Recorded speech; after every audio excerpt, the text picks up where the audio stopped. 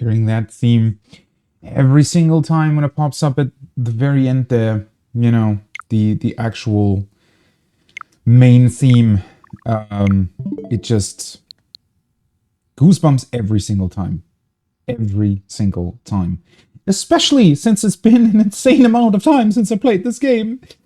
Oh, I felt so bad about not playing it because I really, really wanted to, but then we also had the new... It was just a bit of an unfortunate, you know, thing with the patch coming up, and me having a lot of other stuff to do as well. But we're finally back, and hopefully this time for longer. Although I do have to admit, I still have to go through the main story of the new Final Fantasy patch, so that will come back as well, but hopefully with a lot more Tears of the Kingdom in between. At least today. You know, that's definitely gonna happen, and we're gonna have a long, nice time with this beautiful, beautiful game. So, without further ado, hello and welcome. I hope you're having a great morning, day, or evening, wherever you are. Perfect timing for me. I just finished my coffee, so we're good to go. Let's start the game. God, I'm excited. How am I still... The one thing that I have to say, even though I was super, super bummed out that I, you know, didn't get to play it for quite a while. I mean, when did I play it last time? Last Wednesday, right? So it's basically been a week. That's insane to me. How has it been a week since I played this? That almost sounds like a crime, right?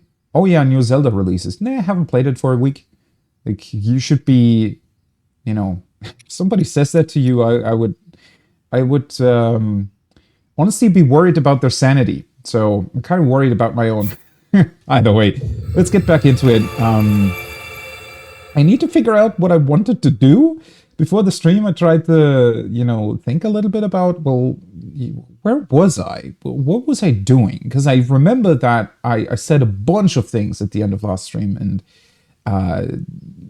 about things that I wanted to do, right? Things that I still wanted to look at, things that might potentially be on the way.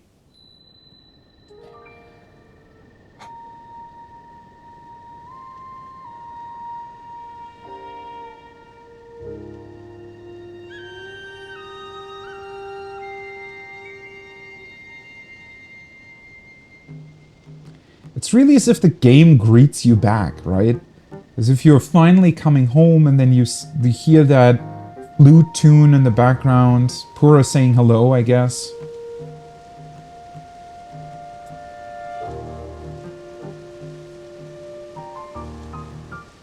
Really good. Well, here we are.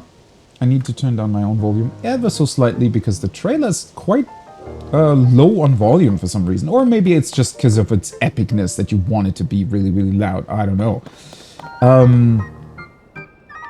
Yeah, we left off in Lookout Landing. So let's maybe get together first what I did last time. Ooh.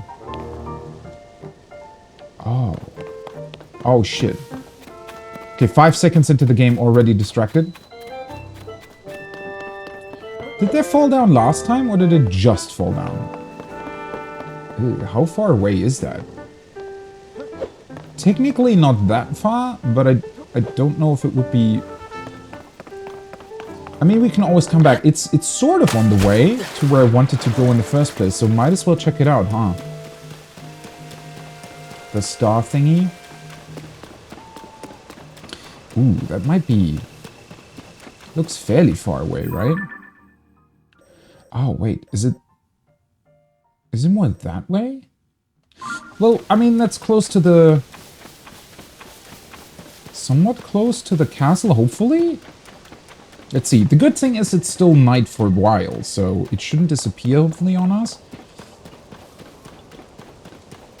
Yeah, now it looks close. Whoa. Do you see that? You see how the, like the beam of the thing is illuminating the rock on the left next to it? At that distance? What the hell? What is wrong with this game? Like, how can it have these, like, lighting features in it when other games that are running on vastly more powerful hardware do not have that? How does that work? What kind of magic did Nintendo do here? Oh, that's... That's in the gorge. Oh, actually, it might be some sort of campfire that is doing the light effect. Either way, though, it's... Well, it's technically where I wanted to go. I just didn't really want to, you know, have to go there quite as quickly as I'm doing now. Not a big deal, though. I mean, let's grab that first, and then head out from there. Ah! Stop it. I'm on a mission. Come on, tree. Go to your end... what's it called? Shit, I forgot what it was called in The Lord of the Rings. What the Ents were doing, where they were, like, talking to each other, their council or whatever it is. Didn't that have some sort of special word? I don't remember. But I want to say they had some... something. I think. Maybe. Well, either way. The good thing is we've already checked on all of the places here on the way. So I'm not really passing by any sort of really, really important opportunities. Although I probably don't want to wake him up again. Ugh, the current's really, really strong. Do we just want to sneak by? I could run by, but I think... Does this work? Yeah, it does. Nice. Oh, that's one of the Octoroks. I thought for a second somebody was shooting like a cannon at me. I remember the... Was it that cave? Where we found the Phantom Ganon thingy? Man, that was crazy last stream. Actually went and watched that back. Okay, there we go. No, I think... It might actually be this thing that is illuminating the surrounding area.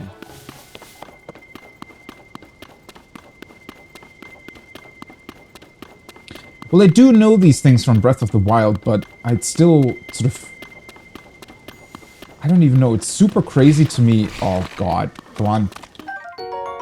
There we go. It's super crazy to me that this can even happen, right? That this star fragment can just randomly fall from the sky and you can pick it up and, you know, it's shown all the way in the distance. Right? A mysterious stone fragment that fell from the sky. Its gem-like quality makes it highly valuable. One theory is that it has the power to light up its environment, which it definitely did. Over a vast distance as well, which is really, really crazy to me. Well... Okay, come on, guys. Let's deal with these two first. At least, at this point, it seems like we're kind of good on the amount of damage that I'm taking from them. Okay. Do we have enough bows? Walkable and horn. How's that back here? Okay. Do we want to fuse the arm to something? Now that I'm thinking about it. Although it might be worth... How is that calculated? I mean, the arm... Yeah, the arm adds the same value to my attack as it would as a standard weapon, right? So the weapon would get plus 20. I mean, might as well do it as long as it's laying around here, right? Opal rod. Oh yeah, I picked that up last time. Well, the game really said, you know, let's just have a super fast start here. Oh, I should have taken a picture of these. Yeah, that doesn't look ridiculous at all. Let's swap back to it for now. Right. Have another one, but that's fine.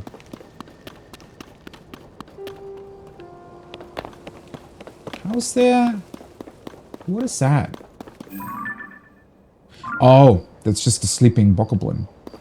I was gonna say, I was here already. Alright, let's get our bearings. Let's actually get down to what I wanted to do a second ago before I, you know, saw that star fragment. Let's get into what I did last time, what I wanted to do this time, and all of those shenanigans. So, last time we pretty much, well, we discovered this huge area here, right? So the big sign on the ground. And got our first memory, which is a really, really cool way of doing those now. I like that. And it showed, so what it looks like is that Zelda seems to be, or has potentially been transported back in time and seemingly met Rauru and his queen all the way back from when the Zonai and Hylians first built the Kingdom of Hyrule, right? So that's going to be really, really interesting to see what that means going forward and what it means, well, for us and well, what we're going to do with it, right? So that was interesting. I also picked up a bunch of other things from like on the way, like obviously shrines, wells. We went into a cave.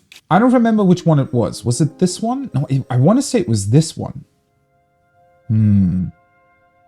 Yeah. I think it was this one.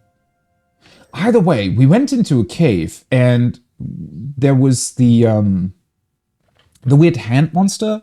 What's it called? Something. We talked about that last time, right? The like floor dwellers, I think, is it? Or wall dwellers, depending on what they're on. So some weird hands that came out of the ground, right? And that in and of itself was strange that it was in that cave. The cave also contained a shrine, as you can see here. We did. I also died there. And, well, the hands were there, right? So, and the hands, like the redness around them, the sort of shadowy area that they have around them, is very, very similar to the weird fog blight gloom thing that's been going on in this game that is kind of similar to the calamitous fog that was in Breath of the Wild, but somehow different. It's been dubbed gloom, although I feel like that word doesn't fully encompass really what it seems to be. Either way, those hands were there, right? And that was weird enough. But then I dealt with them, and they also, it looked like they were sort of resurrecting each other or something. Definitely, it took me a while to take them down, and like I had to use bomb arrows to basically take all of them down at once, right? So that they couldn't like resurrect each other. At least I assume that's what was happening. I don't really know. But as a big surprise, once I did that, they suddenly turned into Phantom Ganon. At least that's what it said on the screen. And it looked like the guy in the beginning, right? The person that we woke up, which I didn't even know that was supposed to be Ganon. I thought that Demon King was sort of, well, it's Ganon, but, you know, sort of its first version, the actual original, if you want. So that was surprising. But then, yeah, the fact that we were fighting it, and that was crazy. Either way, that's what we did last time. And then I activated this tower as well to get this map. The actual original goal that I had was I wanted to go to Rito Village because, and we should maybe look at our adventure log here, we're trying to look at these regional phenomena that Purah has been telling us about. And, well, she talked about the one in Rito Village. Joshua heard a rumor that the princess might have been seen in Rito Village of Anhebra. So that's kind of where I'm trying to get to, but obviously it's, you know, not exactly close, and there are a billion other things on the way that you can get distracted by. Right. And then we also apparently are supposed to look into this, which are, you know, the dragon's tears. So we met Impa, right? Close to the stable. That's where the first sign was that we found on the ground, like in the grass. Impa was there investigating it. And apparently that has something to do with the Forgotten Temple, which was the thing in that big ravine that you can see on the map there that we looked at in the previous game. And I think it contained a shrine, and it gave you like a special thing once you completed all the shrines. That was pretty much it. There wasn't really anything else there. The thing is, this quest is super interesting to me, but honestly feels like you need to prepare for it potentially. I don't know if this is really something that you're supposed to be doing right away. I definitely want to check on the regional phenomena first. Right, anything that we can do here? Not really. So these are some other side quests and stuff.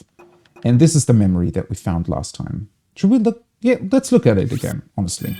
Let's view this again. I want to refresh my own memory. It's not been that long, but maybe we can pick up on some other details as well. So yeah, that looks like she pretty much... That should, in theory, be the exact moment in time when we found the tear next to the Demon King being held down by Raru's hand, and she fell down, got transported or teleported away, and apparently also back in time. Dear. And it from that animation there at the start of the memory, it really looks like that's the exact moment it happened. She's also still wearing her actual clothes, right? Which seems to have changed as well. Just move this ever so slightly. Right. Where am I? We didn't mean to startle you. I'm sorry. It's okay. My name is Sonia. And could we ask what your name is? I am the daughter of King Rome of Hyrule, Zelda. What an unexpected answer. I We just are saw the some- king and queen who founded Hyrule, after all. Or at least we were the last time I checked. You two founded Hyrule? And you're the king? My name is Raru. King Raru of Hyrule. King Raru? And Queen Sonia? She's That realizing... must mean... Exactly. She's realizing what happened. Okay, so I just saw, and that's what I meant when I said, you know, maybe we can pick up on some details. I just saw one detail that was really, really interesting there in the background. Because in the background, we saw, or you can see, the Temple of Time. The one that's up on the Sky Isle at the very start of the game. That was in the background here. Which means that I'm pretty sure it was on the ground in the past. Because I don't think that they're up in the sky in that memory. It looks like they're pretty much on the ground at, I would guess, more or less the exact location where we found the sign and found the actual memory. So, I mean, well, clearly these sky islands came from somewhere. They weren't always just in the sky, and it also just, it definitely looks like they've broken up, or, you know, they don't exactly look like they're supposed to be, I think. So if that particular Temple of Time was on the ground back when that memory happened, I guess it got lifted up, or maybe that was, like, maybe they implemented some sort of technology that would mean that they could lift it up if danger came or something, as like a backup plan. I don't know. And also, I do remember when I saw this first, it's very interesting. So those two people that we see here in the picture, those are the original king and queen of Hyrule, the ones that founded the kingdom in the first place. When I first saw Zelda, you know, after the introduction of the game, when I first saw her in that sort of Zonai getup, I thought that maybe some weird time shenanigans were happening where she actually was the first queen, and, you know, because she got transported back in time, she then founded Hyrule, which kind of kicked everything off, right? Like a time loop. Clearly, that's not the case. But it remains to be seen what actually happened. Either way, it's super, super interesting and exciting. Right, so that's kind of what we're up to. Well, now that I already ran over here, I'm trying to think back if I wanted to do something else here. I definitely want to eventually go back here because there was still... Well, there are a bunch of those bloopy snowflakes that I can still pick up. One is in the cave over here that doesn't have the check mark next to it. A couple are back on the beginning, you know, Great Sky Island. Something that I did want to check on, though, is this particular structure. Because last time when I activated this tower, obviously we flew by this one. And unlike the Great Sky Island, this structure seems to be closer to the ground. And it seems to be a giant tower that is potentially broken up for some reason. And I wanted to check on that. Because I think if I get shot up by the tower again, I should be able to look at it. And I think that's what I'm going to start with. I don't know if I wanted to do anything else here, really. I mean, that's a shrine that I marked, and there is a chasm next to it. So it might be worth it to check this out, if only to activate the corresponding light route below the ground. So that was kind of my plan last time, I think, is that I wanted to go back here. Wanted to go over to this shrine, check out the chasm, activate the light route, go back down here, and then just take the normal path over to eventually get to Rito Village. Now I'm already here, so might as well maybe check on this area a bit and then move forward and get shot up by the tower again so that we can check on that floating tower in the sky.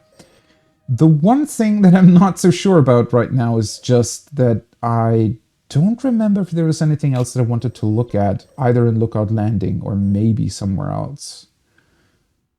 Because the thing is just that I definitely went over here to activate the shrine.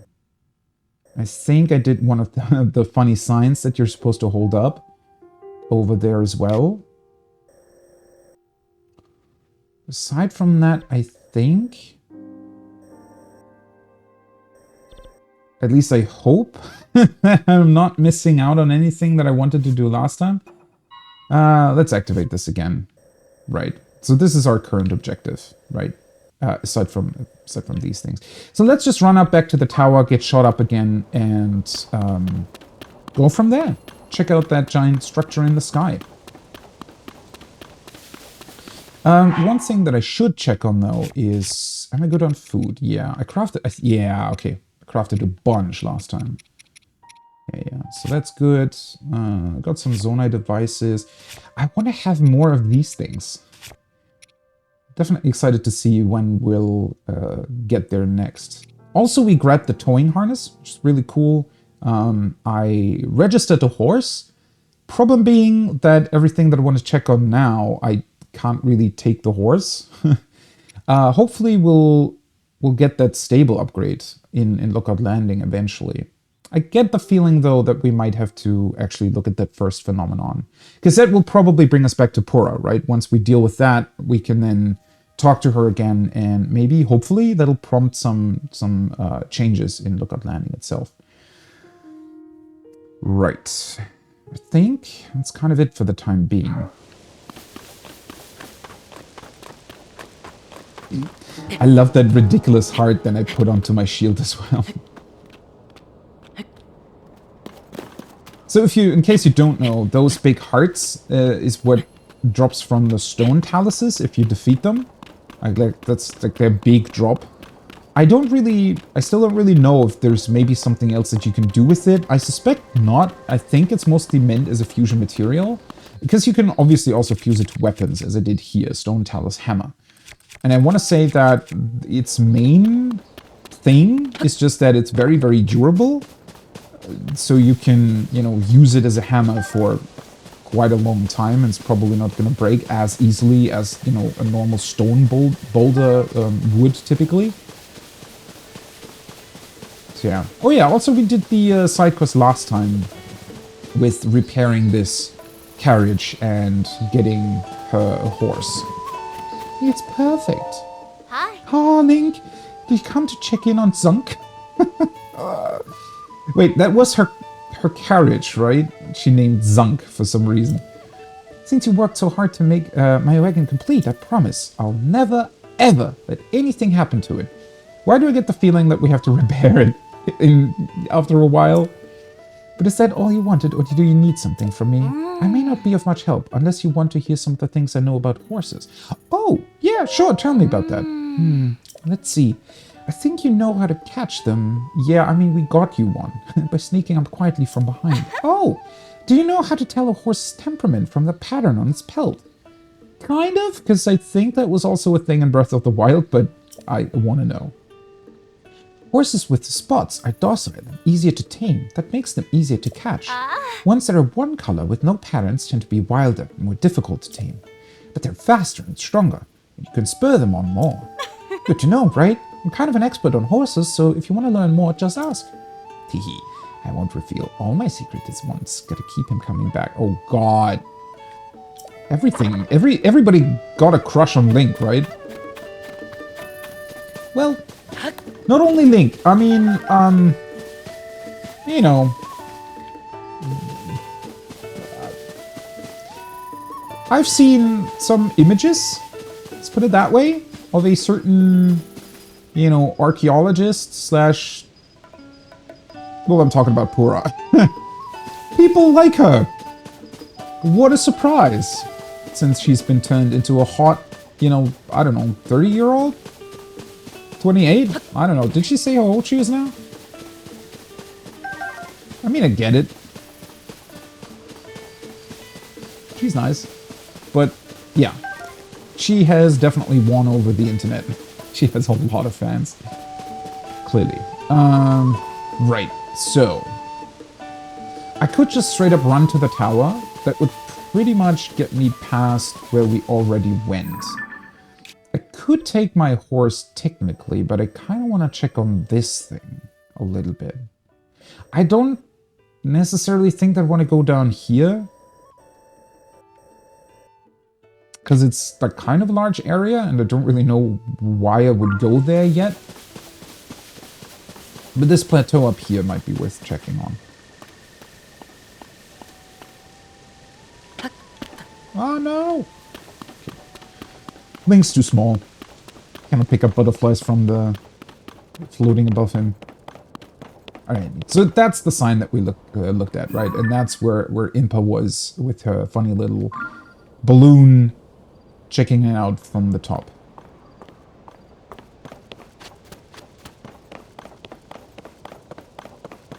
And that thing up there, that's what I wanted to look at in the sky. There is like this other island here, and I don't really know why this exists. Maybe it's connected.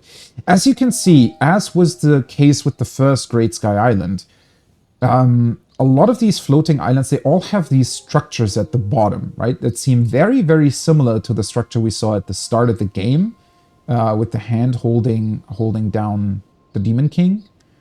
And I wondered about these when we were up on Tutorial Island, right?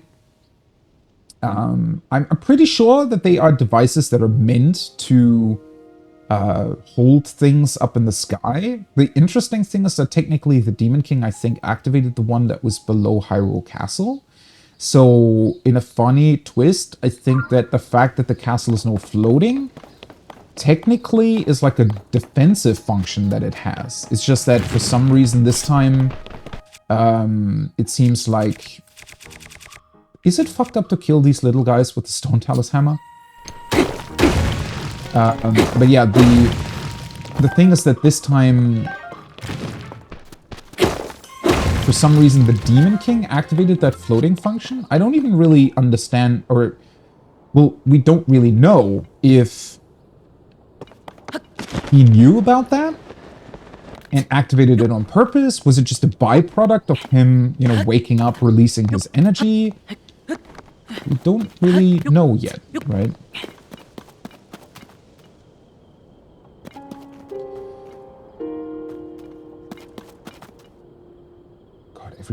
No matter where you go, right? The fact that you can just look over, see Lookout Landing, the activated tower, all the, like, the plains of Hyrule where we went through, and the stable in the foreground, that huge sign on the ground, it's... Every single time, man. No matter where I am, I can always just stand around and watch and look at everything. Okay, did I already kill you guys? I don't remember if I came by here. I don't think so. Last time... So I think that's the cave where we fought the Phantom Ganon guy. We also left behind a bunch of fancy weapons. Can I... Butterfly, come here. Don't know if I need you. There we go. Winter Wing Butterfly. The powdery scales of this butterfly's wings cool the air near it. Watching it flutter around snowflakes is a thing of beauty. It looks very, very cool. Nice blue pattern on the wings. Cook it with monster parts for a heat-resistance elixir. It cools you down.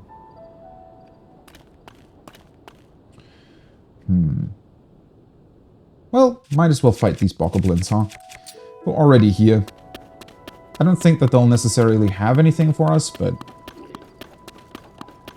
Hey, buddy. I mean, he's got a long stick.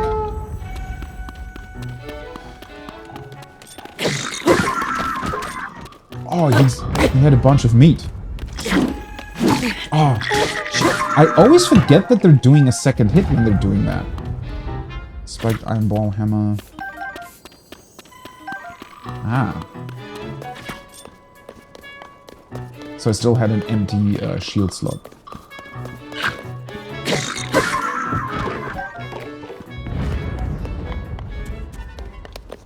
There we go.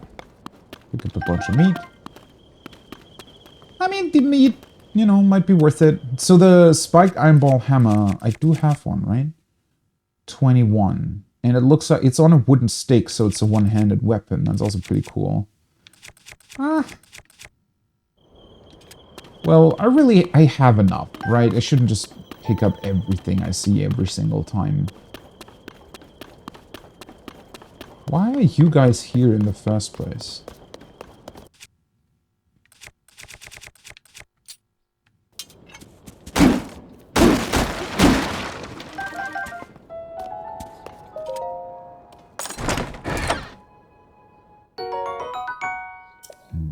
I wonder why we're getting so many opals.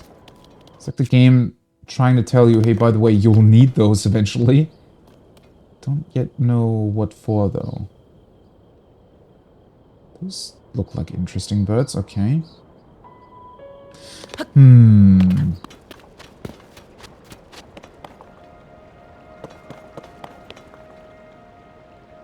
sea is very interesting. I'm trying to think back, so... This wasn't a... Or was it? Was this the tower location? Like the Sheikah Tower location? I think it might have been. Now that I'm thinking about it. Because what changed here is, and I talked about this last time, the path previously went from here through this ravine of bones, right? You still had this upper path, but I think it wasn't even on the map as a path. Or maybe it was. That part I don't really remember. But this whole upper section didn't really have that much sort of content in it, if you will. There wasn't much to see up here. I know there was a shrine here somewhere. And obviously, there's something here at the top that you can look at, but this has definitely changed quite a bit. And yeah, as I said, the original path went through here, which, funnily enough, this still is a path, if you will. It's just that the main road has changed to up here. And obviously, the stable is new. New Serene Stable.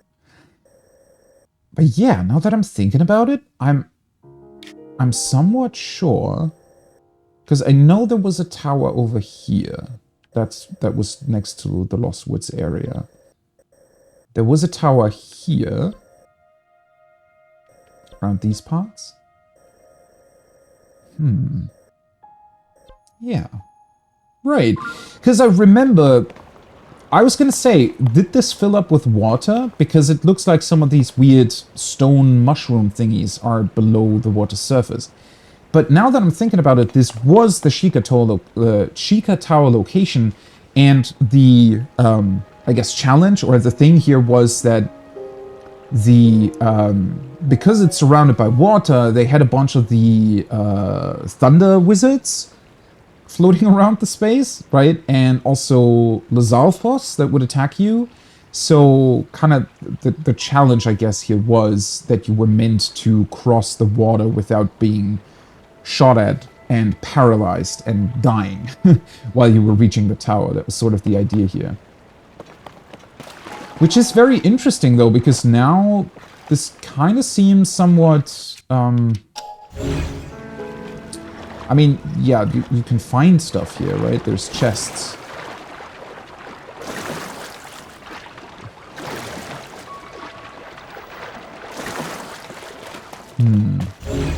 Let's see what's in here. So, I guess the idea here is that these Zonai chests just fell out of the sky as well, right? Oh, a fan. Nice. Which does make sense, considering that a bunch of other stuff fell out of the sky. You know, yeah, sure, the chests would have too, right? Oh, it went backwards into the water and drowned. Poor little choo-choo. There's a bokoblin camp there. I see an octorok. There's a bunch of fish. And there is a chest over there that could be somewhat difficult to grab. I feel like if I wanted to grab that, I'd need a boat, which is...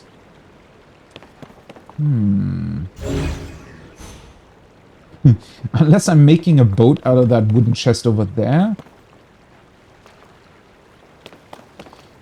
Don't know how easy that would really be. Let's see, can I grab the little froggy? Hey, buddy. Hot-footed frog! A quick frog that can be found hopping around near water. Cook it with monster parts to draw out its speed boost effect. It looked pretty cute how it was swimming. With its sort of hind legs, you know, stretched out. Have I already taken a photo of you? Yeah, I have.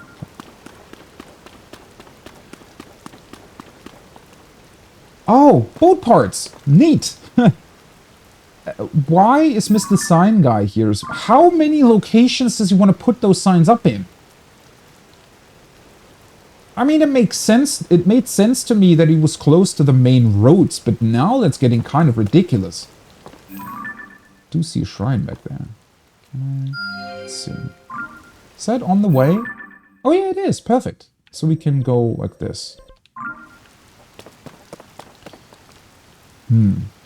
Okay, but coming back to the Sheikah Tower here, the one thing that's somewhat confusing to me, or that, well, not really confusing, but that's very, very intriguing, I think, is that this place now looks kind of empty, right?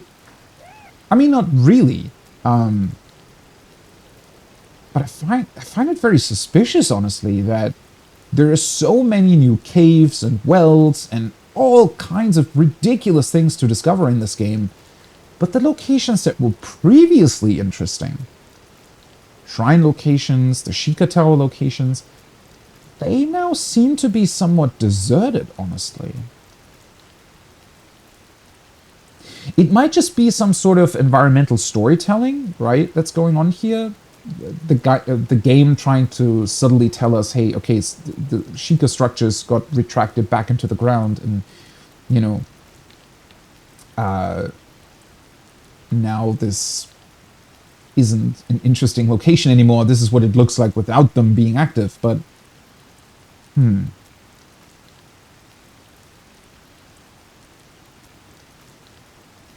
Also, honestly, this brings up a question that I kind of had last time, but didn't voice, I think, is... If all of the Sheikah technology is buried underground, first of all, shouldn't we potentially see it in the chasm down below? Because at least the towers and also the big, like, pillars around the castle, I mean, they're huge, right? And they're also very high. So if they actually retract back into the ground, unless they have some sort of folding function, right? Which could be the case, I guess. But otherwise, if they retract fully, either way, I mean, a mechanism like that would require pretty much a pretty, like, big foundation and a lot of technology buried underground to facilitate that happening. So I wonder if... I mean, the Sheikah must have known about the chasm down below, right? Unless for some reason it didn't exist back then.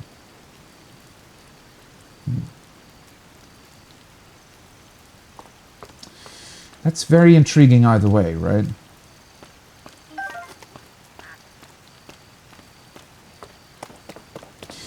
find... One thing that I do find very curious, a lot of this stuff, like he's standing really, really close to those bokoblins. And I'm not really sure why.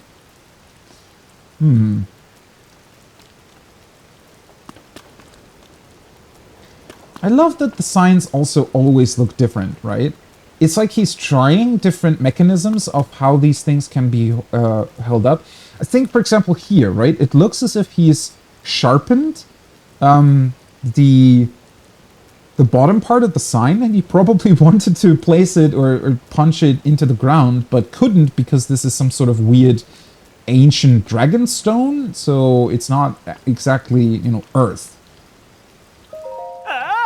Oh, it's you! Thanks for your help earlier. I'm putting President Hudson here too. I will give him my full support as always. No wind or rain will get in my way. But I can't stand here forever. I've got so many more signs to spread around. I don't know what to do.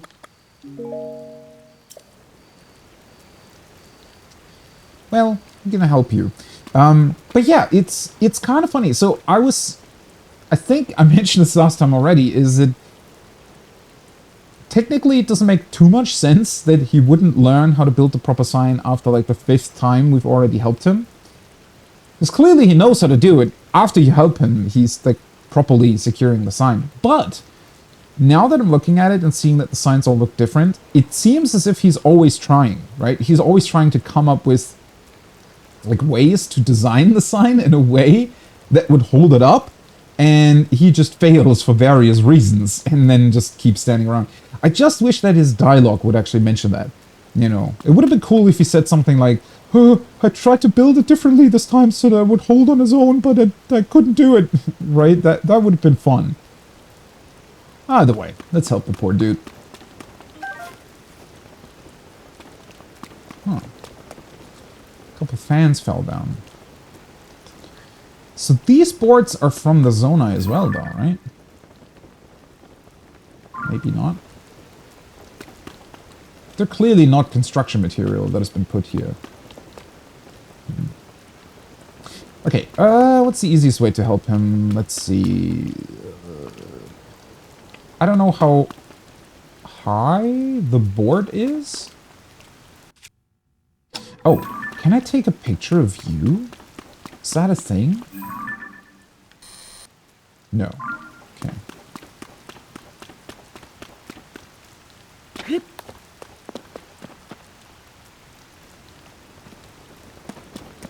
The lock looks a bit... Oh, whoops.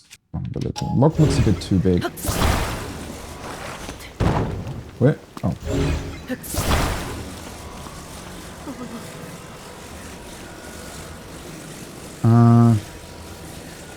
The problem is that I think the sign will fall weirdly. Oh, that's probably why they give you those support thingies in the background. Let's see. Maybe I should have done it the other way around. Yeah, can I... There we go. Yeah, perfect, right? I mean... That shouldn't fall, I think.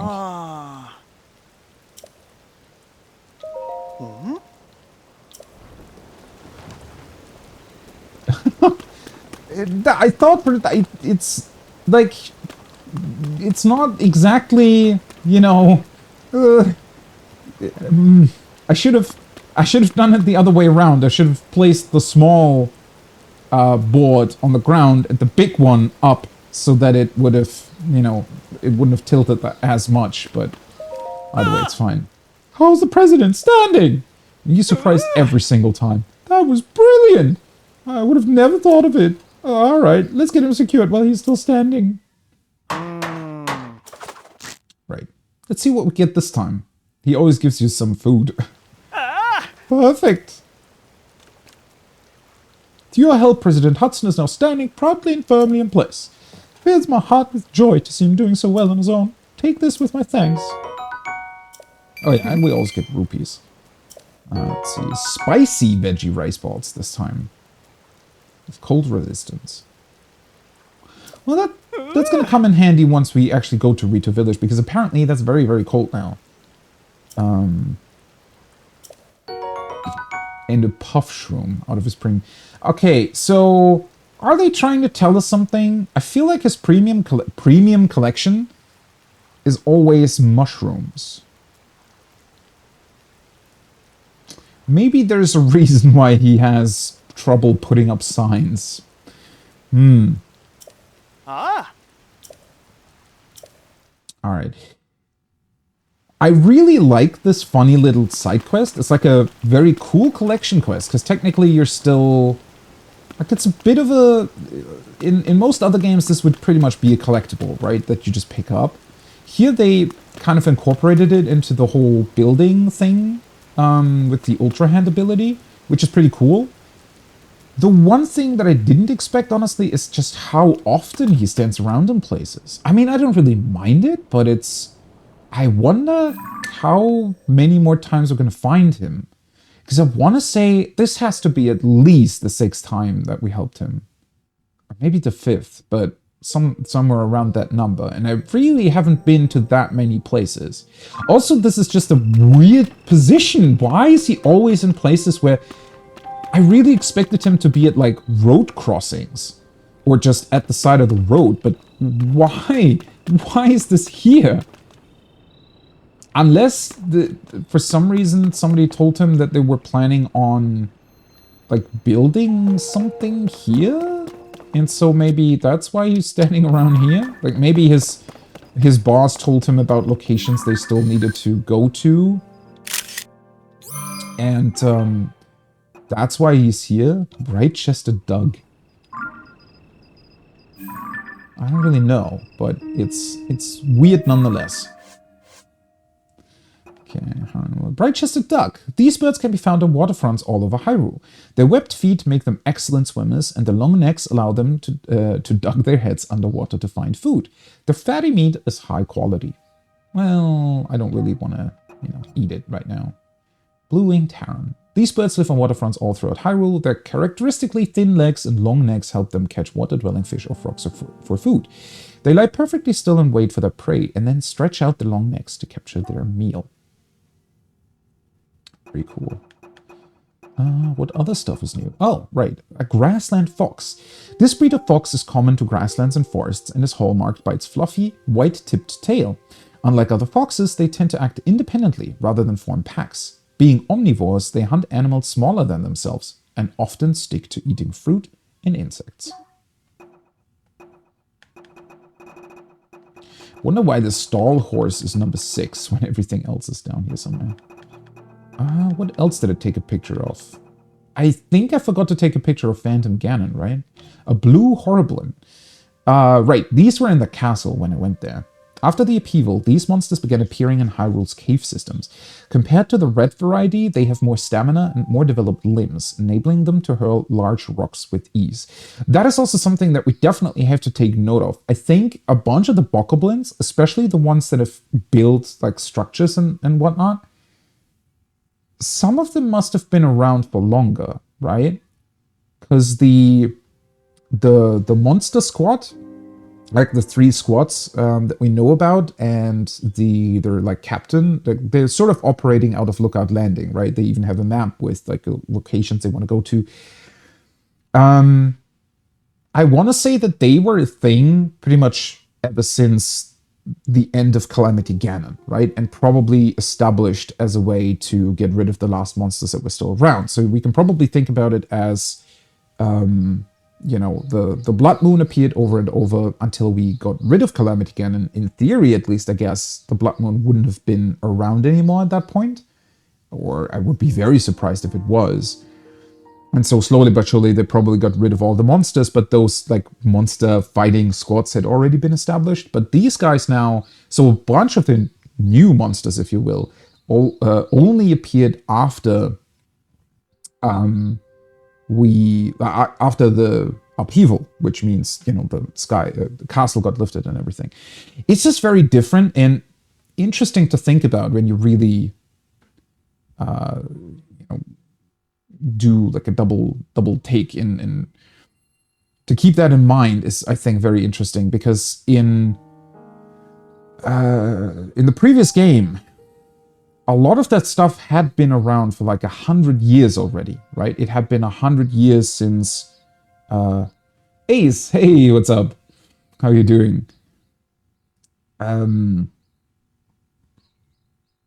It's just so different to think about.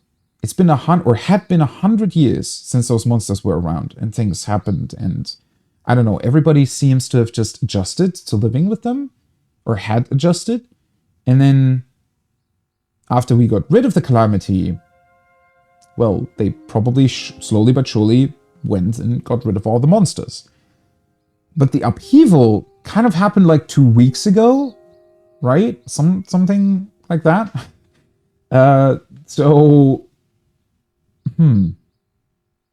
It's just such a different time frame.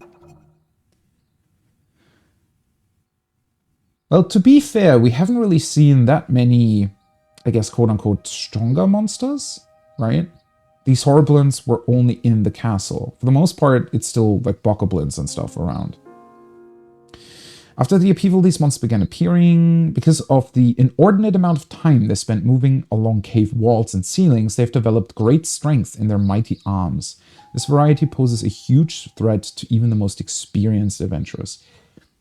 Okay, I mean, I feel like that's a bit over the top. I didn't feel like they were that strong, honestly. I'm great. I'm super happy to finally be back to Tears of the Kingdom. As much as I love 14, I've, been playing it for so long, whereas this was new, and it kind of, it's really bummed that I didn't have the time to play it more. But now we're back, and I'm looking forward to finding out more. Obviously immediately got distracted by like a star fragment that fell down in the distance, and haven't really done anything so far. Even though I've already played for almost an hour. So I guess that's that's just this game for you. Basic Bokoblin bow. Oh, that was the only thing. Okay. Right, so why do we get a boat? Aside from that one chest that I saw.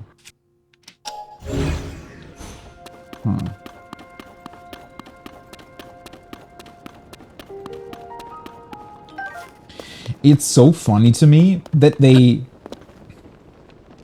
kind of found a very neat solution through the fuse ability for the fact that you don't have to carry around the Korok leaves anymore, and they don't take up a weapon slot. So now they made it so that you can fuse the Korok leaves to weapons and use them the same way you did previously, but you also just get fans. So why exactly would you ever use the leaf if you have a fan? I guess you can still use the leaf if your battery is empty, but... Let's see, what do we want to do with you? Is there anything funny we can do? I definitely, at least for now, I need to keep the stronger materials around, because stuff like the bomb flower or even the puff shrooms are very, very good ways to deal with stronger enemies. I guess I could do this so that it actually finds its target. Bam, there we go.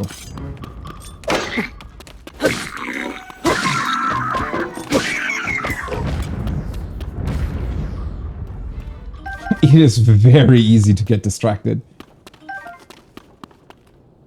And the thing is, beyond maybe the main quest, it's also super difficult to tell, what's more important than the other thing. Like, sometimes you just run around, those star fragments, for example, I feel like they were very, very rare in the previous game. And they were also used for armor upgrades, so I definitely wanted to pick it up. But I always, especially with those things, I'm always somewhat afraid to actually go look for them, because they fall quite a distance away from you.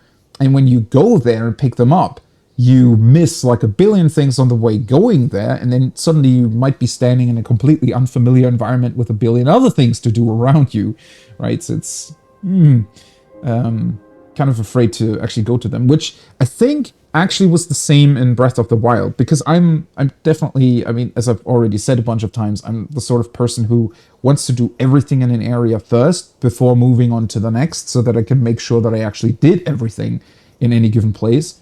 But the problem that comes with it is it kind of, you know, I'm always somewhat afraid to move to another location because I might be missing something on the way. So I remember that I think in Breath of the Wild, I never really picked those things up, at least not as often as I guess you're supposed to. So I ended up like just missing a huge number of star fragments to do the last armor upgrades. And then I just sort of, well, I tried to just stand around on a mountain to farm them, but that wasn't exactly super fun. So I just stopped doing it after like the second one. Okay, it went from water to fire, right? Yeah, that's I can see that happening. There's just it's so funny how you like when you trace back where you went, right? And how you got there, you really realize, okay, there was like this one cave or this one enemy or whatever, right? Something. And it like just slightly veers you off path, and then you just suddenly end up being somewhere completely different with like a completely different thing in mind. I also had to really think about when I started today about, well, what was I talking about last time? Where did I want to go? At least I had a pin still on the map, so those definitely help.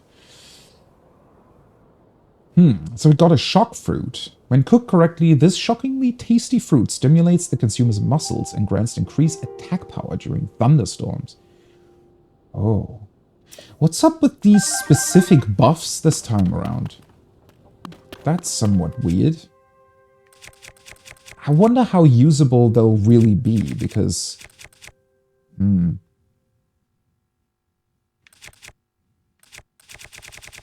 don't know. I feel like they're very oddly specific. I mean, I think that I saw an area that had like permanent thunderstorms. There was definitely a thing previously that we had like areas where it was permanently raining. Technically the area I'm close to right now, I think, was one of those, right? The stone mushroom area here had like a permanent rain cloud above it. Permanent thunderstorm cloud even. I think in that regard this area was quite dangerous previously, that you had to make sure not to run through it with metal weapons and gear. But it is still interesting to me nonetheless that they have quite a few of these very specific buffs.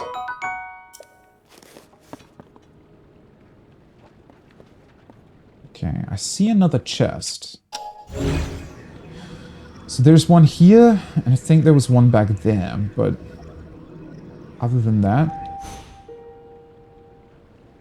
just a lot of fish around these parts.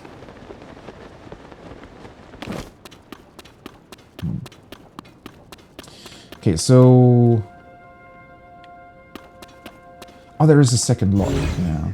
Let's grab these things. Just... no, not that. Yeah. That's where I wanted it. Just so that it floats more easily.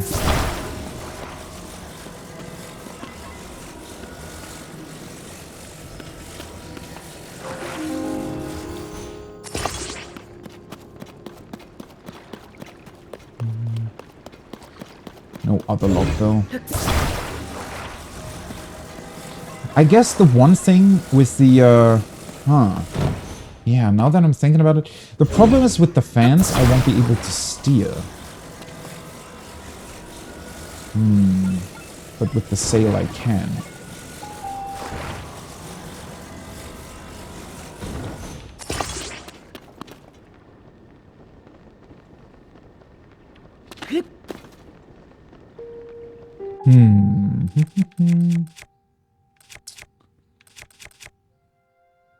Well, I mean, the good thing is that I can just unattach the Korok leaf again, right?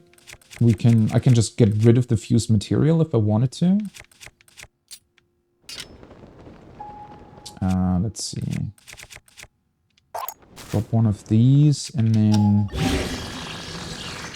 use it. Is this gonna work? I don't think so. Yeah, I don't think this this is gonna work. Korok front spear. Yeah, no. It looks pretty cool, but I think you need a one-handed weapon to do this. Oh boy. I don't want to use the gloom sword for it though.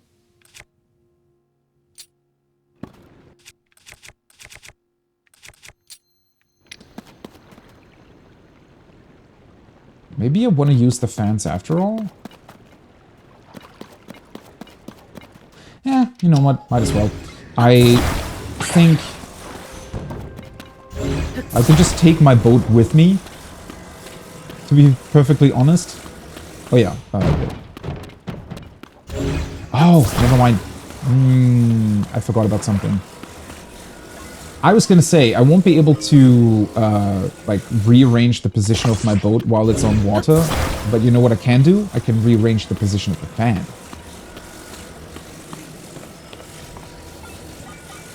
Alright. Let's put you right here. Oh, wait. Maybe I shouldn't use that, because that might accidentally destroy the fan. Come on, come on, come on. No, wrong direction. Well, this should be enough, hopefully. Can I pick you up? Yeah, I can.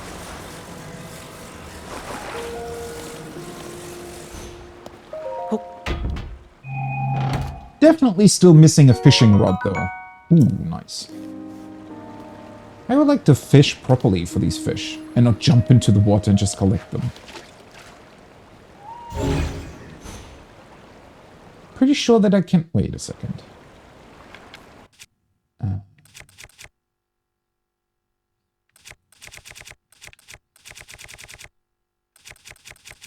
I'm missing something to paralyze, I think. Unless the shock fruit would work like that. Because I'm pretty sure if you can... Oh. Well... It had the desired effect. I also hit myself, though. That was a huge AoE. Holy hell. Okay. Well, at least I learned. Hopefully learned my lesson. It did what I wanted it to do. Killed all the fish in the surrounding area.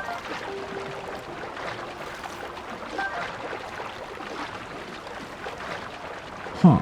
I wonder if the metal chest amplified that. I don't think so. It looked like it was just an AoE. So that's good to know. So if enemies are somewhat close to, you know, to a body of water or something, you can definitely use that to your advantage. Okay. Oh, that's where the other one was.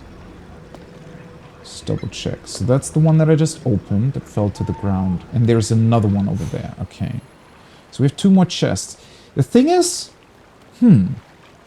As I mentioned, I'm still really, really suspicious of these areas in general. As just a... Okay, there was a Sheikah Tower here. And for some reason it just isn't anymore.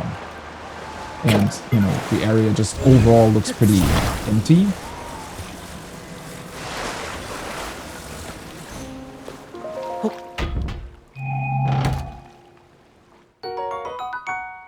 A bunch of zonite charges. By the way, I didn't lose anything important, right? I picked up my bow again. So I think that should be fine.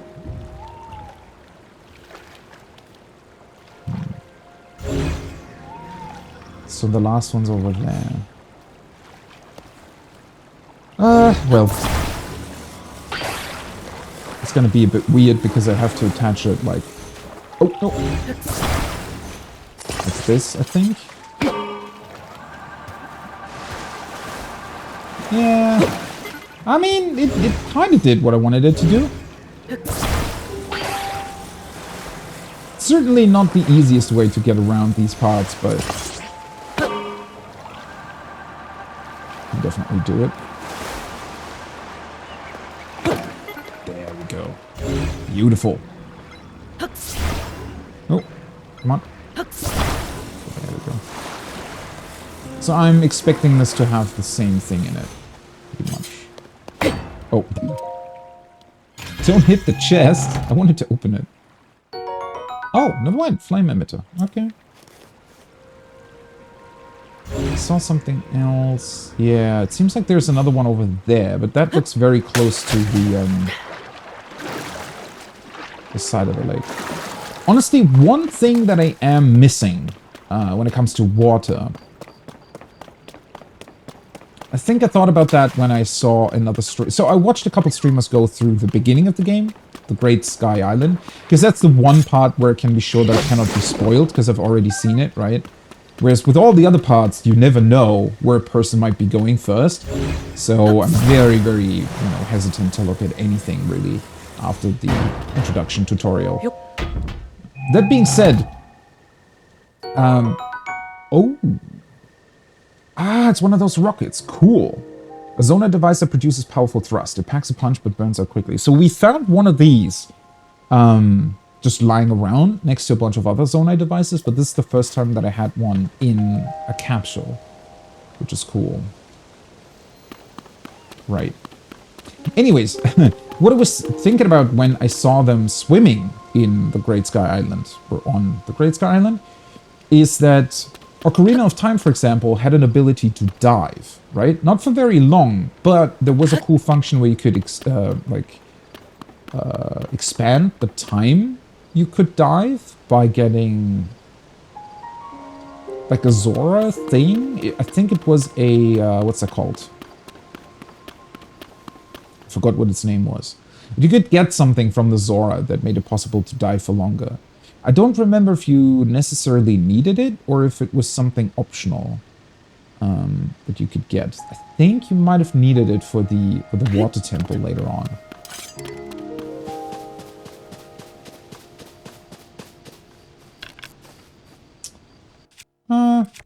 You know what? Might as well. I have a lot of these keys eyeballed, so why target yourself when you can just do that, right?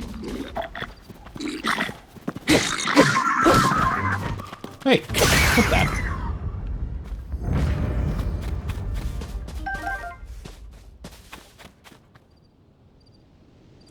What is this pile of bones?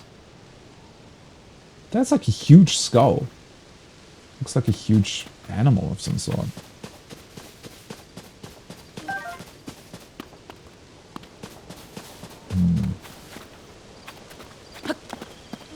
You know what? I don't think that I want to pick up any of their weapons, to be entirely honest. Just leaves more room for other weapons eventually.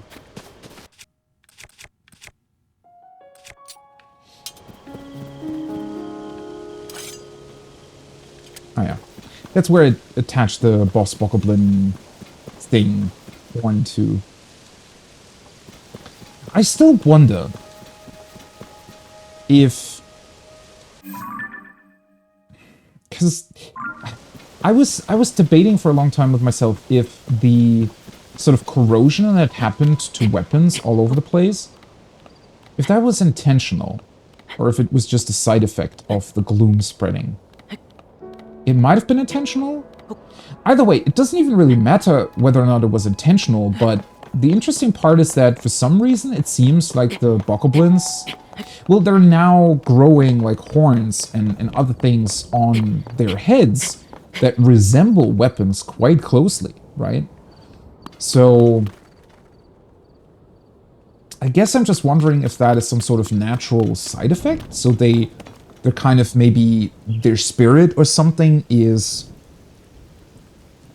like grasping for a way to defend themselves, and so it just happens that they grow... Oh, no, don't get electrocuted. It just happens that they grow things on their head or something like that, right? This is not made out of metal? I thought it was. Apparently it isn't. Pretty sure. But yeah, I just keep thinking about, is it something that naturally occurs because they want to defend themselves, or is it something that maybe the Demon King set up, like purposefully, so that he can have weapons while nobody else can? Because that would be quite a clever plan. Although I still don't fully understand how he would have been capable of... Because it seems to have happened at the same time that the Master Sword corroded. So I wonder how exactly that happened. Like, did the gloom spread and specifically find weapons somehow? Was it able to trace weapons? Like, how did that happen? Clearly it didn't get all of the weapons, but... Because we found some that are non-corroded in certain places, but... I don't really know. Seems like a mutation or something. Yeah, I'm sort of leaning more towards that theory as well. Also with the corrosion of the weapons, I don't necessarily think that it was fully intentional that he did that. He wanted to break the Master Sword, sure. Or even that, not really, right? Originally he wanted to attack Zelda right away, pretty much kill them. And it just so happened that Link jumped in and defended both of them using the Master Sword, and that's why it got corroded. Although I do wonder if somehow some effect of that, right, some... I don't know, spiritual connection the Master Sword has with the world or something, if that could mean that... Oh. That could mean that other weapons would get corroded too. I don't really think so, but yeah. The mutation part, I think, is probably what happened here. That, you know... Oh, right, because now that I'm actually thinking about it, in the previous game, they did use normal weapons sometimes, right? I mean, at least a couple of them. They had their own makeshift weapons, but some of them later on especially also used like normal swords and other things. I mean, the Hinox even collected them, right? So, yeah, maybe it just is, because their weapons also got broken too, so they... Hello. They're mutating that way, I guess. I never realized this could happen. So if a thunderstorm breaks a tree, it's as if I cut it down. Which is... It's kind of funny to me that these are... Shouldn't they go up in flames or something? I mean, maybe not because it's raining. I don't know. Can I do anything with them? I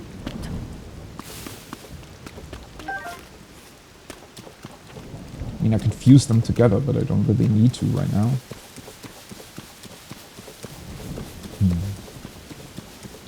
Man, I'm so suspicious of these places. That is so weird to me. So there's like 5 Zonai chests in this area. Otherwise, now it's just sort of an empty lake. I mean, clearly there's something interesting over there, but... What the hell happened to the Sheikah Towers?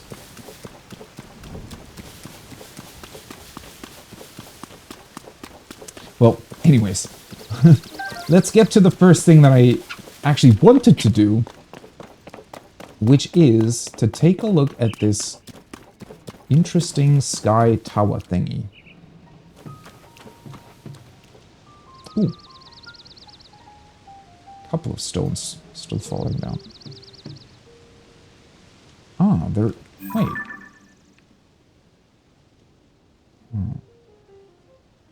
Ooh, are his eyes glowing or something?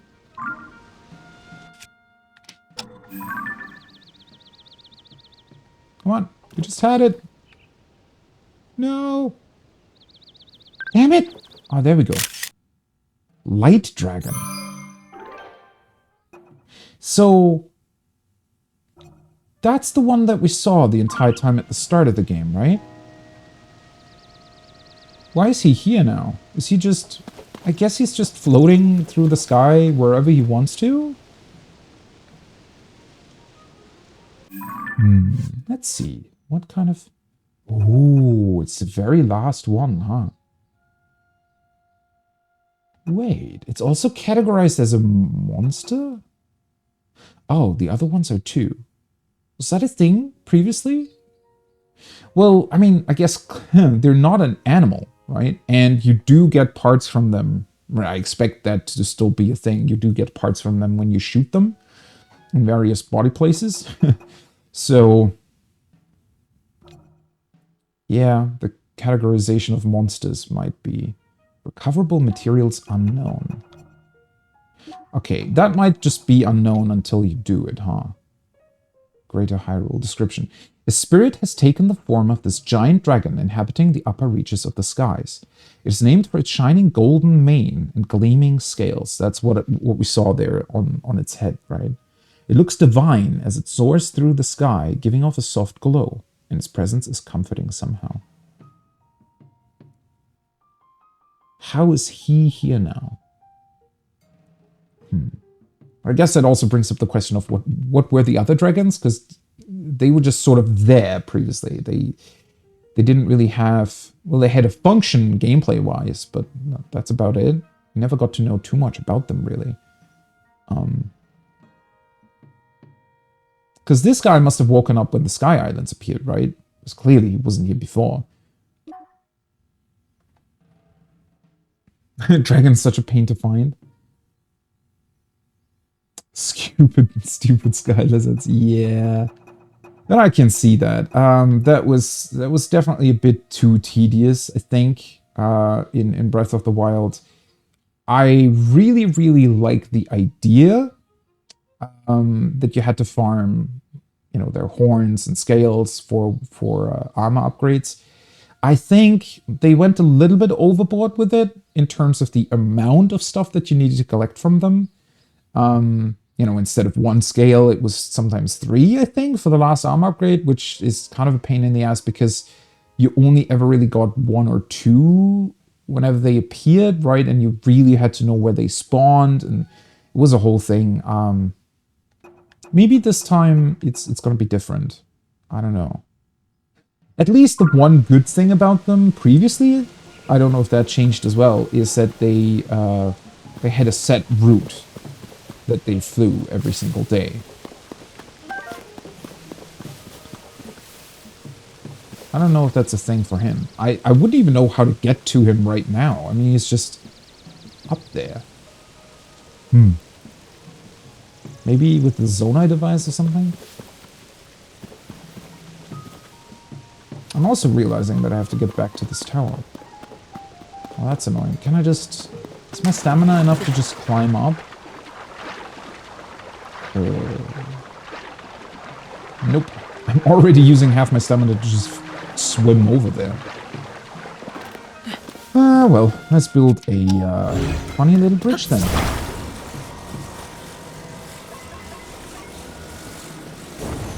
I know I could just teleport, but where's the fun in that?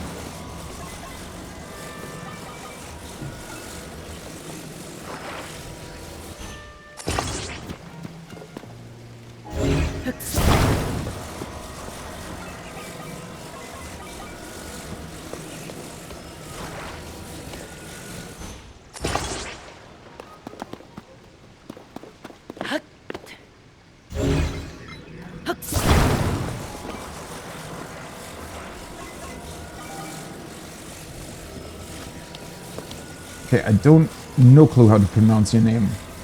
Smart, Methanol? Smart, methanol? I don't know. Hi, either way. Let's pick this up. Should be enough, I think. I mean, I could also just climb once I'm close enough. Oops. Sometimes it's quite difficult to see how big these things are that you're building. There we go. Also, one thing that is definitely something you just need to get used to is, like in that particular case, I used the rotating function to like rotate it upwards, right? But it got stuck on the stone, so it wasn't able to fully complete that rotation. And then I moved it out of the way, but the previous input of my rotation that I wanted to do was still present, so when I pressed the button again, it like rotated fully by 90 degrees. So that is definitely something you always have to keep in mind. So don't willy-nilly just press the those rotation buttons if you really want to get something done, right? Because it might be that you're just rotating it by way too much. All right. Boom! I love this so much. That was a very dramatic light change. Okay, I think that's the one I wanted to get to. Well, there's just a bunch of random floating rocks here too. Huh. Alright, let's try to land on the top. I think, so the idea here probably would be to sort of start at the top and then spiral down, I think. Although...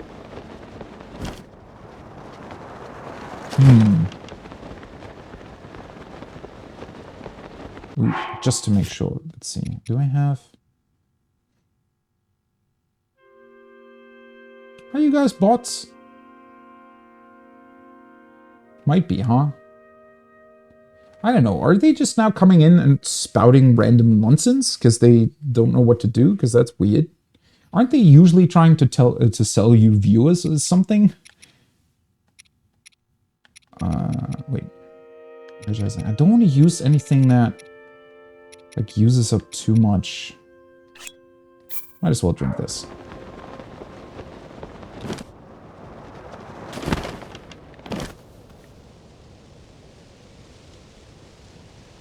Or not. I mean, those are emotes that I recognize.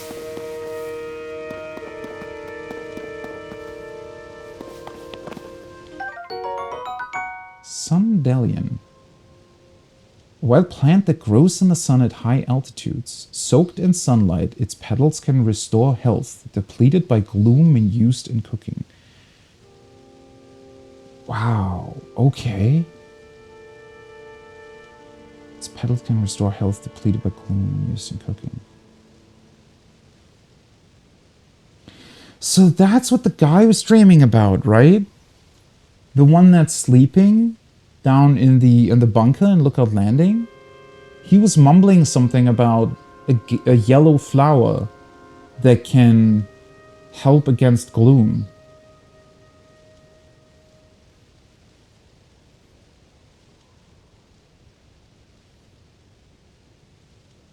Yeah, there's my yellow flower. But these are like way up in the sky here.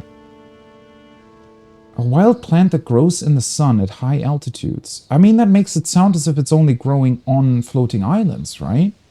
I mean, maybe it would grow at the top of some mountains. How's the guy know about them? Because the entire time I was sort of thinking, oh right, they're probably just growing somewhere on the like Hyrule Plains. Because I thought that he had already maybe been, you know, taken that medicine at some point in the past. But now it's making me think that he's potentially infused with some... Okay, yeah, these are just... Probably have to start timing you out if that's something that's just gonna happen, because I don't run random nonsense that I cannot understand in my chat, honestly.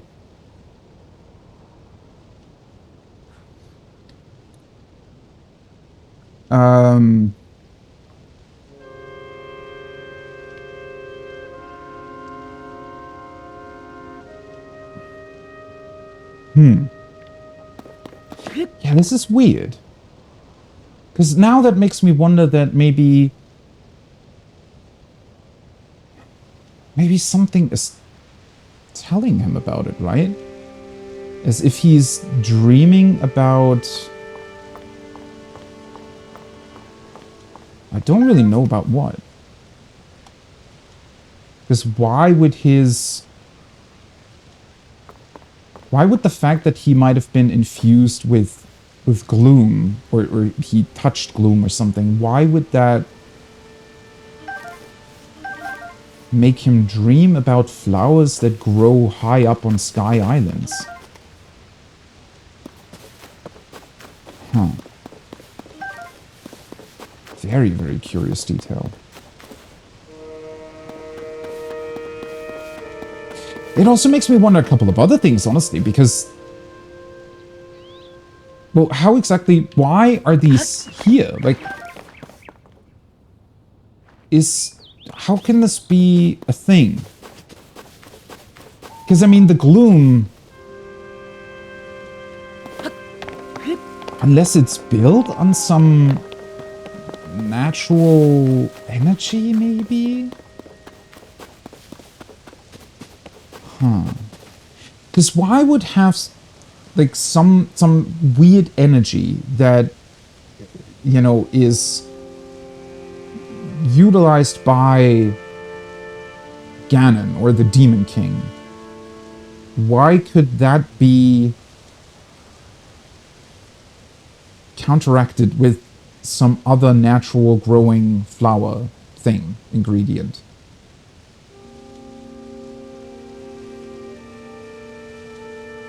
I wonder.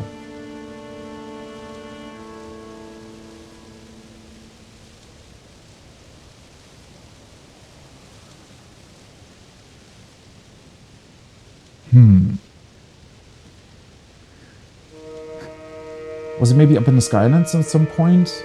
Nature created an antidote? That could be it?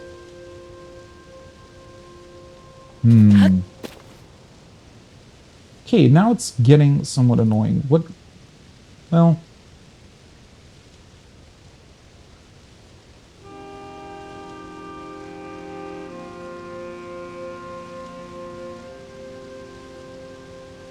There we go.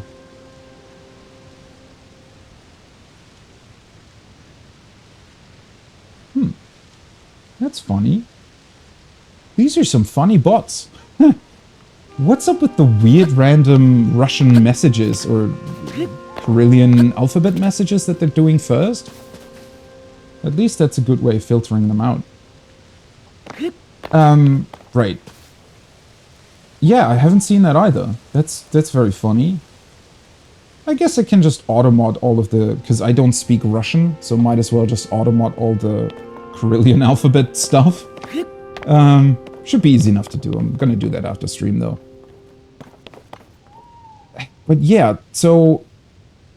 One thing that I saw earlier, when I rewatched the one memory that I've gotten so far from the on-the-ground signs in the grass, is that it looked like, if they were standing on the ground, which I'm not 100% on, but I think they were, it looked like the Temple of Time from the start of the game, so not the one that's on the Great Plateau, but rather the one that has been built by the Zonai, I think, seems to have been on the ground at some point as well.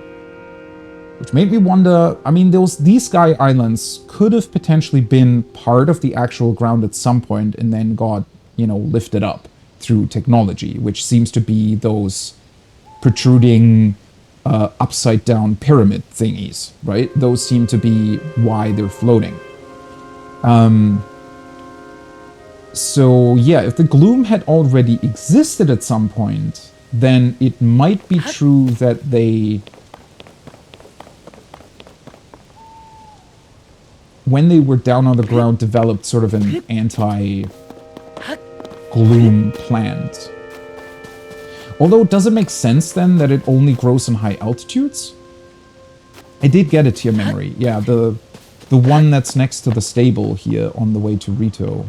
That one. From that symbol. So there's the stable on the way to Rito Village. It's actually quite close to Lookout Landing.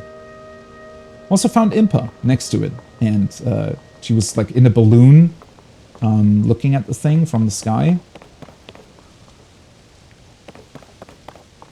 But that one's glowing. Why is that one glowing? Huh. Either way, though, it's really, really interesting. If this is some sort of natural mutation or natural thing, and the flowers are doing something against it. I mean, right, what I wanted to say is the Calamity energy that was used previously by Calamity Ganon, that was sort of a twisted version of the same I guess, natural occurring enemy that the Sheikah were using, right? So, does that mean... I mean, maybe the gloom is based on some sort of natural occurring phenomenon, which would then make sense that something exists against it, right? Because that's kind of how nature works, I guess. But why is he dreaming about that? It's almost as if somebody or something, or through these islands existing, is infusing him with dreams about it. How can that be?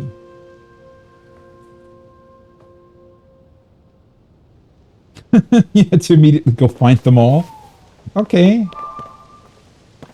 Well, I can see that, especially if you've already uncovered the map, right? It wouldn't be too difficult to get to all of them. I mean, it's quite clear where they are, right? At least I guess so. I don't know, maybe some of them might be a bit more hidden. Okay, so why is there a thing I can activate here? What is this? Where are we? Some gate? To jump platform for some reason. So this would allow you to jump down through that huge tower structure. What are these things? Because the weird thing about them is, at least when I'm looking at them from here, they really look like they just broke apart, right? Maybe because of being moved up and down or something. They just sort of originally were, you know, pressed together and then they broke apart slowly but surely, and now are the different parts are drifting in at different altitudes.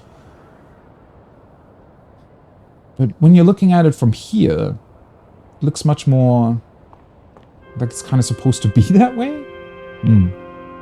Only very slightly, though.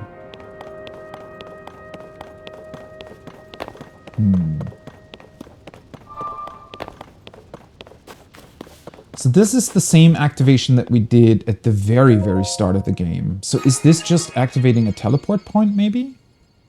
But without a shrine? Or is it activating something else? Oh.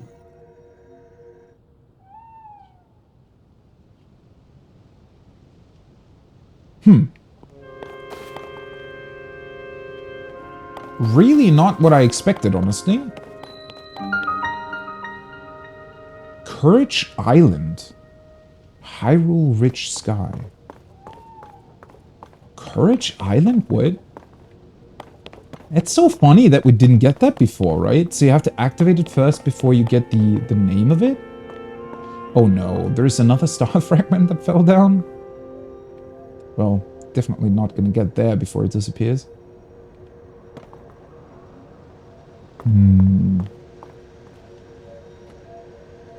Now it almost looks like I'm supposed to go there, right? To that weird floating ball. And then it doesn't even have to do anything with the structure here. It's giving me the jump prompt. So for a second at first I thought that these were sort of... It's reminding me of the funny wind rings in Genshin that just propel you forward in a certain direction. So I was thinking that I would have to fly through with my paraglider, but now... I mean, the jump prompt wouldn't be here without it, right? It does sound like it. That's one thing that I was thinking about. Courage... Because wasn't... I think... Was it the shrine that was called something courage? Or was it the quest?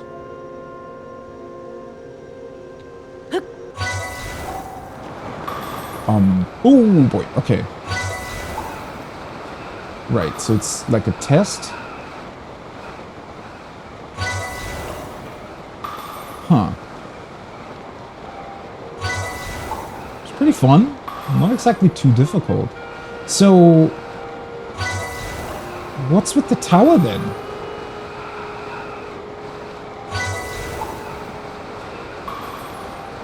We're landing here. Okay.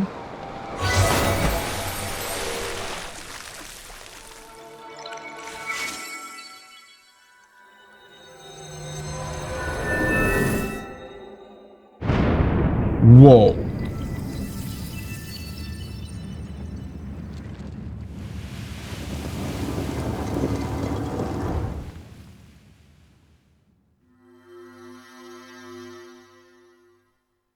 I think we just saw how shrines get created, right? There are fairies here. What is going on? What is this? Sneaky river snail. It's not exactly a river, but sure. I mean, the snail likes to hang out here. Okay, I need to be... Fairy. This fairy will fly from your pouch and heal you the moment you lose your last heart. It's easily mistaken for a firefly at first, but it glows in the daylight as well as night. It was very, very interesting. And honestly, not at all what I expected. What's up with the other, like, parts of that structure, though? Because I pretty much just dove through all the different tower elements, and they very much looked like you could, like, jump down on them, right? They looked like they were placed in a way where you could, like, slowly spiral down through that structure. Is it really just to dive through? Is there nothing up there? Greetings. I mean you no harm.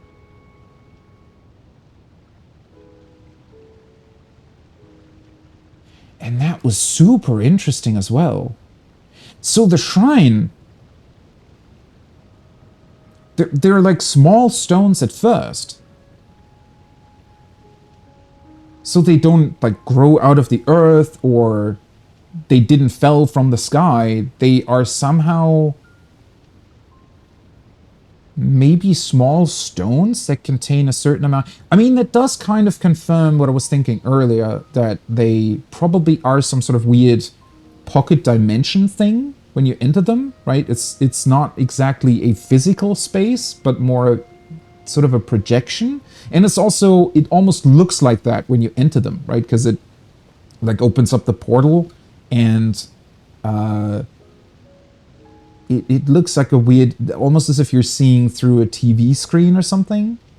It seems to confirm it. It's like a large Pokeball. But, so, they do seem to still need some sort of energy-infused stone, though.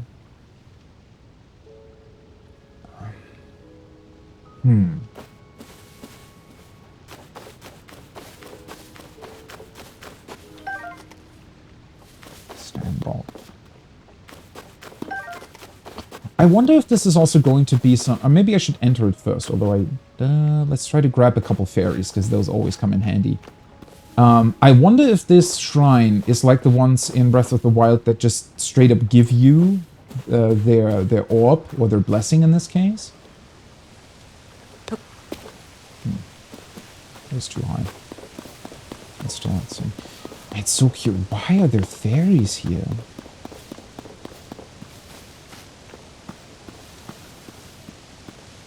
Because usually they're only ever present around fairy fountains. So is this maybe some sort of ancient fairy fountain?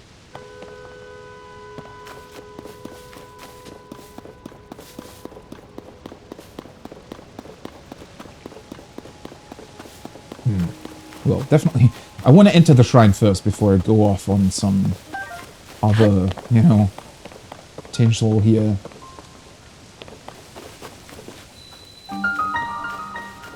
And also the sand and everything just sort of appeared around it.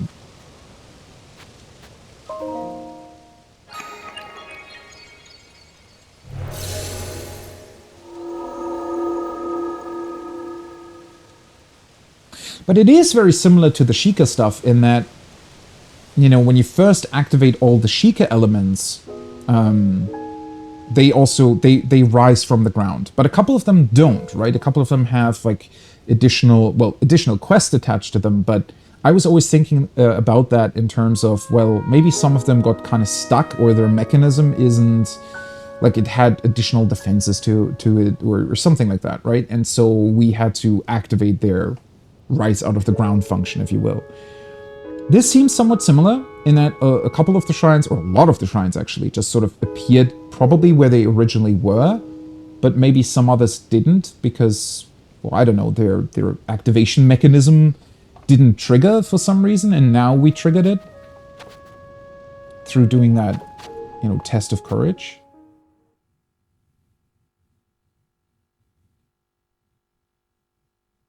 Yeah, all the other ones, at least the ones that I found down on the ground,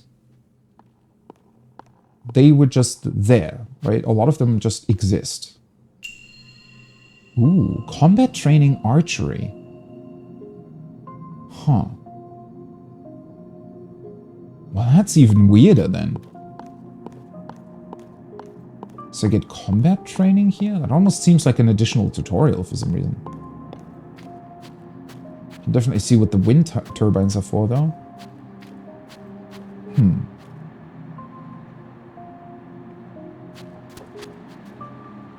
It's so cool that they also just give you bow and arrows. I mean, well, it's meant as training, right? But isn't this... Yeah, it's a training dummy.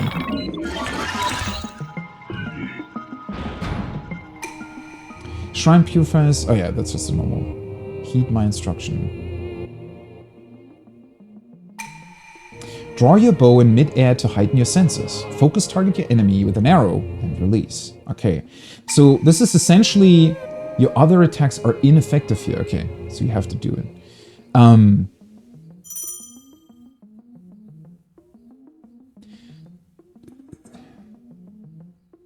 But why though? I mean, isn't this sort of insane? So, because I mean,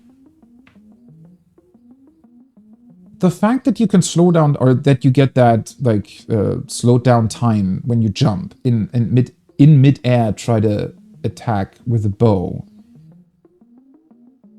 That's not exactly something that you're being told about right away, I don't think. So there's like an advanced tutorial that tells you about it. Oh, hey, stop shooting at me.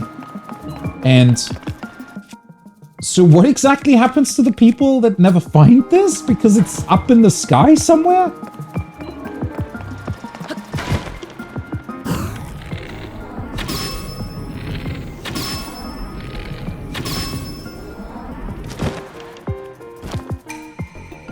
Well done.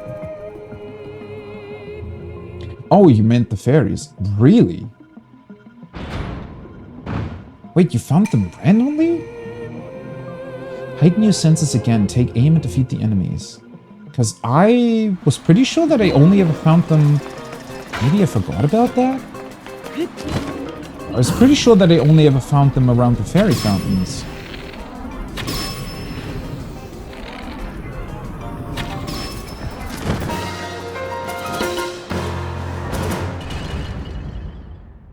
This was fun, though.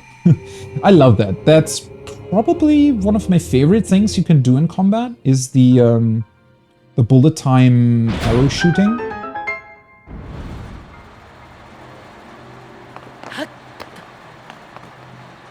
Okay, so if the fairies are more random when it comes to their locations, I guess... Guess it's not too weird to be finding them here, then? Although...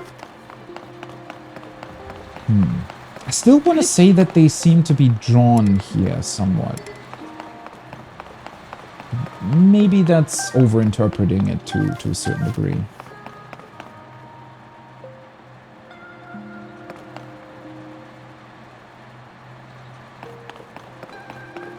So it happened to others too, okay. Makes me wonder if there's some... how exactly that happens. I mean, it's not exactly... It's not so weird, right? They could originate from the fairy fountains and just sort of flutter off in different directions. They don't have to stay close to it, right? It's not exactly completely unrealistic or something that they would be somewhere else. I just... Why here, on some random sky island? It just made me think that it was a potentially some sort of weird ancient version of the fairy fountain. A strong construct bow. Sturdy bow from a captain construct. Besides being fireproof, it's been strengthened to allow for more powerful shots. Okay, yeah, let's just drop this one then. Let's see. Might as well keep that equipped, right? I'm just sort of... I mean, I know that's what the game does, but I'm still kind of blown away by what I just did.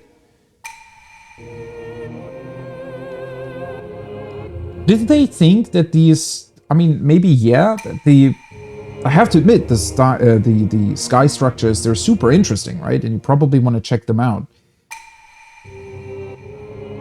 But to give you a tutorial in here? I know it's like an advanced tutorial, but still. That it would be hidden on some random Sky Island Tower thing? Because, I mean, yeah, the game, I guess, somewhat pushes you to do Rito Village first, but that's not exactly necessary, right? I mean, a lot of different people probably just moved into entirely different directions and might never get this or get it at the very end of the game or something. Very curious choice. Unless they did introduce some sort of randomness to the shrines, but I don't really think so. Seems to be very purposefully placed here. It also sort of makes sense with the whole setup, because the shrines are meant like a test, right? They were the Sheikah shrines were the same thing, where they were meant to test the hero and make sure that you're strong enough to fight Ganon. And it kind of seems to be the same thing here too. Oh, I completely forgot to talk to you. Greetings. Welcome. This is the site of a ceremony to test your courage. Courage is demonstrated by diving headlong through the sky. Weird way to demonstrate that, but sure. No challengers have visited this island in a long time. I'm glad you have come. I witnessed your dive earlier. You seem to have come prepared. Now then, let us commence with the dive ceremony. Are you prepared? Alright. So was that a thing that the Zonai just did? I mean, sure. I guess that would fit. I mean, if they created Sky Islands, they created ceremonies around that? Yeah, I can see that happening. Huh. What is this ceremony you keep talking about? Could it be that you do not know of the dive ceremony? My apologies. Allow me to explain. The dive ceremony is a trial that tests your courage. It is a rite by which Zonai youth come of age. Didn't I already do it? I mean, I jumped down like a kilometer or something. The starting position is the Sky Island far above here. The challenger leaps from there. They must pass through all the rings in a set amount of time. I wish you luck in formally overcoming the trial. Those who succeed receive a special outfit to mark your adulthood? What? I want to have that. Go on, show me your courage. Alright.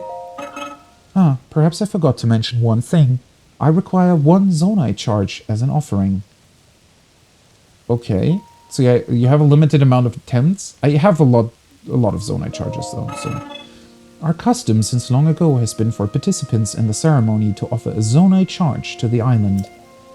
No Zonai charges have been provided for many years. We are in short supply. Your cooperation would be appreciated. Okay. You did reach a second. Yeah, it's definitely something... Although I can definitely also see people just never seeing it or doing it. It's not a big deal, right? Because it's definitely it's a very useful and cool thing to do, but it's a bit more niche, and you can definitely also very easily find it on your own. But, I mean, that makes it even stranger, that it would be an additional sort of advanced tutorial that can only be found high up in the sky on some random island thingy. I mean, yeah, it looks very interesting, and it's right next to a tower, so it's not exactly difficult to get to, but... Still a very, very curious choice.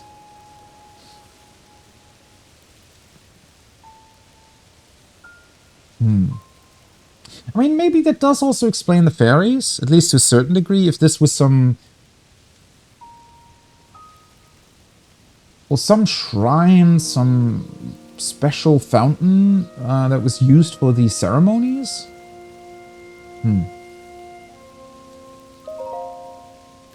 Don't we have to go back to the top island, though? Are you just going to transport us there? Or how does that work? And follow me to the starting position. Your task is to pass through all of the rings in 35 seconds or less. Okay. I have a suspicion, though, that it's not going to be the exact same rings, right?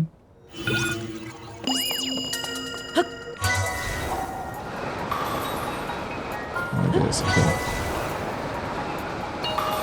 Ooh.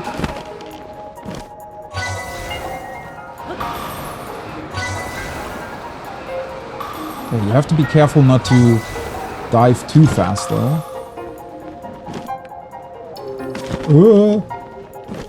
At least I'm allowed to use my glider, so that's good. Makes it easier to... Ooh, I was actually pretty close. That felt pretty fast, but... Huh. So those were the same rings. So I accidentally did it already. I guess I was slower? I wonder if I had been... Because if you don't do the fast dive ever, I think it's kind of set up that way where you... That makes it so that you're slightly above 35 seconds. I wonder if I had done it very quickly right away, if he would have mentioned that. Oh yeah, I saw you do it very quickly already, so... Your time is 32.20 seconds. That counts as a success, though not by much. Well, yeah, thank you. I have here the mark of your maturity. You have earned this. Alright, I'm very excited to see what this is going to be. I do wonder, though. So one thing I felt like was really difficult to do here is that when you do the fast dive, it's very, very difficult to steer. And I feel like you're not doing much sort of, is it lateral movement? So I don't think that you can do the full dive all the way through. But I definitely, fucked up by using glide too much. Yeah, he's just, you were really bad, but I'm gonna give you it anyway, right? Here's your participation medal. I know that feeling. Either way, I got what I came here to do. Glide shirt? Skydive mobility up? What the hell? The cloth sewn to this shirt helps it catch air, increasing the wearer's ability to glide while they plummet from the sky. What the hell? Well, that is certainly something that I did not expect. So if we get the next of these, and, well, I definitely saw at least one other of these towers, or a sky tower that looked very, very similar to this broken up structure here. So I wonder if it's similar to this one. Like maybe they had a couple more of these courage tests set up.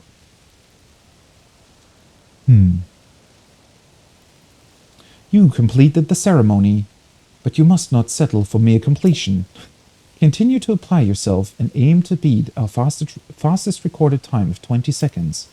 Will you attempt the ceremony again? I will require an offering of 1 Zonai charge. Not right now. Okay, so with the new outfit, this should be easier to do, right? Alright, I want to take one additional look at this island, though. The cool thing is that he... automatically sends you up to the starting position every time. So that's neat. I guess that means that these buildings probably... They were just here to facilitate these trials, right? They were just normal sort of buildings around here that existed for the Zonai to have a place to... Well, to do the ceremony.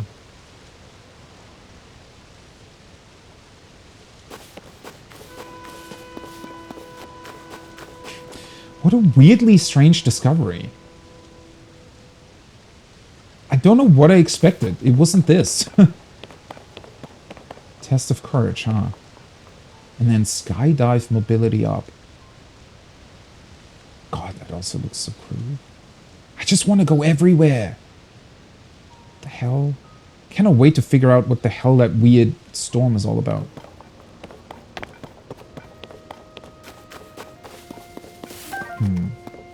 Although that definitely also brings up the question of whether or not these shrines had anything to do with their trials.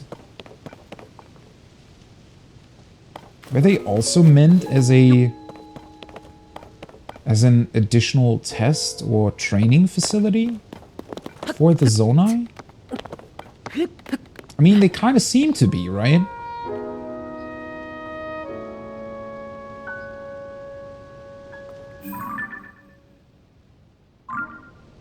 It's just a bunch more fruits. Can I? Yeah, I can. I was kind of afraid to jump over here, but it's fine.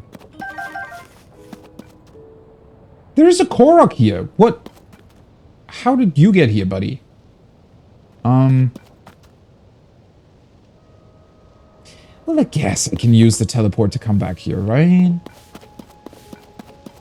It's just a Korok. Although, before I do that, because this looks like another sort of test that makes you fly through the sky. So, might as well equip our new thing. It looks really, really cool. I like all the sort of small... all the small little... I don't know what you would call them. Like these funny little thingies on the side. So it's like an ancient Zonai wingsuit, if you will. Although it doesn't exactly have wings.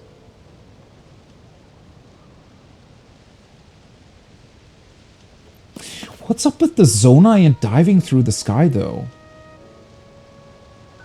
Because they aren't birds, are they? They don't have wings? I guess they just developed Sky Islands and then said, well, now that we have this technology, might as well develop other things around it. Whoop.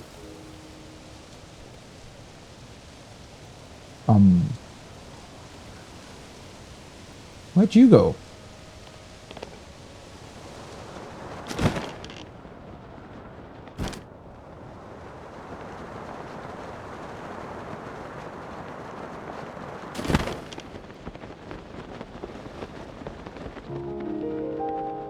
Huh. Oh, you see him anywhere? Thundra Plateau.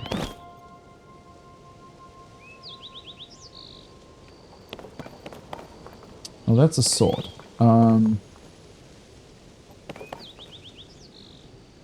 Was I meant to dive after him or something? Maybe?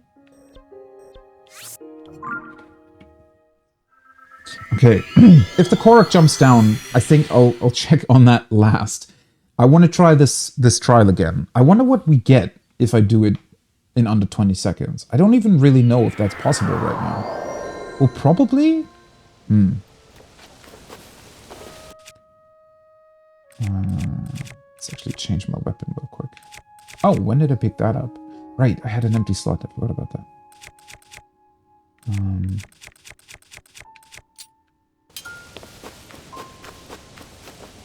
Okay, I also want to see, this is a tiny island and there's way too much to look at here. I want to see if there's, if I can get other Zonai devices from this dispenser. Because we've already seen quite a bit, right? We've seen the rockets, the weird sticky, what were they called again? Like the parts that can allow you to stick things to anything you want. So hopefully a bunch of those will be in here as well. Materials, there we go.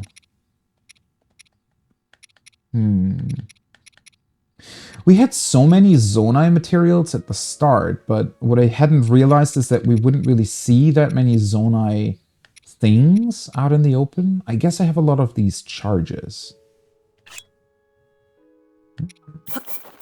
Might as well use these for now.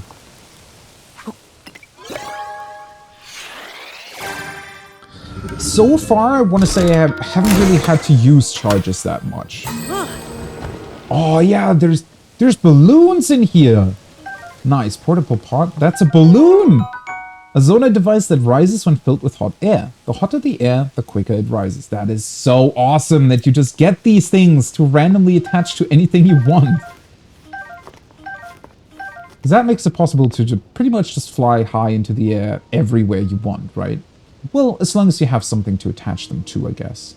And you still need a fire, right? A time bomb. A zonite device for a timed explosion. Its blast can activate other zonite devices. Whoa.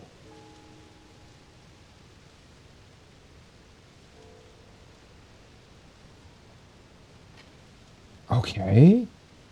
That sounds pretty crazy. Can activate other zonite devices. So you can use this for attack. Which is pretty cool. Although I wonder how you use them, right? I imagine you have to, like, hit them with something, and then they probably have a set timer? I guess I could try it out real quick. Let me see.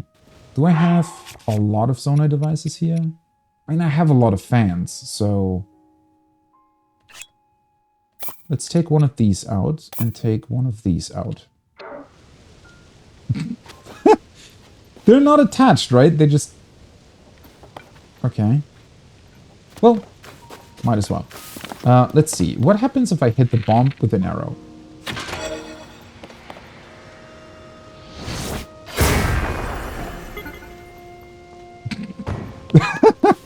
Well, okay. Sure. That was something. So it's an actual bomb, then.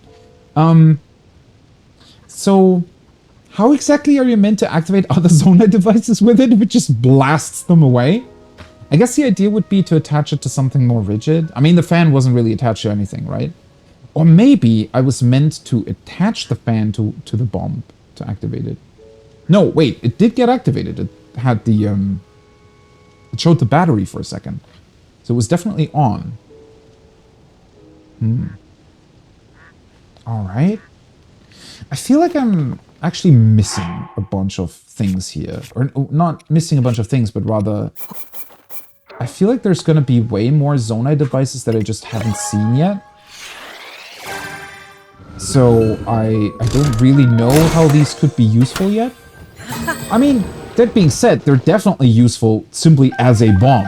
That was a giant explosion. So if you activate that, especially next to some explodey barrels or something, that would be pretty great. Although I do have to say, the timer's probably non-adjustable, so it'll always be that set amount of time that it activates in. You can definitely do some shenanigans. Where did the... Why are there ducks here all of a sudden? It's the same duck as well, that I guess they just fly up here? Can ducks fly this high? I guess they can. Okay.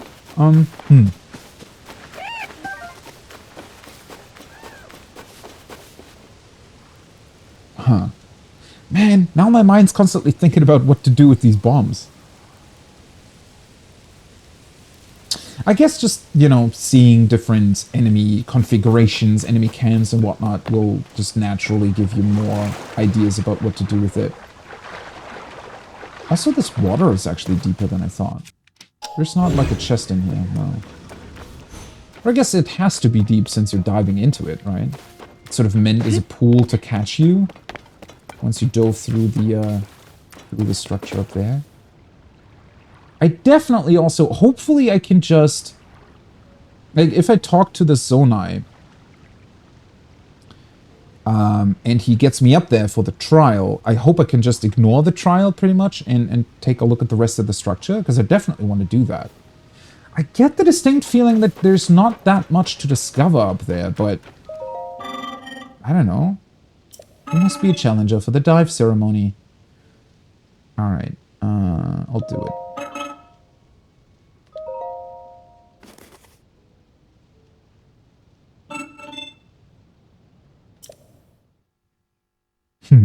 I would like to know how we follow him to the starting position. How does that work?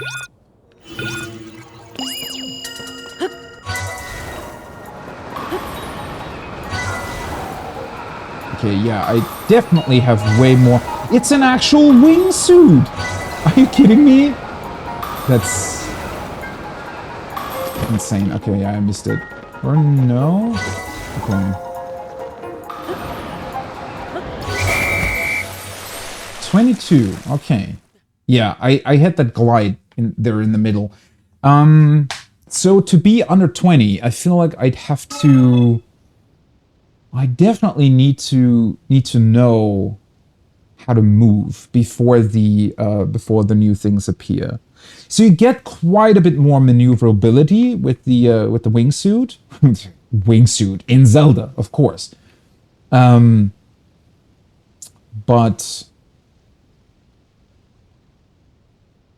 it still isn't exactly easy. Okay, your time was 22:66. Nice try. The trick to descending quickly is to dive as much as possible. Find your courage and accelerate as much as you dare. Yeah, I feel like I just need to accelerate. If I miss a ring, I just try again, right?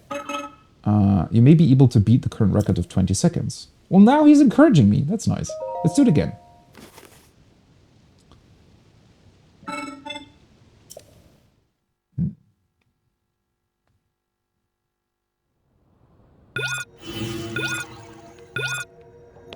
So 20 seconds isn't exactly easy, but it's definitely possible. Yeah. Oh no, what? No! I didn't want a fairy to get used. Well, you know what? Might as well take a look at the structure now.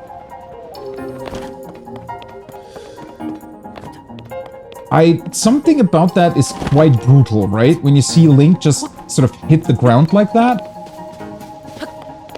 That's insane. Okay, it does seem as if these broken up towers really don't contain anything too special, though.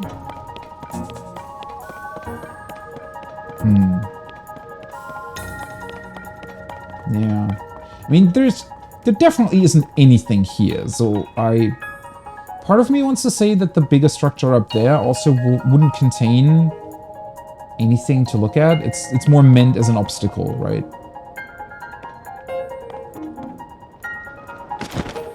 Okay, where do I need to go? Oh, yeah. I wonder what he's gonna say if...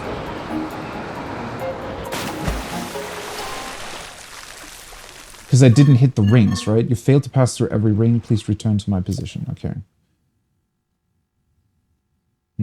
So I definitely cannot dive all the way through, because then I don't have the movement to actually get to the rings. I regret to tell you that you did not pass through all the rings. This attempt is therefore disqualified. Okay, yeah, let's try it again. I hate that I lost a fairy through that, though.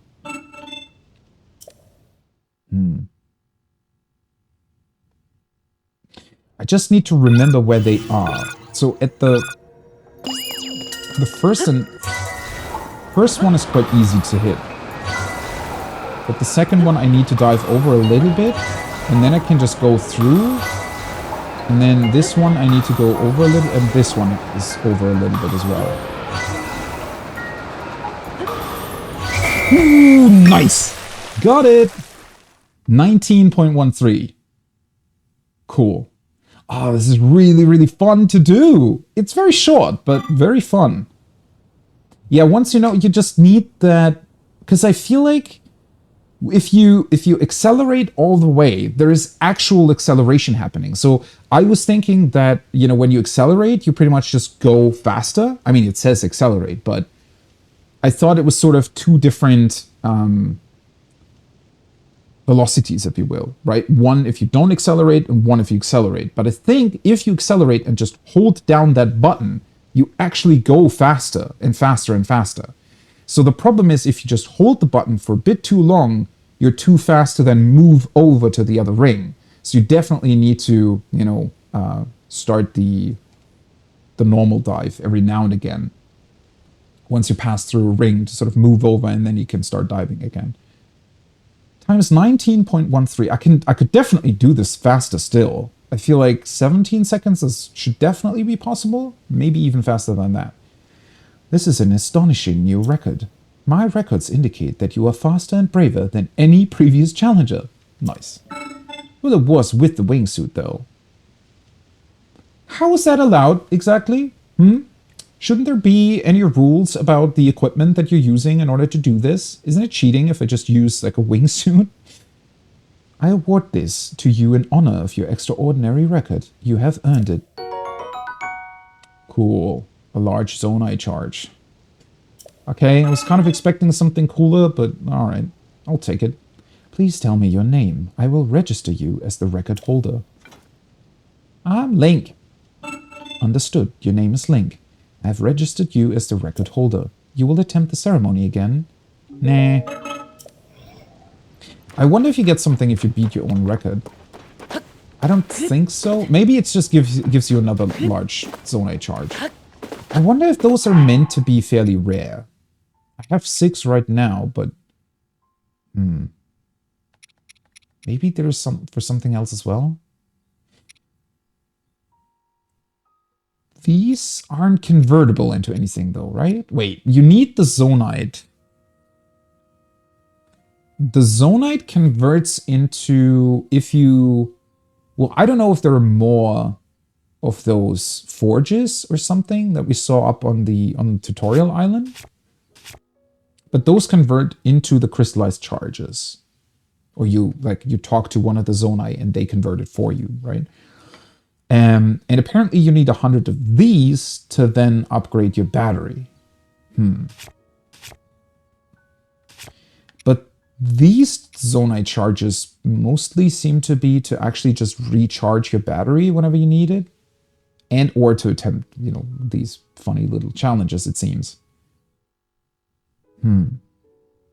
Okay. That's pretty cool. Oh, that was so fun! Part of me still wants to take a look at that structure. At least the upper parts, but I'm fairly certain that it is just a broken up tower that doesn't exactly contain any more secrets or treasure chests or anything else like that.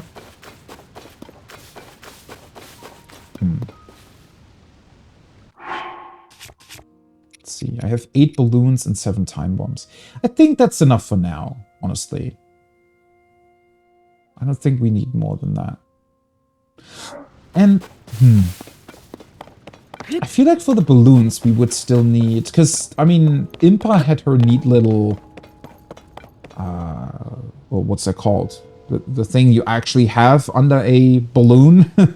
Under a hot air balloon. In order to fly with it. But that's not exactly a Zonai device, is it? Wait, where was the Korok? Oh, it was over there, right? Let's see. So I have the feeling that I might have to jump after the Korok in order to get it.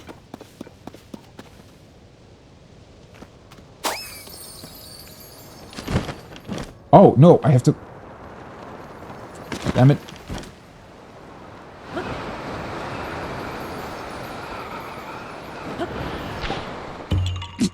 Oh, God. Okay, that's actually not that easy to do. If you don't... Bye-bye. Alright. Yeah, you can just fly, buddy. You see slowly drifting down? Oh. That sound on the paraglider. What awesome sound design. Also, I'm drifting off a little bit because it's windy. Oh! Hey!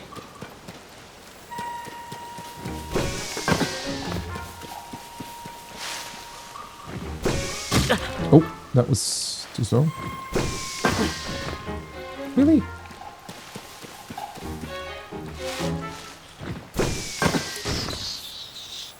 There we go. Octorok Eyeball. This can only be obtained from Octorok type. Its nature is to focus on a moving object, attach one to an arrow to grant a homing quality. Okay, so it does the same thing as the keys eyeballs do. Attach it to items you want to see float. An arrow can serve as a good way to stick one to a distant object. Ooh, okay, so the octoballoons previously were sort of your makeshift balloons, right? You can attach them to objects and it would fly up. The problem was they would only last for, I don't know, 10, 15 seconds or something, so it wasn't exactly that usable for getting you high up into the air. It's really funny that you can stick them to arrows and then make other objects fly. I wonder what would happen if I attached them to enemies or other things. Would I be able to, for example, because explodey barrels need to be shot with a fire arrow, right? With fire to actually explode. If you just shoot them with a normal arrow, they just stick in the barrel, which, well, that's how it should work, right? So, for example, if I shoot an arrow with an octoballoon onto an explodey barrel, will it just make the barrel sort of slowly drift up? What if it falls back down? Octorok tentacle. It's too acidic for cooking, but it's highly valued as an ingredient for elixirs. Okay. There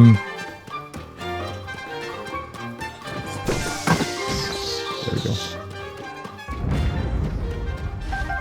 I guess they were kind of afraid to use the tentacle for something else, huh? Because that doesn't seem to have any additional effects.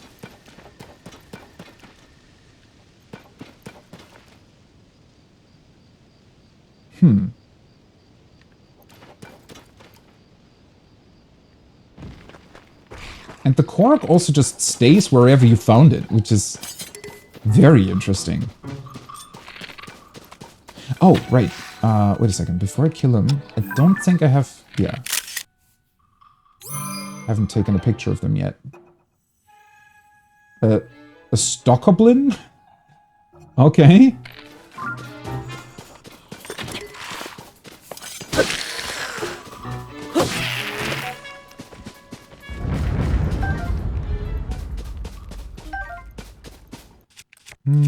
I still have the Zonai sword.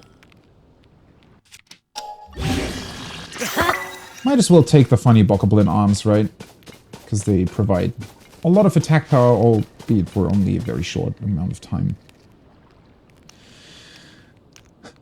Well, now that I'm here, I might as well look at this weird plateau. I didn't really want to do that earlier, but... I did check on all the... So I feel like I kind of completed all of those... well, all of the things that you can do up on that island. I did the shrine, did the challenge, got the outfit, did the Korok. So the Koroks work in a way where you... They jump down, right? That funny little light jumps down. And you have to examine that light while it's still falling. So you can do that quite early, actually, if you know what you're doing, and if you know that's how it works, which I didn't, obviously, since I had never seen this particular Korok.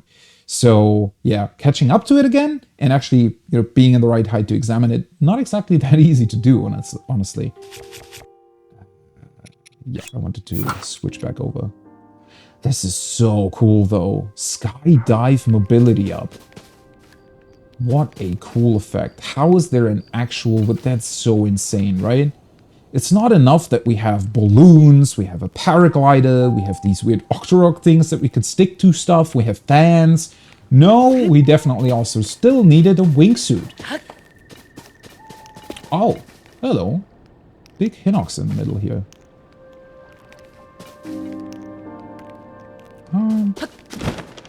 Freaking skeletal arm sounds. So I want to say that this place always kind of looked like this, but I have no real recollection of what was here previously. If there was a shrine here or something else.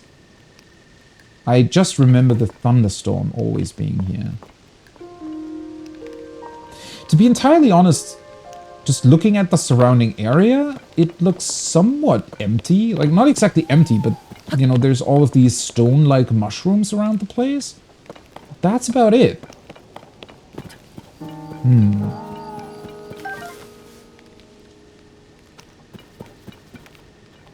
Big Hinox guy just sleeping over here. Like, all things considered, this seems like a fairly peaceful sort of environment. Huh.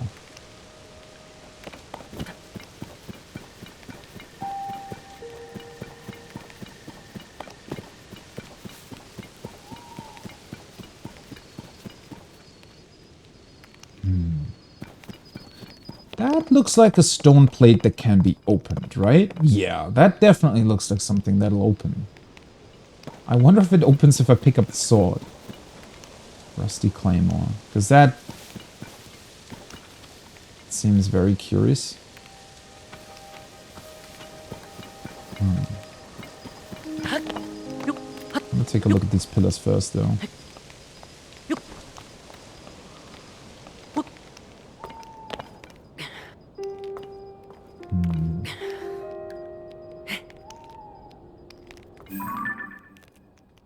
Okay, so those are just some stone monuments or something? Because I was thinking for a second that those were some devices that you needed to activate or do something with. It was probably just the sword? God, the environmental sounds. The crackling of the skull arm. How's their sound design this good?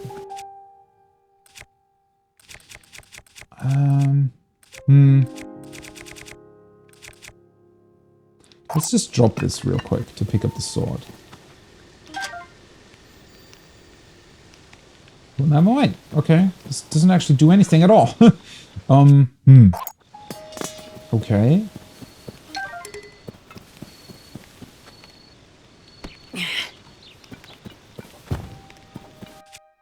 Can I move this? No. Oh. Huh. Did this just fall out of the sky? Probably, right?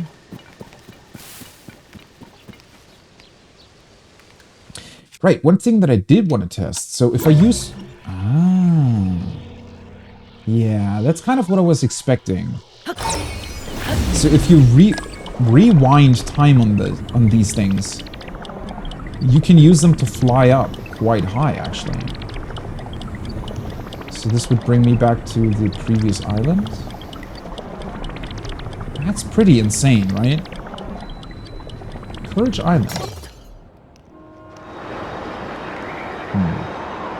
Okay, and then it's just falling back down again. So depending, I guess these things will just fall randomly everywhere around the place, right? Everywhere in Hyrule, and it'll just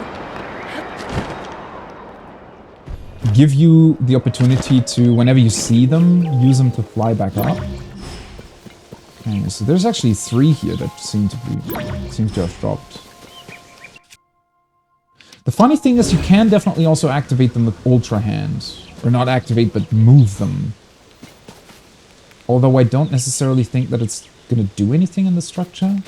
I want to say that I remember a somewhat similar structure from Breath of the Wild.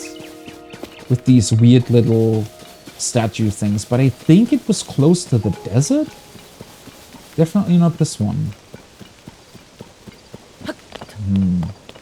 I want to say it had certain things that you had to find or activate. Might have been related to one of the Sheikah Towers, though. A double rainbow! Oh, looks cool. Need to take a photo of that.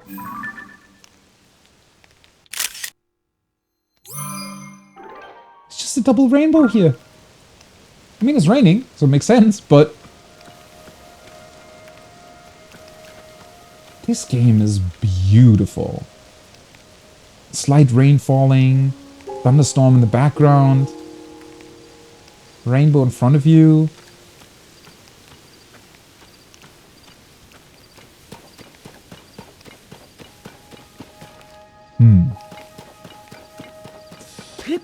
Well, the rainbow doesn't really help me with this platform, though.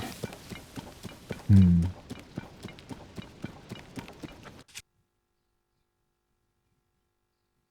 since I cannot accelerate downward, it doesn't really help. Might as well fight the Hinox real quick. I don't know. Maybe that'll activate something? I don't know why it would, but...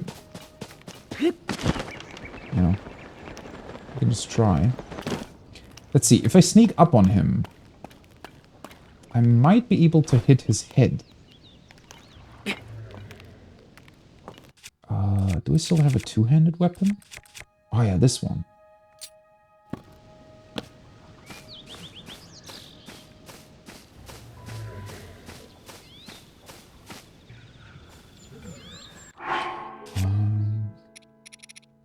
Might be a good idea to fill up my hearts. Let's see. Hot weather attack. Sadly, it's not warm here, so that won't work.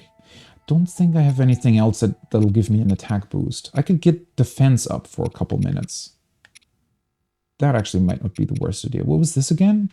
Oh yeah, glowing. Still no idea how to use that, really. Or what kind of benefits it could have.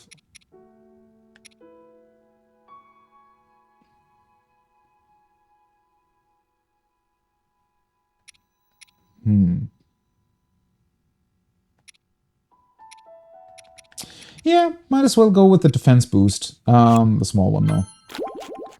Because that'll also fill up my hearts. Oh, have I already? Yeah, I already got. Oh no! Damn it! Using the camera.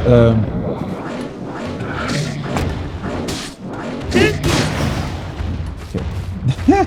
That probably wasn't the best idea. I shouldn't have used the camera. I didn't realize that it would stop me from like sneaking. Shoot a spicy pepper into his eye. I love it so much that you can pick up the gear that is hanging from his belt, right? While he's... while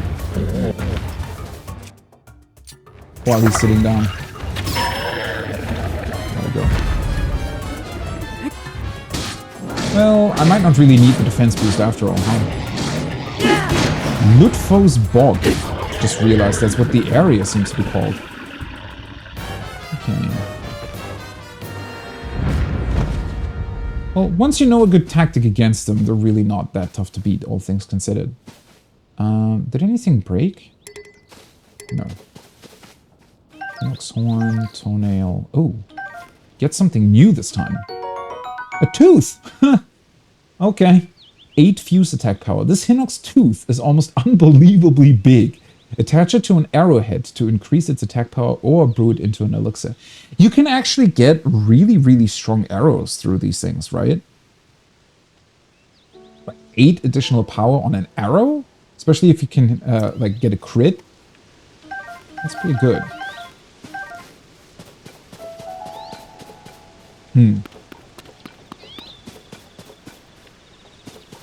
Okay. Hinox dealt with. But as I suspected, unfortunately, it didn't really help with the whatever mechanism is responsible for this whole thing here. This is such a curious area, isn't it? Another stone, okay. Because, I mean, it looks very strange, almost alien, and it did that previously as well. This was always a bit of a strange area to me.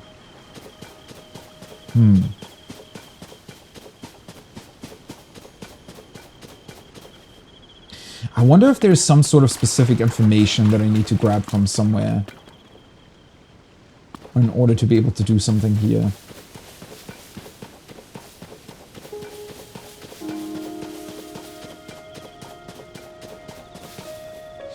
I want to say that these statue heads look very peculiar. But they're not movable or anything. And I'm pretty sure they're not destructible either. That wouldn't really fit, I don't think.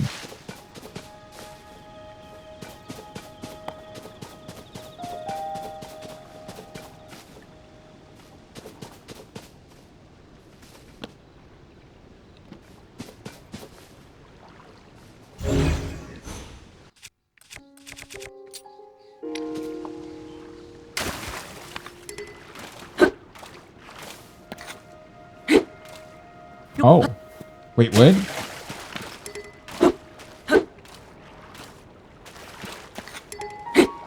Oh, okay. So you cannot actually hit normal walls. Because for a second here, it looked as if this weird thing on the back of it was like a button that could be activated, but I guess that's not the case.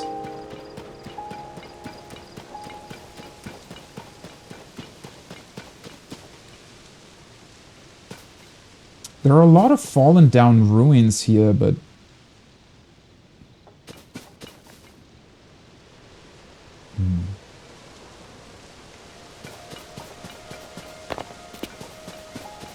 The funny thing is that the big stone plate in the middle just seems like such an obvious thing that can move and shift away that it's almost strange that nothing else here seems to be either interactable or in any sort of way even connected to it or contains some sort of mechanism.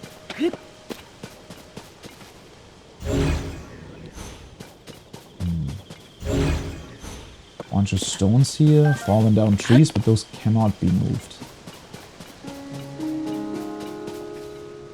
Couple of horses. Yeah. Yeah, those button-looking things are just kind of there. I guess they're meant to be horns. Oh, wait a second. Now that I'm actually looking at it, I don't really know how it didn't make this connection earlier, but these... Are these meant to be statues of dragons? With because the what I was calling a button now looks to me like horns or scales on their backs, right? So is this some sort of dragon temple, maybe? Huh. I mean, there's 4 statues surrounding the middle. And as far as I know, there's 4 dragons in this game, but I'm also somewhat sure... The one thing that trips me up here is that I'm pretty sure that this plateau and the statue heads existed already? Huh.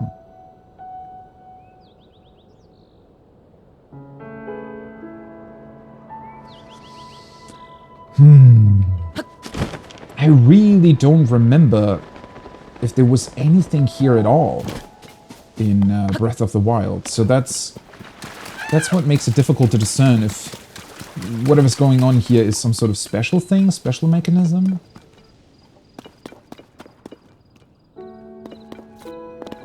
Well, this looks like a Korok, right?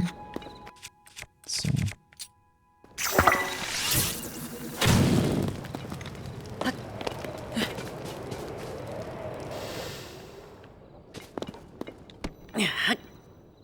Yes. Yaha! Bye-bye. Okay. I always feel bad if they're covered in leaves like that and I just burn them away. I'm always afraid I'm gonna burn the small little Korok.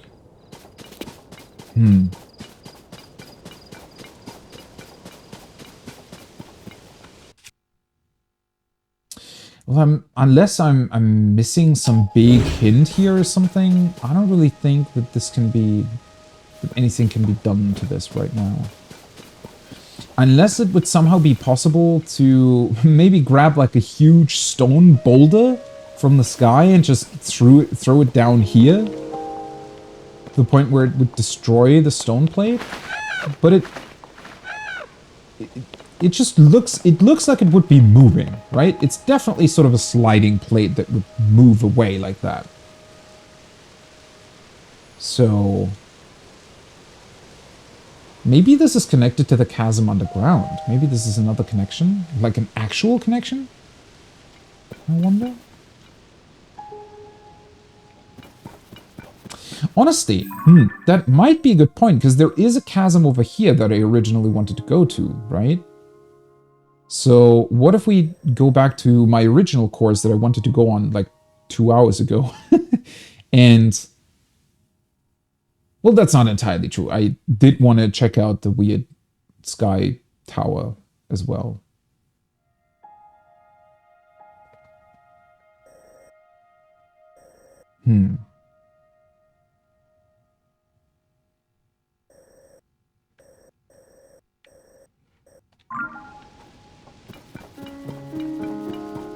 Ooh, this is actually perfect. I was gonna say, do I want to just teleport back to the tower? But I can just take one of these stones. So this also allows you to just, you know, go wherever you want to go fairly quickly.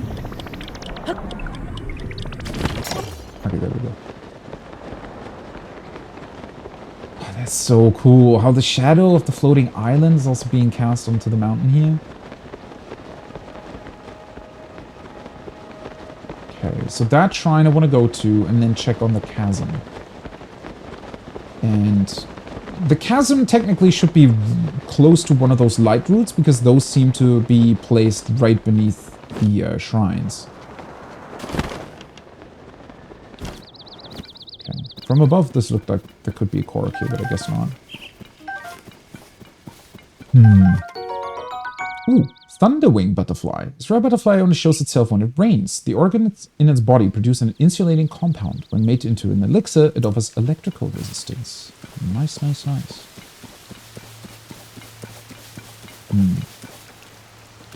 So that's the tower.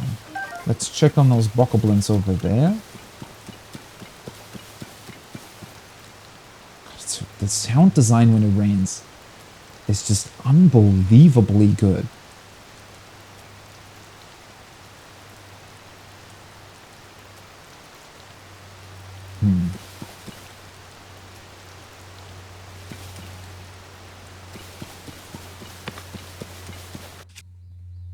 I just need to keep that in mind. I need to keep in mind to potentially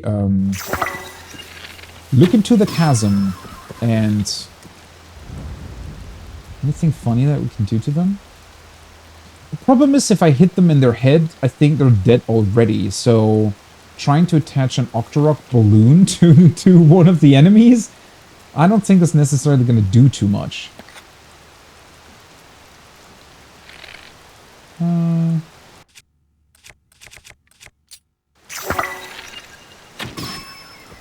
Bye-bye.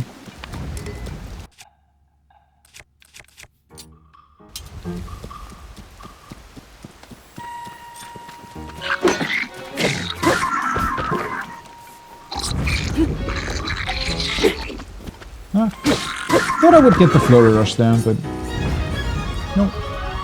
Ding, ding, ding.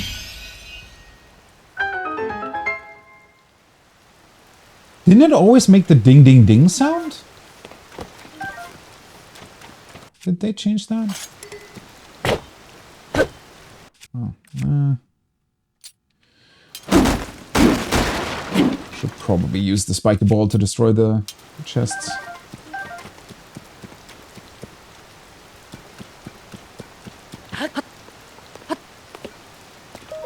I feel like there are a billion different thoughts running through my mind about what to do or what things could possibly mean, and I can't seem to make sense of them. I don't know.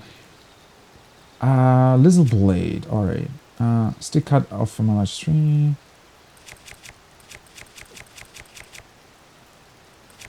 Do I want to use this? I think it's 13 damage. It's a... Oh, wait a second. It's a two-handed weapon, though. Nah. You stay in here.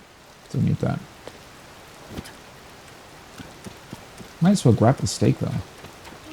Seared steak. Probably not exactly tasty being as wet as it is now, but... Oh well.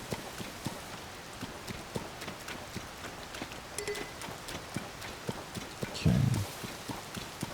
I do want to check over here, because it looked like there was a very, very suspicious stone over on the other side of this mountain. It's almost weird running through stretches of the game where nothing seems to be, you know, particularly interesting. Not that this area isn't interesting, but just sort of a tiny wooden area. Plain, whatever you want to call this. The game has just a ridiculous amount of stuff everywhere that every time you enter an area that just looks even a little bit like nothing's in there, you're just immediately suspicious that you're just missing something, or that there is some big whatever thing that'll get activated for some reason or somehow. Yeah, this looks a bit weird. Next to the canyon. Let's just check on that, and then I can move over to the shrine. Although it looks like there's just a bunch of bokoblins over there.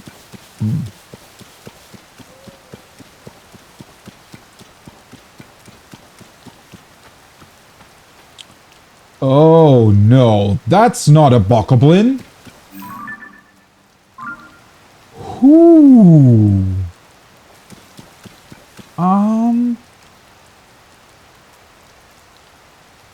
Well. Looks like we might have our first Lionel fight on our hands, huh? Let me actually do... Oops, wrong button. Let's do a normal save. Just to be, well, safe. Alright, okay, so I have a billion different things that I could use to deal with him. But he's probably also going to be insanely strong. And I don't know if they also possibly changed some of their attack patterns and whatnot. So, he does technically look like a normal one though, right? Red main Lionel.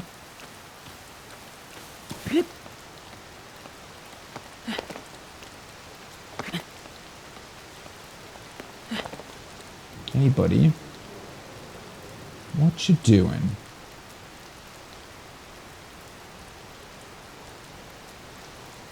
So it wasn't the rock that was suspicious, it's just the surrounding space.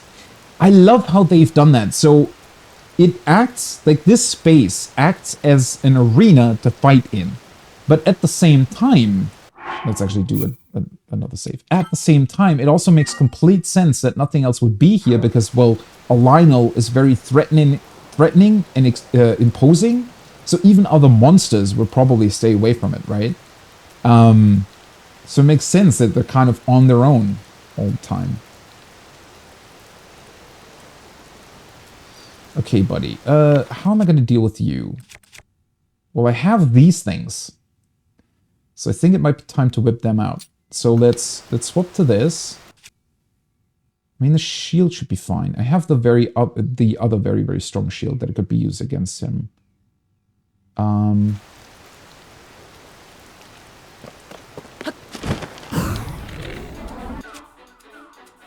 Let's see. Might also be worth it to attach something like this to the...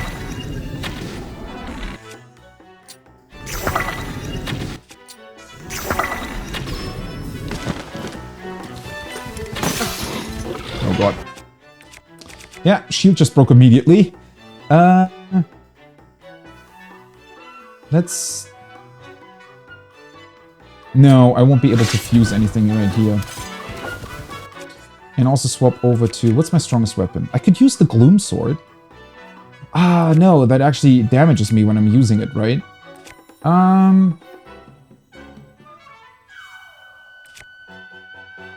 Let's use this.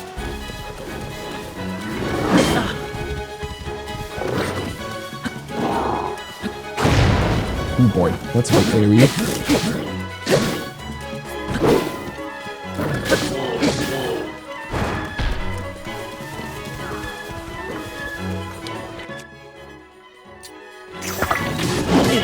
Ooh, shit. Yeah, that I expected that to happen.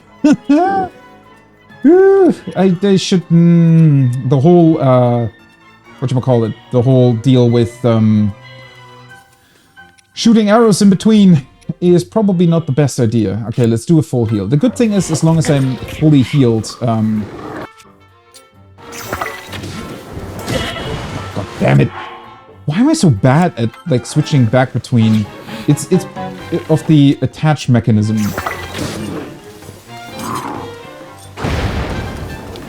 You just need to remember that while I still have the bow equipped, I need to take out my weapon again to actually use the shield.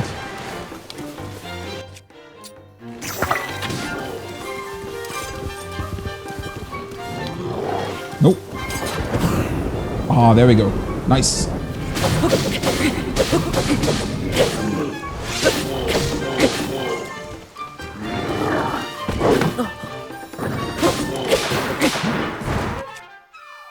Oh, that's the weapon, okay. I was gonna say, what's up with the weird sound? Ooh! Okay. Probably want to heal right away. Do I have anything else that I could, like, use against him? Let's just eat an apple. Yeah, that's enough.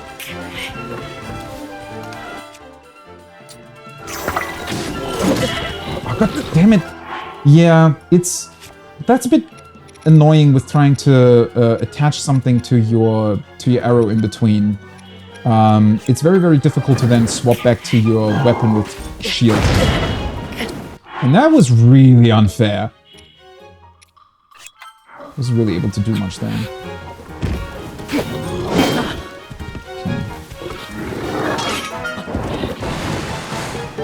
Okay. Okay, I think I shouldn't try too much. Let's just, you know, try to do as much damage as I can while not really doing any too fancy tricks here.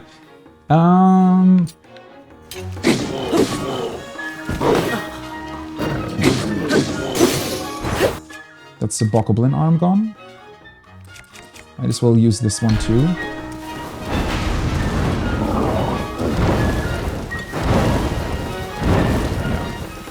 Definitely the right call to move away from that.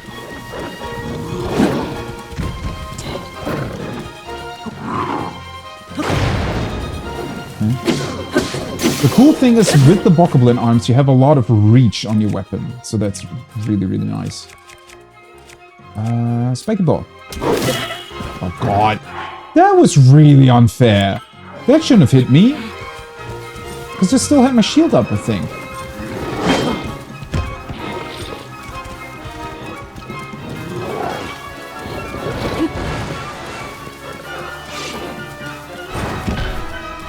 Oh. He hit the rock behind him. I could probably use that to do some funny stuff. But then again, these guys are really, really fun to just fight.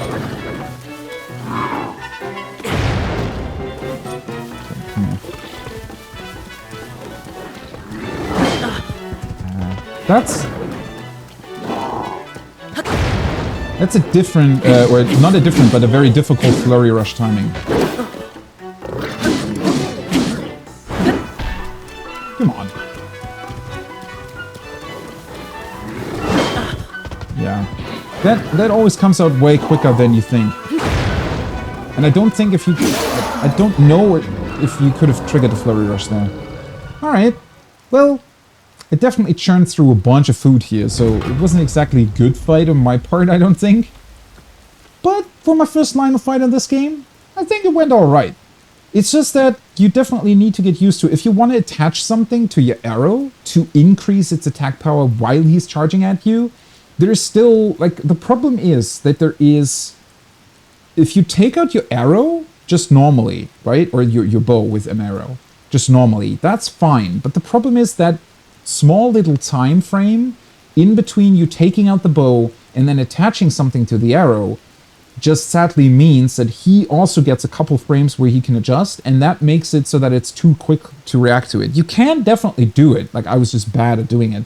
But the problem is taking out your bow also means that you won't, like if you have your bow out and press L2, you just target the enemy. It's not actually gonna, like, Link only takes out his shield if you're in your melee stance, if you will, right? If you have your weapon out. So it's, yeah, that's a bit of an annoying thing. You can definitely work around it if you know that it happens, but that is something that I had to get used to there in the beginning. It's a bit unfortunate, but it's fine if you know about it, I guess. It just makes it so that it's, I want to say it's not really worth it to constantly swap back between arrow and weapon, because it's so difficult to actually, unless you just want to use a normal arrow to shoot, which technically should still deal quite a bit of damage if you've got a good bow equipped, right? So you don't necessarily need to attach something to it. Lionel Saberhorn. This blade-like Lionel horn is extremely sharp. It increases a weapon's attack power when attached. Cook it with a critter to make an elixir. Yeah, I'm not going to cook it. What the hell? Right, let me double check. I definitely want to switch away from this bow, because this is a very good bow. that gave me a really good head start on the whole deal. Lionel Hoof. This rare ingredient can be obtained only from a Lionel. It's very heavy and can be brewed with a critter for an elixir. Attached to an arrow, it increases the arrow's attack power by 10. Okay. A Lionel bow. So these still work the same. That's cool. You get 3 arrows. I wonder how this works when something's getting attached to it. Is it going to get attached to all 3 arrows? I'd imagine so. Because the special thing about these ones were that they always shot 3 arrows, but it only consumes 1, right? So your charges, if you will, or your well, the amount of arrows that you're using is still the same, but it increases its attack power. A Lionel-made bow crafted from rough metal. True to the vicious nature of Lionel weaponry, it fires a spread of multiple arrows at once. Ideal for taking down quick-moving targets. Okay, I need to drop a bow, though. I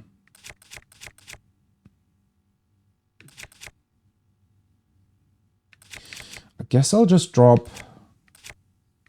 Because I have 2 soldiers, but technically this one's stronger than this one, but I like to have like different weapons. It's just kind of cooler. Right. So Lionel bow. Let's put this away. Soldier spear. Lionel mace horn. A hard curved Lionel horn. It isn't fully grown, but can be attached to a weapon to increase its attack power or cooked with a critter to make an elixir. Wow. I just realized something. I hadn't even thought about it because the solution they came up with is so brilliant.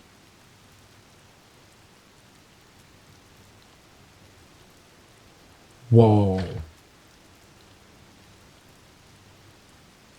Okay, honestly, my mind just got kind of blown with this. Because one thing that I didn't realize that they did here, or rather a thing that was a big problem, a really, really big problem, in the previous game, is that it seemed like they had a big balance problem because as the game went on, they needed to give the player stronger weapons, right?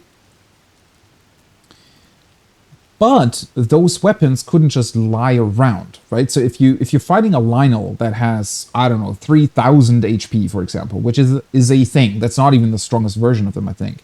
Like the second strongest or something, I think had like 3,200 HP or something. So that means that they had to give the players weapons that would have quite a bit of damage on them, like 72, for example, on some Lionel weapons, in order to even churn through those HP values, right? Because otherwise it wouldn't have really been fun if you didn't have the, attack power. The problem was, though, that they needed to give you those weapons, or they couldn't only just have those weapons lie around somewhere, because that wouldn't really make sense.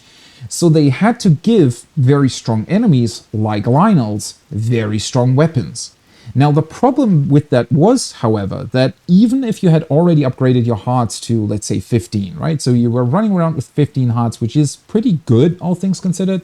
You could get 30, right, in Breath of the Wild. So, well, let's say 20. Right? 20 hearts is still really, really good, especially considering that you also need to upgrade your stamina at the same time. Now, the problem was, even with upgraded armor, right? So let's say your armor was already at, I don't know, 35 value, which is pretty high. Added on top of that, 20 hearts, which is pretty high. Though that is end game gear, or close to anyways, end game situation, if you will. But the Lionel might have wielded a sword because the game wants to get you like strong weapons from those things, right? So the Lionel wielded a sword that, for example, had 72 attack power. Now that Lionel would still two-shot you, right? Which is kind of ridiculous to think about, with that armor and heart value to still be two-shot by an enemy, even though it's a very strong one. I felt like that was a big balance problem that the first game had. Now, this Lionel still one-shot me all the time. Though technically one-shot me, although I survived because I had full hearts.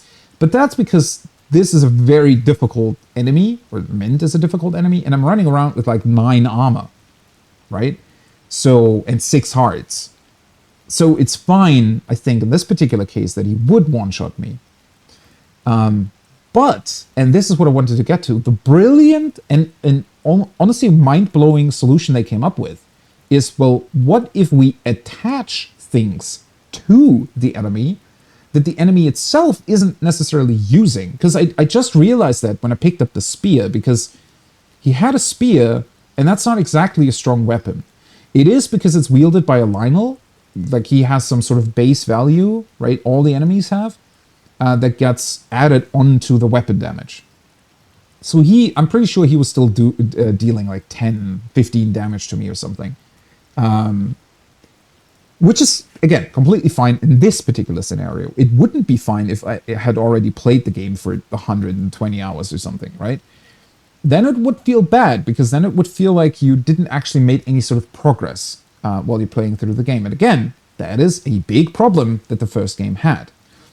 And they now just simply solved it by saying, well, what if we give them weaker weapons, but give the player then the opportunity to fuse parts that they find on the strong monster to the weapon to make it a very strong weapon. That is such a cool solution to their problem, and it incorporates all the different elements, like the story element that the weapons aren't usable anymore.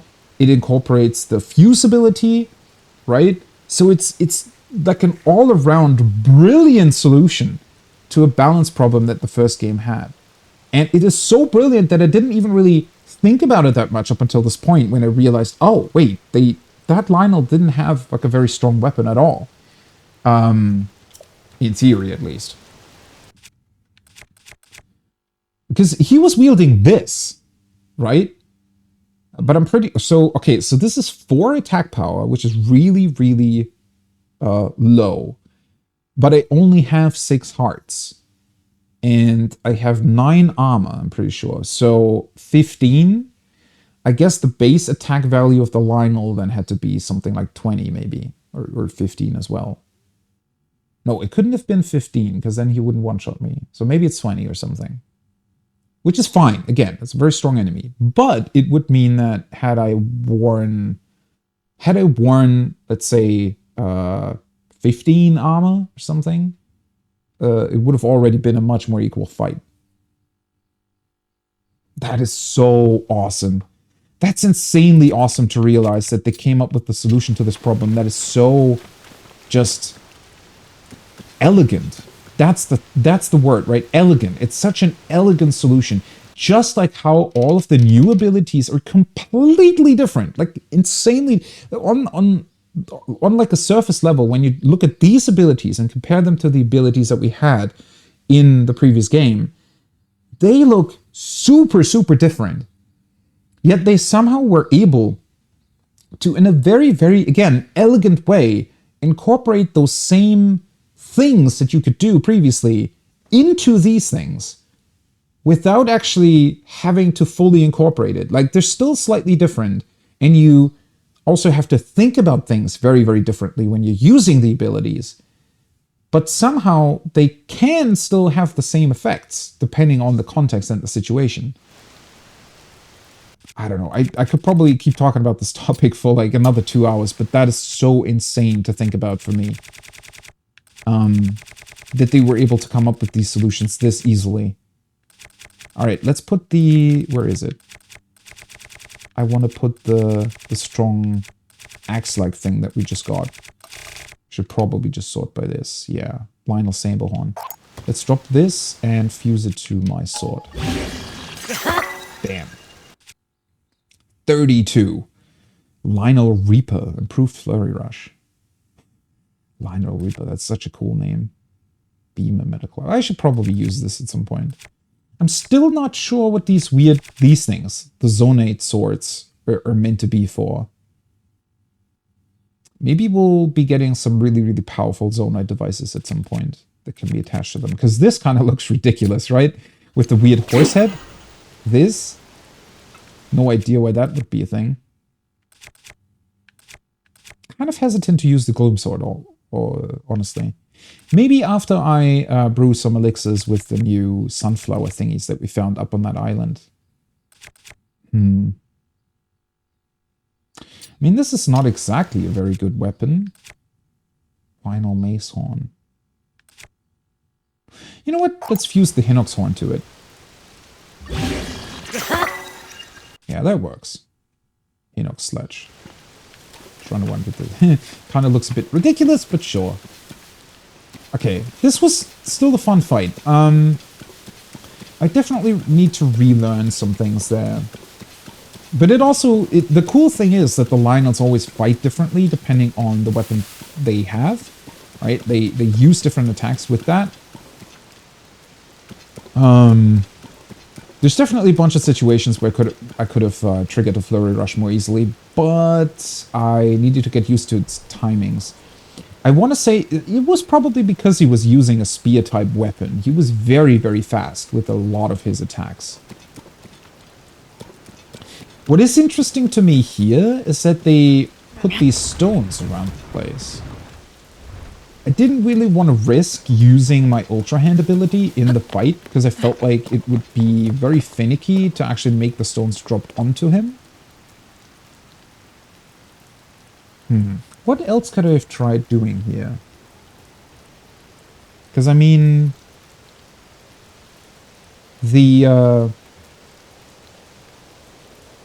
He's very fast, right?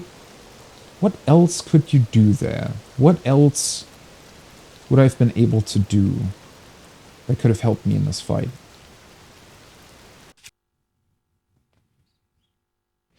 Don't necessarily think recall could have helped. I mean, you can fuse these stones to things, obviously. You can also fuse them together.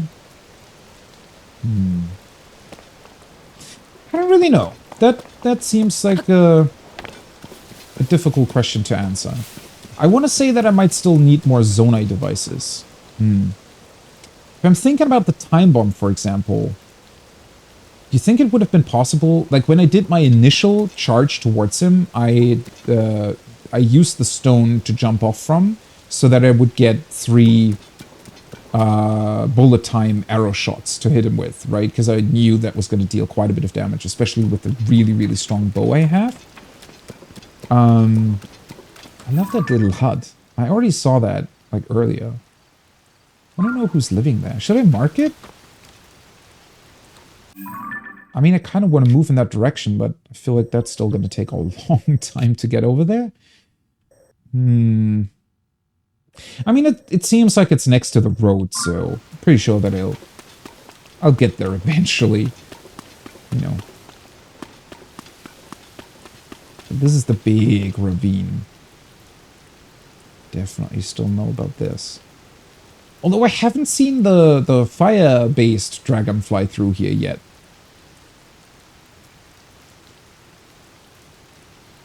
So maybe he's taking a different path now?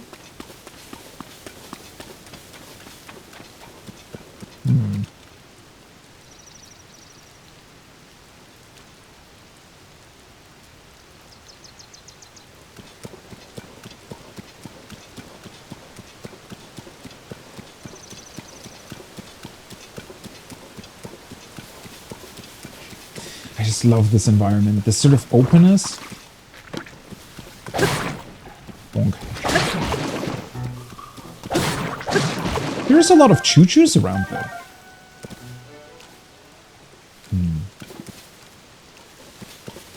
There's definitely still a bunch of materials you just get an insane amount of, right? Which makes me wonder if there possibly is another way to use them somehow. Oh, hello!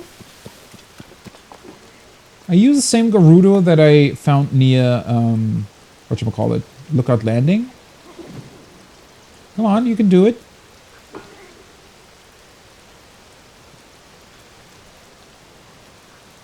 Am I being an asshole for just watching their fight? I just want to see. She's very capable. She doesn't need my help, right? There we go. Boom. See? Might be a little bit of an asshole just grabbing the material. Hey, what's up? Are you the same person? Lisa? Sabotta. Yeah, she is. Okay. So we meet again. The work of a dedicated treasure hunter never ends, and it wouldn't have it any other way. As a legendary treasure hunter, I am more than happy to share some tips with you. I completely forgot what she talked about when we first met her. She might have just told us something that we already knew, or... The key to making new discoveries is being able to get somewhere high up.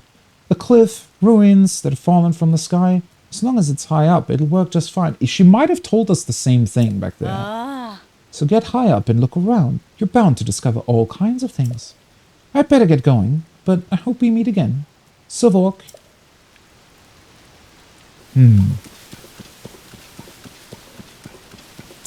Okay, so that's definitely just a tip for you to possibly utilize the fallen ruin pieces. Because I guess the connection that recall lifts them up, essentially, because they've fallen down, which is pretty cool, isn't necessarily something that every player will make on their own. So that's sort of a tip, right? Use fallen pieces to get up. And when you really start thinking about it, I think, you know, that idea of using recall to fly up isn't exactly, you know, a difficult thing to reach as a conclusion by yourself. Although I do wonder why they make her, like, say that same thing over and over again.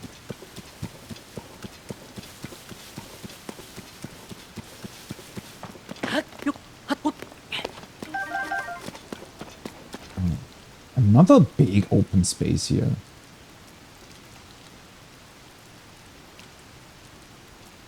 I'm also still very, very surprised by the sheer amount of these pieces that have fallen down. Ooh, why is there a balloon here? Is there anything above us that we're supposed to be reaching? No, not really. Might as well check it out, huh?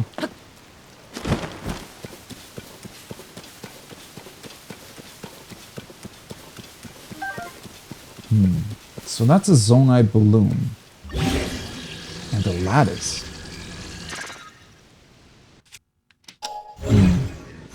So that's... That looks like the floaty pieces from the Great Sky Island that we saw in the tutorial area. And I haven't seen since. The things that float on their own, right? They had the same sort of grid-like structure to them. I mean, you can definitely attach the balloon to it. You would still be missing a fire, though. But why is this here? I mean, those are Zonai things, so it makes sense that they would be close to the fallen ruins, right? But...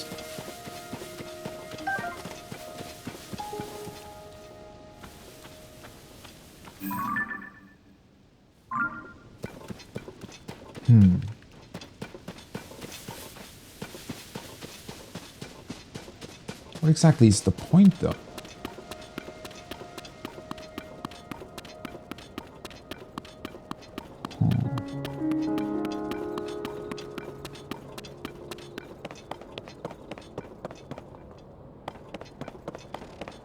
Maybe this is meant as an access point to this ravine?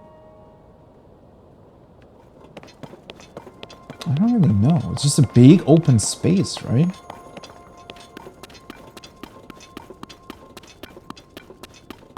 Ooh, I should, however, switch off of my shield. How? What? That's a wooden Boko shield with higher durability? Okay, sure. And let's use the Traveler Shield. Do I have anything that would be... I'm still... I feel like there should be things that could be... that you could attach to it. Because I know that I can attach, for example, flame emitters to my shield, right? And those are really, really cool devices to have on your shield. Although they also make the durability of the shield, it gets quite low when you attach them.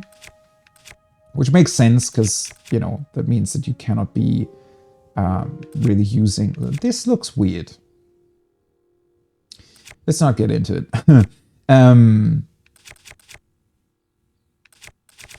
But yeah, the thing with the shields... I feel like I haven't really seen aside from the flame emitter, I feel like I haven't really seen anything that would really be super usable on a shield, right? That would make an actual difference being attached to it. I think technically you can definitely increase the durability of your shield. If you fuse something to it. Like this Moblin horn, for example. That kind of looks like a shield, right? What if I... Sword. Most used by type. Let's see. Where is... Because I was thinking, for example, this toenail. It kind of looks like it would be usable as a shield, right? But the description definitely doesn't mention that. A hard horn that resulted from a skull mutation. Attach it to a weapon to increase its attack power, or cook it with a critter to make. Because you'd assume that this would just tell you, hey, by the way, you can attach this to a shield to make it more durable or something. So I wonder why they're not really telling you about that.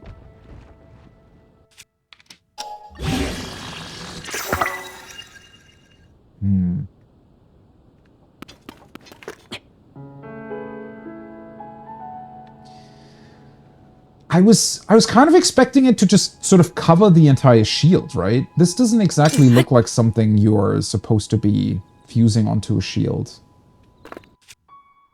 Moblin shield. Yeah. It's also not increasing its defensive powers, right? That's kind of what I was looking for. I'm pretty sure that, you know, if you do a counterattack with something attached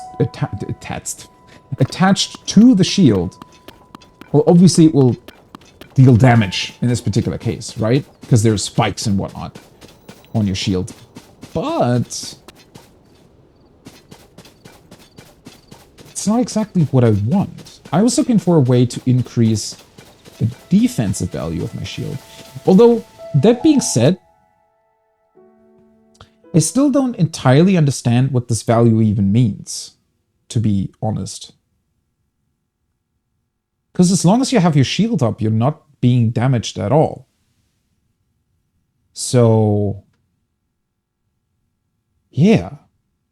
Wait a second. I don't think I ever really thought about that. What does the value mean? Does it just mean that you... Is it some durability value for your shield? Throw material... Perfect guard. Parry at the right time to repel enemy attacks.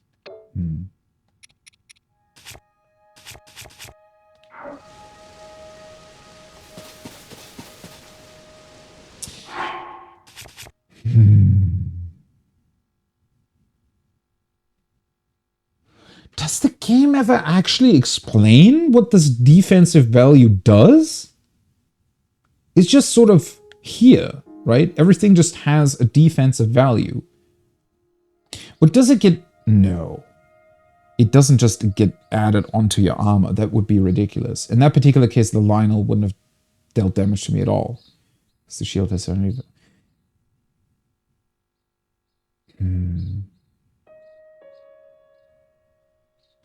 I don't think I ever really thought about it or tested it.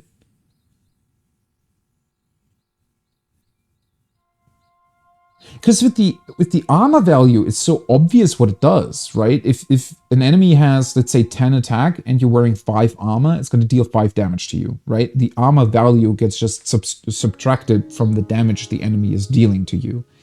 But if you have your shield up, you're not taking damage. The enemy will just hit the shield. So now that makes me wonder if maybe... if the enemy's attack value is below the defensive value of the shield, does it just not subtract durability from it? Maybe that's the thing? Because what else would it do? If the shield straight up means that you're not taking damage from attacks, then what does the defensive value of it actually do? That's very strange. How did I never think about that?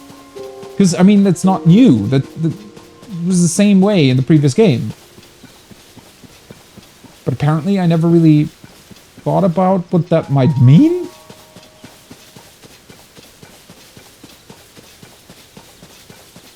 Because if it truly is just something like that, where if the enemy's attack value is below your defensive value, it just doesn't take durability damage, that would be kind of a very, very small benefit to that value. Especially considering that you find, well, almost as many shields as weapons, right? Because, like, what a weird thing to think about now.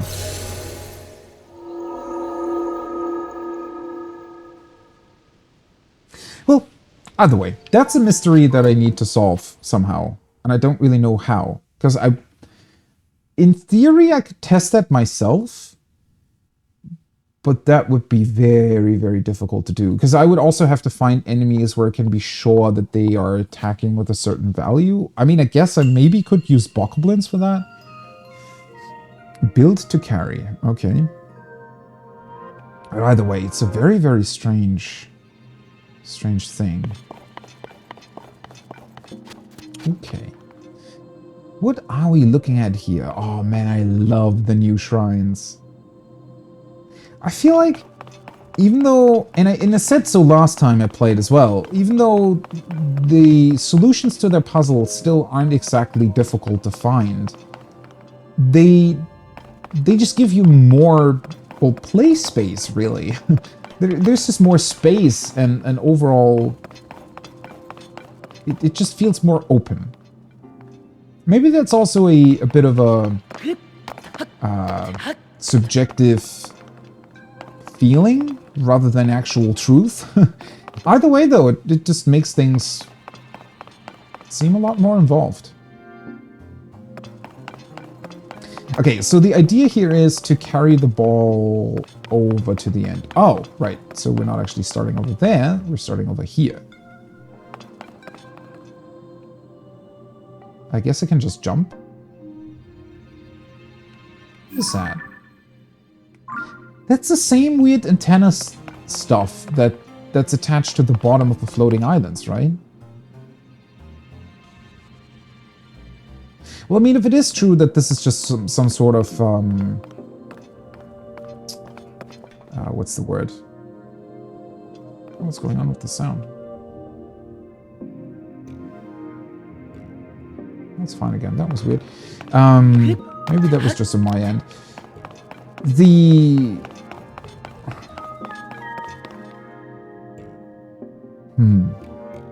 If it is true that these are just some sort of projected worlds, then it might just be...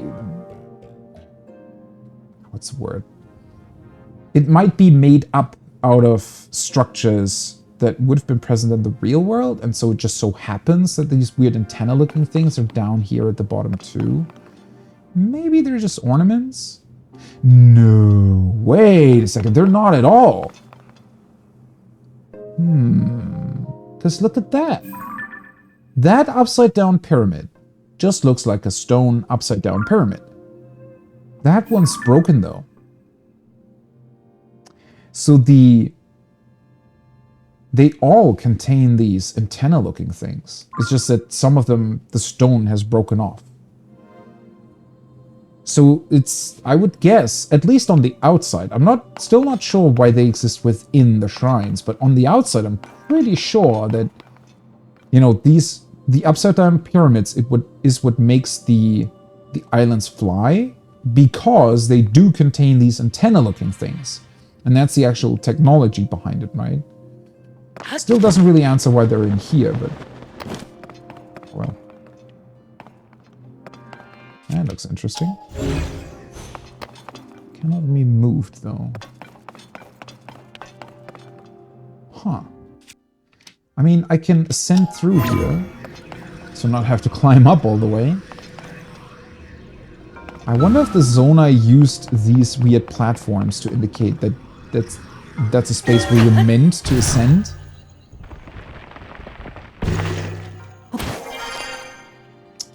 Although that would also mean that ascending through things would be quite a common occurrence with the Zonai. That can't be right, though. Huh? Would all of them? Well, maybe not all of them, but well, a not insignificant amount of Zonai. Would they have had access to the Ascend ability? That's a bit crazy to think about. How would you? Because what if somebody wanted to be a thief that had this ability? It would be insanely easy to break into things, right? Maybe they had some sort of special material that made it so they couldn't ascend through it? I don't really know. Okay, this is so cool though. I love that they added so many like track-based things. Shoo, boink. Although it wasn't rolling for some reason.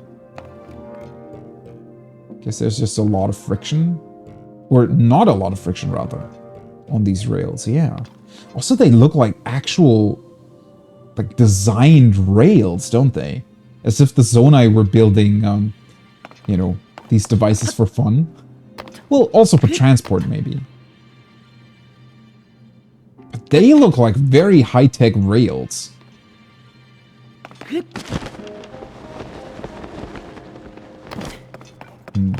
Why is there another one of these ball dispenser looking things here?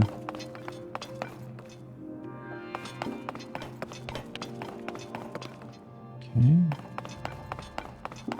Ooh, okay. So these are too wide.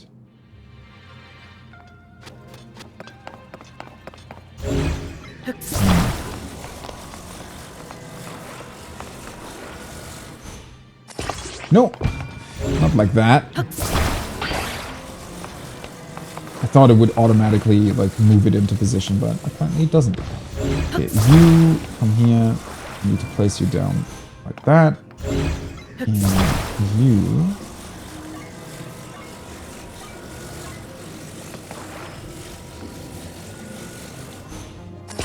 Okay.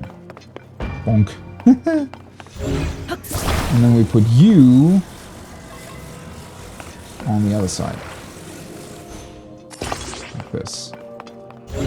And now the whole thing should be able to just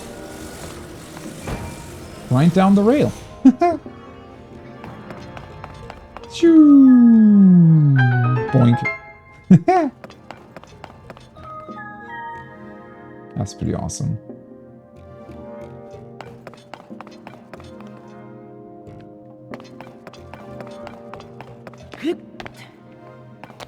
Do I just want to fly over? Or do I want to... Like, is there another way to get over? Okay, so this is something... I guess I got kind of spoiled on that, but it's something that I heard could be possible. And that is that apparently you're allowed to grind on rails. There we go. Okay, that's awesome. I don't mind being spoiled about that though. I don't think I would have ever thought of doing that myself. But it's very, very cool.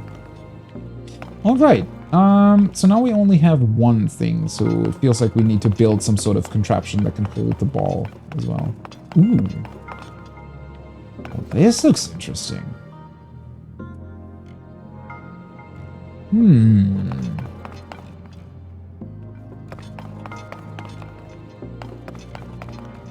Alright. So we have these funky looking pieces. But there is a second rail for some reason. I mean, I could technically... I think I could just build a bridge. So I'm pretty sure that I could just... Let's see. I could just place this in the middle, sort of. Like that. Oh god! Why does it start sliding immediately?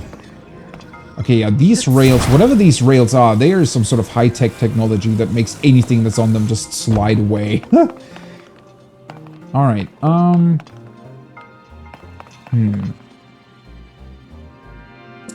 want to build something that could attach itself to the other rail. That would be cool. To have some sort of device that can automatically sort of swap over to the other rail. As soon as it gets close like that. We have a bunch of stuff to work with here.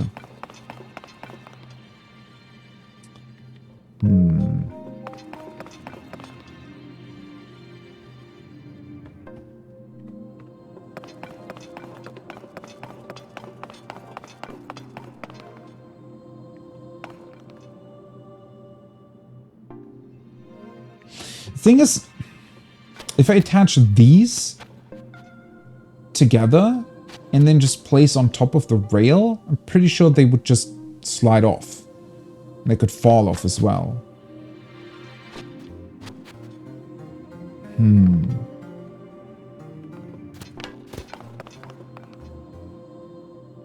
Yeah, if I try to build some sort of device out of these stone plates that, like, if it gets tilted, it would easily fall off, right? So I would need to have something to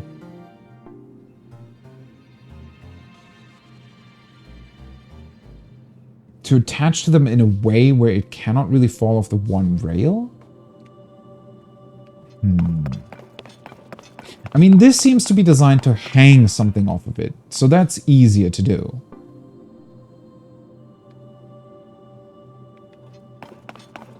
Or are you meant to shield serve over? I mean, that could also work. Oh god, yeah. Boy. Okay, that was kind of scary.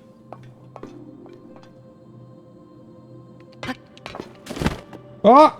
Nope. Okay. You don't have enough momentum to actually get to actually reach the ladder. I could place a structure in the middle and then shield surf over, but it seems like they do want you to build something.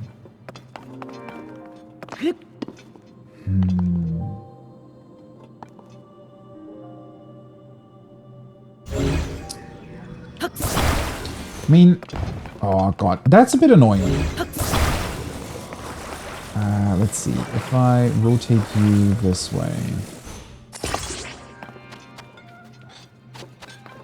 Is there no way to... Let's see.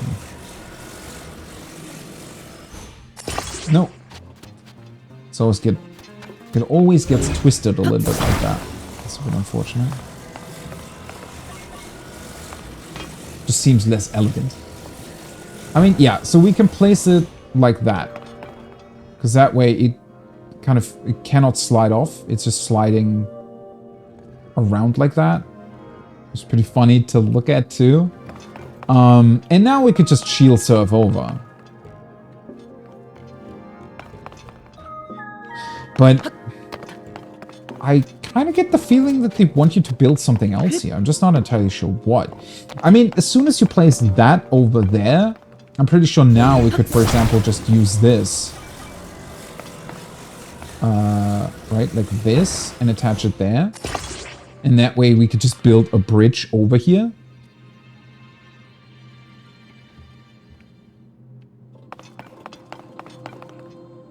Just seems like kind of a simple and cheaty solution, because I was looking for something that could actually slide over there. But I don't know how that would be possible with just one rail and only these stone slabs. Do we still need the big pillar thingies? Not really. Because I was thinking, okay, let's grab these things real quick. What if...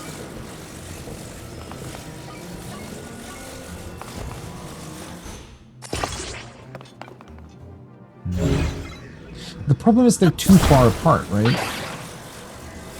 Because I could either place it in the middle, which I don't really want, but the next possible position is this one.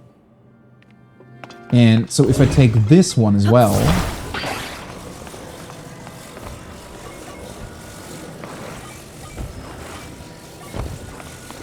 and place it on the other side, because it needs to be symmetrical, right? Otherwise it's going to fall off. If you place it like that, then just take the entire thing and place it on the rail like this, it's just going to fall off. Like, if I were to let go of this. Yeah. You wouldn't really be able to use that to slide over. The funny thing is I could actually put the ball in the middle, right? It's not going to fall off, I don't think. But similar thing. I could attach something to it, but it wouldn't really allow me to slide over.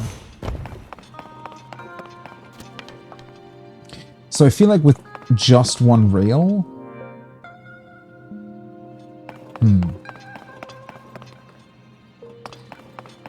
Definitely would be tough to come up with a solution that would allow you to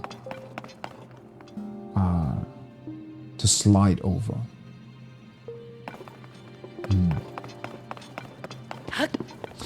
I do wonder though, if you get enough momentum going with the shield surfing, I feel like you might be able to... Because you're quite fast doing that, right? I feel like you might be able to actually like jump off at an angle and potentially get to the ladder, but it would be very, very difficult to do. I don't know. Either way, this solution seems weird to me.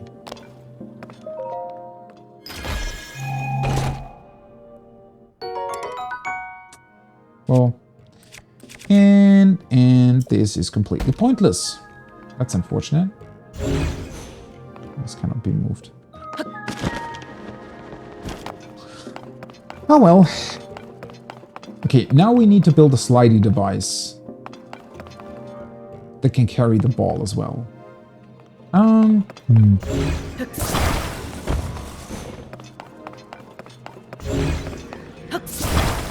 Let's get this back.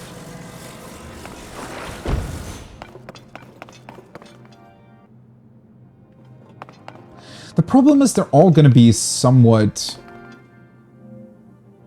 weird. And the problem is also I need to build it on the ground and then hang something on top of it. Because if I put it on without the ball being there, it won't be able to move it over, right? And so these things aren't symmetrical. That's the problem, right? If they were symmetrical, like a symmetrical edge, you could just place them on top of the rail and I'm pretty sure they wouldn't like tilt to one side. But since they're built like this, they will tilt. And the problem is if you do attach them to one another like this, it doesn't really attach to the other thing symmetrical either. Right? It always has that weird... Yeah. That weird... Oh, no, this is symmetrical.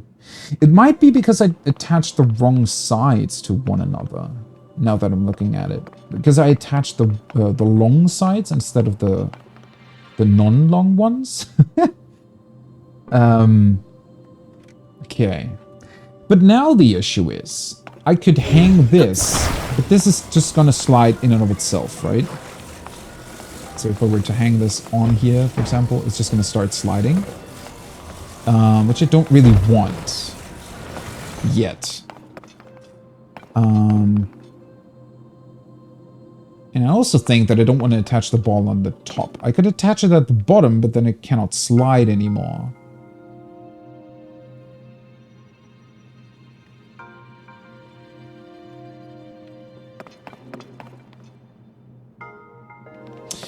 You know what would be really cool?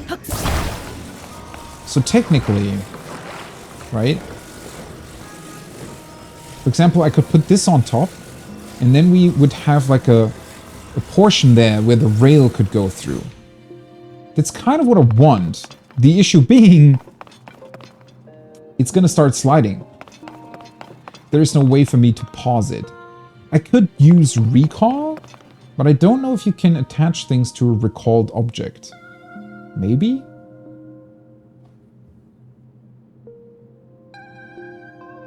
I mean, this would be difficult to get on there.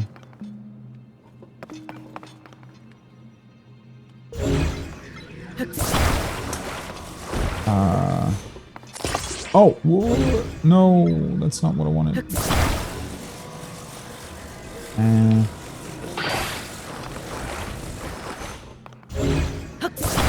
Damn it. That's not what I wanted at all.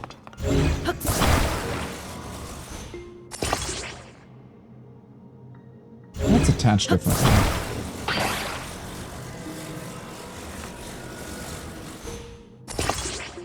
Why is it attaching differently now? What?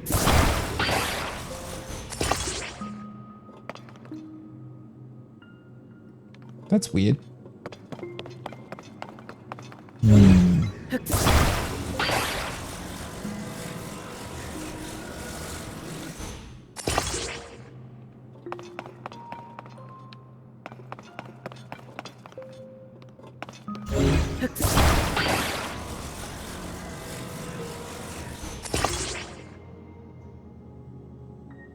What?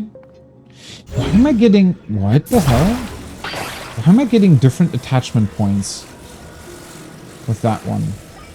Is it like rotated differently or something? Huh. Well, now it pretty much looks perfect, right? But again, this is going to start sliding.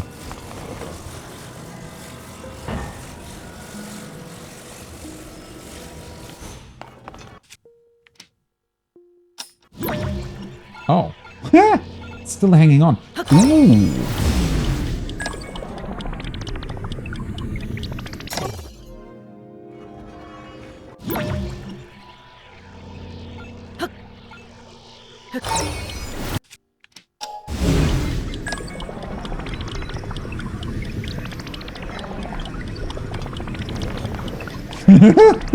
That looks so ridiculous. Okay, so you get a lot of time there.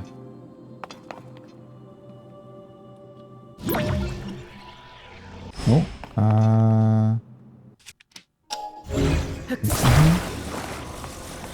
so let's move this and then just hold it. Hold it on top here for a while. Like this.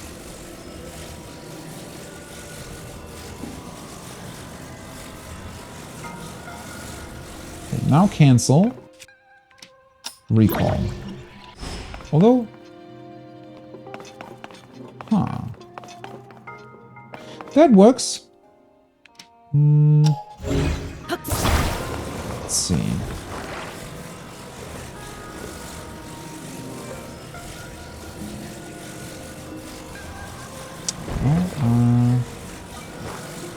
Let me move it like that. Just nudge the other things. Like, it's not gonna... Okay, can I still use recall, or is it not gonna allow me to do that? There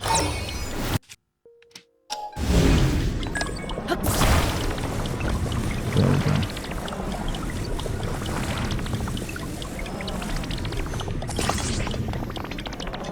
Aha! That's exactly what I wanted to do. Oh, that is so awesome that you can actually do that. All right. Right. Now... Oop. I want the upward motion. No, actually, you know what? Let's just grab the entire thing. Can I... Oh, God. No! Why? It got unattached for a second. How did that work? Oh, because it's wobbly. Oh. Because the other thing isn't attached. Oh, man. I was so proud of my build here. Can I just jam it on there again? Kinda. Yeah. Okay.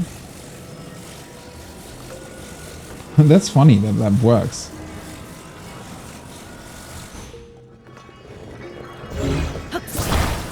Alright. So it's just gonna slide off, unfortunately.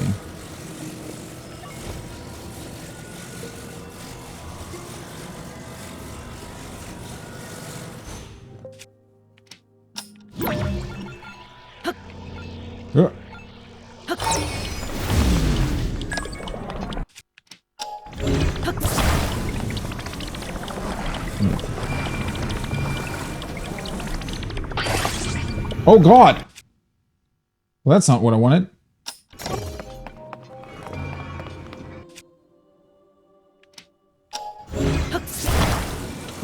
That was... Oh boy. Okay, come here. Yeah, we got the ball back at least. Okay, I don't think this is gonna work. I wanted to build some really, really cool slide, but the problem is that this is just... I need to come here.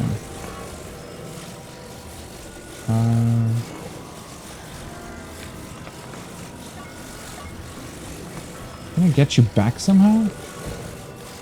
How did I jam it on there? How, it's not coming off again. Oh, God damn it. Guess that works. Right. I feel like we need to build something else. Okay, so the one thing that is a bit unfortunate, and I don't think you can actually resolve that issue. So even though it's stone, the problem is that the glue, I guess, that we're using to stick these things together is still wobbly, right? At least a little bit. So that means if enough force is put onto it, that's why I was able to jam it on there, because only one of the two pillars was attached to the structure below it, right? So unfortunately, and I was trying to seal it so that it would sit there, like with both pillars attached to the other stone structure, but sadly that's not possible. It's only going to attach them one at a time. So I guess that's one of the limitations that the system has, unless there's a way around that. I don't know if you can, like after the fact, attach it to both sides, but I feel like every single thing that you're picking up can only ever be attached one time to something else. So you cannot build like a circle, right? Technically you can build a circle, but it will always have one side that's not going to actually be glued together. So you cannot really build a sled like this that would be completely... Because I wanted to build something that essentially encloses the rail. But that's not really possible, at least not this way.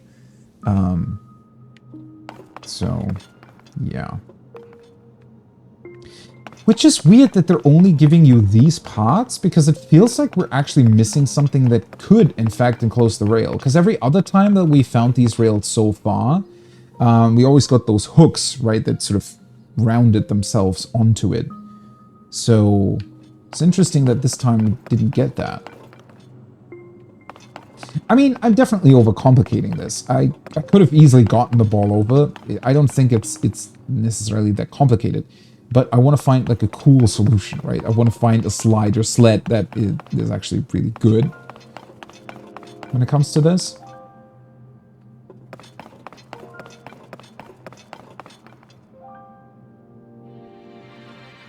But, you know what? Let's just build... let's see. Let's just build... kind of what I had as a way to put the ball into it. Like this. And then attaching these two together again. Right. Again, not a perfect seam, so I think depending on how you align them, there's definitely not exactly randomness involved in the alignment, but it can be more perfect, if you will, right, than it was previously, which is very interesting that it differentiates in that regard. Okay. Let's try to put it in the middle, more or less. And see, in this particular case as well, it's sort of, it's only attaching to one side, right? Because it's not counting the glue seam as something that it could attach itself to, so it's always going to be sort of awkwardly stuck like that. Okay, and then we're grabbing another one of these. So I just need to be essentially careful that whatever thing I'm building here is not gonna like fall off entirely. Right, because if I were to hang that one side onto it, I think it might just tilt and fall off completely.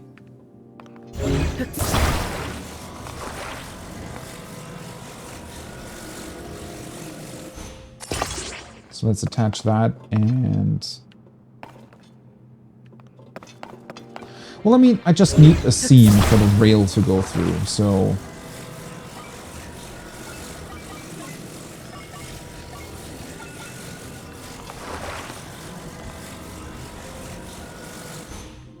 So if we do something like this... You think that'll work? Or does it fall off?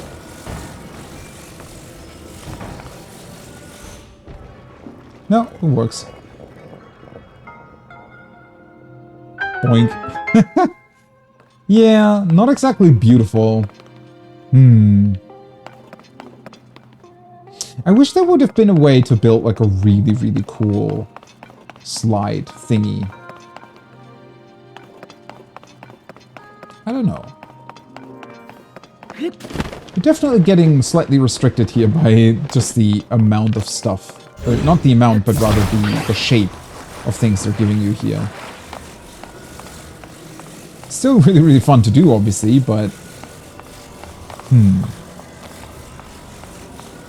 It's just, I keep wondering if there would have been a more elegant solution. Because with all the sort of elegance discussions that we had earlier about the different gameplay elements this game contains, I wonder if the developers thought of like a cool way to do this that just looks more sophisticated than what I came with up here. Because I mean, I obviously knew that this was a possible solution, but I really thought that a cool sort of almost what you have on the on cable cars, right? Like some sort of cool mechanism that actually not necessarily even fully encloses the rail, but at least attaches itself to the rail in a well, proper fashion, if you will. Maybe there was a way to do that with those pillar thingies. And then just hang the ball below.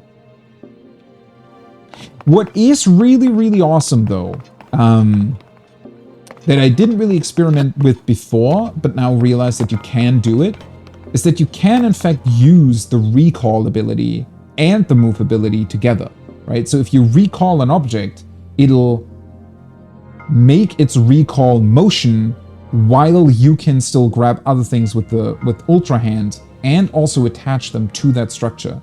So if you just hold something in place for a while with the Ultra Hand ability and then use recall on it, it'll mean that that particular thing will move back, like even if it slightly falls off or something after you let go of it.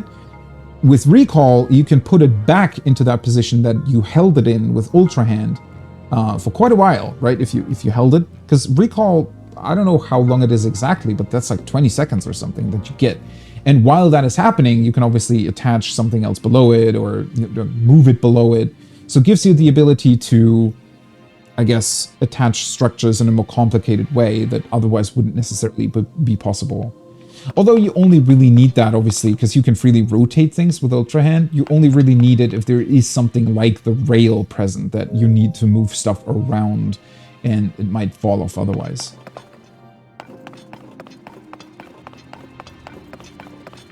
Still a really fun shrine. Again, not a very complicated puzzle, but the sheer fun you can have with the albeit simple solution through, you know, building and finding like a cool structure you can utilize, that's really, really fun. That's really awesome. And it keeps being the big differentiating factor between the mostly very boring and honestly very disappointing shrines in the previous game, and it makes these ones just feel a lot more fun, right? I guess that's the key point. They're not more difficult or challenging, but they're a lot more fun. And yeah, that's just... I mean, that's the most important bit, right? Do I wish they would be a bit more challenging? Yes. But either way, you can still have a bunch of fun in here. And you can make it more challenging yourself in a funny way by doing what I just did and trying to come up with some sort of complicated structure instead of just taking the obvious one, right? technically you were able to do that in Breath of the Wild as well, and I have seen streamers, for example, go for a run where they try to never use the actual solution, but that's not really what I want, because I still want to find the solution, especially on a first playthrough. I want to find the intended solution to the puzzle. It's just that I also want to just come up with the cool structure at the same time through the Ultra Hand ability, and it's cool that that's possible here. Whereas in the previous game, you were kind of stuck with the, obvious solution. What is that? Oh. Wait, how did I never see that before? There's like a huge waterfall from that platform. Is that because it's raining, maybe? That would be awesome. Does the rain extend the reach of those waterfalls? Because, I mean, a bunch of the floating sky islands have water on them. And, the sky plateau from the start, the Great Sky Plateau, has waterfalls as well. But this is the first one that I've seen that does this. Huh. But it's not reaching all the way down. It's just fizzling out at a certain point.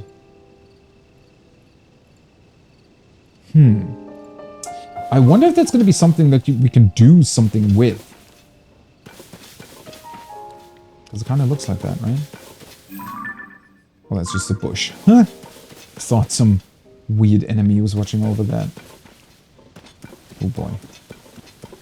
Kind of not really afraid. I want to say I have a healthy respect for those chasms. Yeah, little birdie.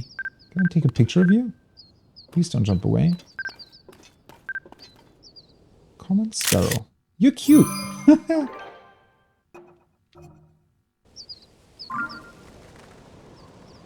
Wait, didn't I take a picture of something else earlier as well?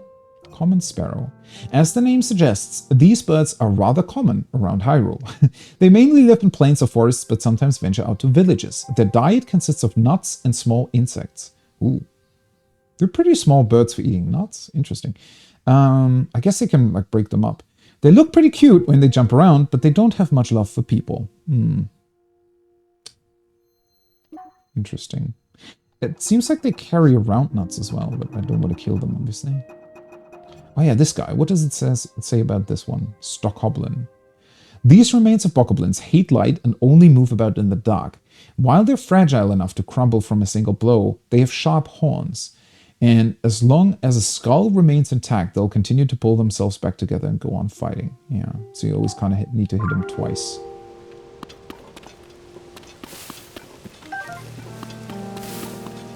You think there's a Korok up here? Huh. The one big question that I would have about these skull bokoblins, oh yeah, of course there is that if all the other ones are some sort of spirit that has been brought back, what's up with the skeletons then? Did they not fully... weren't they able to fully be brought back? Or what exactly is the difference there? Oh boy. Can I make that?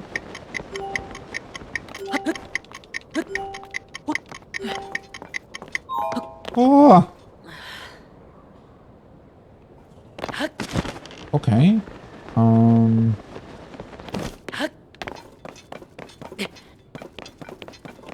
mean, I could activate a speed boost if... oh boy.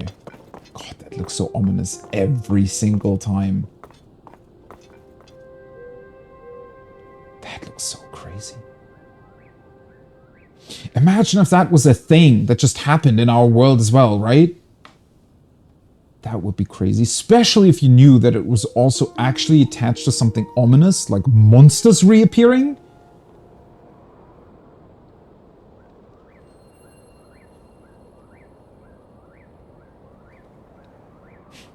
I just wish that it wouldn't come back quite as often. I know that it's not that often technically, but with how slow I'm moving through the game world, yeah, it feels very often, honestly. Because I'm pretty sure it's every 7 days in-game. At least that's what it was before. So, they probably stuck with that. And also, yeah, that's probably true. I wish it would have been every 28 days. I feel like it would have been, an even scarier effect if it wouldn't happen that often. I don't know. Maybe that's just me. Maybe that's because I'm playing this game very slowly. Because if it truly was once per month, like once per in-game month, ominous music coming in, then I'd imagine there'd be a few people that might play through the game and only seeing it like 2 or 3 times. But wouldn't that be really cool as well? I don't know. I think...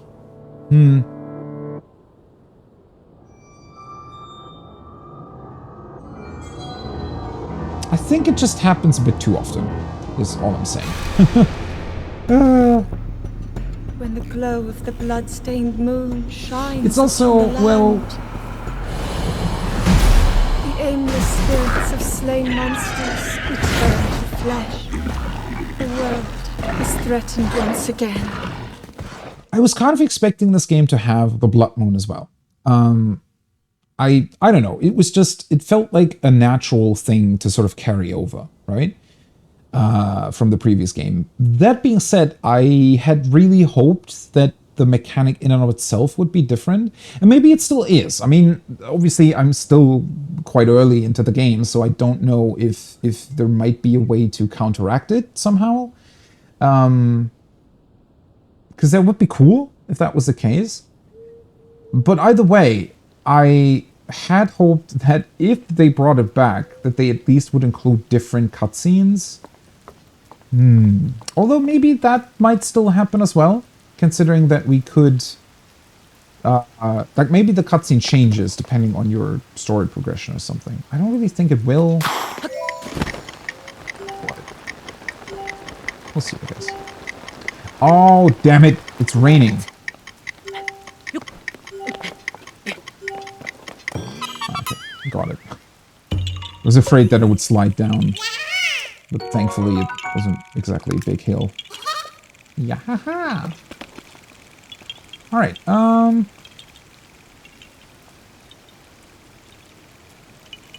nothing really of interest over there, it seems. That looks cool. Whatever's happening there, and another star fragment. Maybe they also increased the drop chance of those star fragments. Or maybe it's because I'm standing around a bunch. Right, let's look at the chasm.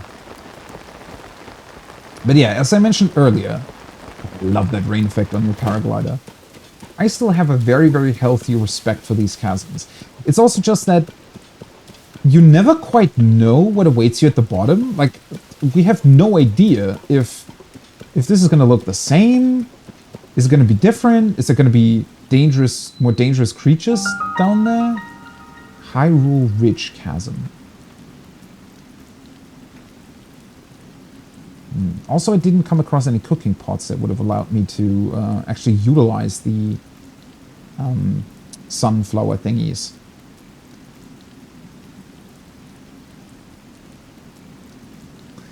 Well, I guess I cannot really do much else other than jump down, huh?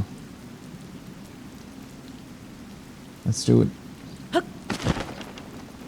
I love how Link is always doing his dive, as if he knows that there's water down here, right? Ooh. Okay, that honestly was quite a bit deeper than I remembered it being. God, this music is back. Okay, there's a bunch of blue flames around. Those are probably monster camps, I would guess. That's definitely a monster camp. I was trying to ascertain if I could see maybe the lit up area that, well, I already lit up. What are you doing here? Oh, are you part of the, the people that are trying to look at these chasms? The fuck is that? Alright, to not get distracted. Oh yeah, you came down here, okay. Researcher. I used up all the Bright Bloom seeds I brought with me. If any extra, would you mind sharing? Yeah, of course. Holy shit, you don't want to be down here without Bright Bloom seeds. Oh, thank you. You really saved me. It's so dark around here, you can't see a thing without a little glow. So don't waste your Bright Bloom seeds like I did. At least you have a lamp. Oh, and putting a seed on the ground to hit it is alright, but expert explorers attach them to arrows and fire them. Do that and look, I can see your face in the dark, clear as day. The face of your sworn enemy Link, that is. What? Our? Oh! Wait a second. Is the Yiga clan back? What are you doing? What? Are you gonna start fighting me? Oh, that looks really cool. How is it so dark and yet there's still a billion different things you can look at and try to go for? Who are you? I'll have your life. Yes, they are. Why are you down here, though? Oh.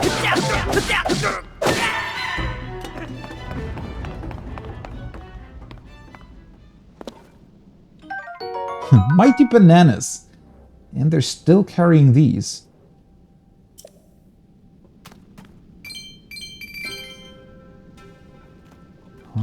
They're also carrying around these things. So somehow they know about them? Eightfold Blade, a single-edged sword of the Sheikah tribe. Its small blade, now decayed, is suited for covered actions and yields more powerful sneak strikes than ordinary blades. Whoa. Oh, that's awesome. I guess that Bright Bloom seed was from her. Okay, seriously though, what the hell is up with this Yiga clan? Because we never really answered that question in Breath of the Wild either. At least not to my knowledge. So the weird thing is, you can actually infiltrate their, at least what I assume to be their headquarters, and you can deal with their boss, but they, I mean, even in the previous game, they still kept appearing, right? And the weird thing is with the Yiga clan is that their symbol is an upside down Sheikah tribe symbol. So I always looked at them as being, potentially being, well, possibly former Sheikah tribe members that for some reason decided to split from the Sheikah. But we never quite got to know what is up with the whole deal of Link being their enemy. I don't know why they would think that, or why that would be, well, a thing, really. God, these things look scary. Okay, so we have a lot of floaty ghosts in the background. I want to know why that's so high up. That looks like another monster camp.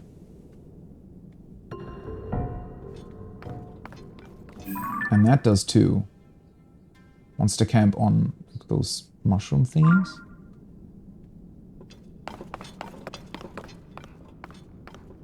I wonder if we're further down compared to where we were here. Because this seems...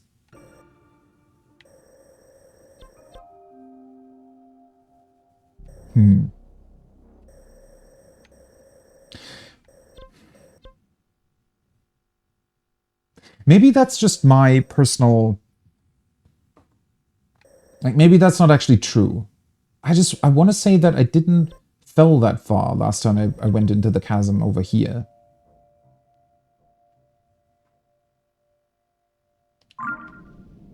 It's still mind-blowing to me that this is just a thing now. That we just have an entire underground section to the map that is literally below the entire map. Which was crazy big to begin with.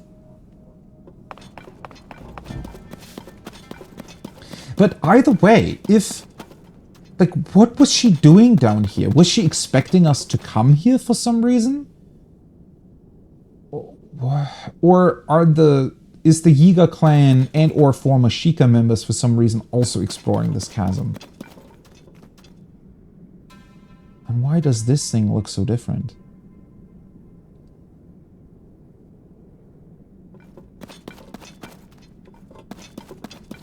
That looks very... So, the last one of these statue things that we found down here, in the first section we went to, looked kind of like minotaurs, right? And we saw a bunch of statues that pretty much looked similar to one another.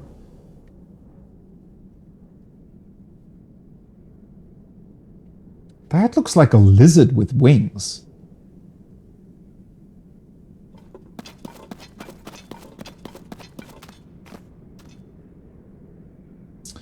You know what that makes me wonder about?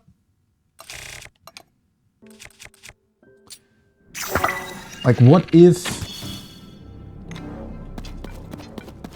Say, I can't shake that feeling of... Especially when you look at the mural... Oh, there's another one here. When we looked at that mural at the start of the game, I don't know, maybe it was just me getting Game of Thrones flashbacks or something, but I got the impression that all of the other tribes, right, the Bokoblins and like the monster tribes, if you will, that maybe they were being suppressed, or they weren't really allowed, or somehow they just didn't really partake in the same life, I guess, that maybe the Zonai were, or the Hylians were. And because it also mentioned, or Zelda talked about it in that way of them being vengeful, right? And especially when the Blood Moon comes, it's vengeful spirits that rise again. So why would they be vengeful? Is it maybe that the Hylians, by establishing their kingdom, kind of drove them out of where they were living previously, and Ganon and / the Demon King utilized that to his advantage by sort of rallying them together? And the reason why it gives me Game of Thrones flashbacks is because the people beyond the wall seem to be somewhat similar, right? They built an army out of all the people that really didn't have a place to belong anywhere. So I wonder if that's what the Demon King / Ganon originally did. And now I'm beginning to wonder with these different statues down here if this is maybe the place where they lived? Like originally lived? So maybe they were some sort of bigger tribes? Bigger actual civilizations that lived down here? I might also be totally off on that. This might be something completely different. I mean, they look very different either way.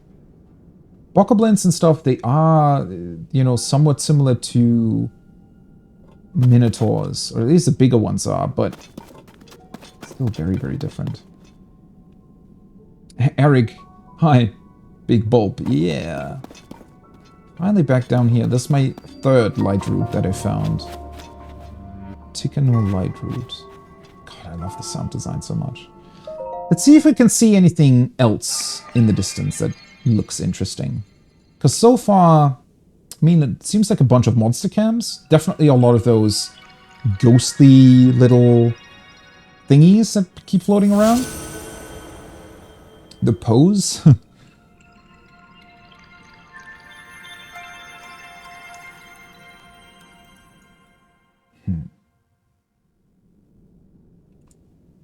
That looks very beautiful.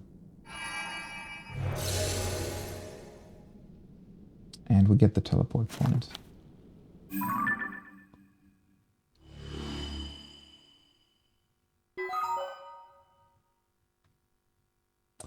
Brighten the surrounding area. Huh.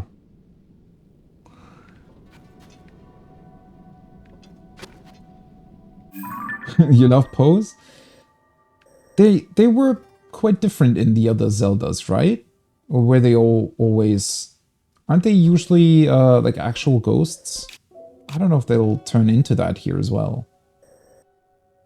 Because I haven't been able to talk to the weird statue head that I found in Lookout Landing? Yeah.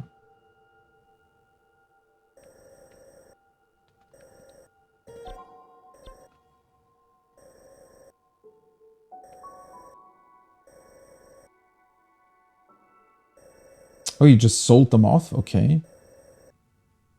Hyrule Ridge Canyon. Oh, that's the... I was going to say, what is this? But that's just the structure where I just found the... fought the Yiga girl.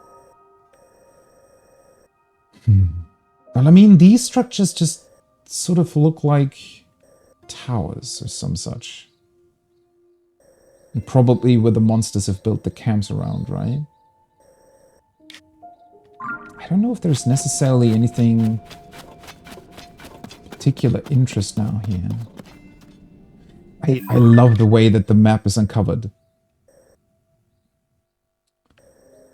So you really... I mean, they do connect the... They initially only give you a very, very, like, tiny thing that you can see, and then slowly but surely it expands if you connect them. Such a cool way of doing it.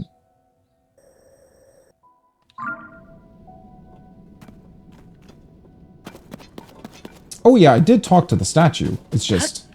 I couldn't do much with it. It just kept asking for pose, but the little researcher girl said that... Well, she needs to do something else first. No, what was it? I need to do her research first, and then we're gonna like talk about the statue. Well, that's my Bright Bloom seed. I was gonna say, wait, who put those down? But one of them was mine. I really wonder what these statues are all about. The funny thing is they all also seem to be looking in a certain direction, right? Almost like they are leading you to something. Which I was speculating earlier when I... Yeah, because they all... It's like they're marching towards some place. They all look like that, and then... Like, one of them sort of turns. And looks somewhere else. That is... somewhat in the direction of Rito Village. I wonder if it would make sense for me to... I don't really want to follow them yet if I haven't even looked at the above world in that area.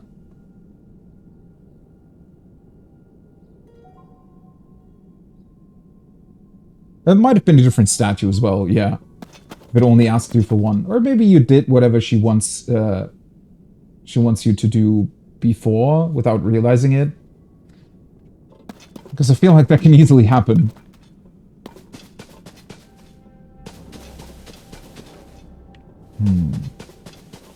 It almost looks like it drops off further.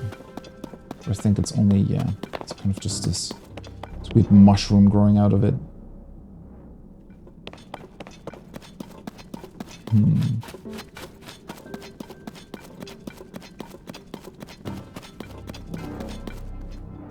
Wonder what's going to be down here, though.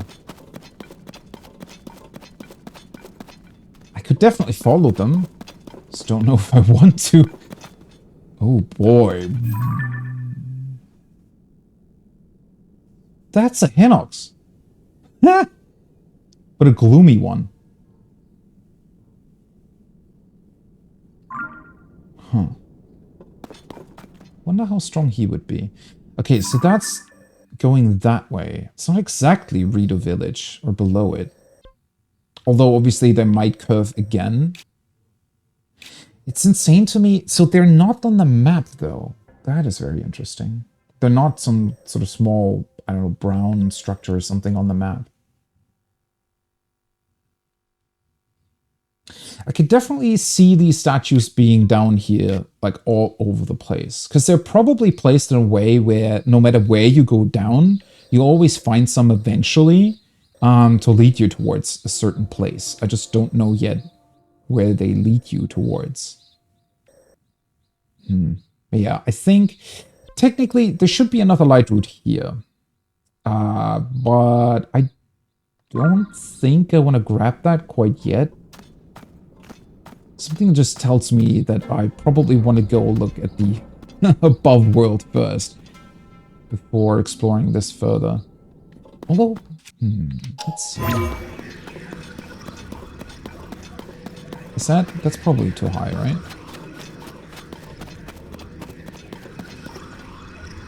Yeah.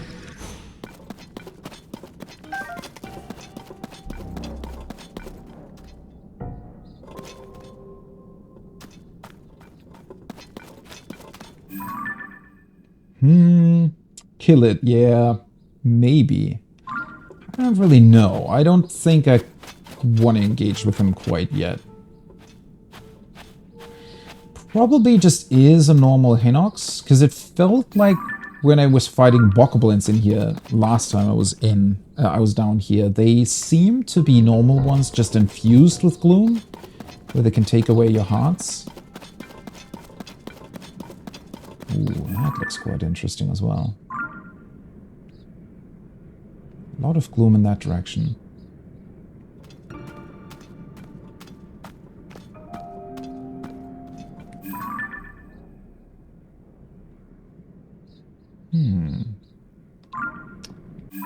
What's that?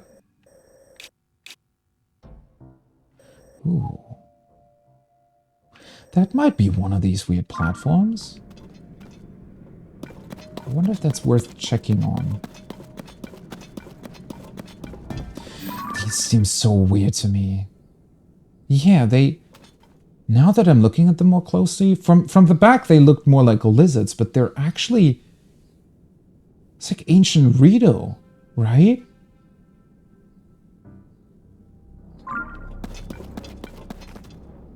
But then... That doesn't really make much sense, considering that the other statues in Hylian Plains looked somewhat like minotaurs. That is so strange. I really don't know what to make of this. It just seems like it's so...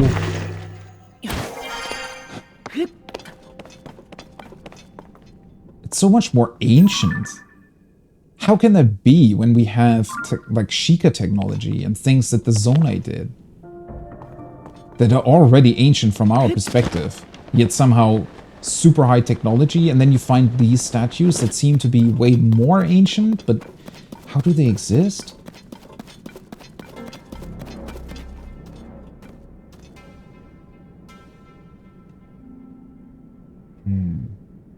That seems to be leading up. That's the chasm that I came down from. Yeah, this is definitely a little bit further down. If only a little bit than the first one that I've been to. But I definitely want to take a look at that temple structure.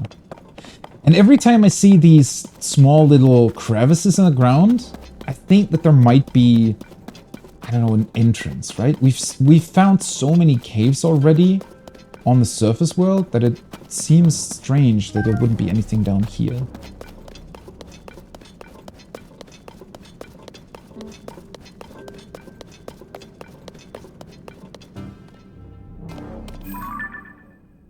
Oh, he's carrying that on his back. For a second, I thought that was some sort of weird treasure chest.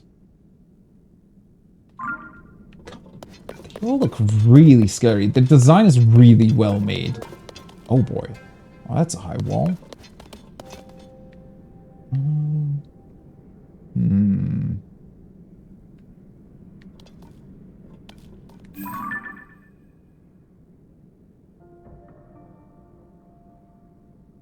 Wait.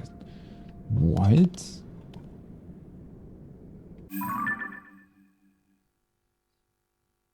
Might as well check on that, right? If that's too high up.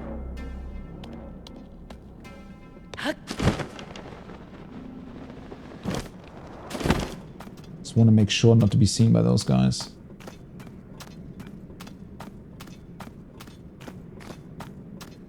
Although it might be worth it to grab the Zonite? I don't know. I mean, I can still do that on my way back, I suppose. Oh. Ah, the little stone guys! But yeah, seeing that really makes me think that the gloom just sort of spread here because of what the Demon King did. It's definitely not necessarily native to this area.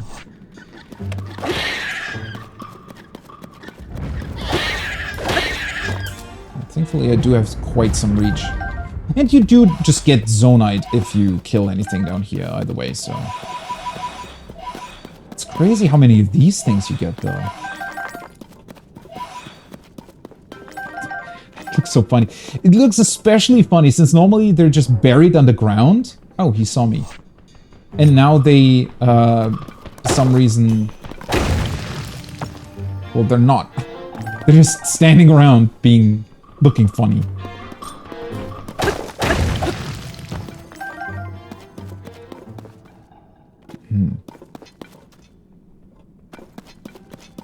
So what exactly have we here? There's a bunch of stuff in here. Wait, let's put a bright bloop down.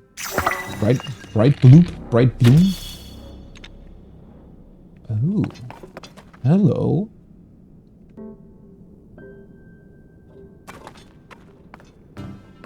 That's funny. That's like the construction thingies, zones, where the construction materials are placed on the upper world. Just a zonite version of it.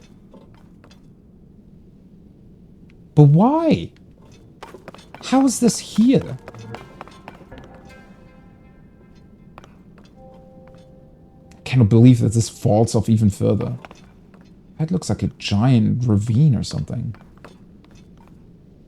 I can't get over how cool this underworld is. These depths. Gloomy depths. Ooh. Actually see the light route extending a lot. That transition to the ceiling looks a bit weird. Although I'm still very suspicious of the ceiling as well. Maybe they just didn't put that much effort into designing it because it's so high up and it's usually dark. But I don't know. Something about it still seems odd to me. It's way too uniform.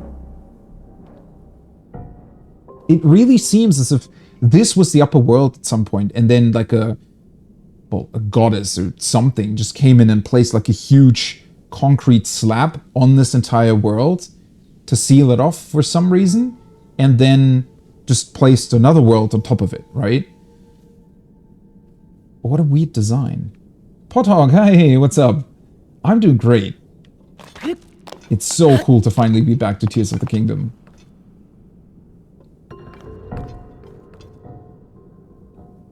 And even though I'm discovering things now for the second time, sort of, at least with these chasms, I still can't really get over how this looks. I would kind of like to climb that, but I think ultimately it's just going to lead up to the ceiling. Last time I tried that as well, to get to the ceiling, but... I mean, we have a couple of fans here. This is really, really strange. I don't know why this is so strange to me. Oh, that's a cute card. Does this move? Or is it just... Have I saved Hyrule yet? I get the distinct feeling that Zelda is going to be not exactly happy about Link's shenanigans. Because, well, we've been doing a lot, but certainly not saving Hyrule.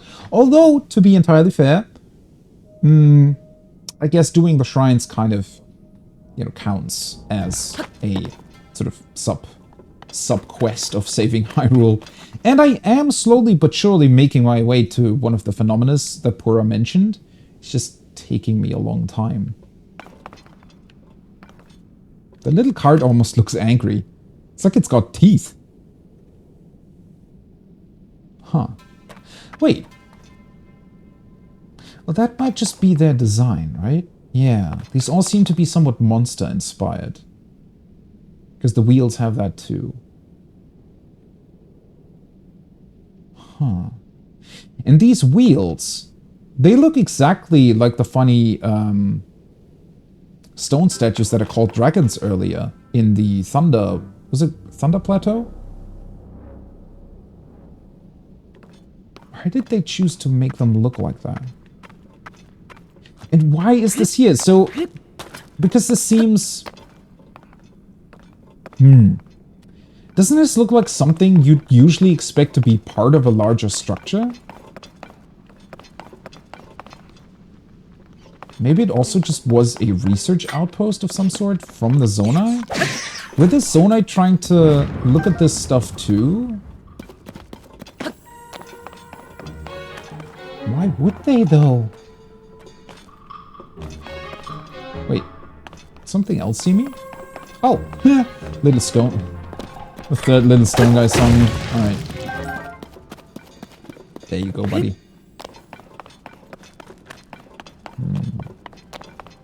Might as well grab the ghosts that are down here.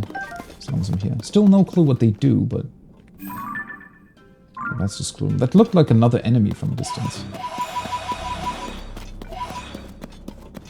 I wonder if there's a limit to how many we can have. Probably?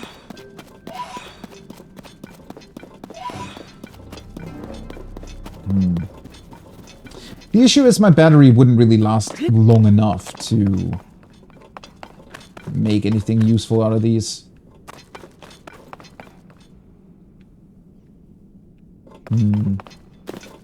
Let's go back to the light route real quick.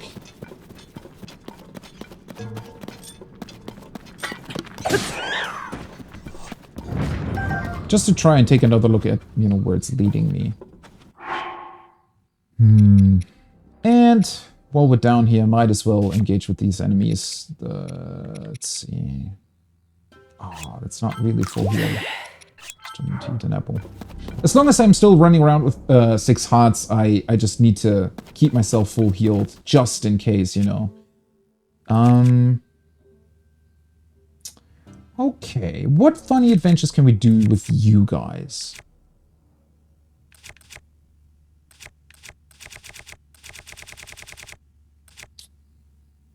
Wait, the Muddlebutt is the one that can bring them over to my side, right?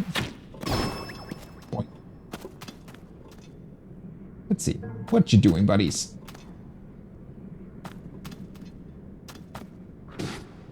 That looked funny. What? Wait, what? Why are you attacking me? Go over there. Stop. They're only throwing rocks and arrows at each other. Are you serious? Oh god.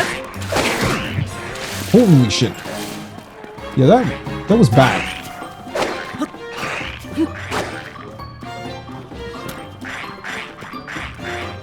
Okay, these guys are dangerous because they have their spit attack. And that's usually not exactly dangerous. The problem is here, it immediately just takes away one of your hearts, right? So if they hit you with multiple... Yeah, that happens. Oh, shit. That's not good. Okay, let's see. That's probably not a good idea.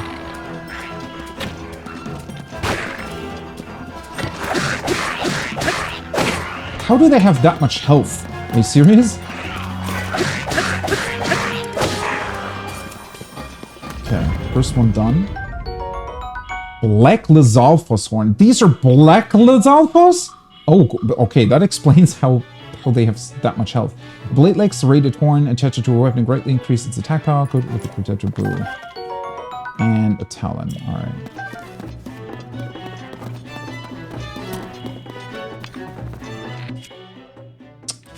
Let's see. Since they are shooting arrows,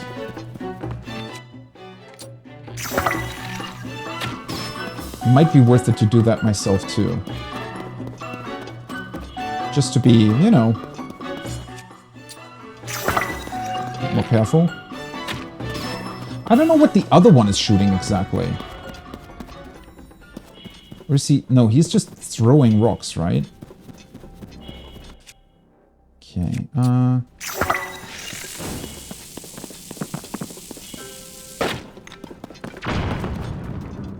shit. That didn't even hit. How can he throw that far? You should be part of a throwing competition.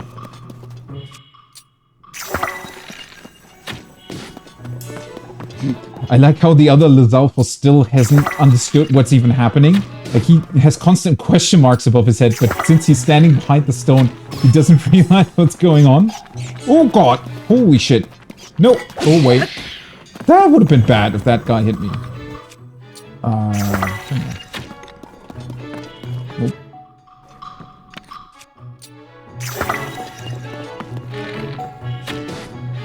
Seriously?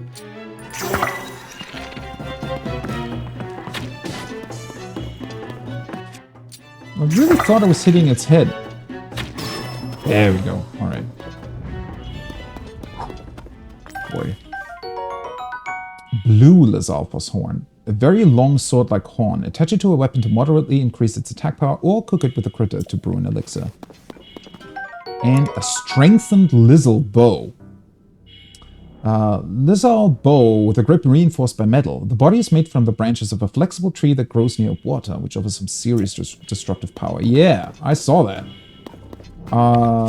Let's see. Might as well drop this one then. Pick this up. What? 25. I still have this one. I don't remember. What did that one do? Why does it only have 2 attack power? Oh, right. Because its attack power is based on my hearts and I only have 1. Yeah, that explains it. Completely forgot about that. Okay, let's do this. Sick aim. Well, I wasn't actually hitting its head though. That was kind of my target there. To be fair, I really love the aiming of this game, because it has the motion aiming in it, which for some reason a lot of people don't actually like, but I like being able to like quickly adjust with the right analog stick and then do some precision aiming, right, with the motion controls. Like if I'm ever so slightly tilting my controller, you can do this, which is pretty cool because that also means that you can move around and I can tilt my controller and still do this, right? I feel like that gives you more control than using both analog sticks at the same time. I don't know, you can be really precise with those motion controls. The only thing I wish for is though, because I feel like the motion controls can get in the way when you use the Ultra Hand ability, so I wish they would have given you 2 different toggles. So I'm pretty sure you can either just turn them off or on, rather than actually toggling between the different types of motion controls the game has.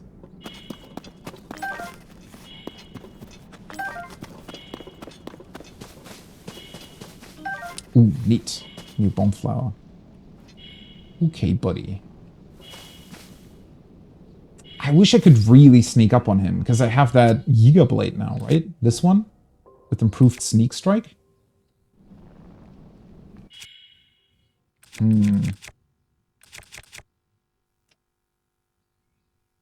This might be a good idea.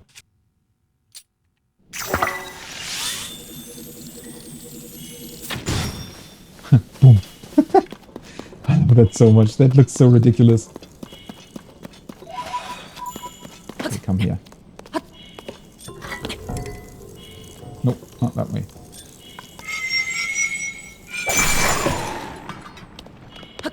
Oh, nice. Blue Lizalfos tail. 16? How can a tail like that have 16 fuse attack power?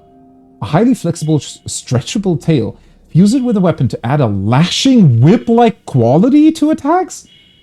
Okay, I have to see that. What the hell? Provides more sensitive aiming? No, it's not. People just dislike motion controls in general, I think. So I've definitely seen a lot of people, and that's always, it's the same with, what's it called? That's the graphical thing, the motion, what the hell is that called? Motion blur. Because there's different kinds of motion blur, but a lot of people just go into the menu, see an option that says motion blur, and just turn it off, right? So I've definitely seen people in games just go into the options and then they see, where is it actually? Aim with motion controls, and then, oh, I don't want motion controls disabled. And they never realize how cool it's actually done. At least in this game. I feel like a lot of games actually should include that opportunity to have motion controllable aiming like that. Because it's pretty cool. I would like to have that in shooters as well, for example. But sadly, they never have that. It also heavily depends, though, on how the developers actually implement it, because, well, technically you'd also need to have a bunch of sensitivity options, you know, to really sort of use it the way I would like to use it. So it's, yeah, it's probably one of those things where they just don't bother because a lot of people just don't really like it. But in this particular case, I think it's just really, really well done. Yeah, I'm trying to be very, very careful here. Three-pronged horn, gesture weapon. Hopefully, I mean, I should be able to just go back to the light route in a second here. Oh, it's neat that they give us a rock hammer.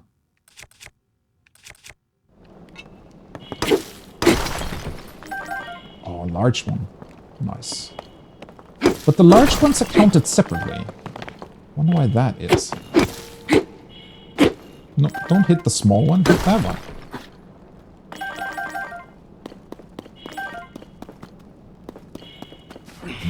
Oh.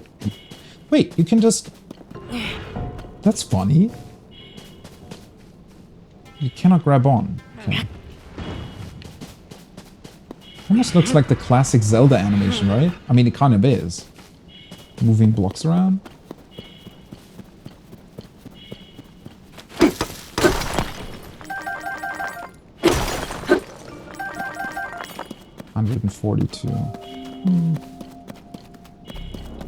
I feel like the very next time I actually find one of the Zonai forges, I'll just be able to massively increase the amount of battery I have. And I haven't even really engaged in building anything with Zonai devices so far, so... I'm still very curious about that whole thing. And the Zonai devices just lying around in here. It really seems as if the Zonai were possibly just doing some research in here too, but why would that be a thing? Wait, how did I... Oh, I was up there. I was confused. How did I cross this without dying? Ooh.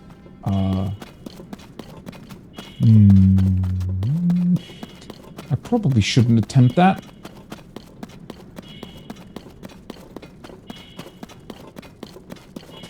God, I'm so intrigued by what those statues might mean. I just don't understand why do they look like that? They have to be... So maybe they're not connected to the monsters, but in fact they're connected to the ancestors of the different races? I don't really know. But, I mean, same question remains. How the hell can they be here? What... Did anybody actually live down here? Or was this area at one point simply not down here, but the actual above world? Alright. Whew. That was really way too close for comfort. Let's heal. Let's see. That's a bit much. Might as well go with that one. Yeah. I was only missing 5.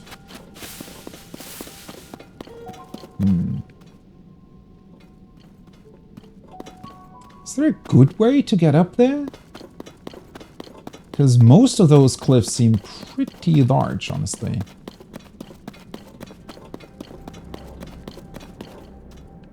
I mean, I have a couple stamina recovery things, but I don't really want to use them. Because they're not pure stamina recovery. They also recover hearts and things. Let's just take it a bit slowly then. Maybe this will work. So on the map, it looked as if there is another one of those Zonai research stations, if you will, up there too.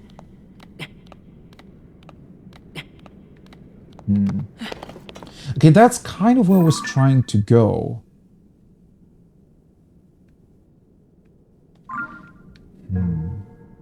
So, looking at the light route, it almost seems a bit out of place, right? Definitely like it didn't necessarily exist in here before.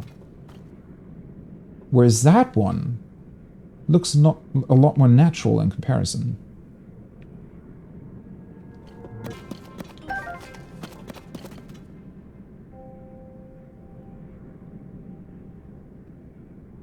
What's that sound? There's like a... almost like a whisper in the background. Huh.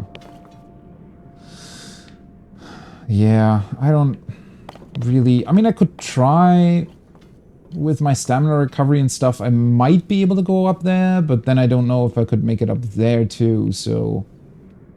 I don't think I'm going to do that right now. Although it would have been fun, I'm still trying to... I definitely want, at some point, want to find a point where you can ascend through the ceiling of this depth chasm space and just appear atop. That would be really fun to do, I think. Well, let's try to use the balloon to fly back up. Although, wait. Is it actually... it should be kind of directly below.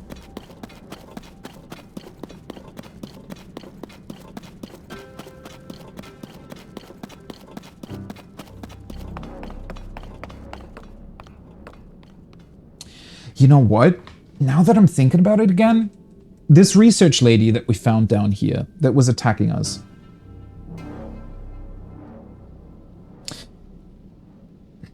Maybe it's not that the Yiga wanted to do research down here. Maybe she was actually sent here. So maybe the Yiga infiltrated the research team. And she just got sent here. And, you know, because she didn't want to blow her cover, she just went along with it. And we just so happened to run into her.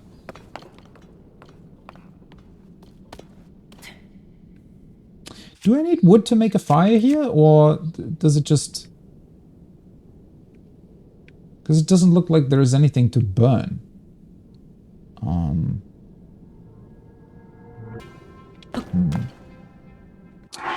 Let's try. Because I'm pretty sure that I have wood, right? Yeah. Gold. And where's flint? God, there's an insane amount of materials in these games. Where's my flint?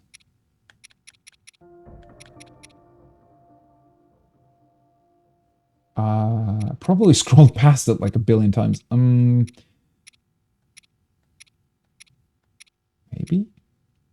Oh, there it is. Let's see. Does this work?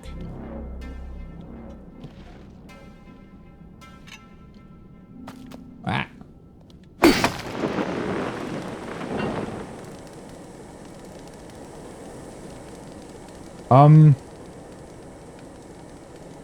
Is that gonna keep burning? Because it's not... It didn't make a campfire. It's just wood. I mean, it worked. It's not exactly the way I wanted it to, but... Let's see if it sticks around. Because this is... honestly, kind of a slow elevator. Can't wait to just... accidentally hit the ceiling. Because it feels like we're going to. These balloons are definitely a bit finicky to use. I could attach a fan or something, but... Also, wait, where's north? So that's southeast. Somewhere in the darkness over there are the other light routes that we activated. Oh, this way I could just glide over, right? We're definitely not directly below the chasm. We are, however, very, very close to this weird root-like stone structure that is going up to the ceiling. That's funny, though. So it looks like, even though it's not creating a campfire, this, like, bundled up bundle of wood, it still keeps burning. It's not actually getting destroyed. Which, honestly, I didn't expect to happen. Okay, that's where we shot the light. That is so cool as well. Uh-oh. Oh no! What the hell? Wait, so these balloons have like a duration to them? Like the flying things?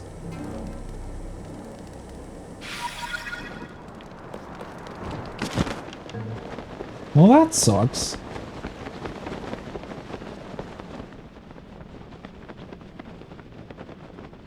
I wonder if I would have been able to attach another one. Like, really quickly. And now it just created a normal campfire. Okay, that's actually really funny. I don't think it would work like that in real life. If wood fell down from that height. But for real though, why exactly do these Zonai devices expire? I don't really get it.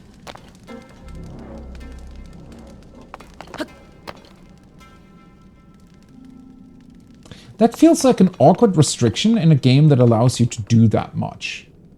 Right? Because why give you the balloon if you're not actually able to take it all the way up? I mean, maybe the fire also wasn't burning, you know, maybe there is a way to create a bigger fire to make the upward motion quicker. I could also just probably play... No, a fan wouldn't work. That doesn't make any sense. Huh.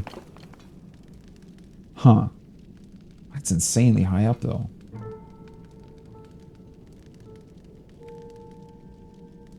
Well, guess we're just teleporting then. Kind of boring, but it is what it is. I don't know.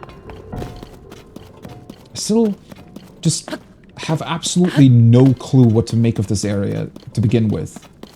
It's cool, and there's a bunch of stuff that you can find down here, so it definitely serves a purpose. It's just that I just cannot really get behind what it all means. Which makes sense, because we haven't really explored it at all, really. And I like that. The sort of unknown is what makes this area that interesting, right? Well, Tikanua Light Route. Runa Kid Shrine.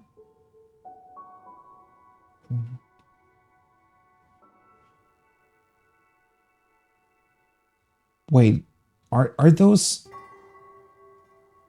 Tiru Na? It's just the name in reverse, isn't it? Runakid, reverse, Tikanur. And Tikanur is, yeah, Runakid. I mean, it's still a weird name. I don't even know where they took that from. Because it doesn't really seem to resemble any sort of language that I know, but... That is interesting. So they are definitely connected. But that's even stranger then. So... Because we saw how a shrine got created earlier with that weird little energy-containing stone that just sort of expanded and built the shrine, the sand and everything around it. I guess, if I wanted to fully understand that, so there is a shrine here. And I get the feeling this should still have a corresponding light route down here. And maybe it doesn't, though. Because I feel like that's actually pretty close. Because I was... Where was I? I was here, right? So I should have been able to see that light route, but I wasn't.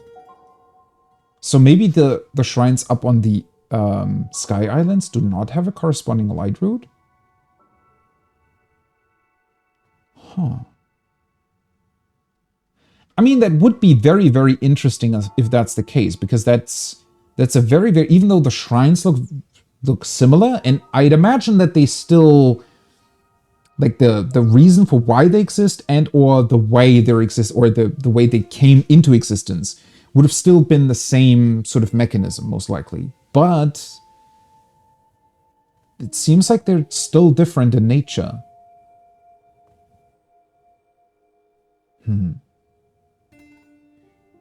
I mean, it could mean all kinds of different things. Maybe the shrines that are up on the Sky Islands, maybe they thought that they would build themselves on the ground because the Sky Islands seemingly were on the ground at one point in time. So maybe the shrines just thought... Because if the shrines Maybe they extended as sort of a mechanism to fight the gloom that the Zonai invented. Maybe the shrines are, maybe they're not stones, but maybe they're seeds, like energy seeds that just, if they hit the ground, expand and, well, create what we see as the shrine. But they also grow, instead of upwards, they grow downwards into the dark to fight the gloom.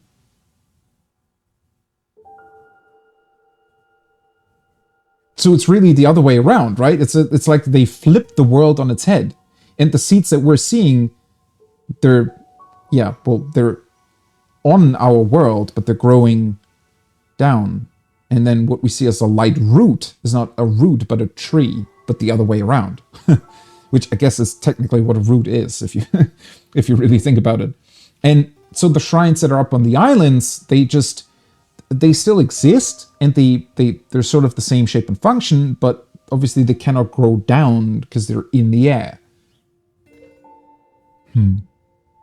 I wonder if you could maybe some of the shrines that we see on the islands, maybe there is something that we can see where they attempt to grow downward but cannot because they're not connected in any sort of way. That would be interesting.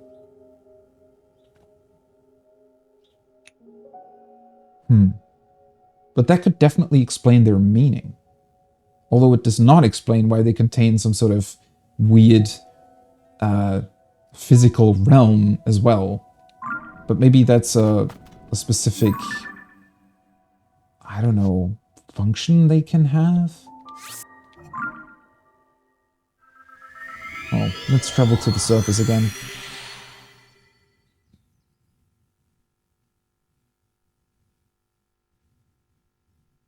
All of this is just insanely strange, though.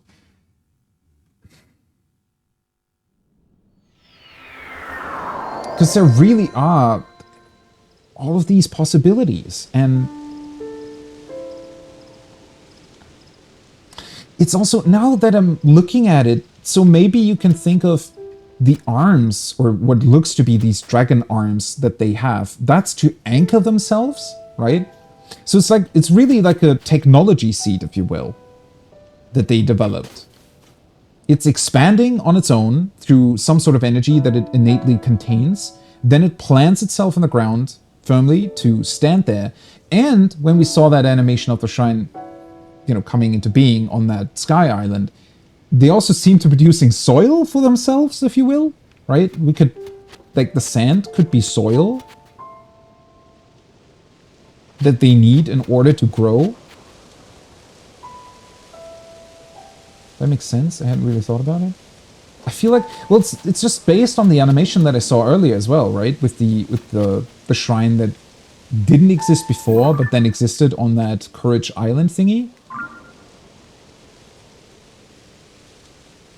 Because it's also like a seed, right? It's a small thing, and then well, seeds don't really expand as such. They just, something grows out of them, but still.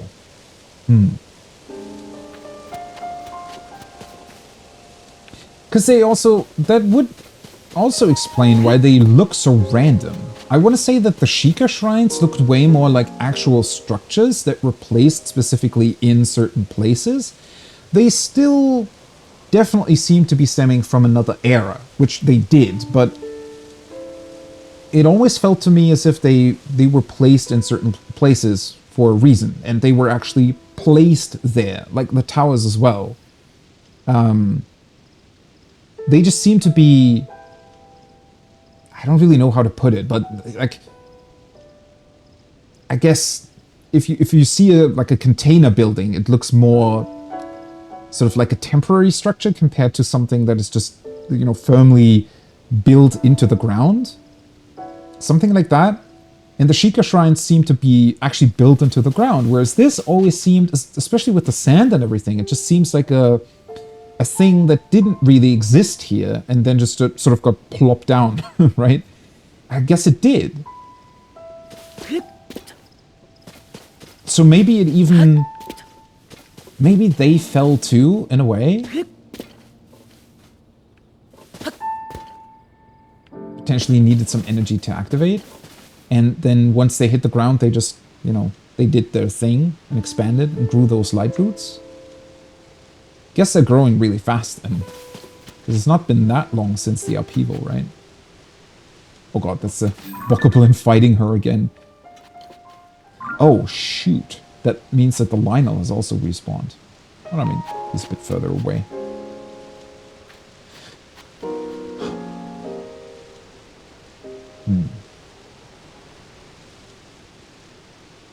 But that would also mean that the Zonai... Well, I guess they definitely had to know about the gloom, right? Because that's the beginning of the game. We see Raru's hand being placed on the Demon King. And even though it contains it, a bunch of the gloom is still spreading out. I mean, that's how Link and Zelda discover that area beneath the castle in the first place, because the weird gloom stuff starts seeping out, right? So the Zonai must have known about it, and I guess developed these seed shrines to counteract it. But that, well, okay, so we also know that they clearly knew about the depths, because otherwise their weird devices wouldn't be down there. But there's definitely still a bunch of information missing there.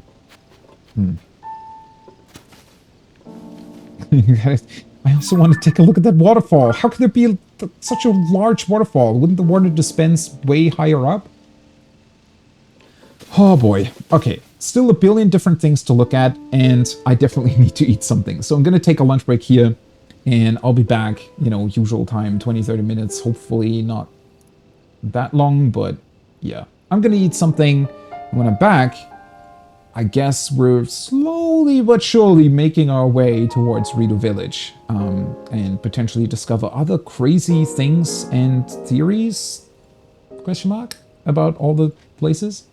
Either way, I'll be right back.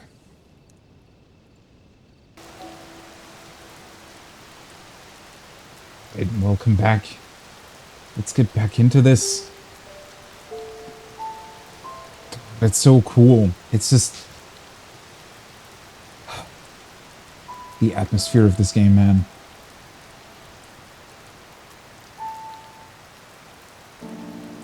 The rain, the subtle piano music.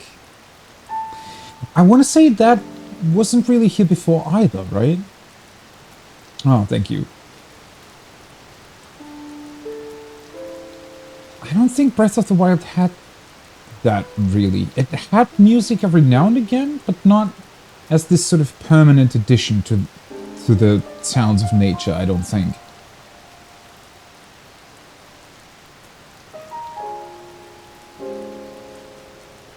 I was gonna say, you could just leave the game running as a way to, you know, fall asleep, and instead of, I don't know, opening a YouTube video that does rain sounds, right?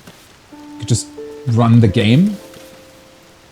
The problem is, after, you know, 30-45 minutes, you might suddenly hear the sound of the blood moon, and, yeah, that might wake you up again. Also, for some reason, I'm always expecting something to happen.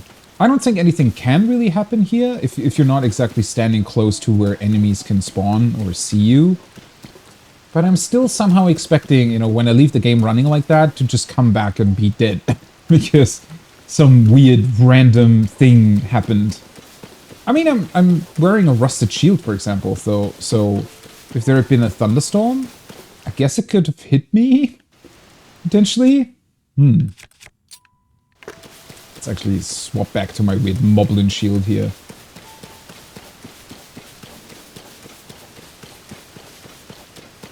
Man, I really cannot wait to find out more about the chasms. Not only from the perspective of, you know, what are they really? What is that underground world? But also, what are they going to do with them?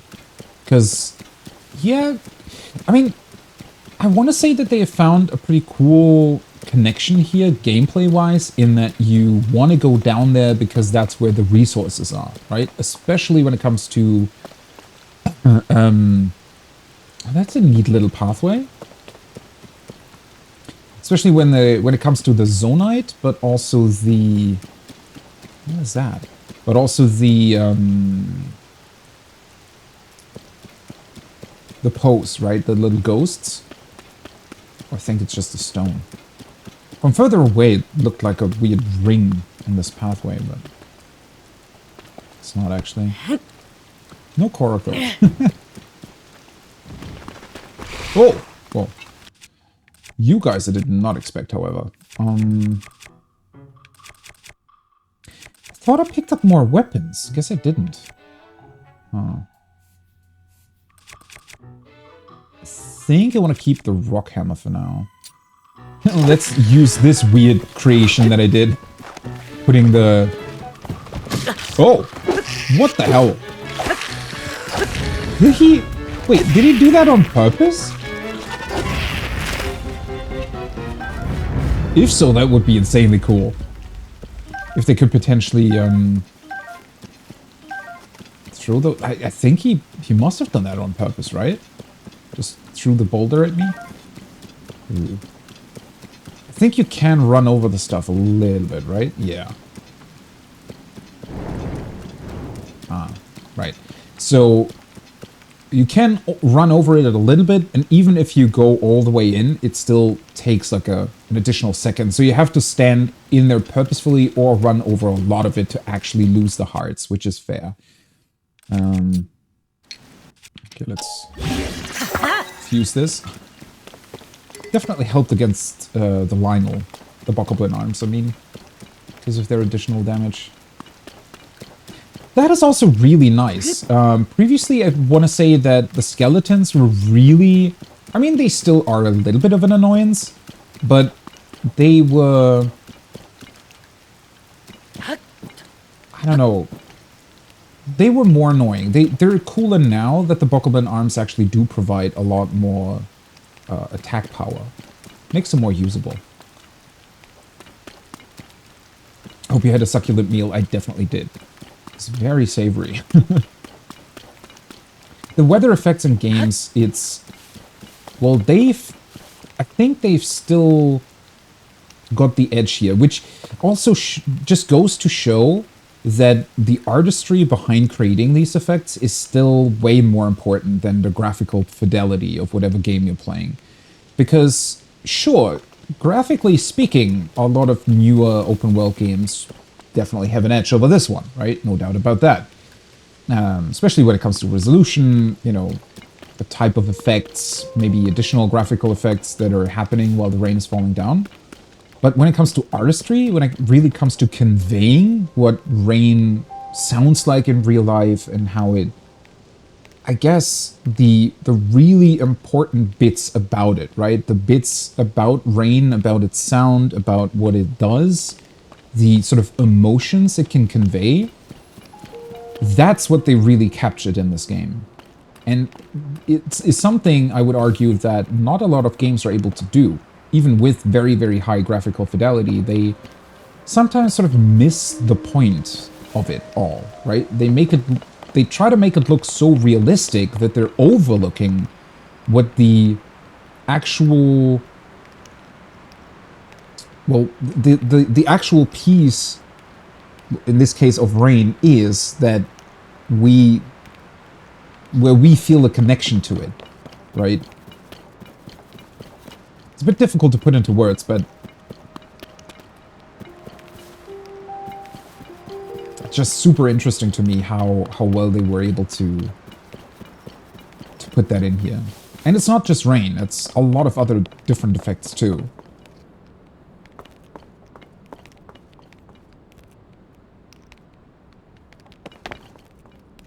Okay, so that's the village. Can already see it from here. And there's definitely a lot of snow covering it.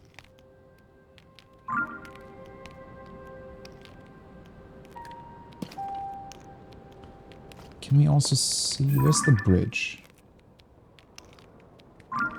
Wasn't there a bridge here earlier somewhere? I think that's... might be behind those rocks.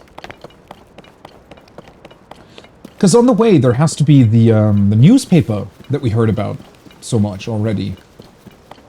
Because they apparently took over the stable that was previously placed next to the path that led to Rita Village. Oh, that's the bridge. It was more to the left, huh? Yeah, to the left over here. That we cannot really see. Oh, there's another shrine here. Oh, wait, no. That's the... I think that's the one that I marked with the purple marker. This little path up here is really cool. It's actually kind of rare that the game has, you know, anything besides their big main pathways.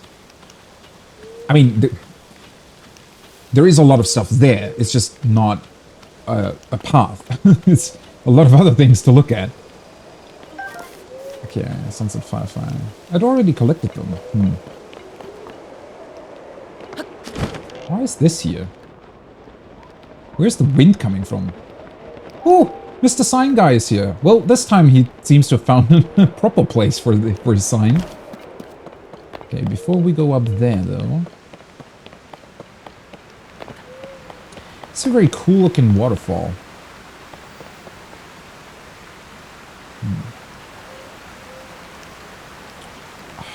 Color scheme as well. It's also so distinct. Again, same thing. Goes back to the same sort of artistry that's behind the sound design. It's not just a realistic looking sun that is slowly rising. They made sure to pick the exact color scheme they needed to place the sky box within the world, right?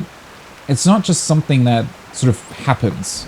We just create a beautiful sky or a beautiful sunrise and it just looks perfect within the game world.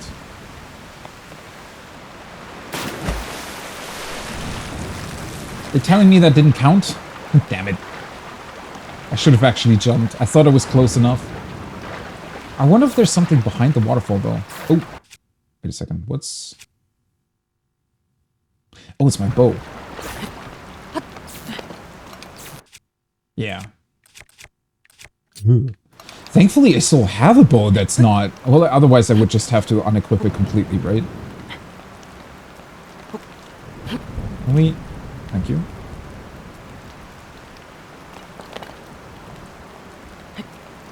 Yeah, Rito... The Rito music, I think... Well, I always want to say it's my favorite, because it kind of is.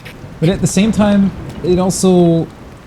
I feel like that's a bit unfair towards the other music in the game, because it's still insanely good, but yeah, that music is just... Huh.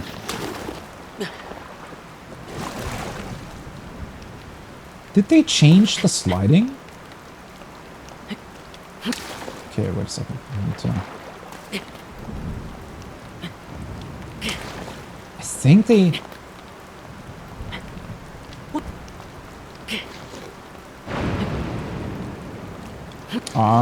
Maybe not. Maybe I just don't know the rhythm anymore. Unless you do fall further down. I mean, it's still taking an insane amount of stamina. Oh god. Ooh, almost drowned there. I might as well go over here. I want to say that they changed... Either it's the amount of stamina that you're consuming. Maybe I was just too used to doing this with more stamina wheels available. But I do get the impression that it's more difficult to climb during rain. I don't know. Well, we do now have the potions against slippery surfaces, right? The ones that are created through the funny little lizard things that are stuck to the ceiling. So I guess it's fine. I could have used one of those actually, but... I want to say that it was easier to figure out how to climb during rain in the previous game. I love the music here, but Rito might be my favorite. Yeah. I mean, there's so much great Zelda music in general that it's really, really difficult to pick a favorite. There we go. Yeah. That counts. Yeah. Bye-bye.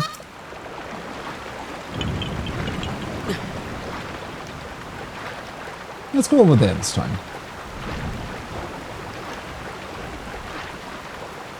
Part of me wishes there was something hidden beneath the waterfall, but maybe that's a bit too cliche. Should I look? Nah, there probably isn't. Where is there? I want to know where the wind comes from. That funny little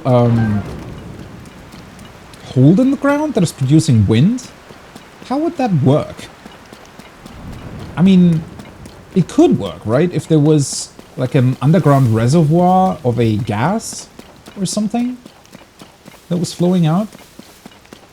That could definitely be a thing. Just makes me wonder if that's supposed to be a hint. I don't want to jump down all the time.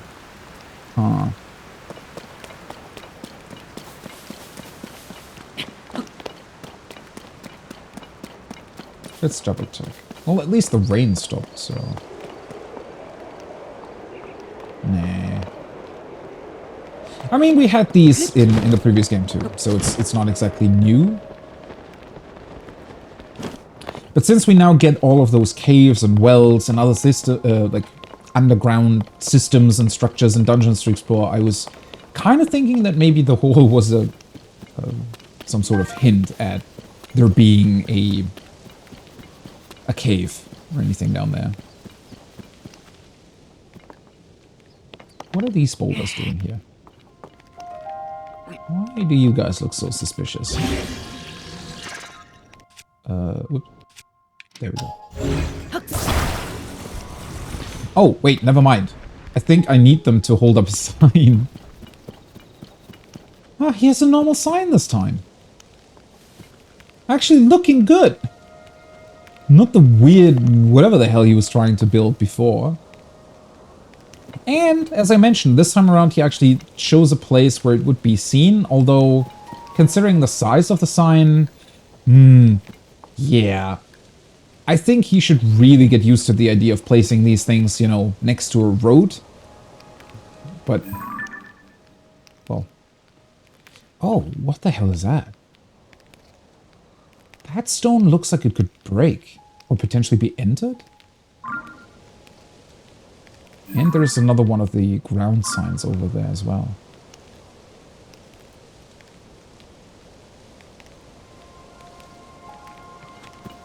Alright, how are we helping you? I mean, there's a bunch of trees around here, so technically I could cut them down.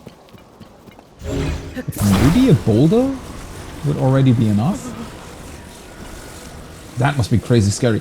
Imagine, you know, a person like Link just sort of coming by and moving a giant boulder like this in front of you.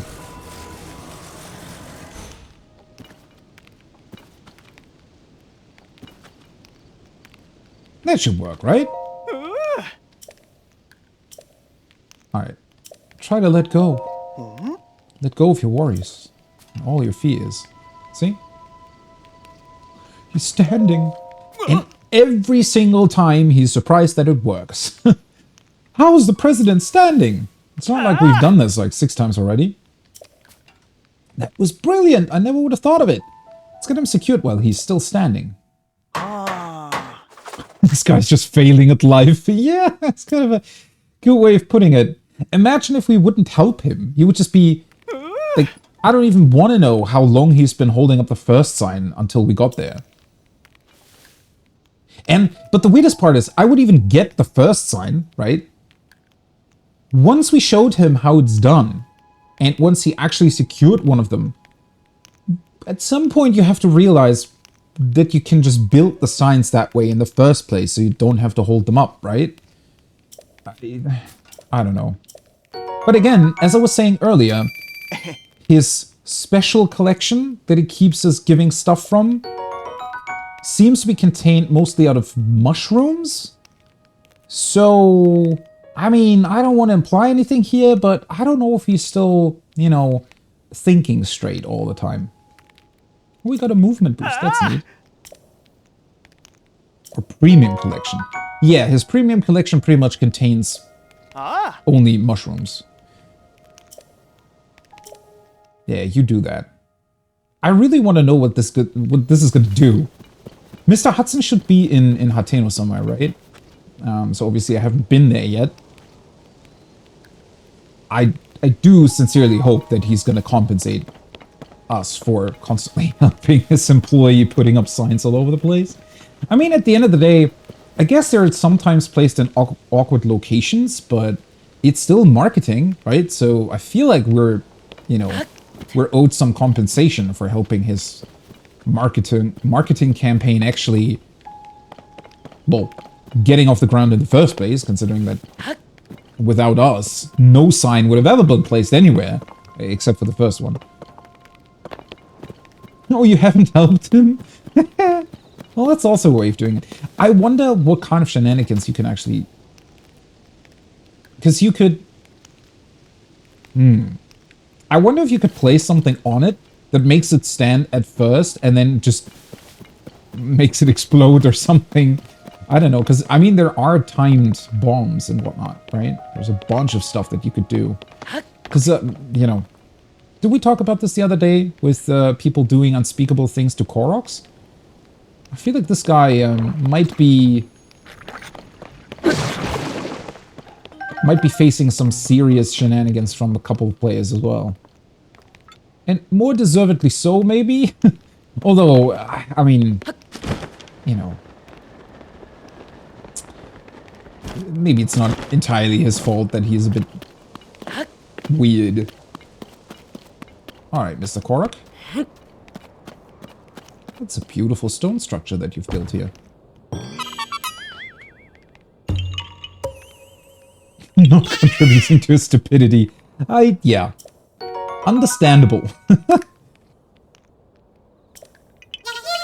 And there's definitely way more important things to do. We're probably gonna meet Zelda at some point. Link, why haven't you helped me? The Demon King killed everybody. Yeah, but we had to put up signs, you know? Like, that was really important. Construction company needs marketing.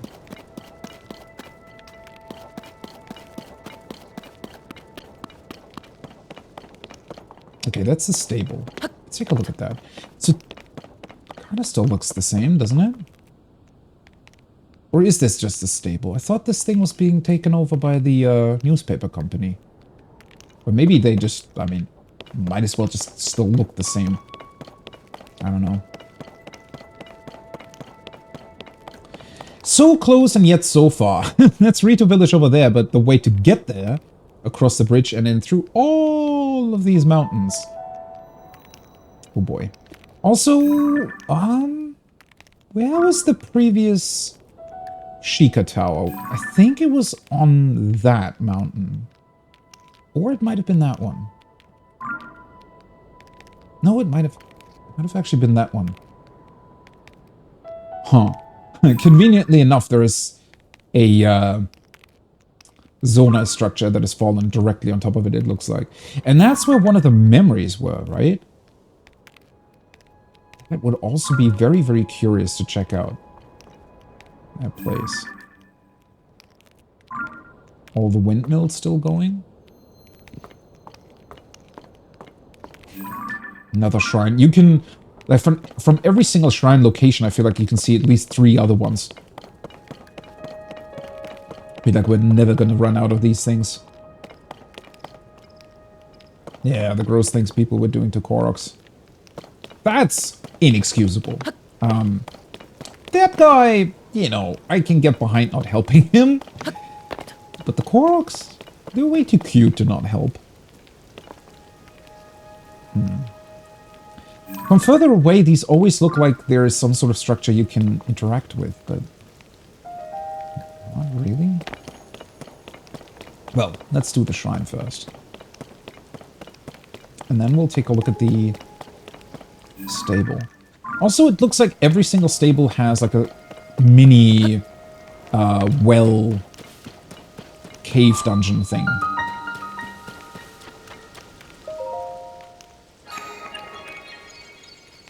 Which makes sense. I mean, they need to get the water from somewhere, right?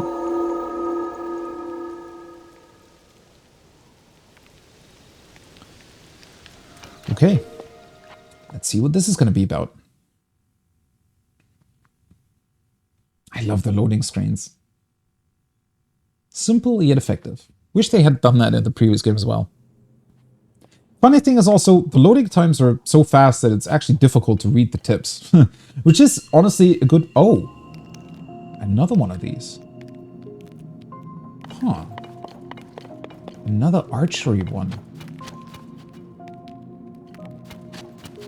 I was gonna say, it's always a good way of gauging if loading times are fast or not, if you can, like, read the tips that are being presented to you. Okay, so it's another archery trial. Just like the one up on the Sky Island? The Courage Island? Makes me wonder what the difference is going to be here.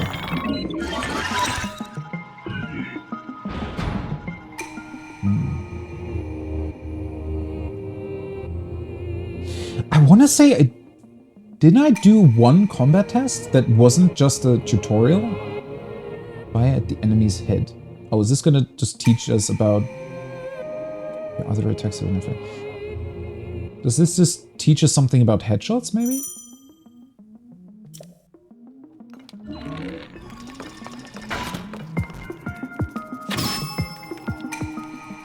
Okay.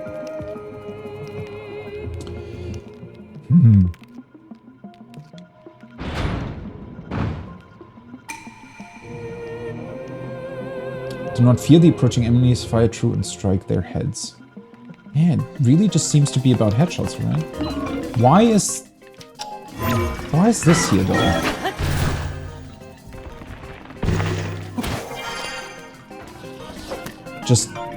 Just here to make these things easier?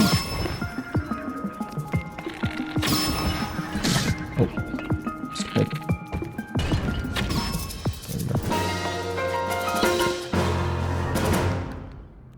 Because at first, when I saw the two platforms to either side, I thought they were gonna teach us something, I don't know, some cool combination of ascent and using your bow? Okay, so previously we had all of the combat trials, right? I want to say that I already did one of those as well, so it seems like they still exist. I'm not entirely sure what or why they included these tutorial things. Because a couple of them, I mean, they do make sense to a degree because they do teach you about the different things that the game consists of. But using an entire shrine for them seems like an odd choice. That was just shields. I don't know, something about this is just odd to me.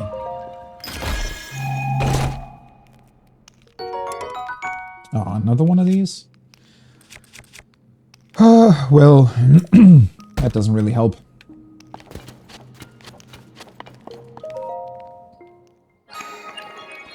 At least this one is close to a stable that you're probably going to come across anyways, because you're kind of led here by Pura and by the main quest.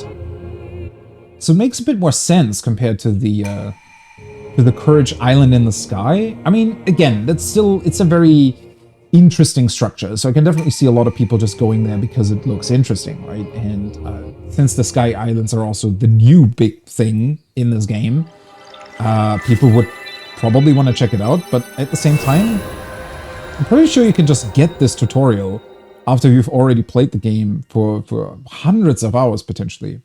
And then it's just awkward. Thing is also, it's not even really a combat trial. I want to say that it would have made maybe more sense to have like a small tutorial at the start, right? So they teach you about, hey, you can hit their heads and whatnot.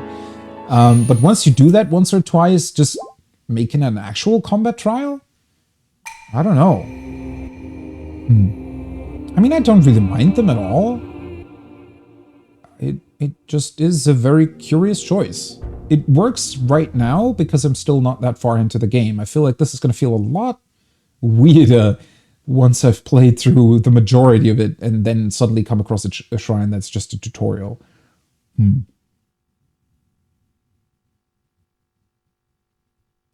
I mean, they're definitely helpful. Even for players who've already played it, they're definitely...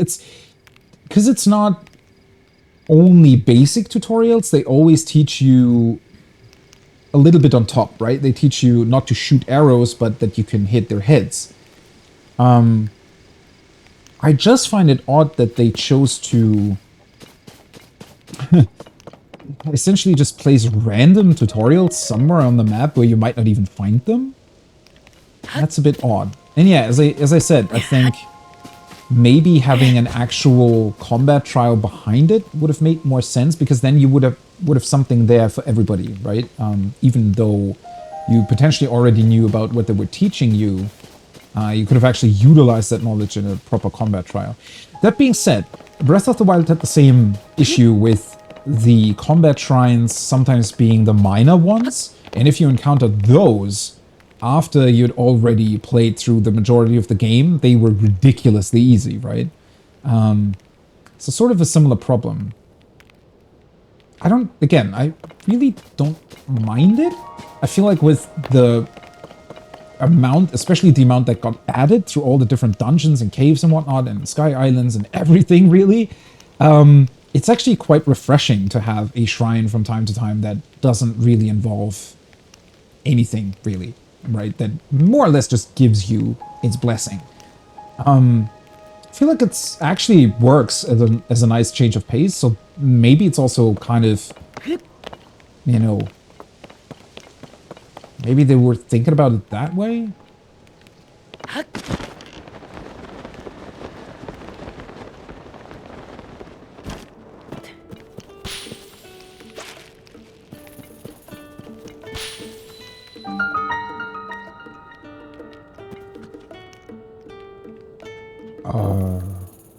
Wait. Oh, there. I didn't even see it through the smoke.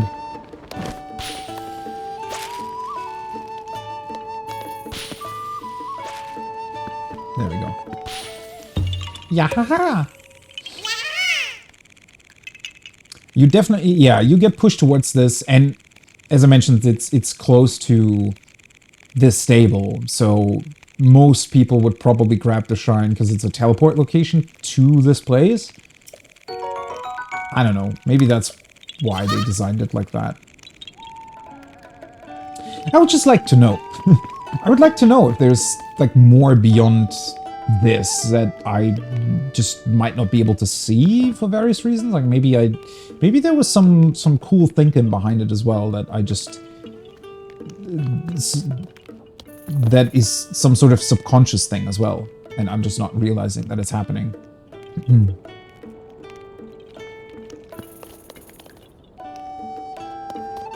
But then again, I am doing really first, right? Maybe I'm just taking a long time, but I haven't really done that much. And we have already done a few things that are way more involved than this, right? So it's still... Either way, it's just a very curious thing.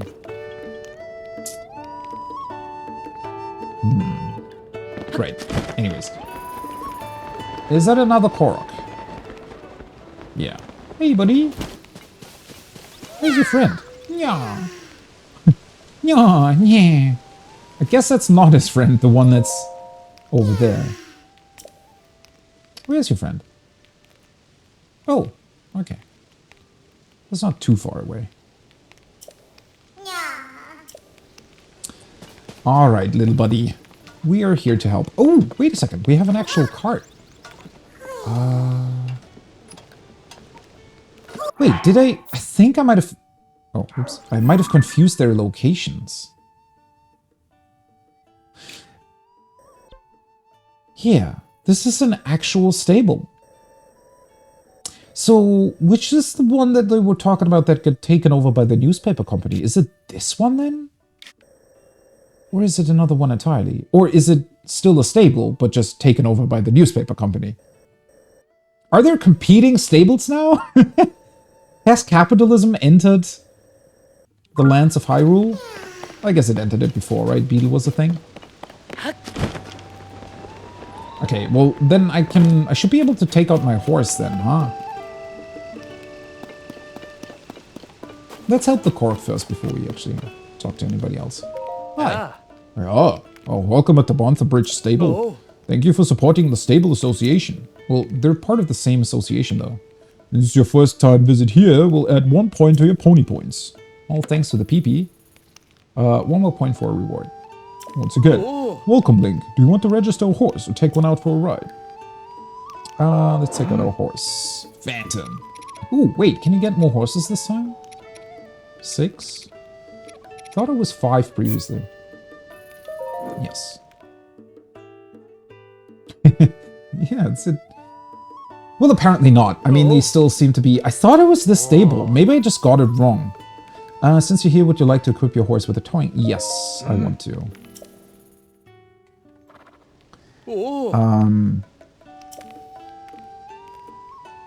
Because I thought... Wasn't somebody... Because the stable where we found Impa, right? The one that's next to the sign where I found the first memory. That's new. And a bunch of the employees there kept referencing or kept referring to it with its old name. I guess it wasn't this one. Somehow I thought it was this stable.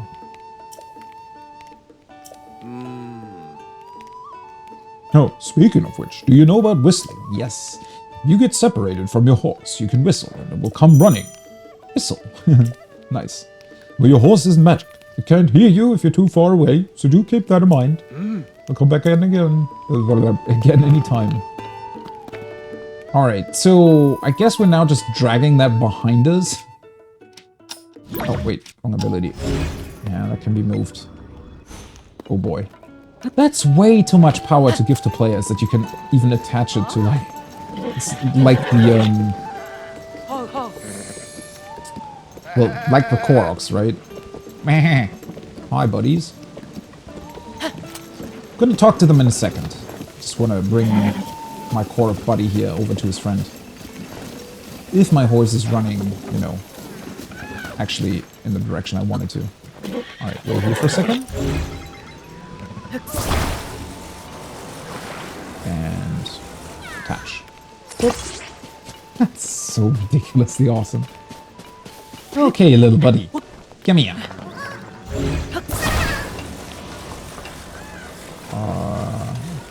Okay, slowly. Not there. Whoop. There we go.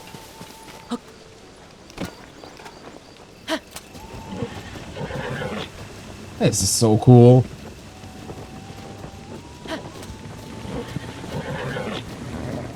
I wouldn't say that I played another game where you can actually ride horses that are drawing carts. Or pulling carts. I don't remember which one it was, though. Oh, you know what? Might have been Red Dead Redemption. Yeah. That has a ton of horses in it.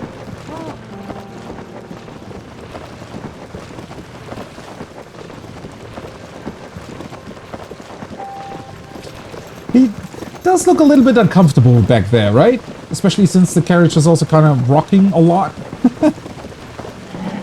He doesn't exactly look totally at peace with the world. But then again, he's also looking for his friend. And it doesn't help that my horse is kind of drunk.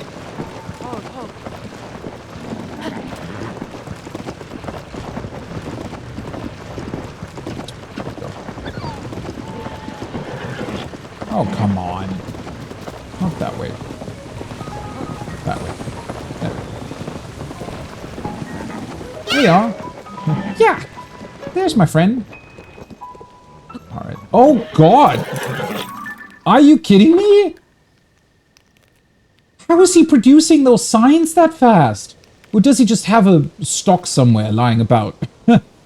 What the hell? He's faster than me. I mean, well, okay, that's not exactly difficult to do, but... What? Well, at least this time he actually places a sign next to a road, so... There you go. Oh. Oof. Aha! Thanks for bringing my friend. Here's something for you. Yeah ha ha ha ha! Yeah ha ha ha! My God. These things are too cute. Alright. Let's ride over to him for a second here. That's a good chance to bond with my horse, right? Been a while since I've taken it out from the stable. Also, we can bring the cart back. I don't even know who... Maybe I should have asked if it belongs to somebody? Oh, wait, no. It was next to the construction materials, and apparently those are for everybody.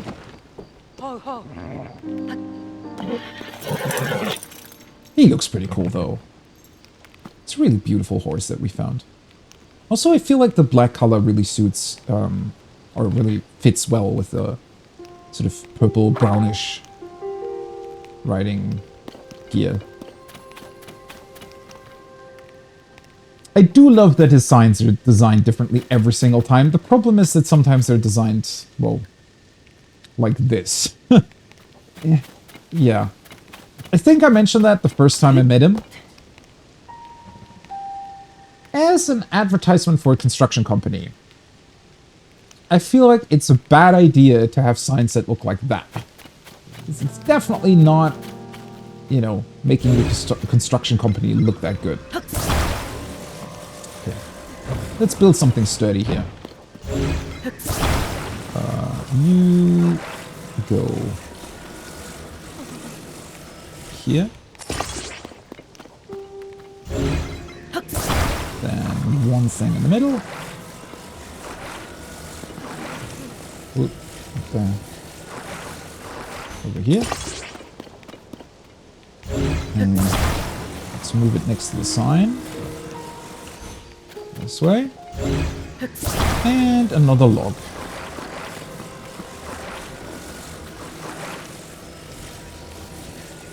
Right here. Oh, that might be a bit...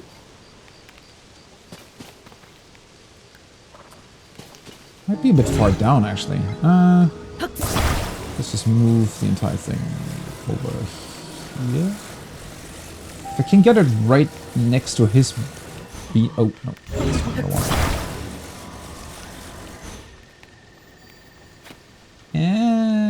That should work. Come on, buddy. Oh.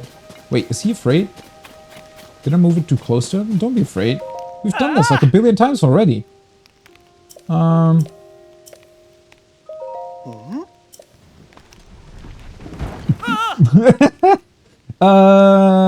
Oops. That didn't work. Unforgivable! Yeah, sorry. Gonna try something else. Construction company's a cult. Yeah, could also be the case. Who are you? Oh, Glando. Wait, didn't we meet you? Hey, you look preoccupied, so it won't keep you long. It's just, I saw a sunken treasure in a pond on the hill near Lutfors Bog. Oh yeah, I already got that out of the... Wait, did I? Yeah, that was the small little thing where the previous Sheikah Tower was, right? Seems a shame to leave perfectly good treasure chests down there. I wonder if there's a way to lift them out. Yeah, already did that. Don't worry about it. Okay, I did not actually expect the sign to fall to the side, because this time around he didn't actually...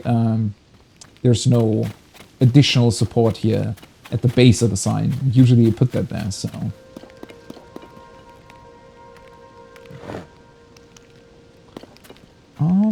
I guess I just need an additional beam at the side then.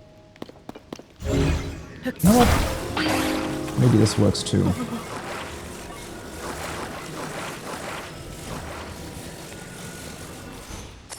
So put them on both sides. Just sort of place the sign in between.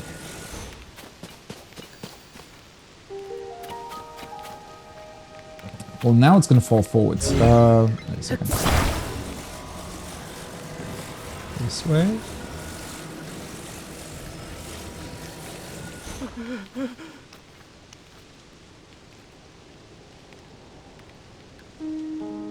Is it still going to fall?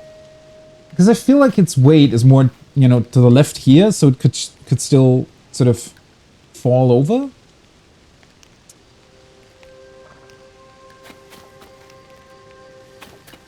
You know what? Although... oh yeah, wait. I can just put one on the top. I was going to say, I don't want to cover the sign, you know? Because then all this effort would be for nothing.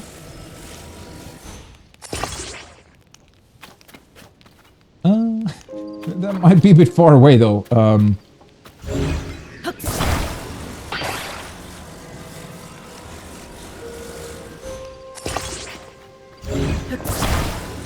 Let's... Oh. Sorry, buddy. Don't worry about it.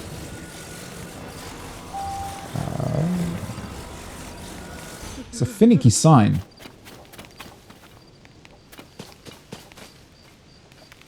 Alright. Oh, come on. Like, don't be so scared.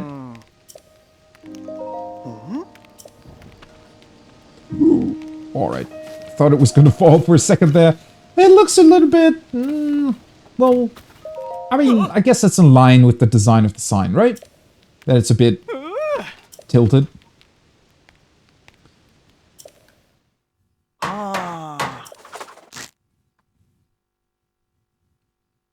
Okay, seriously though, do that first, right? Is that so hard to do? Like, base first, then put the sign onto it.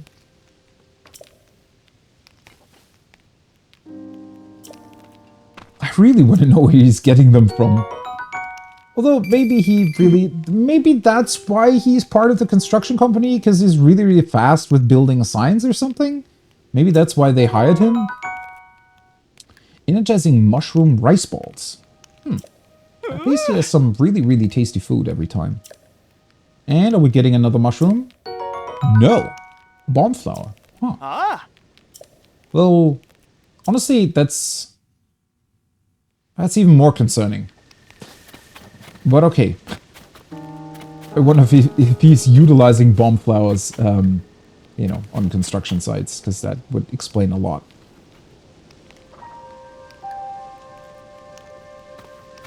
That looks even worse than the last one. Oh boy. Okay, I will restoration materials. Now I almost want to go back to the other shrine to talk to them again about where the newspaper company is supposed to be. The shrine was here. And that one's called New Serene Stable. I don't remember what the previous one was called, though. Oh, this is Ludfo's Bog, though. I grabbed the treasure chests that were here. I think those are the ones that he was talking about. But maybe there were additional ones down here as well?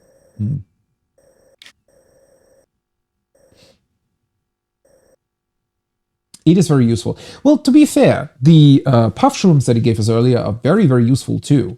If you're fighting very strong enemies. Because there's smoke bombs, right?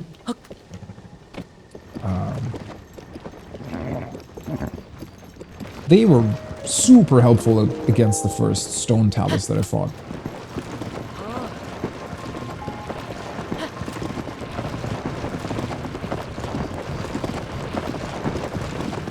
Oh, it's one of those weird things. Oh, wait.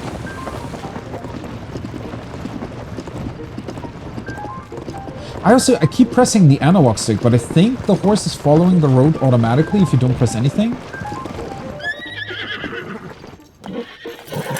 What's this sign? Due to recent attacks on folks who are distracted by dropped objects, be careful. Pay attention to your surroundings. Wasn't there a sign here as well? In Breath of the Wild? But it definitely said something else. Recent attacks on folks who are distracted by dropped objects. Well, I mean, can you blame them for being distracted by those huge stones that are constantly falling out of the sky? Don't go carelessly poking around suspicious objects. To Bantha Bridge stable owner. Alright.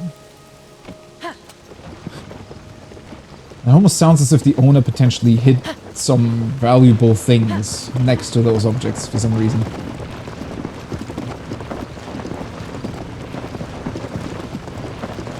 Oh yeah, collecting more bomb flowers. I'm constantly running out too. I think I still have 5 left, I want to say. They're really, really useful. Well, they're also really strong. Not only useful, so... Okay, horsey, what are you doing? I'm sorry, it was just my horse. I didn't mean to startle you. See, that's what you did, Phantom. You scared the poor man. You're proud of yourself?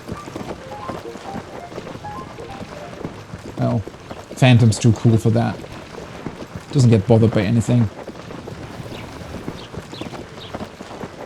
Good horsey. You did good.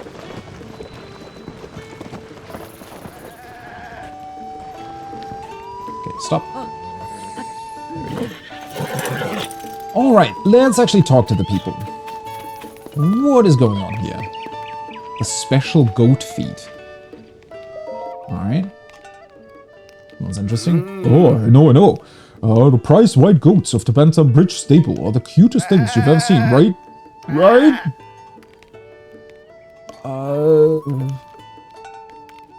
I want to say I've seen goats that looked a bit cuter than these.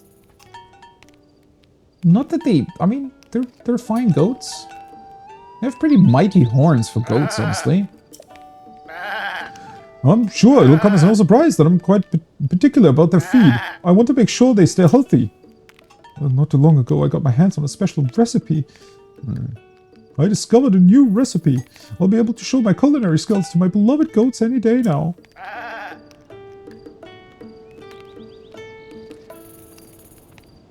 Alright.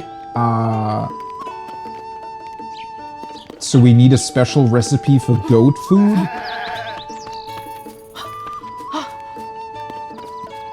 Oh, you are running. I was gonna say, wait, who's running? Just heard somebody run, but didn't see anyone. Farmer's pitchfork. Farming tool used to collect hay efficiently. It's light enough to be used to anyone. Yeah, okay. Oh, wait, I do need to take photos of weapons too, right? I always forget that. Well, isn't that a nice picture of a farmer's pitchfork? Photo number, I don't know, 20 out of 400. I think. Cute doggy. Oh, it's starting to rain again. Okay, so... I wonder what you need to do here. Do you need to bring him the food he's looking for? Or do you need to just have the recipe in your recipe collection? Makes me wonder where you potentially get it from. Whoa! Hey kid, it's really dangerous out there. What the hell are you doing? No, I mean, hello there. Yeah, welcome to Tabantha Bridge Stable. You know, you're giving off kind of a swordsman vibe. Yeah, I've been called that before. Oh, because you are one. I see. What, a real-life swordsman? Sorry, said that too loud. I'm sorry. I got a little too excited there. My name is Kenyu. I want to be a swordsman someday, so I'm doing all this work to bulk up. Nice to meet ya. I'm gonna be so buff someday that I won't even need a towing harness to carry lumber and stuff. Wait, you know, like my towing harness back there? You didn't know about towing harnesses? I have one. What are you talking about? You're gonna love him. I'll tell you all you need to know. So, one of the exclusive perks for stable members is a towing harness for their horses. What? Wait a minute. You already have a towing harness. I said so. They're great. Once you've got one, you can have your horse tow a wagon, or even building materials. If there's something you want to move, you should put the towing harness on your horse. Go to the counter and ask to change your horse's gear. My dad will get the harness onto your horse for you. Oh, it's his dad, alright. That makes sense why he's at the stable now. If you ever need to build something, you can take anything you want from a building material storage area. You'll find them along the road, but just about every stable has one too. Alright. I mean, he's...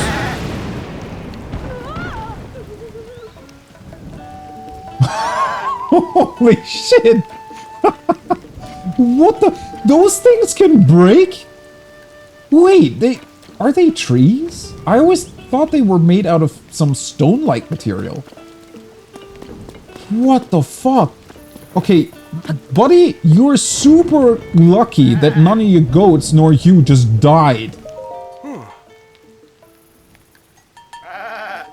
Ah, well, he doesn't even care. He's still thinking about his delicious recipe for his beloved goats that almost died to a lightning strike.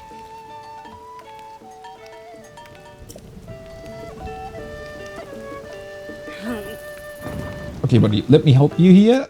And let's just, you know, get this away from your precious goats. There you go. Oh, well, while we're at it, might as well take a picture of his beautiful, cute-looking goats. A white goat. Okay, that was pretty insane. What the hell? Yeah, so they are mushroom trees. Well, that's weird. Now that it's broken, it actually does look like a tree. I mean, it has tree rings as well, but when you look at them like this, I mean, I guess.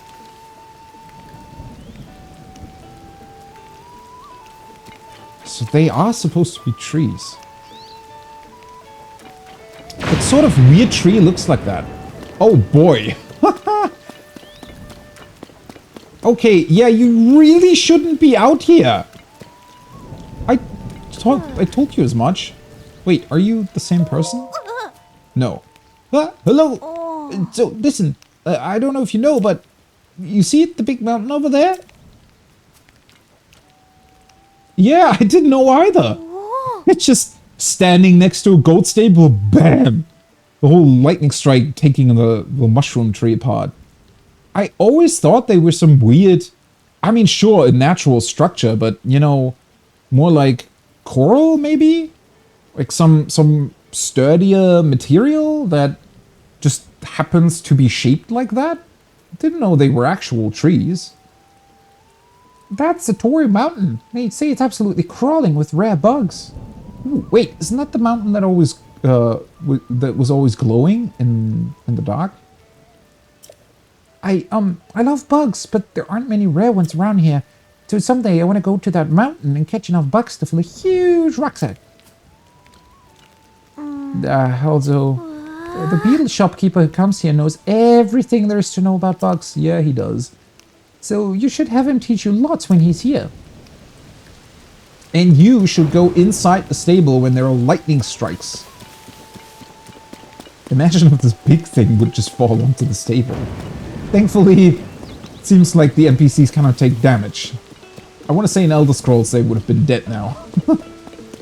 And completely locked you out of a quest that you needed to progress the main story or something. Anything else here? Might as well pick up the wood and some flint.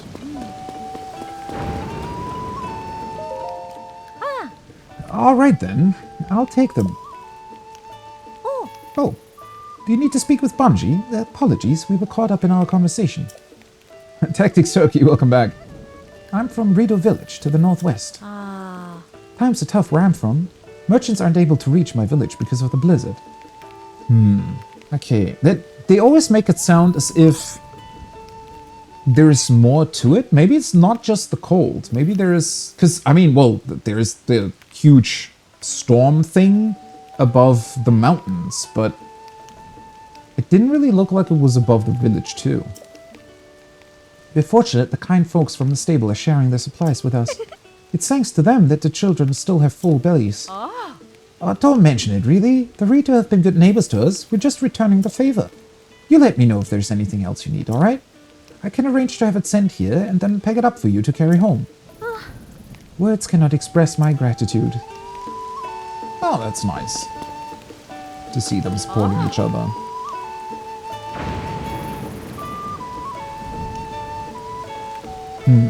That weird waterfall out of the sky also seems to fall quite close to the village as well. Also, is it falling further down? Wasn't it, like, stopping here somewhere last time I looked at it? Is it changing how far it goes down depending on the weather? Because I was speculating about that before, but wasn't quite sure.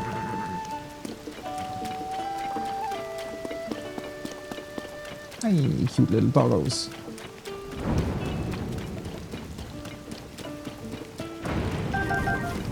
Oh, right, we have the well too. To Bunt the Bridge Stable well. Let's see, torch. Nah, don't need that. I have bright blooms.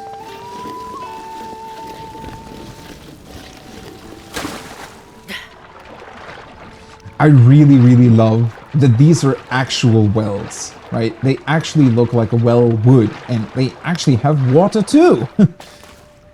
And in a place that makes sense. Because, you know, if they would want to get water, then it would need to be there.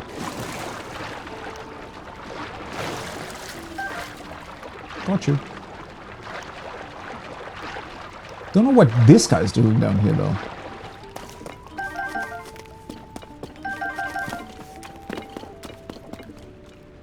Oh. A quest. Huh. How peculiar. Right, sorry little buddies, but I need your stuff. Okay, we can definitely go behind that rock. What the hell are you doing here? Water quality fair, moss growth extensive. The bright caps present. Alright, that's everything. I'll jot it down. Huh? What are you doing in a place like this? What are you doing here? Is she some well... yeah, what would that even be called? Well inspector?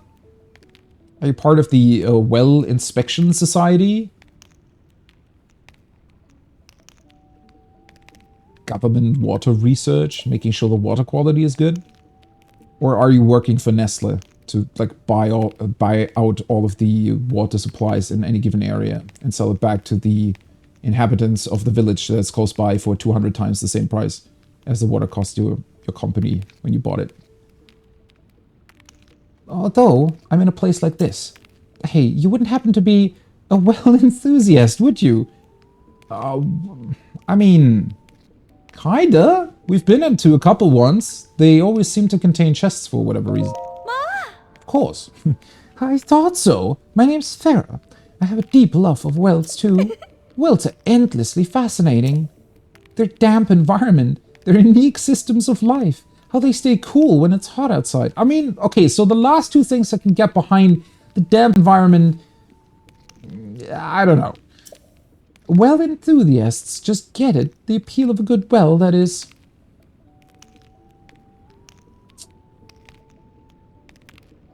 Okay.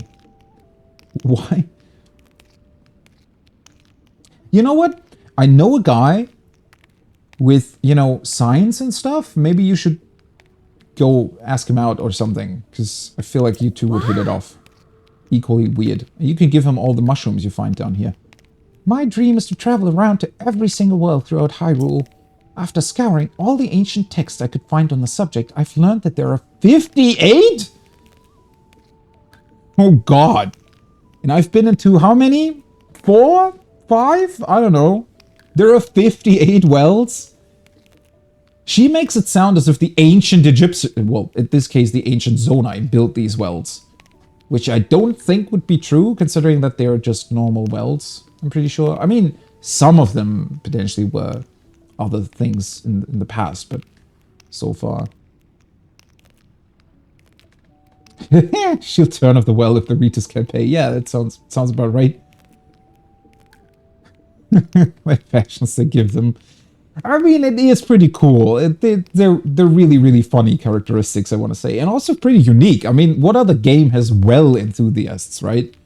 That's... Sadly, I haven't been able to identify their exact locations. But if you have any interest in wells, then maybe you could help me. Would you tell me any well locations you know of? I'll reward you, of course. How does 10 rupees per location sound? I mean, that's 580 rupees for all the locations. I mean, sure. It's still money after all, right? It's money for something I would have never thought I would get money out of, so you got a deal. Really? That's fantastic. All right, then tell me everything. Well, at least now we will know exactly how many wells we found. Oh, 5. Okay. Thanks. So 5 of them this time. I'll give you 10 rupees per location. That's 50 rupees total. All yours. Thanks for sharing. I'm excited to go visit all of these wells. Let's see. How many left across Hyrule? Oh, there's still a total of 53 to find. Yeah, thanks for the info. You can find wells all over the place, in towns and stables, of course. But even more wells, those used in the distant past, exist within ruins. Just imagine, they were a crucial part of life all that time ago. Is that simply fascinating? It actually is. I mean, I do agree with her there. It's just that it's fascinating in the sense that there is a well there, not necessarily the well itself as a point of interest. But alright. Oh, I'm going to Lookout Landing next. There's a well there I want to see. So if you learn more well locations, meet me there. See you around. At least the one at Lookout Landing is really interesting. Did contain a treasure chest, but is also located beneath the underground bunker, which I think is really cool. And they're even using that well to have a constant water supply running into the kitchen, like directly into the kitchen of that bunker, which is a pretty awesome construction. So in that case, definitely a good choice on the well. Where are the wells? Alright. Well, that sounds like a quest that's going to stick around in our quest log for a very long time. Where are the wells? Farah wants to visit all of the wells in Hyrule and ask you to tell her the locations of any wells that you know. She said she's going to go see the Lookout Landing well. There are a total of 58 wells in Hyrule. So far, you've told her the locations of 5 of them. Okay, I wonder if she's going to stay in Lookout Landing until we've told her about everything, or if she's going to move around. Either way, it's a neat quest. Pretty cool. I do wonder why this is a quest, but the guy with the signs isn't. But maybe that's due to me not having found the correct like maybe his boss, Mr. Hudson, maybe he would give you a quest to go find him or something. If you were to find that guy first. I don't know. Is it changing the well locations on the map? No. Those wells still simply look like wells. Because I was thinking, in comparison to the dungeons that you can find, those always get a check mark. But I think the check mark is mostly for the blue piece, right? Because you get, it seems like you get 1 blue pea snowflake thing per dungeon most of the time. And it seems like the check mark is associated with that. Whereas you don't get that in the wells, so the wells are just, you know, normal locations.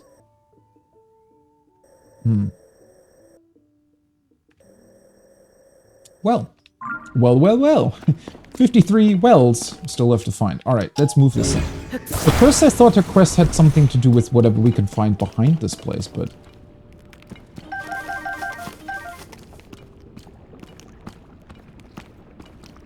Ooh. That's some sludge. Huh.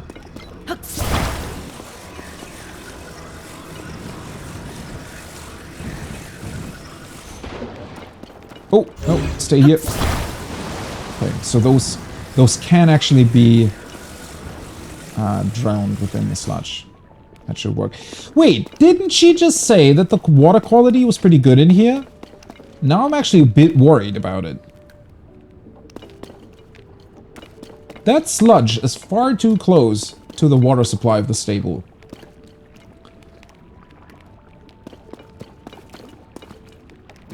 I feel like we should report that. That cannot be healthy.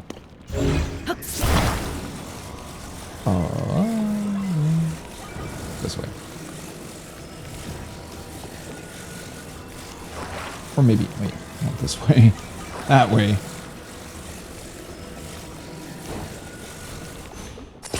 There we go.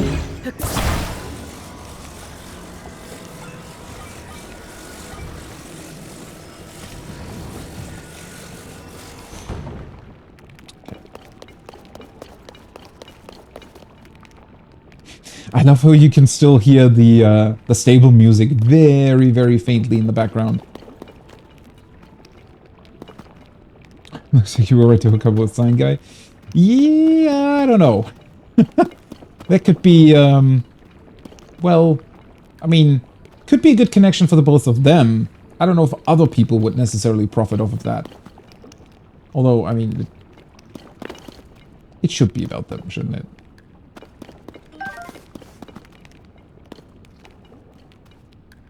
Why is there a campfire in here? Who was in here? What?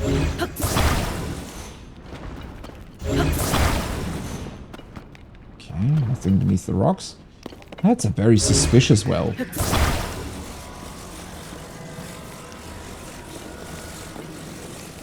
Wait, oh, there we go. Thought for a second it was stuck. Ooh. Well, that was just a very elaborate, or elaborately hidden chest, it seems like.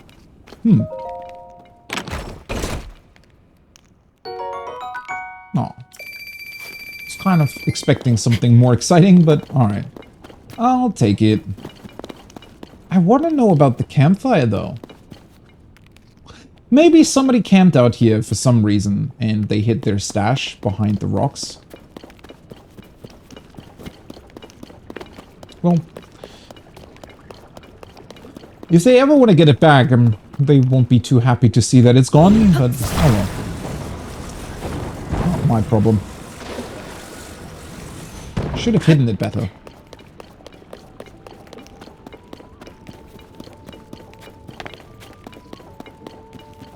Oh, wait, what am I doing? Why bother taking the ladder if you can just do this? There we go. I wonder if I would have ascended out of the small cave at the very back with the treasure chest. Probably would have popped up somewhere over here, huh?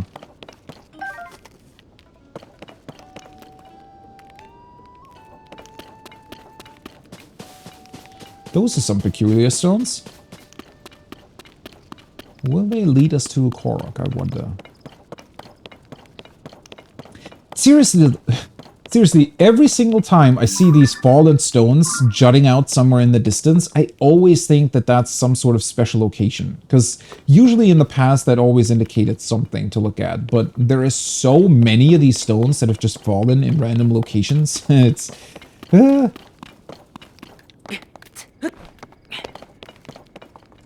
there's a Korok. Ooh, right, and there was also this weird structure here. I don't know what that's about.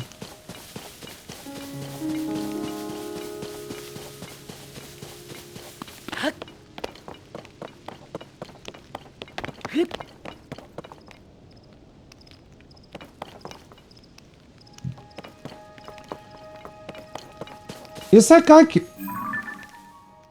Yeah. Well, he's carrying an explosive barrel. That looks dangerous. Yeah, as I expected. Oh, that was easy. Yeah, bye-bye.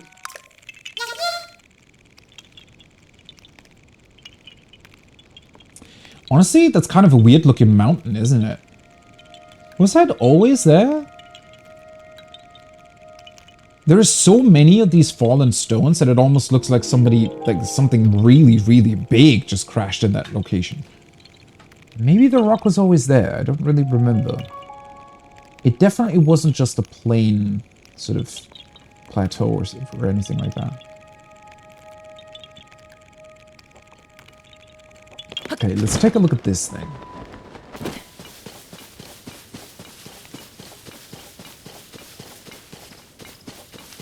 Doesn't exactly look special from down here.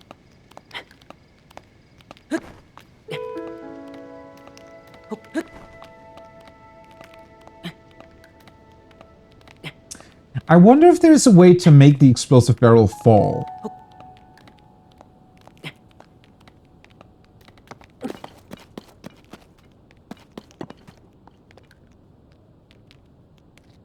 Yeah, that's what I saw from a distance. Ooh, wait, there is a treasure chest in here.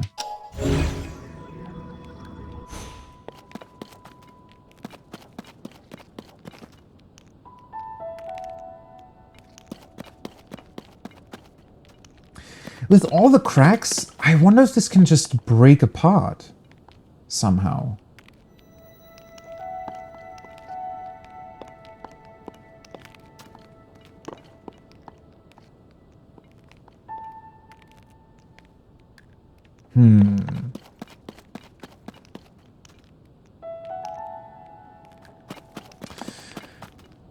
Might as well try. Where are my... Let's take out one of these. Nope, stay here. Don't... Yeah, that works. And then I just... hit it.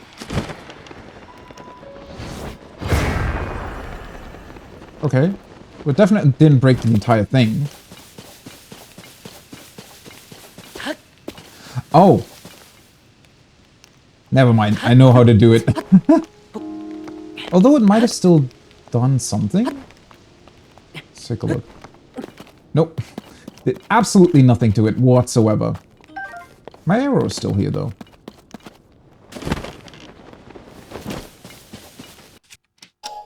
Ooh, there we go. I just told myself I shouldn't forget about this, and then I immediately forget about it. There we go.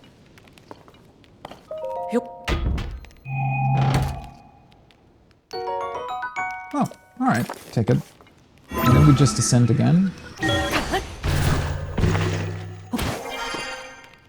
Huh. I really thought, especially from a distance, but also up close, that these might be able to break, but I guess not. What an odd structure to fall.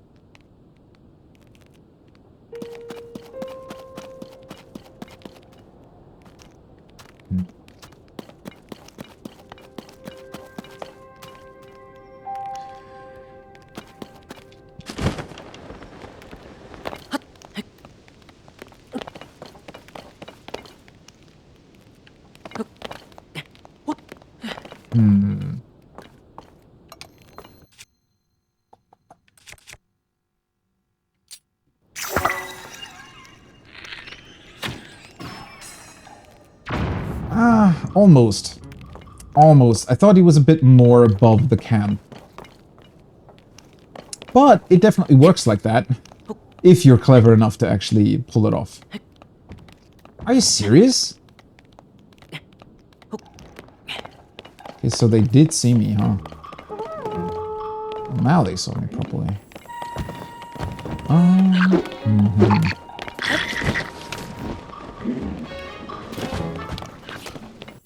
First of all, I want to get rid of that guy. There we go. Because they're always the most annoying ones. Right. Oh, stop.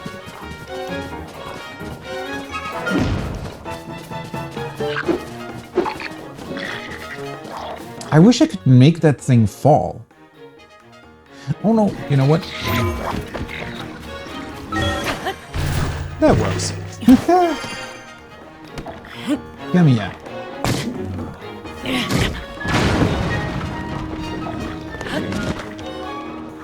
Oh, wait. Oh, there we go.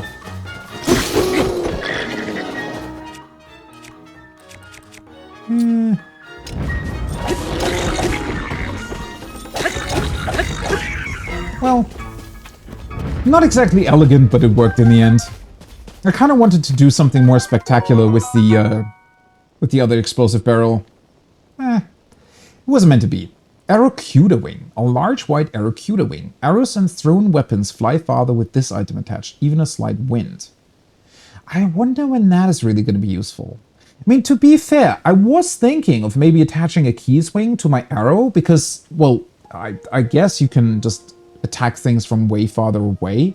But if you also have the eyeballs that can hone in on a target, then I want to say, unless you really want to hit something across a really vast distance, the eyes seem to be the better option every single time.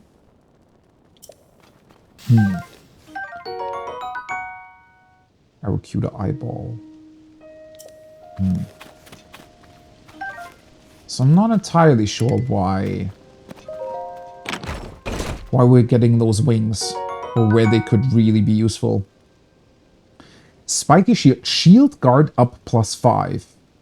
See, there it is again. So this gets an additional 5 shield guard up, whatever that means. A sturdy shield loved by many an adventurer. It is made of animal hide, sturdy wood, and is best suited to defending against weak monsters or animals.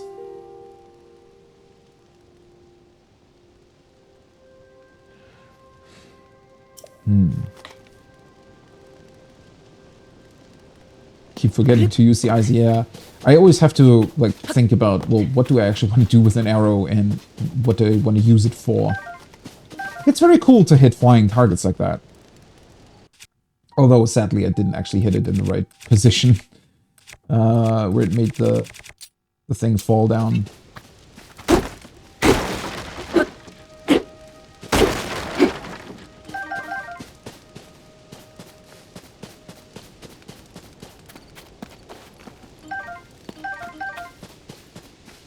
A roasted acorn. Well, that probably got roasted through the explosion, huh? That would have been pretty difficult, though, because the problem is the Aracuda also sees you eventually, right? So, you really have to be careful to hit it at the exact point he is above the camp, which would probably be fairly difficult to tell from a distance. Either way, it kind of worked out the way I wanted it to.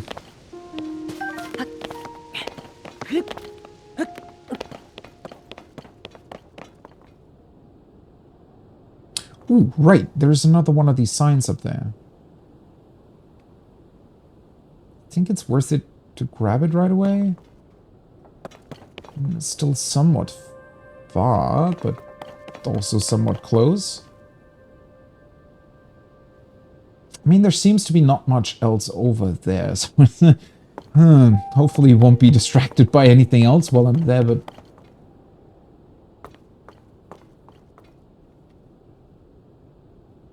I feel like we won't be getting closer to it for a very long time, so... It's the Illumini Plateau, right? This one? There's a sign on it. Might as well grab it while we're here. Also, I'm just way too curious to check out what other memories we can potentially find.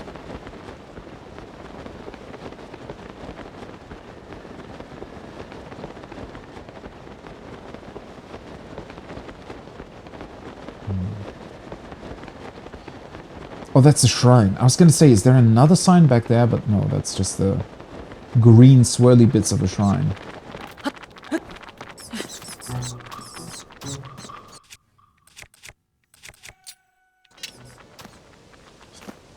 I love how ridiculous the leaf looks on the spear. As if the leaf is gonna hit anybody, right? Or damage anybody, rather. There are a few parts to ascend here as well, which is pretty cool. But not on the actual mountain, it seems like. Memories, yeah. Let's see which one it is. So the funny thing is, the first memory that I found, where I also found Impa next to the stable, seems to have been the very first memory that Zelda encountered. Because it pretty much seems to have been the exact moment after she got transported through the tier. This might be a bit more random. I would be surprised if it just follows up on that.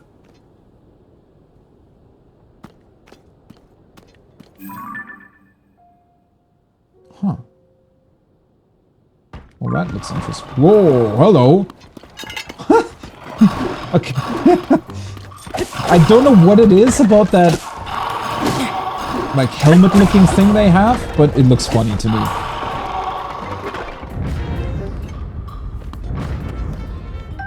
A Moblin arm, 28. A Moblin bone that continues to move even after being detached from its body.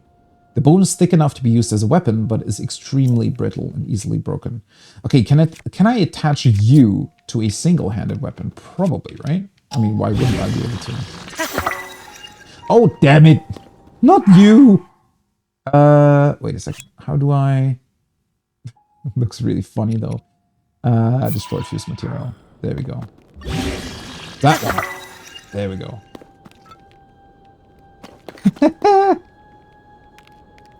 Very strong thing now. Traveler shields. Bunch of Moblin fangs. Do I have another weapon I can fuse them to? Oh yeah, this one. Might as well. Equally ridiculous, but it works. Right, I wanted to drop Let's see here. Let's drop one of the rusted shields. Take this one.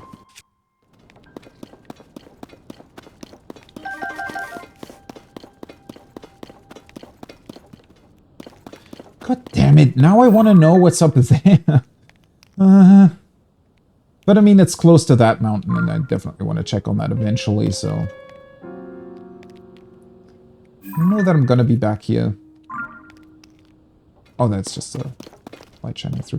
What I do find very, very interesting with these signs on the ground is that at first when I saw them in the grass, it looked... Well, the grass is shiny, right?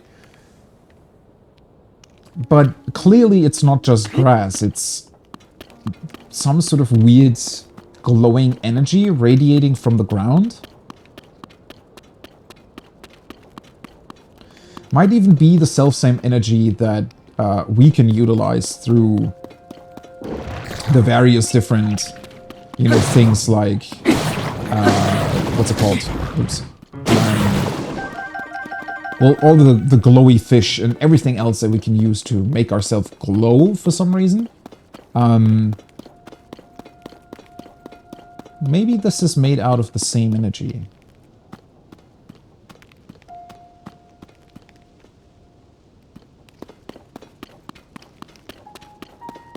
Makes me wonder if... Because I haven't been... Wait, let me double check.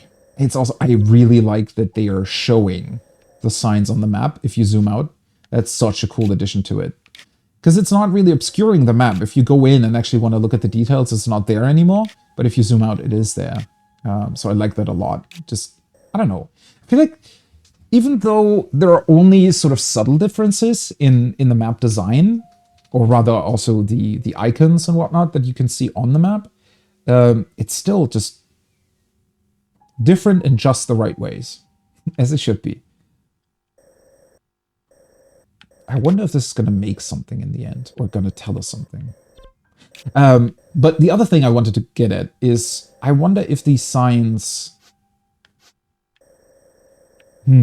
If there is something down below in the depths that could potentially tell us why the signs appeared. If there is some sort of thing that is funneling the energy to the top. But maybe it's not coming from the depths. Maybe it's also coming from above. Could be the case as well. Almost like a projection, right? Some sort of giant projector up on a sky island. Oh, that's a Korok, right? Of course. Yeah. Bye-bye. I love how they're always so happy to be found. Well, let's talk to Impa. And as always with their balloon. How come your balloon isn't breaking? That's totally unfair. I want to have an unbreaking balloon. The geoglyph here too. Well, if it is Link. So you are investigating the geoglyphs too, then? Well, that's what you said we were supposed to be doing, right? How diligent of you. Wait, that's it? Link, hello! Have you perhaps discovered geoglyphs in other regions, Link? Well, yeah, this one. Oh, there we go. I was gonna say, where the hell is the memory? Huh. I haven't even really looked at this from above, right? I've only really seen it from the side. I mean, we're gonna see it, I guess, on the map.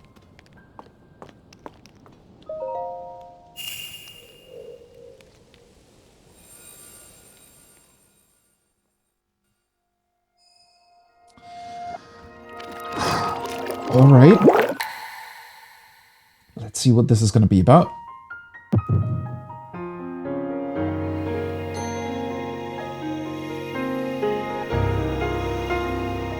And with the music too.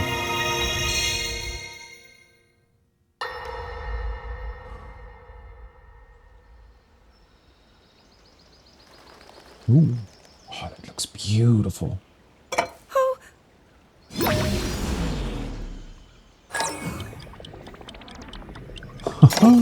imagine being able to do that in real life.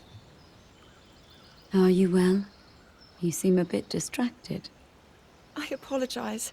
I keep getting lost in my thoughts, thinking about how I can return home. With your power over time, if I were able to learn that kind of control, I might be one step closer to my era. I see. The secret is to think of it like drawing out the object's memory. You ask the object where it was, how it arrived where it is now, and then you coax it back to that original moment in time. The object's memory. I'm sure it will become almost like second nature, and you will be able to find your way home. But Zelda, there is more on your mind than just that. Huh? You, of course, do want to get back to your time. But you also desperately want to help us out in this era. Am I close to the truth? How did you know? I do not believe it is possible to keep anything secret from Sonia. Oh, your concern is very sweet, Zelda. But listen, you can focus your attention on returning home. After all, you possess more than power over time. You have a sacred power that can dispel evil. Both of these powers will help you protect your own era. Queen Sonia! And of course, you must make it home safe to put Link's mind at ease. Link? That is not a name I have heard. Not yet. He is a royal knight. He had been originally appointed for my protection. But later, he became a hero by saving both me and Hyrule from a great evil. Oh, a hero is he? He is so very dedicated, and he refuses to back down from any challenge. Like putting up signs all over the place. He is very strong. And his heart is good and true. Ah, I can see that you have absolute faith in him. Hearing you speak so highly of Link, I find myself wanting to meet him as well. Indeed. I would also like to meet him. God, he's very big, isn't he? Quite the brave, courageous knight. Roro, I mean. What a picture Zelda paints of him.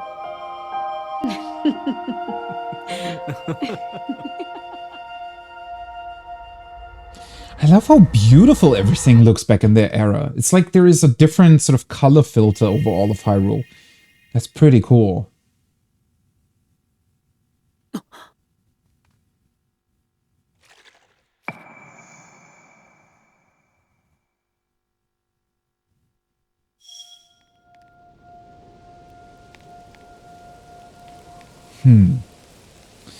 Well, I mean, okay, so that memory must have been not that far after the first one that we saw.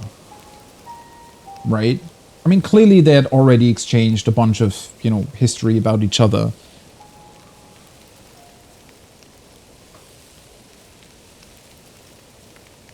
They didn't really talk about the potential threat Zelda is trying to help them with. But everything does look so peaceful there back then. Maybe there were some, like, subtle signs that something was about to go wrong. Right? Before that so-called imprisoning war. So something was already strange or not quite right, but they weren't quite sure how to deal with that.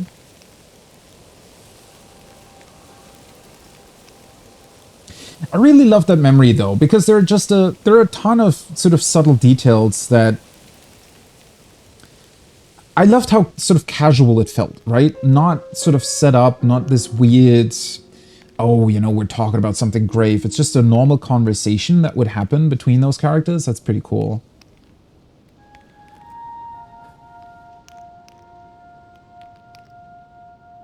So they're potentially going to teach her powers over time, huh?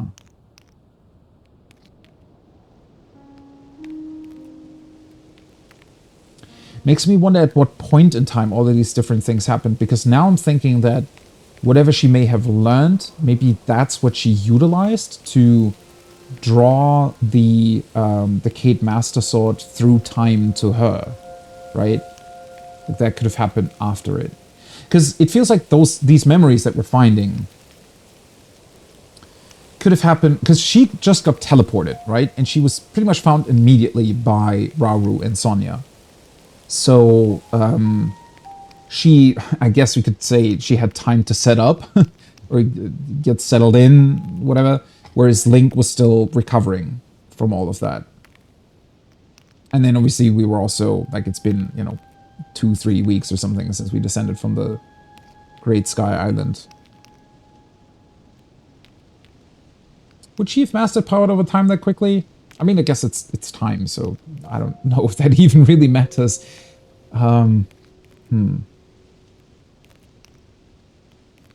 It might be because I'm in order. Yeah, I saw definitely at the first spot. The thing is, though, her quest and I'm pretty sure that her thing that I have in here just tells me to go to that spot. Yeah. Yeah, that's the quest she gave me. You found one of the mysterious dragon tears within a geoglyph and received a vision about Princess Zelda. Impa thinks that the mystery of the geoglyphs might be connected to something that's inside the Forgotten Temple. It's located somewhere along the bottom of a canyon in Hebra. So she didn't really point me towards any of the other locations or anything. Maybe it's just a coincidence. Maybe she just randomly appears at a couple of the different memories. Zelda and Sonya. Oh, wait, is this in chronological order, though? That would mean we'd get quite a few other things in between as well. Oh yeah, it is. Right, because this happened right after this one, just in a different time. Okay. Quite a few more memories in between than I thought. When Zelda speaks with Sonya to learn how to use her own time powers, she's surprised by the Queen's techniques. Sonya then speaks with Zelda about everything she must be struggling with, and the princess then mentions Link. Rauru has never heard of him before, and as Zelda explains who he is, her faith in her friend and hero shines. I love all the little details, like the Zonai construct being stationed outside as well. Probably being responsible for bringing them, I don't know, tea, the cups and whatnot. I would probably be able to pinpoint that location in Hyrule, right? Or is it even... Maybe it's supposed to be where we found the memory? It's hard to tell. I mean, in theory, over the course of 10,000 years, a lot must have changed. Although, well... I mean, mountain structures and whatnot would not really change, right? The landscape in and of itself would still be fairly close in appearance.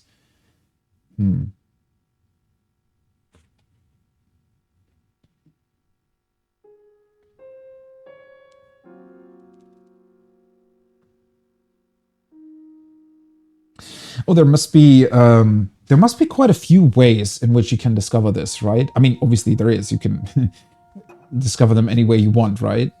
But I do find it interesting that that also potentially is reflected in where NPCs are at any given time, and also what specific things might be mentioned in your quest log.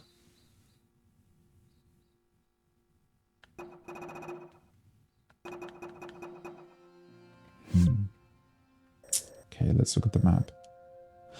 Oh! Okay, now I feel a bit silly. The first time I saw this one, right, I said that it looked almost as if he was sitting in a wheelchair. Now I'm realizing those swirly bits at the back, that's supposed to be their hair.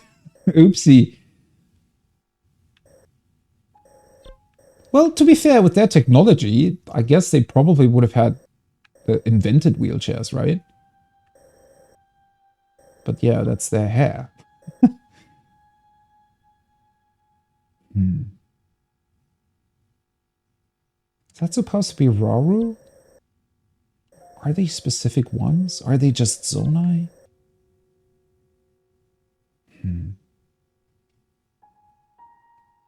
This one looks like it's staring up at something.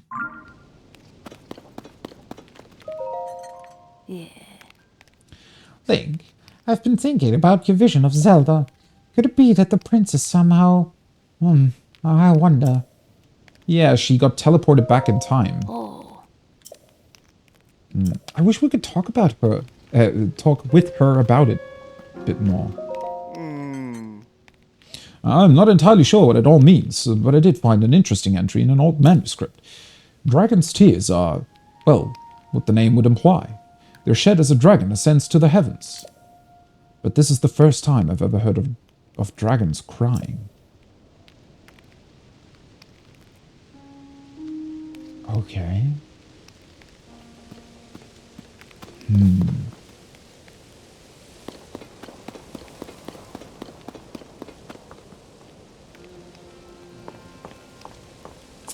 It all looks so very specific, though. Unless it's somehow building these structures. Because, I mean, this little spot here where the tear kind of fell doesn't exactly look natural.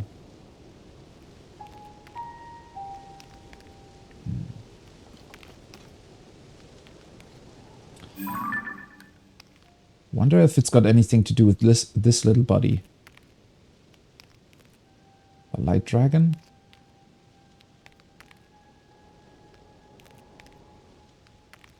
So would he have been crying about what happened to us? Maybe sad that events from, 10,000 years ago continue and show their ugly side again, I guess. And then he dropped tears, and those tears then spread across with these energies. Maybe it's...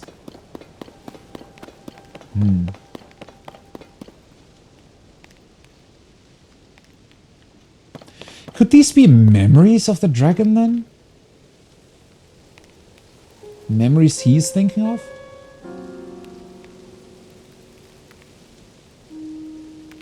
Because the last time, the memories that we collected, those were memories where Link was present, right? And Link just lost his memories because he was being put into the Shrine of Resurrection and got his powers back through that. But kind of got some form of amnesia. And by visiting the different places where the memories were, we helped Link remember everything that he had seen together with Zelda, right? But this time what we're seeing is not Link's memories. Link has never seen that. It's... Ooh, dragon just disappears. It's... well, kind of Zelda's memories.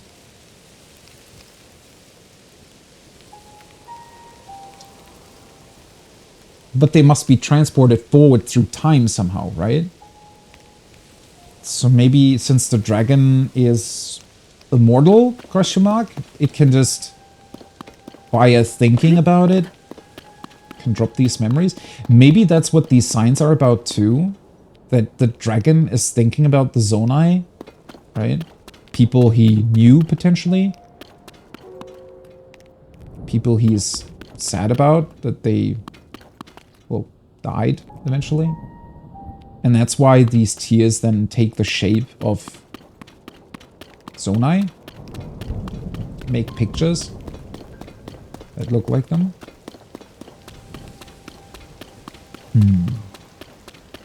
Well, I'm sure Impa is going to tell us eventually, hopefully, what she possibly finds out about all of this. Oh, God damn it. Is that thing really... oh, let's just swap to this one then. Is this not? This is not. Okay. There are a lot of thunderstorms in this area. But it is still the same area that had the permanent thunderstorm previously, so... checks out, I guess. Huh. Well, god damn it. Now I want to see all the other memories. Well, that's gonna take some time, though, to find all of them. Ooh, what's smoking down there?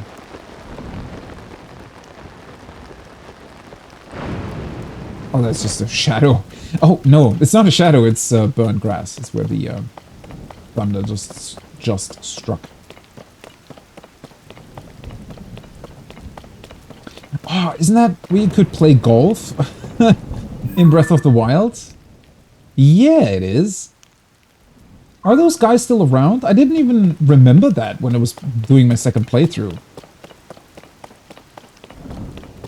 You could play golf down there, right? And you were supposed to hit... I don't know if it was, like, hit the ball very, very far, or as far as you could, or if you had to hit a specific target. I guess those guys are still around. I don't really want to enter the ravine quite yet. Memories are addicting. I definitely agree, yeah. Well,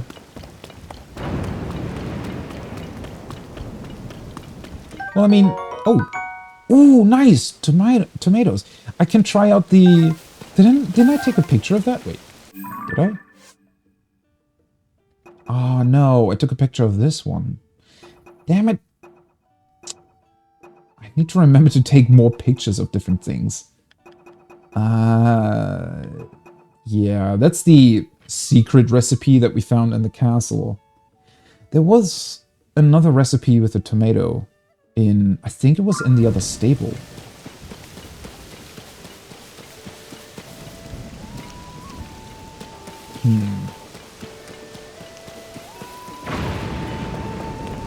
Oh, they rebuilt the mushroom tree.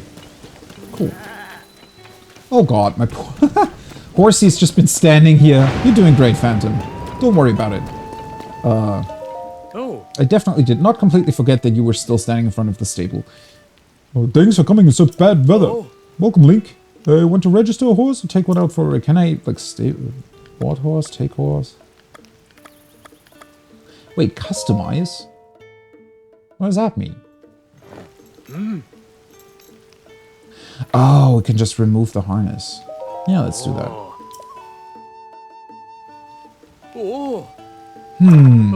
That sounds like we will be getting more stuff then, right? Yes.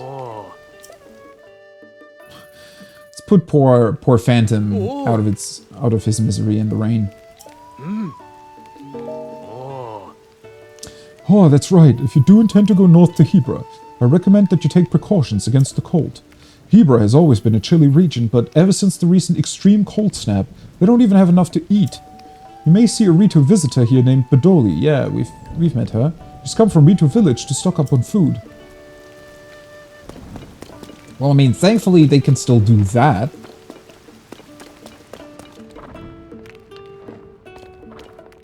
God, I love the stables. This is so cool. Still work in progress.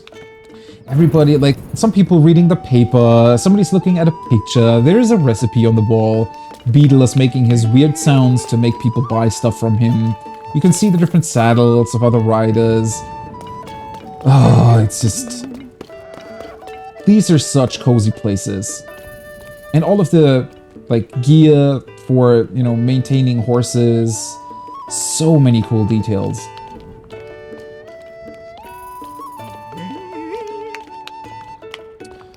We talked about how the memories were so short. Yeah, they're definitely longer. They also feel...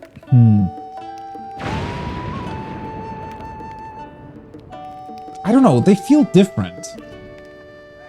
But it's difficult to put my finger on it. Maybe it really is just the length, but they feel...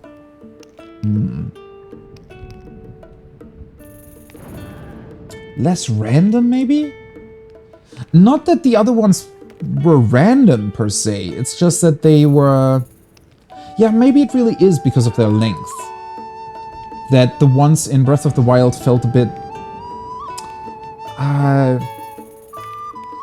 They felt like they were like these really, really brief... Almost... like summaries of bigger events that happened, right? Like, okay, so we went to I don't know, this one thing of courage where she prayed, and then we activated one of the divine beasts, and we activated another one. So there were these big events that had happened, and the memories were like a super short summary of all of that. They were kind of cool in that because they, while being very short, still conveyed a lot, I think. But at the same time, it was just very condensed almost. And now I feel like they're giving it more time to truly, to add more little bits and pieces, right? Like Sonia sort of, for example, putting her hands on Zelda's, and just these little touches of character interaction, I think, that we didn't really get from the other ones. They still had that sometimes, but they're definitely giving the characters more breathing room as well, which is nice to see. Yeah, more informative and kind of like a mini-movie. That's a good way of putting it. Yeah, in comparison, it was definitely the ones in Breath of the Wild just felt more condensed. They really felt like you got this super... like, while being short, you still got this, like, almost like a super injection of, hey, here you go. You know, you get all the info you need to be caught up on what was happening, right? Like a super short... I don't know, YouTube video about, hey, here's what happened. That's what you need to know, right? Instead of actually telling a story. That makes them sound... I mean, they're not bad at all, really, but I was actually very impressed by how much they were able to pack into those memories, given how short they were. But it definitely left you wanting more. And I think these are definitely just doing a lot more. Also, it helps that we got, you know, those interactions at the beginning with Zelda where it wasn't a memory, but an actual interaction with her. I feel like all of those bits and pieces also help. Like Impa now also being at the other signs. There's definitely a lot more going on with the characters. It feels like they're much more involved rather than just standing around in one place and just giving you instructions. All right, what's new in the paper? What's the Lucky Clover Gazette covering in this edition? What's the news? Great fairy flees into flowerbud. Yikes, that doesn't sound good at all. Don't they always do that, though? Wait, aren't we approaching a great fairy location? Kinda. There should be one... I want to say over the bridge and to the right, behind the mountain. I wonder if it's still there. A great fairy, known for her love of music, has hidden herself away in the flower bud. Nearby Woodland Stable is in panic. Okay. Wait, Woodland Stable? Oh. Known for her love of music? What the hell is going on? I'd heard a rumor that a great fairy would sometimes offer a blessing to visiting travelers. I was going to head to Eldon, a region in northeastern Hyrule, and see if it was true, but... I always read every word of these newspapers. So she just reads about everything instead of actually going there. Yeah, I feel that sometimes. I guess the fairy stuck around then and just helped other people too. That's cool, I guess. Any other stories? This is new. The Lucky Clover Gazette is here for you. The Lucky Clover Gazette has opened its offices at Rito Stable, and eager new journalists are encouraged to apply. Oh, so then maybe it was the other one. I must have confused the two. Yeah, so it's... That sounds like it's the one in front of Rito Village, right?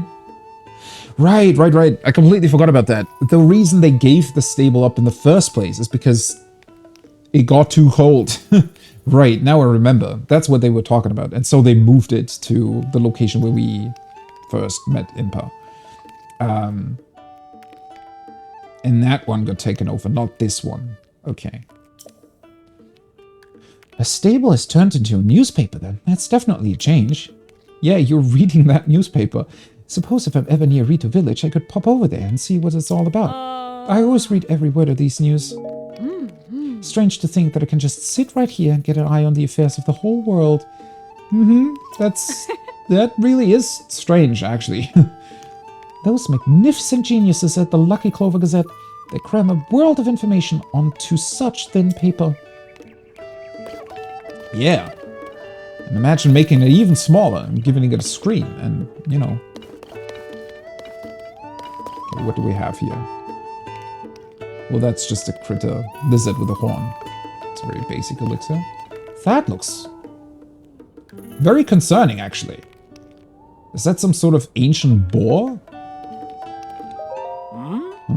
Something bothering you, young man? Oh, could it be? Is this bright young fellow interested in the poster too? I mean, yeah, it looks kind of horrifying. Reports say this is a picture of a beast that's been rumored to be lurking somewhere in Hyrule. It's been the talk of all the stables. They say that Princess Zelda herself was seen traveling... What? Traveling with the beast? Look at those tusks. What a fearsome creature. I wonder where this beast is right now. Quite a mystery, don't you think? If I were younger, I'd hike to all the stables to find out if there's any truth to these rumors. I mean, definitely didn't hear anything about this thing at the other one. Or was it what... Weren't there two people arguing about something? Huh.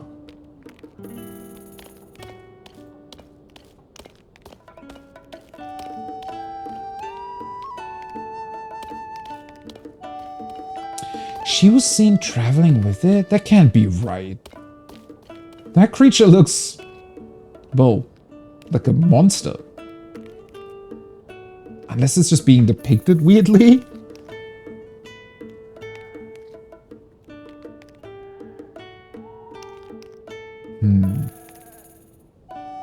What is interesting, though, is, at least on this particular picture, it seems to be standing close to a palm tree. So, potentially it's in the southern region, where all the palm trees are. Like this. I think it was here, right? Yeah. Well, I do want to go there eventually, because we have heard about pirates that took over the beautiful fishing village. I think it was here, right? I'm pretty sure it's here. So... maybe while I'm on that mission, might as well go look for this weird tusk boar looking thing. Also, while I'm here, and since I need healing, I'm gonna buy a bed for the night. But... let's talk to you first. Yeah! Yeah! Wah! Fate brought us together again! Yeah, is that a rugged rhino beetle I spy in your inventory? He goes with his beetle facts. I love rugged rhino beetles. Will you give it to me? I wouldn't ask for it as a gift. Oh no! How about trading it for a tough elixir? Why do I get the feeling that the beetle is actually worth way more than the elixir? But sure, go take it. Defense up 5 minutes. I mean, that's pretty good. Fortifies your bones to strengthen your defenses. Dearest good in the world, I'm going to spend the day treating this beetle like royalty. And if you think I'm mushy, just wait until you see this beetle's excretions. Right. Let's... yeah. Let's maybe gloss over that. Anything else we can... I got 4... How do I have 400 arrows? What the hell? I even felt like I was using them quite a bit. Wow. Holy shit, the game's really just giving out arrows everywhere. Oh, I might need these, right? Its wings absorb the warmth of the sun. Cook it with monster parts to create an elixir that makes you feel warm and fuzzy. Yeah, I probably need those. Or at least I want to make those elixirs. The thing is, we do still have the pants from the Great Sky Isle that give you protection against the cold. But we might need double cold protection. Not necessarily in Rita Village, but if we venture further on. So might as well take these and create the elixirs, right? Wow! Wow! Yay! Butterflies undergo metamorphosis, meaning their bodies change completely when they turn into an adult. Thanks for random butterfly facts. Huh? What did you think it meant? Woohoo! It's me, Mario. Get excited if your arrows get below 300. I mean, yeah, that's why I constantly bought arrows in Breath of the Wild.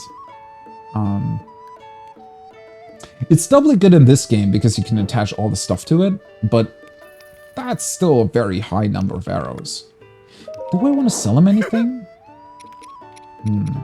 I mean, at this point, I'm pretty sure that we'll eventually come across something that's going to be really, really expensive. I mean, last time, for example, the clothing shops in the different villages always had like really, really expensive clothing to buy. So I'm pretty sure that's going to happen again.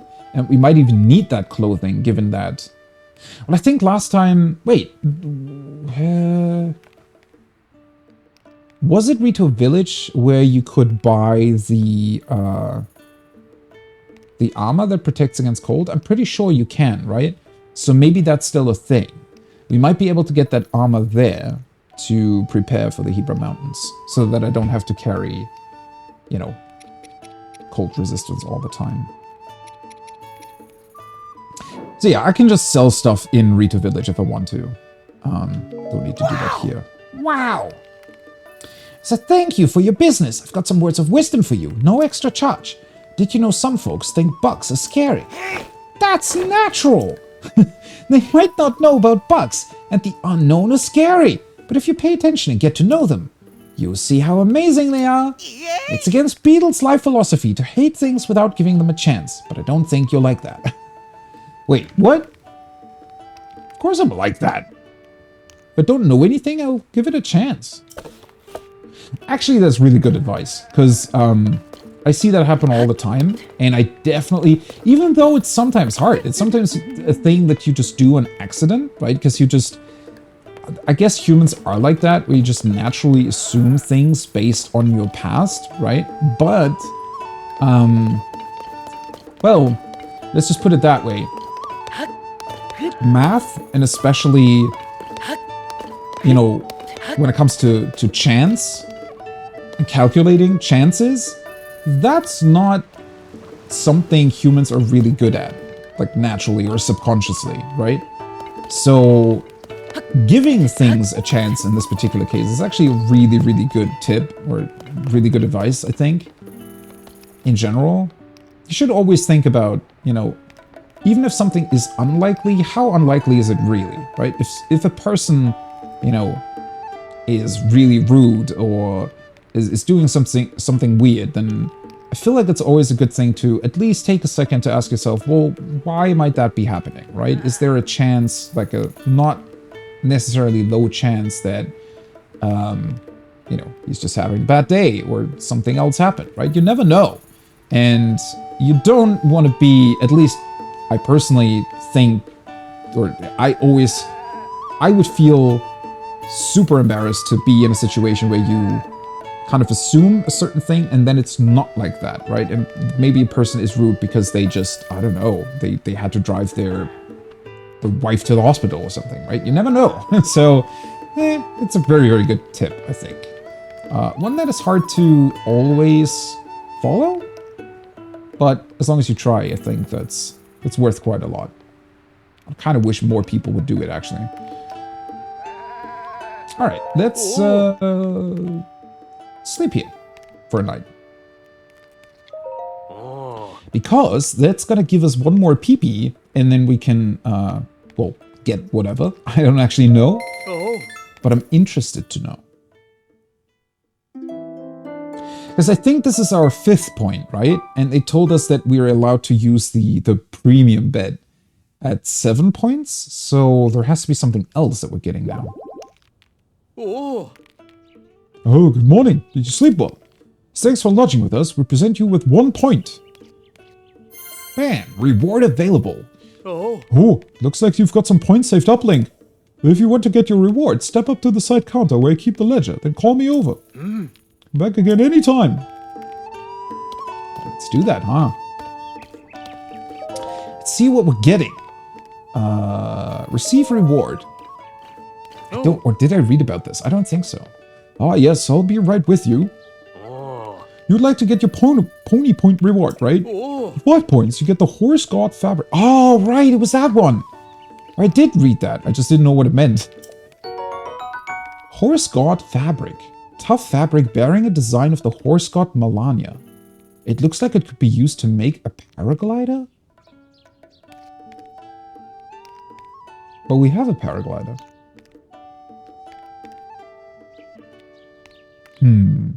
Okay. I hear the dye shop in Hateno Village has a new service using fabric. If you ever find yourself in Occluder, you ought to stop by. I'm sure they can help put this fabric to use. Oh, wait a second. Are we able to customize our paraglider then? Wow, okay, that would be awesome. So, I guess you can use the fabric to have the horse god on your paraglider? I guess?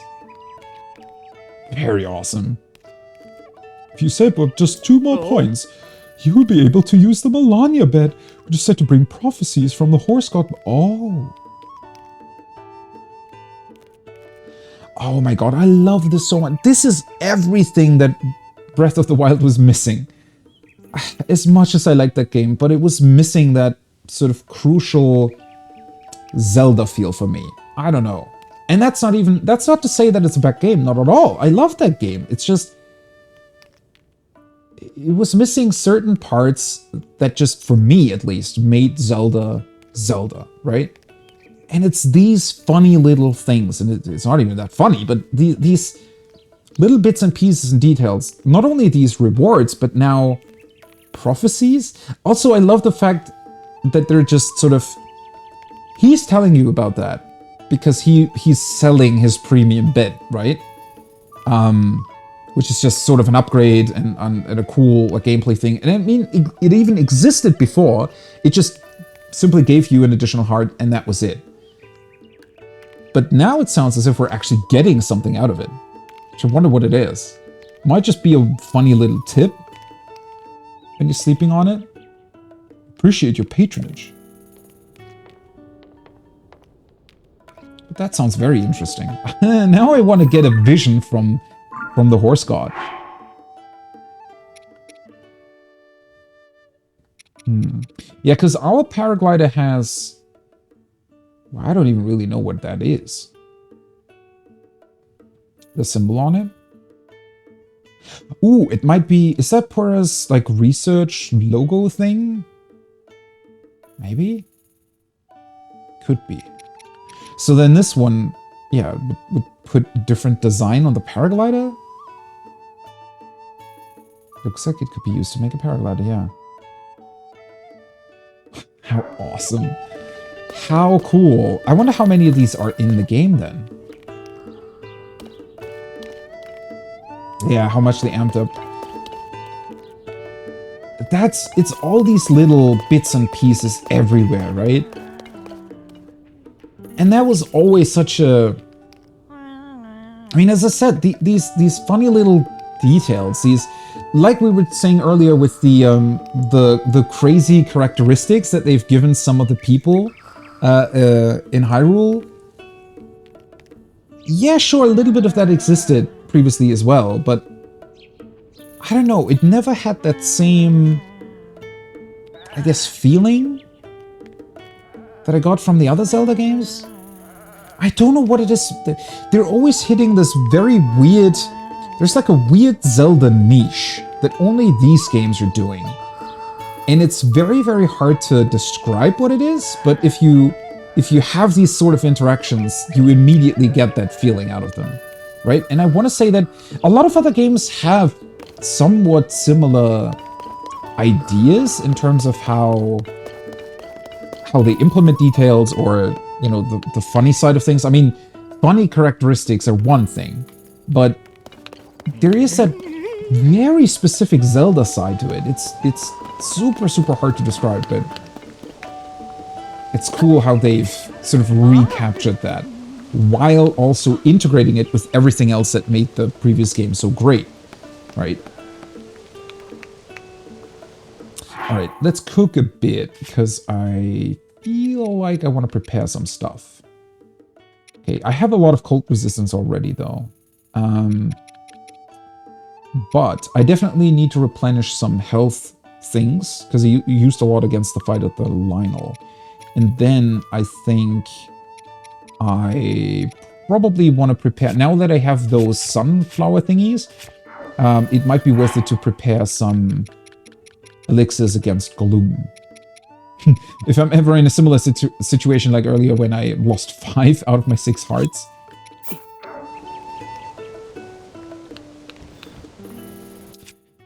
Oh,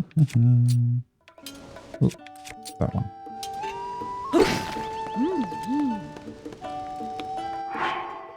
And then, where are they? Oh yeah, the banana we can also cook, probably. Don't think... I only have that weird attack boost when I'm in hot weather. Nothing else. Man, I wish I would remember the tomato recipe. Okay, Sundalion. Soaked in cyanide petals can restore health, deplete by gloom, and used in cooking. Usually the herbs cannot be combined with monster materials, though, I'm pretty sure.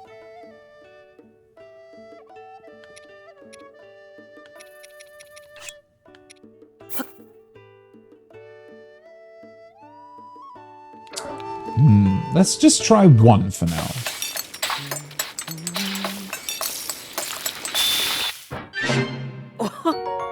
Okay. Sunny fried wild greens. +3. Whoa. Okay. Restores hearts damaged by gloom. A basic vegetable dish made by sauteing fresh wild plants. Alright, so 1 gives you +3 again? That's a lot.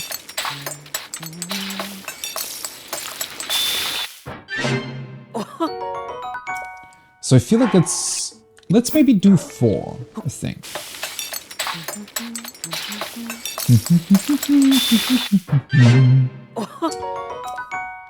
Man, Link.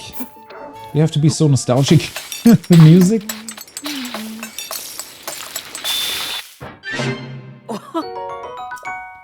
Okay.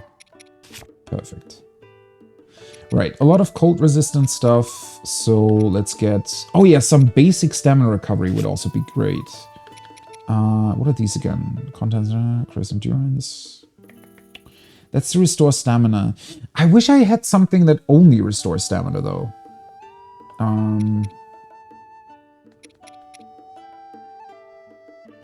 Oh, right, I also wanted to cook the banana.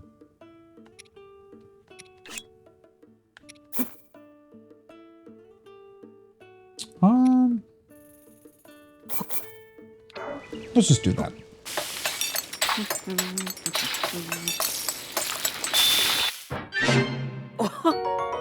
Mighty Summit Fruit. Attack up 1 minute 50. Oh, that's not exactly long, but it'll work. What's with speed boosting elixir? What were these again? Oh yeah. Faint glow. Move more quietly. Can resist the cold. Might as well do one more while we're at it. Let's add... Let's add these.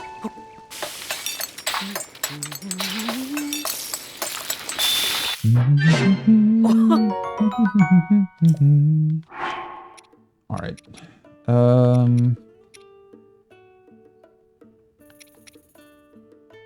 Stamina recovery. There you go. Hold these 2 and then just add these. I don't even really know if it's worth it to add 3 monster parts. Ooh, nice, a crit. But I have so many, might as well do it. Energizing elixir, and then we just do it one more time.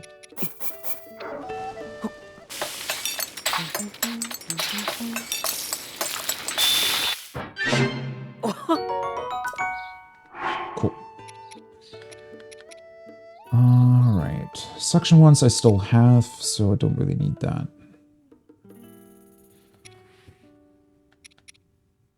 Oh, right, I completely forgot the Lazalfos tail. I wanted to fuse that to a weapon. I should probably still do that. Right, and then in order to just recover some basic hearts, let's do this with this and I thought I still had normal... Oh, there, there they are. I was looking for the normal mushrooms.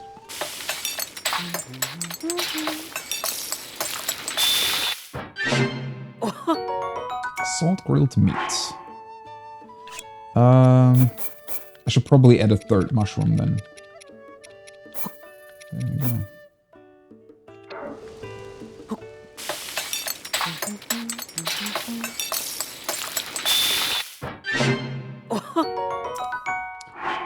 Very cool. And then I can select recipe. Let's do the same thing again. That is such a cool function that they added that. Especially if you want to, if you already know what you want to go for. Okay. Right. I mean, technically that is a lot of food, right? I hate wasting food with additional effects. If I just need to heal. So it's nice to have some extra just healing food. Might as well do 2 more to fill up that last row of things. Let's see, I still have meat. Let's just add an acorn this time, together with the mushrooms.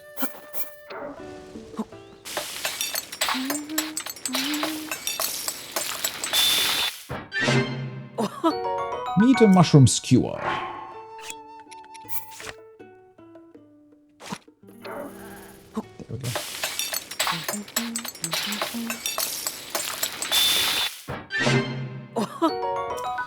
Perfect. I love his little routine that he's doing every time. With the clapping. I wonder if that's based on some ancient Japanese sort of way of selling things. Well, maybe not ancient, but you know, old style sort of traveling merchant thing. Well, I guess let's continue our journey, huh? I've been in the stable for so long and looked at the environment for so long, I completely kind of glossed over where I originally wanted to go. So, But now is it like raining into the clouds or something? I mean, that definitely went down further earlier, right? That's weird.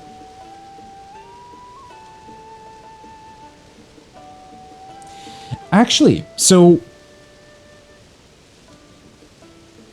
I want to say that whatever is up there and whatever we'll be doing in those mountains, it's probably going to get rid of the storm, right? I would think.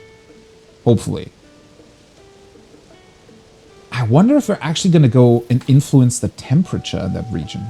If it's going to get warmer again. Maybe not remove the snow. I think that would be a bit much, but just be able to traverse it with less clothing or less warm clothing, potentially, after we're done. Would be pretty funny. Although then again, it's kind of a staple of that region to be very cold, so... To bump the Great Bridge. Ooh boy. Did nobody ever, like, repair this? I mean, the stable seems to be doing fine. Why is nobody repairing the bridge? That looks very dangerous. Ooh. It's a stone.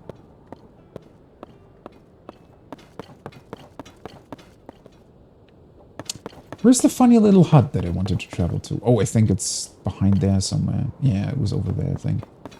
Maybe? Oh yeah, there it is. Definitely want to know who's living there.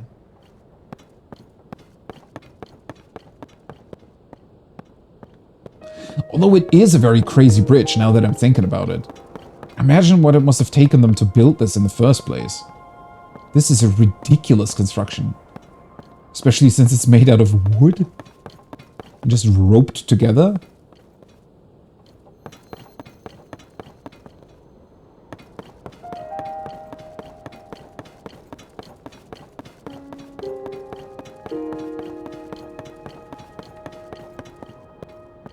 So many things to see.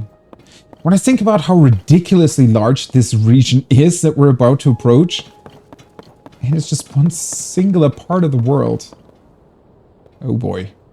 Yeah, that really doesn't look good, does it? The rope just lying on the bridge?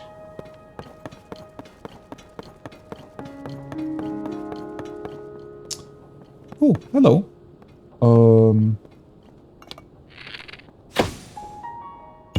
Yeah, haha. Bye-bye. Funny little hiding place, but alright.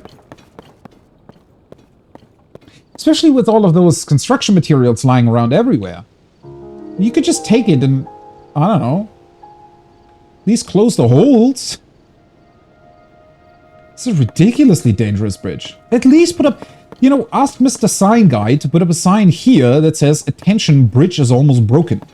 Please be careful where you're stepping." That would probably help. Speaking of which, there he is again.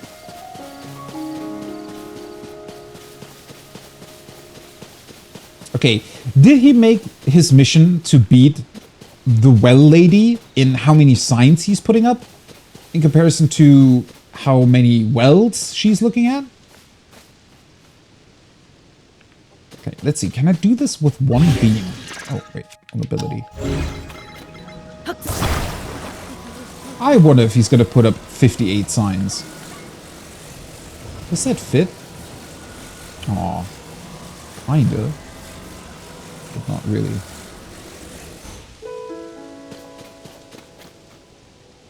Alright. That should work, right?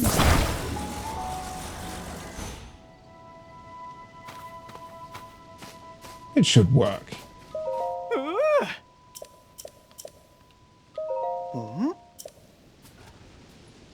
Yes, it worked! Okay, for a second there I thought it wouldn't work, but nice. Alright. Please secure him. I should have actually counted how many times I encountered him already. I want to say this is about the 10th time? Maybe 9th or something.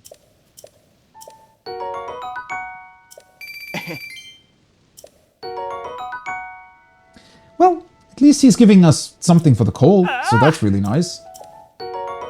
Ooh, and a sleepover ticket that I don't actually want to use because I want to get pony points. Cool.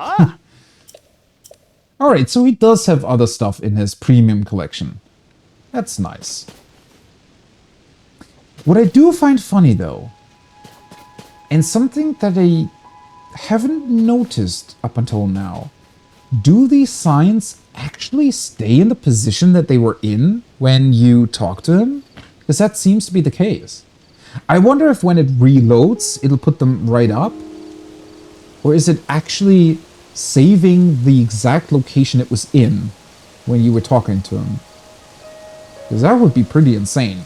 But clearly it's doing it right now. I mean, it's exactly tilted the way it was when, you know, we were, when I was talking to him after I put the beam under it.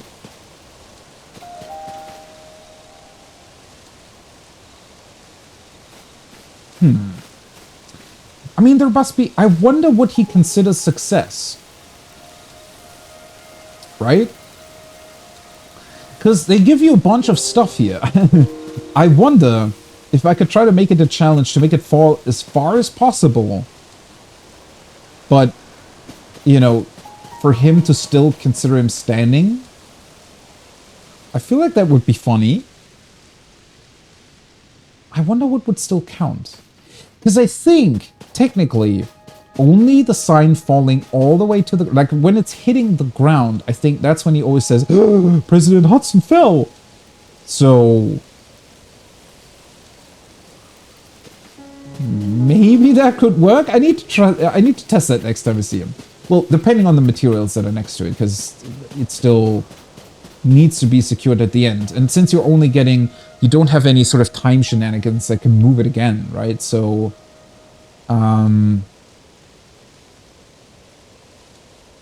You would have to do it in a way where it can fall far, but still not topple over once it's already fallen, right? Yeah, I would definitely like to know what he still considers a success.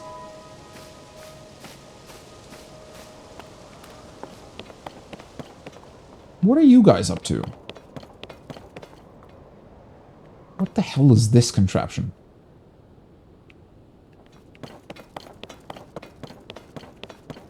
What are you mumbling about training?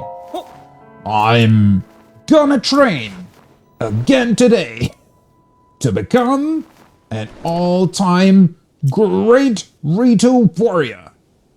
Okay. Huh? Who are you? Someone else who aspires to greatness. I guess you heard my little pep talk to myself, huh? But talk about embarrassing. For as Rito, our ability to control the wind is one of our big advantages in fighting monsters. That's why I train here every day. Aren't you curious what kind of training I'm talking about? I mean, yeah, as soon as you mentioned wind, I was. Of course you are. I use these sweet wings of mine to return the balls that fly at me, pushing them back one after the next. What did you think? Want to give it a try? Can I just recall them? Think you can wing them in like me? Then let me tell you how the setup works. See that impressive tower back there? We built that baby just for this. I guess that explains why the bridge isn't fixed. Because if that Goron was in charge of fixing the bridge and just decided to build some sort of weird training ring out of the materials he got for it, that, yeah. Of course, that would mean that the bridge is still broken. The guy operating the tower is Tubbled. I keep it on retainer so I can train. Okay, and he's just fine with that, yeah? Tubbled will lob balls at you. The game is to return them to the moving basket. Oh. Okay, so I cannot recall them because that would mean they'll fly. Well, maybe I can, though.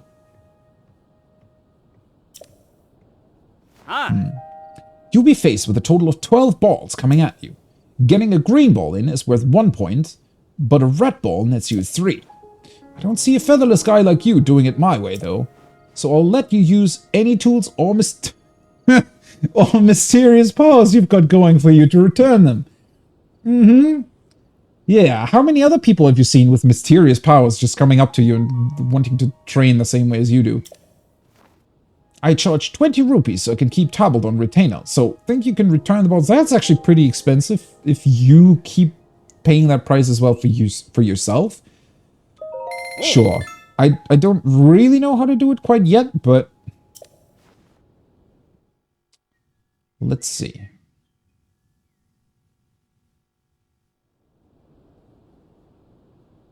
Hey!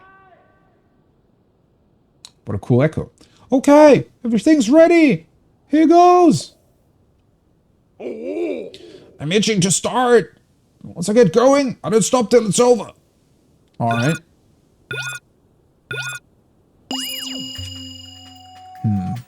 Okay, so I'm thinking I'll just recall them. Maybe? Oh, right, that. I forgot that it stops time.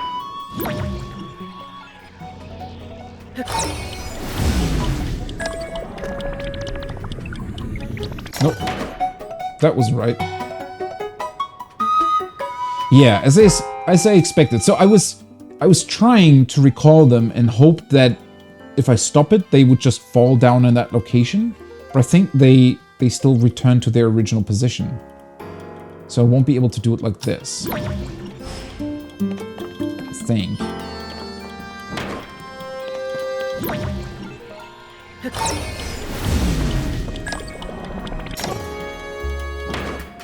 Oh no, I can! Okay, I just did it wrong. I have to calculate a little bit of time before they...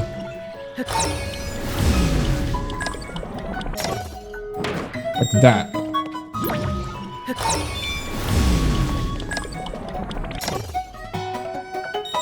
There we go.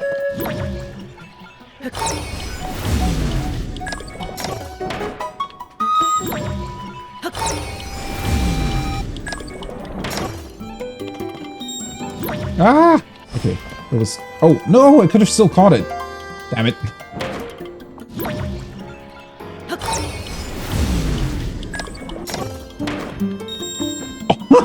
Oh, that was a trick shot. That was a trick shot. Okay. Nice. Okay, well, I feel like I did quite well, considering that I didn't really know how to do it at first. So the trick is basically to just, well, what I did wrong is I didn't press L early enough. And there's also, so there is a slight delay since the way recall works is that it stops time for a second, right? So it's like the object is staying still for a bit.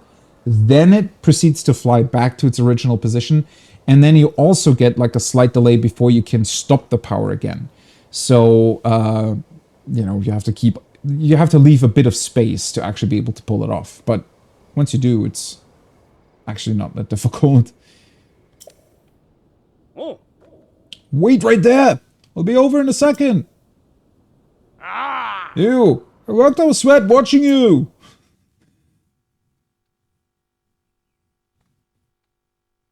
So I got, what, 12 points? How many did I lose? About, I want to say, 8 points? Because there was definitely a red one that fell down, and maybe like 3 other ones, so is 18 the maximum?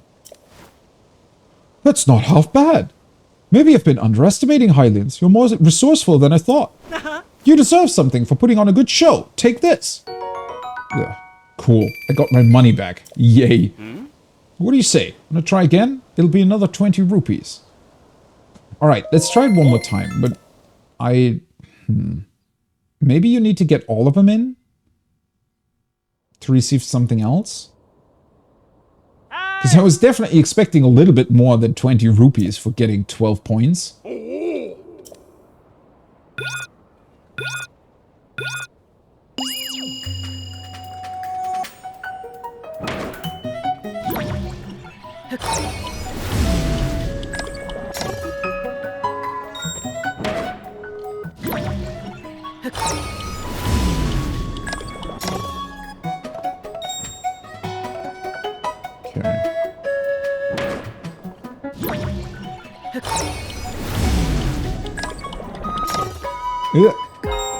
Oh, that was...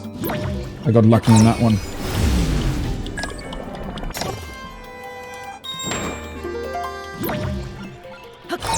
Because you do need to be careful with the platform swinging as well.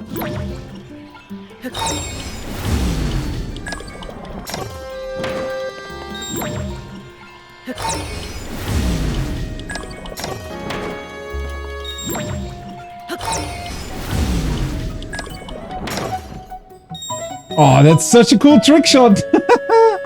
Whenever he, you know, hits the one that you recalled.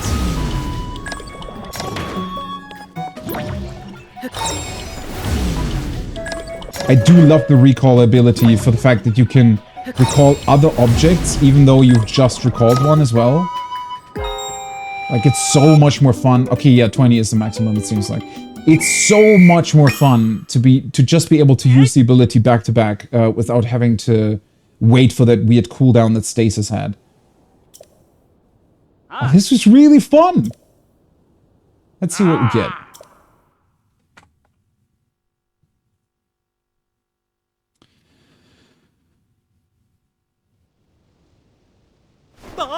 Wow, 20 points! That's a new record! I don't believe this! How is a score like that even possible? I've never seen anyone get so many in before. There's clearly way more to you Hylians than I thought. I still have a long way to go before I can achieve anything as good. I mean, if he said 12 points wasn't half bad, I assumed he had at least more than that, so... I mean, you're not half bad either then. You deserve a real reward for putting on such an incredible show. Take this! Aww. I mean, that's great and all, but I was really expecting something more unique for this. Oh. I was gonna give you this feathered spear as well, but it looks like you have too many weapons already. Of course I do. I always have. I'm sorry, buddy. Alright. I'll hold on to it for when you make room. Well, that's nice of you. Alright. Yeah, you love there's no cooldown. That's so much cooler. It's just way more fun. Cooldowns, you know, in that sense, really... Well, they're kind of pointless, right? They're taking a lot of fun out of something that's supposed to be a lot of fun, so... Honestly, let's drop this weird thing. I don't know if I'm ever really gonna use it anyways. Ah, you ditched a weapon or two, huh? And this is all yours. Feathered Spear. A spear used by Rito soldiers. Its point is now decayed. It still boasts quick attacks in mid-air. It produces a strong wind. Okay.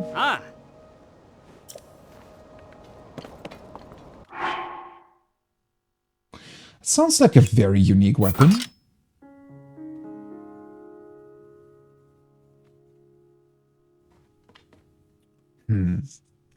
But I'm pretty sure it's still gonna break too, right? It boasts quick attacks in mid-air and produces a strong wind.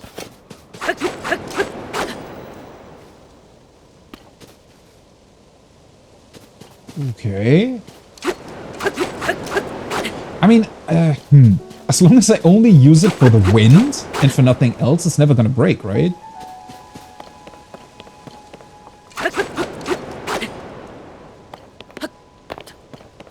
What do they mean by attacks in mid-air, though? Let's see.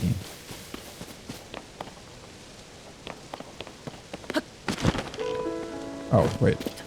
Oops. Wrong button. Oh, okay.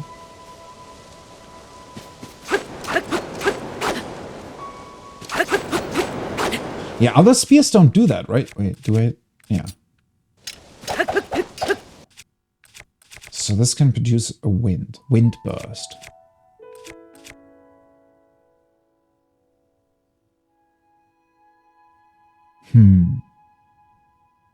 The problem is I don't know how often I'll really be using this.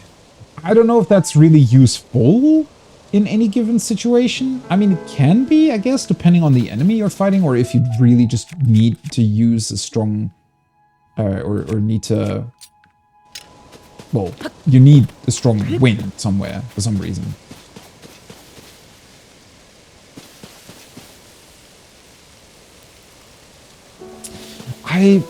That's one of those weird weapons that I wish would be a bit more special, right? Like some sort of tool that just stuck around. I don't know, but then again, it is kind of cool that it can break, I guess. Alright, do I just want to follow the path for now? I mean, I could definitely do the same thing that I did in Breath of the Wild and just sort of go around onto the mountain. At least that way I'll also see everything that's sort of on the way, right? And then afterwards I could go over here. Wasn't this the fairy fountain, though? Part of me wants to take a look at that first. Then I'll be missing out on the... Let's do the path first. Even though I'm pretty sure you're supposed to ascend up there, but... Oh well.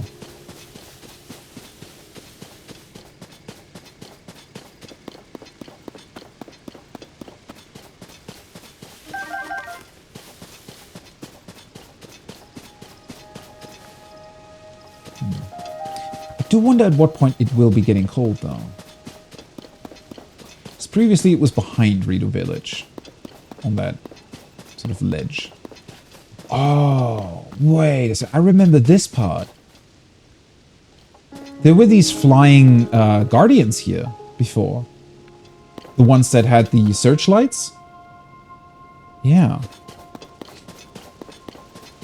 I remember being surprised that they were here so far away from the castle.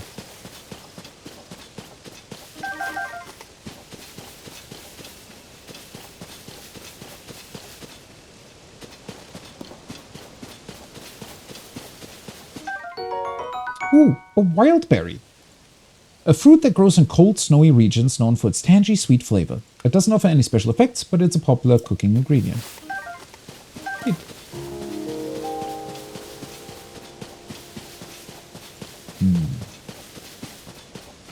Walk over and can.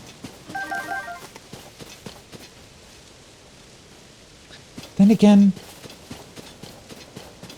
maybe it is worth it to go up there. Let's see. Can I get a cheeky ascent here somewhere? Not here.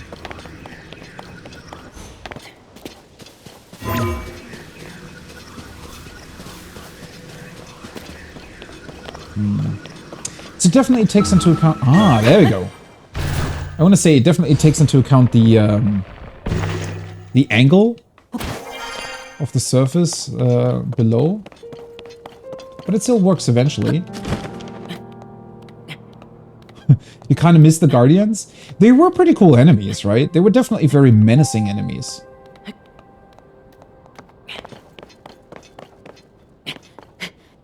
I wonder if some of them are still around. Although at this point they would be, yeah, well, would they be deactivated? They wouldn't be hostile anymore, right? I guess. Oh, no coral.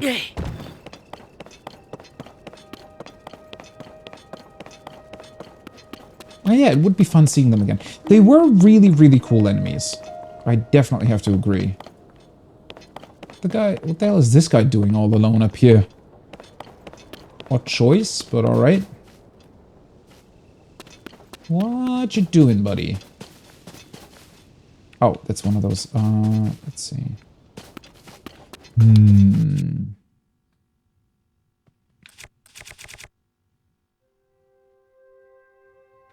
Yeah, why not?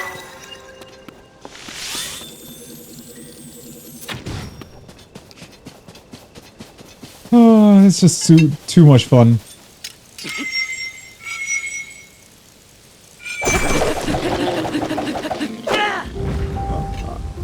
It's so crazy to me just how, like, insane Link gets when you charge up the spear. Because it's one thing to do, like, a charged super spin attack, but with the spear, he just goes all out, right?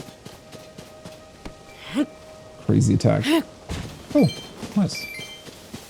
What was this guy doing here, though? Was he looking for something? Is he confused by the stone that fell down?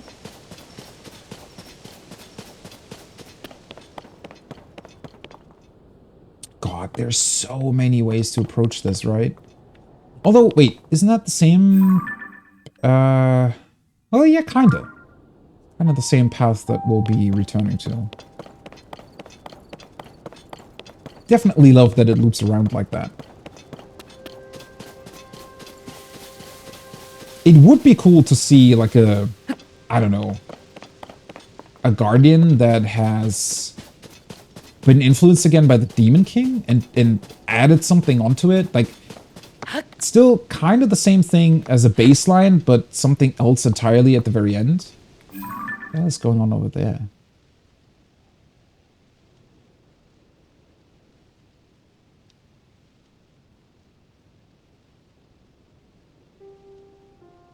Maybe I don't want to go up there after all. What? That thing is huge. What is that? That looks like a Dark Souls boss. What? Wait. I wanted to... Let's see. I don't think I'll be able to... Yeah, no. It's just showing the question mark. Ooh. Flame Gleok?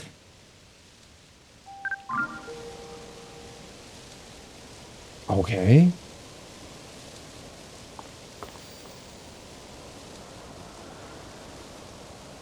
That looks way scarier than a Lionel, in all honesty. I'm not too sure if I want to approach that yet. I mean, might as well. If it's too strong, it's too strong, but...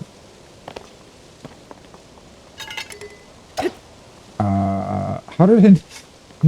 how do you do this again? Wait.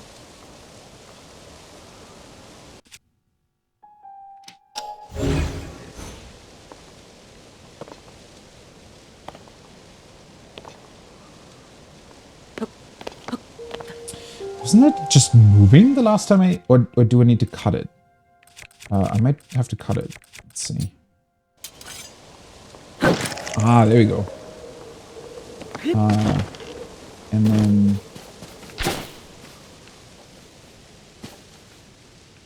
don't... I know that I was confused by this the first time I saw it. Did you have to... catch it or click on it?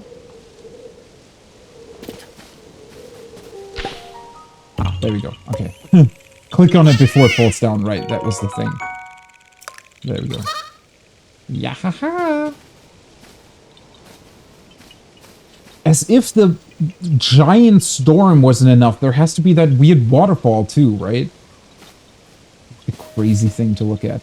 And then there's another huge sky island in the back as well. Well, there's that giant structure up top as well. Huh. Cannot wait to actually explore that. But first, let's check out what kind of crazy thing that is supposed to be. Well, if I'm not distracted by a billion other things first, huh? Let's see.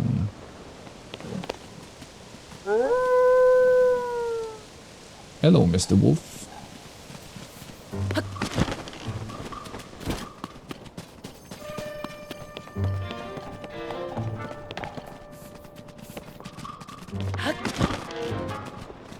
Oh, well, that's another Korok.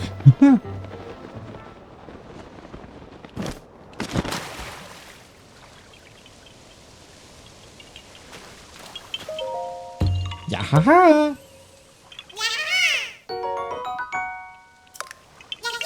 Bye-bye. Oh, silent princesses. Mighty Thistle. This medicinal plant is known for its sharp thorns and for the fruit it bears. The fruit contains a compound that increases attack power when cooked into a dish.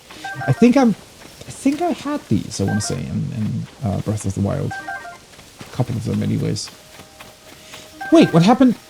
Isn't this the fairy fountain? Or was, anyways? That's why the silent princesses are growing next to it. What the hell? One of the stones just landed on... Is it, though? Or was the fairy fountain back here somewhere? Now I'm doubting myself. It might have also been here, or honestly. Narrow Hill. No, wait. This, I'm pretty sure, was the one that had the Sheikah Tower previously. I think. Or was it this one? But this looks like it could have been a fairy fountain. Or not? Shit, no idea, honestly. But I mean, wouldn't the flower have still been here? It's just the silent princesses and all the flowers around it make it look like it might have been here. Maybe the fairies can actually move? I don't know.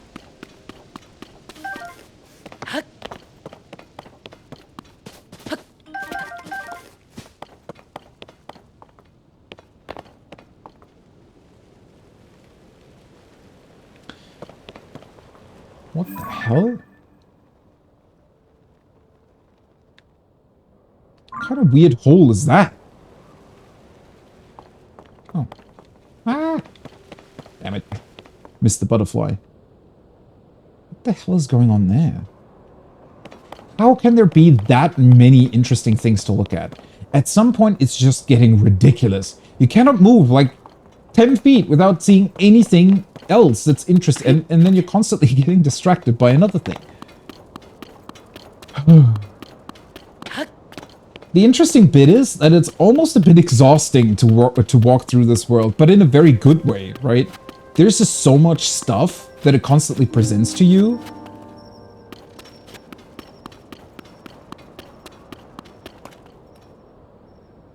Hey, Mr. Bokoblin. What's on the menu today? How about a nice little arrow with the bokoblin horn on top? There you go. Oh, there's another one. Oh, another couple ones.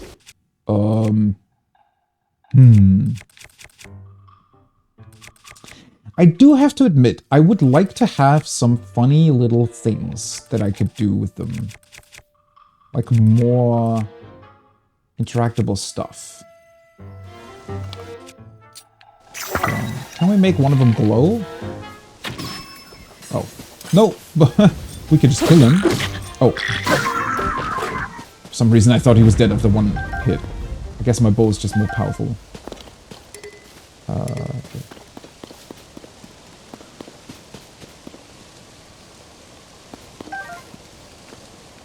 Why is that shining like that? I guess it means that it has an additional effect or extra durability or something?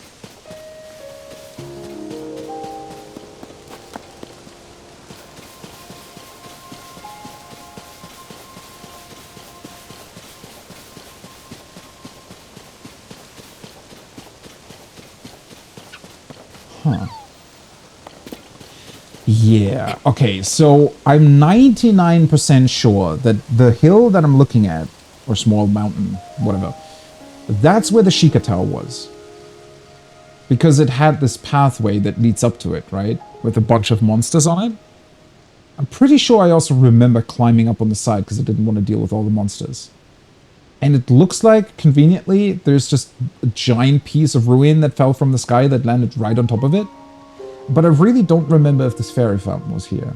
If that was the thing.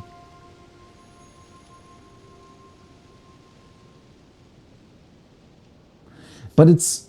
So these ruin elements, they didn't land everywhere. Although... What's up with those weird pillars? Were those here before? That's not the Sheikah Tower, though. That looked different. That's so weird.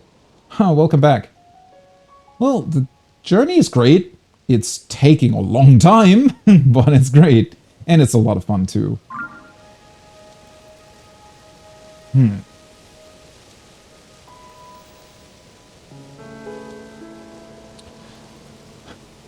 I really, really hope at some point someone is going to go into what the hell happened with all the Sheikah structures.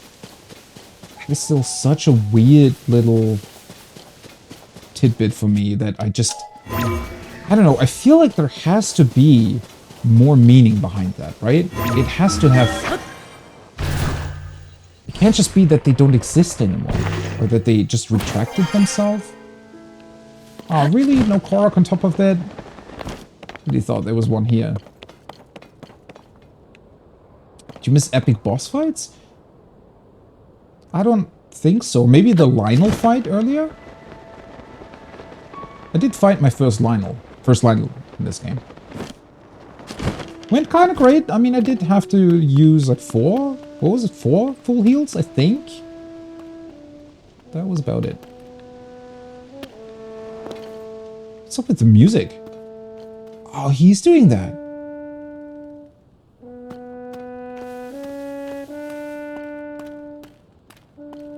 Bit of a sad tune there, buddy. What's going on? He has an actual trumpet.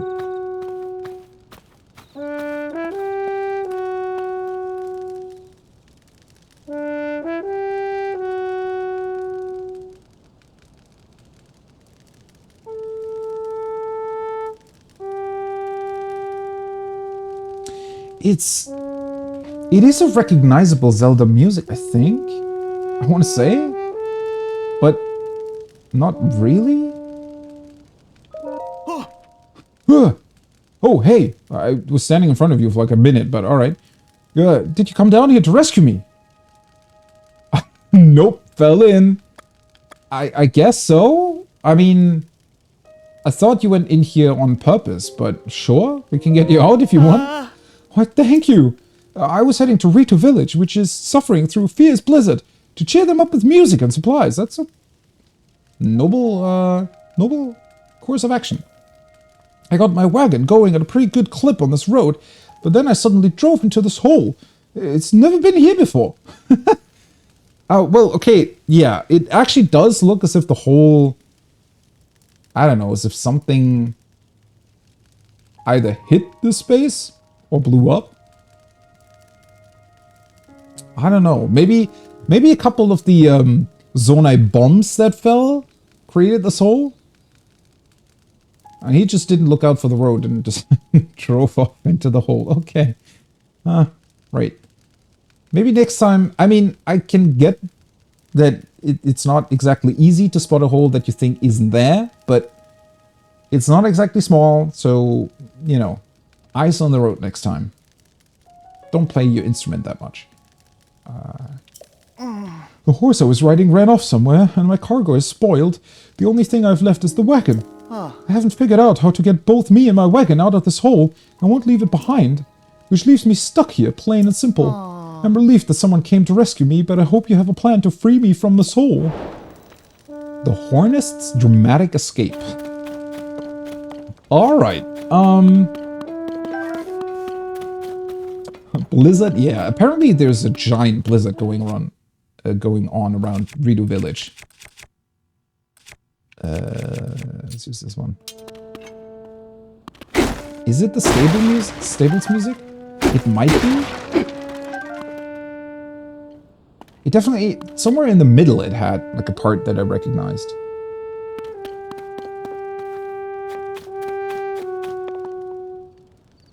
Oh, there are flame emitters here.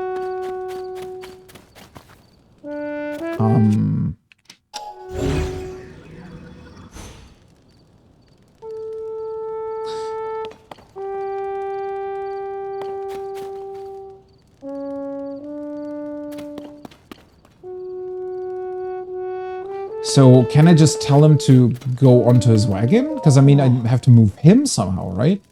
I can't climb up the wall of this hole, and even if I could, I wouldn't want to leave without my wagon. Only someone could pull my wagon out of the hole with me in it. Is that too much to hope for? Oh, we can just get in the wagon! What? You can actually make this happen? Yeah. Alright then, let's hope you know what you're doing. There we go. Okay, well that works. I was gonna say, I cannot move him. Because I was almost expecting to be able to move him like a Korok, but I'm in the wagon, ready to go. Alright. I don't know if you know what you've gotten yourself into, but I do want to read the quest entry.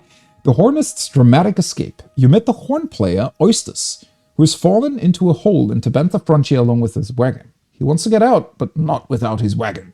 Is there some way to help? I think there is. I think there's a couple ways to help. Okay, so now we can move him. Can we actually move him? Yeah. So obviously the easy part would be to... Although, it might actually have walls that are too high to just place him outside of them. Right, so let's move you close to here. So that I can ascend and grab him. And...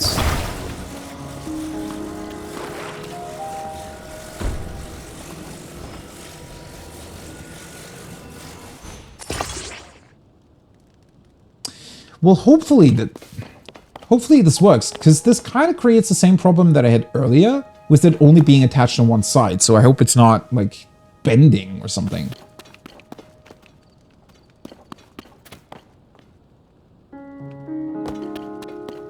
Or do I want to build it in a different way?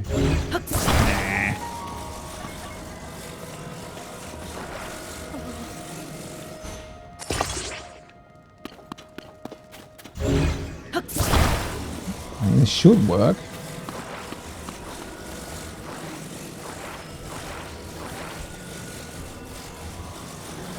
Oh.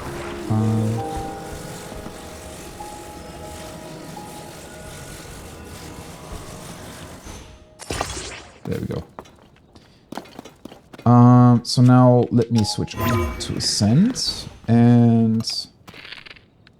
Can I hit the flame emitter?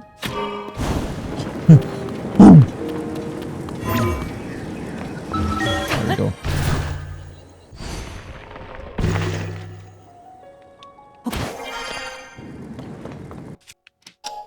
And then I can just catch him as soon as my battery runs out. That's so ridiculous. Hey, how you doing? There we go. What?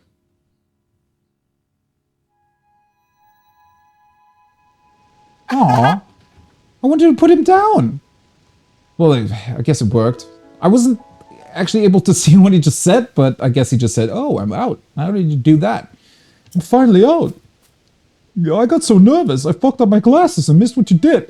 I think that's better, in all honesty, because that was kind of a precarious situation, and if I hadn't caught you with my ability, you know, you would have fallen back down, and I don't think your wagon would have liked that, and neither would your ass, so... But you did it! You actually did it! Thank you so much! If you hadn't come along, I don't know how much longer I would have been stuck in that hole. How is he even still alive? Come to think of it, I hadn't made such a rash decision during the earliest days of the upheaval and run off on my troop. Maybe things wouldn't have ended up like this. Oh. What troop are you talking about? Can we, like, bring those guys back together? Probably, right? I mean, the supplies I collected to help feed Rito Village have all spoiled by now anyway. I should get back to the stable trotters and rejoin my bandmates. That will do more good. Yeah, honestly, I feel like that might be a good idea. Rito Village will be fine without you, I'm pretty sure. Oh, have you not heard of us? Our stable trotters are a music troupe that goes around stables to perform. If I had to guess, it's out of your way, but they might be near Woodland Stable over in Eldon. After I return this wagon I borrowed, I'm going to rejoin the troupe. Ah, shit. Now I kind of want to know what the troupe would have said if I met them first before rescuing him. That would have been cool. Then again, maybe we're supposed to rescue all of them? Maybe they're not even a troupe anymore. Maybe all of them eventually left and got stranded somewhere. There's so many people who would benefit from hearing us play. One more thing. Take this, please. It's a cooking ingredient I picked up in my travels. It's the least I could do for getting me out of there. Ooh. Bee honey. Nice. Yeah. Now I'd better be on my way. I'm sure we'll bump into each other again. I look forward to playing my horn for you. Right, you do that. Toot your own horn. Cool. Looking forward to meeting the troupe, in all honesty. Especially since it's probably going to be pretty cool to hear them all play together. And I wonder if you, like, once you've done that, once you've brought them back together, I wonder if they're going to start traveling from stable to stable. You just randomly bump into them? That would be really fun.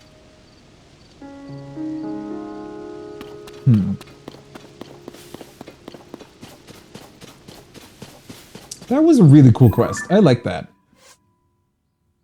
I love how they're incorporating your new abilities into the quests. That one. You managed to get Oysters and his wagon out of the hole at Tabantha Frontier. As a member of the stable trotters who perform at all the stables in Hyrule, Oysters has gone back to rejoin his troop. Cool.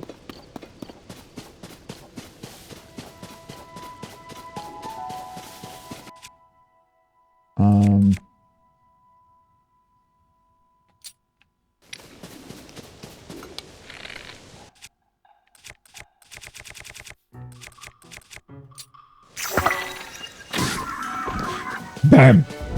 I love how he's just confidently strutting forward, facing my arrow, without a care in the world. Not exactly the right decision, buddy. Oh.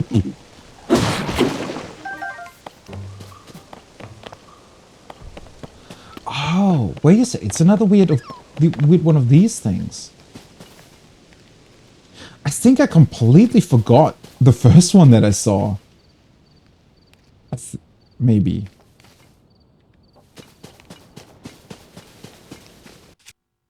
I wonder. Because I think I was pretty confused what I'm supposed to do with them. Ah, there we go. I was going to say, wait. That kind of looks right. Yeah, haha. Yeah. I honestly think I completely forgot when I saw this the first time. There must have been something else interesting that I was taking a look at and completely forgot that this existed too. Alright. Nothing else here. Halfway expected that to be a hole into some other downwards area. Ooh! Somebody needs help!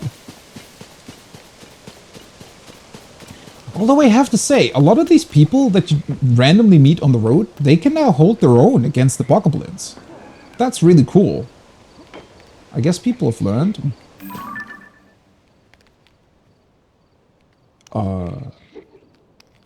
Isn't that missing something? Like the shrine in the middle? That looks weird. Alright, let's help him.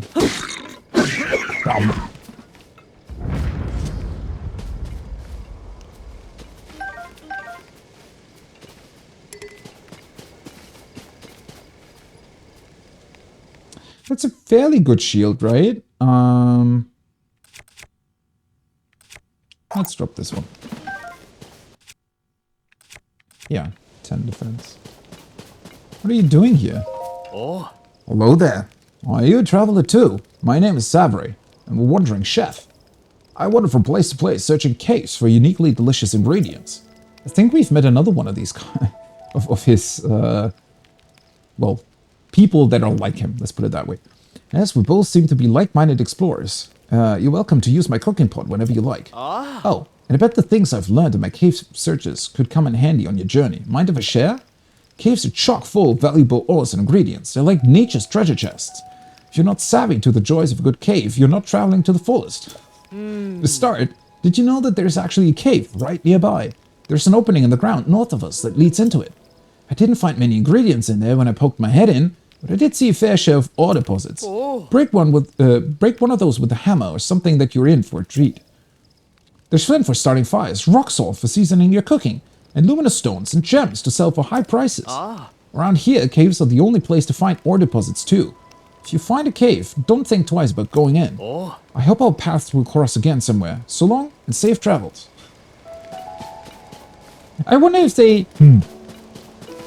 Sometimes these things make me wonder if they had playtesters who, for some reason, never went into caves, either because they didn't realize they were there, or they assumed they couldn't go in, or they were afraid to go in, or something like that, and so they decided, okay, maybe it would be a good idea to just place a couple NPCs around the world that constantly remind the player to do certain things that they might forget about otherwise. Okay, he said north though, right?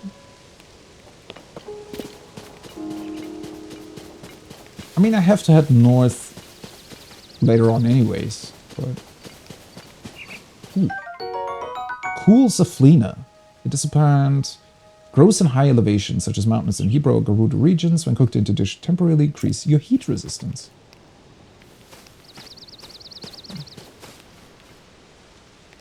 Why are there arrows here? Did the cave guy place them? See a sign enthusiast too? Most players do in fact need backseating. Yeah. I mean, it's not necessarily a bad thing. If they do it like that, right, and have like a random person, because it makes sense. The cool thing about him is that it makes sense that there would be random people that are interested in these things, right? That are going around looking for treasures. And what I like a lot about this game too is that typically treasure hunters are enemies in games, right? They compete with you for treasure, whereas here they're just, oh hey, by the way, did you know there's like a cave over there? And I do like this a lot. It slightly nudges you and you know, reminds you, hey, by the way, you can do that. Do it. Much better than what other games are doing, where it's just, you know, he's just giving you that bit of information. It's also incorporated in a way that, you know, kind of seems natural, and you can decide on your own if you want to go there, or you can just leave it be. And also, if you leave it be, every other game would put a giant glowing marker wherever the cave is and say, hey, somebody told you about this cave, go here, right? There's treasure to be found. It probably would also add 0 out of 8 treasure boxes found or something. This game doesn't do that, so I like that, right? It slightly nudges you towards doing certain things, but it doesn't really push you to do that, and it doesn't care if you don't do it. It still remains your own choice. It doesn't, you know, have a billion glowing markers pointing you in that direction. Yeah, there's a fine line between backseating and gently guiding them. That's absolutely true. Mostly important for tutorials, I want to say, but in these particular cases, it's good too. Because, I mean, these games are gigantic, and the incredibly difficult thing as a game developer is also that you have to remember, you always have to remember that there's people that might only play these games for like 20 minutes a day, right? And maybe only once a week. Maybe they put the game down for 3 months and then return to it, right? You never know. So for those cases, you kind of need some sort of backup solution too, where it is like gently reminding you of certain things that you might have forgotten about otherwise. And I mean, especially when you're on Twitch, you see a lot of people playing in very, very different ways, and you do realize, okay, it heavily depends on the person, right? There's people who constantly forget what they've just been told about. There's people who just don't pay attention. There's people who pay too much attention but lose sight of, you know, maybe gameplay details in favor of lore details or something like that. And you kind of need, the crazy thing is, as a developer, you'd have to think about all of these different players and more or less come up with a backup solution for all of them, right? No matter what type of player you are, there needs to be something for every type of player to remind them of the specific thing that they might be forgetting, but in a way that doesn't negatively influence the other players, right? And it's very, very difficult to do, but sadly, I want to say that most games don't even try, right? They just say, well, fuck it, we don't bother with it. It's way too complicated to account for all of that. We don't even want to think about it. Just put a billion different markers in the game and be fine with it, right? Which is honestly sad, especially when it comes to giant productions, because it can also, at least from my perspective, that's what definitely put me off of, one giant example that I can think about is Assassin's Creed 2. Because Assassin's Creed 1, I was kind of a fan of. I liked the idea of it. I liked the concept that they were going for, but it definitely had a lot of trouble, especially it was lacking just a compelling story in general. But when Assassin's Creed 2 rolled around, there were so many things that you could do, and the game constantly told you, okay, go do this, go do that. There is, I don't know, 25 treasure chests that you can still find in this area. There is 100 feathers that you can still collect. There is 6 secrets that you haven't found. I just didn't like it. It completely turned me off of the game. And it also meant that I was never actually looking at my environment. I wasn't appreciating the honestly insane detail that they went into in recreating that world, right? Recreating, what was it, 15th century Italy? That was completely lost on me. There was no time to ever stop and just admire the environment because there were a billion different markers constantly telling you, there's something to find over there. Go there. There's a quest there. I don't know. It's such a shame that some of these worlds just lose a lot of what they could be simply because they place a billion different other things in them that, I don't know, remove that. I don't know. Yeah, Outer Wilds is probably... Outer Wilds is just masterclass. It's on a whole different level when it comes to that. Where it feels like Outer Wilds has like 8 different backup plans for every situation, right? In case a player doesn't find this, there is another thing over here that will point you towards the other thing. And if you don't find that, there's another thing that points you towards that thing that points you towards another thing, right? And then obviously it also has a lot of different solutions for some problems, so yeah, but that's also, you know, partially the way the game is built from the ground up, and that has to be something that needs to be incorporated from the very beginning, right?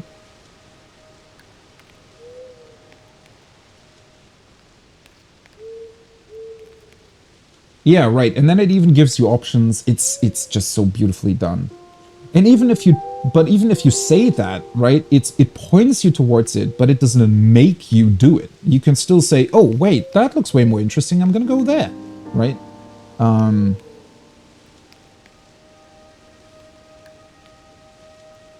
Yeah, and well, with Zelda games typically tend to have a lot of side stuff as well.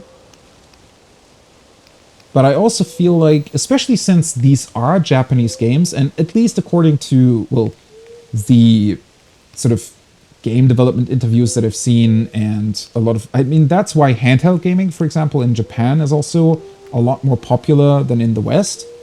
Although that has changed over the past years, and also with the Steam Deck and everything, but apparently there's just a lot of people who sort of play a game on break during their work time, right?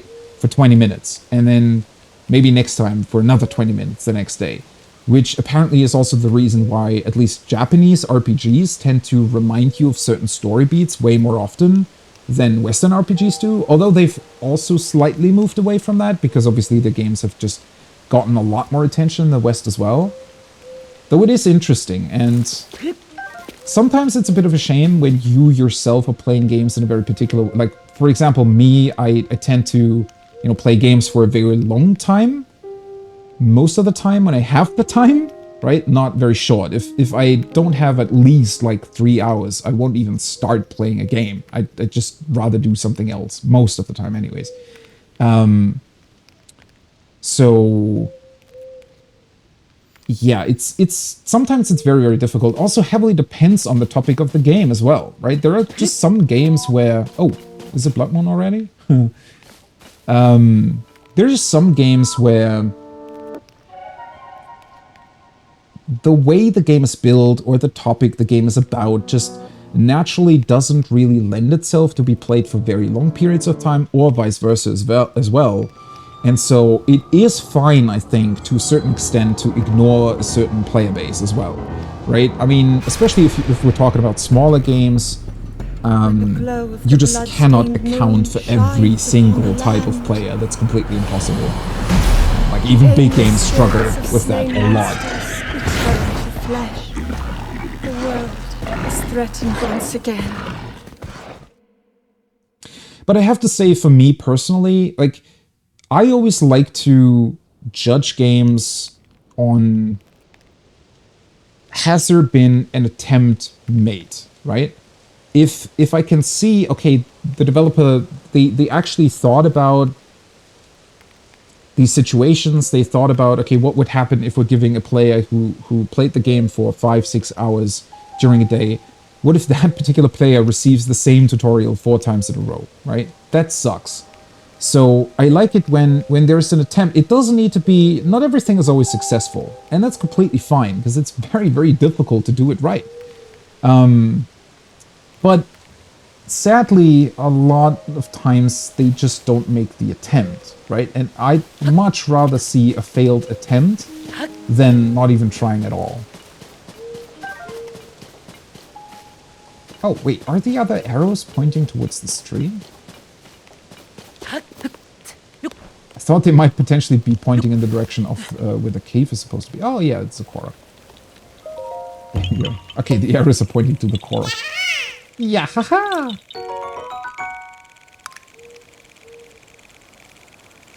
You just had a block moon too? Okay, yeah, that can be... That would have confused me as well. Yeah, I think what I've heard about Hollow Knight, I think, even though technically it's not really my style of game that I typically play, I think I would love it a lot. I mean, I have it. I do own it, so I could play it at any time, and I should definitely do that at some point in the future. Although, it also, at least, I think it has a lot of content, as far as I've heard anyways, so yeah. Depending on how much I like it, that might be a game that I spent a lot of time in. But it's definitely on my extended list of games that I want to get to eventually at some point. Although, well, as most people probably have lists for movies and books and games and whatnot that they still want to get through. Well, typically those lists kind of extend the, or overextend the time that you'd theoretically have for all of that, which is a bit sad to think about, but oh well. We need 2 apples. Let's see. So 1.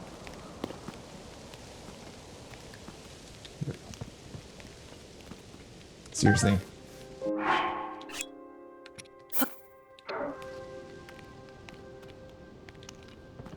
There we go. And another one.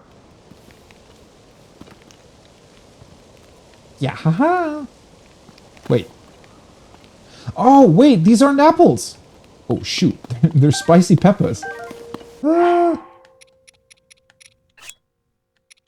There we go. Well, that's a very... A Korok that's very particular about the stuff that he likes, huh? There we go. Oh, Killaway! Oh, welcome back. Oh yeah, no worries. I'm doing great. I hope you're doing great too. Shift changes can suck sometimes, but... Yeah, and I also completely understand if somebody else is playing it, right?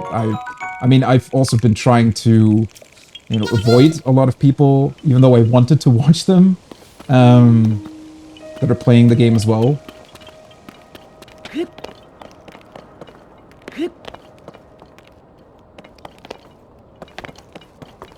Time zones do indeed suck sometimes. Although they can also be a good thing. I mean, it always heavily depends. But I do like sometimes that I can catch, you know, people from the US when I, you know, got up, or when it's evening here, they just got up, and it is pretty cool. Gives you, gives you a way to always have somebody around, I guess, no matter what you're doing. But obviously can also work the other way around, so it's, as always, has good upsides and some downsides as well. Still kind of scared to approach whatever the hell is going up there. But I hope you're doing fine with the shift change as well. I have a friend who's also working shifts, and they definitely struggled through that quite a bit at the beginning with the constantly changing times. Okay, not too concerned about spoilers. Yeah, that's good. Although it's one of those weird things. I was watching a streamer the other day, and I thought they were still, you know, quite at the beginning. And I had it on sort of at the side while I was doing something else. And then suddenly they got to a point where I immediately recognized, okay, I haven't been there. I don't want to know anything, and just immediately, you know, turned it off. And it didn't got spoiled in anything, but... yeah, it's just something where I feel like a lot of people, you can just randomly walk into a space and just discover something insane that you yourself haven't seen.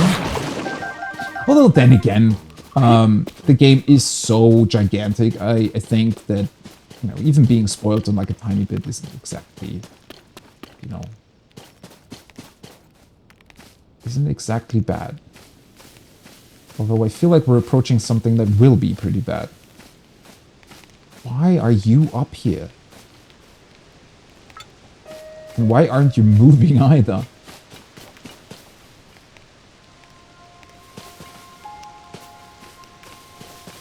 Bunch of wolves. The surrounding area looks super peaceful in comparison. What the hell? Just gonna leave those bokoblins alone, honestly.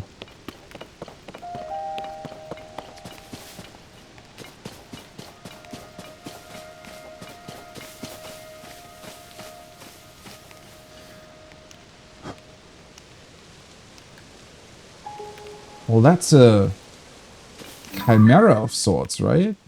Would this be... It's not a hydra? It's not a chimera either. Chimeras have two heads, right? Like a dragon head and a... whatever the other one was.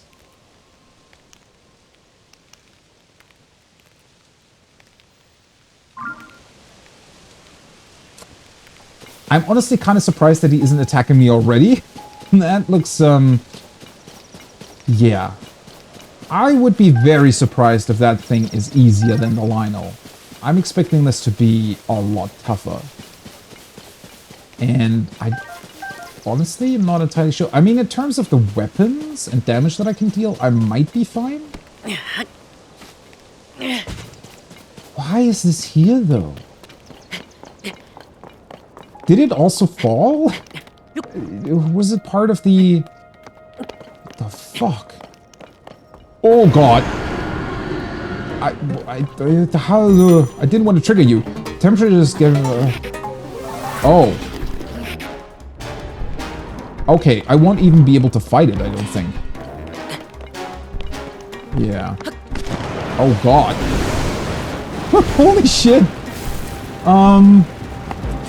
Sorry, buddy. I'm just gonna, you know... Please don't follow me. I should have known that it was getting warm. Can I... God, the music's really intense.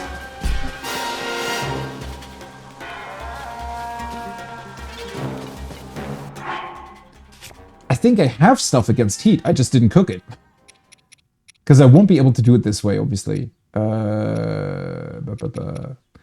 Well, I guess that explains why the game's giving you hot weather attack plus things. Because I'm pretty sure those would work against him. Yeah, run definitely seems to be the best option at this point. It heats me up, yeah. The problem is, I don't know. So it just has heat around it, apparently? Guardians seem easier, definitely, yeah.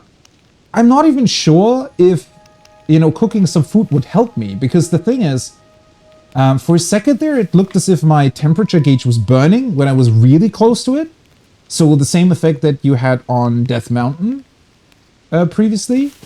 So I'm not entirely sure. Oh, he's flying back. And he's also flying. What the hell? I'm not entirely sure if just cooking things against heat would really help.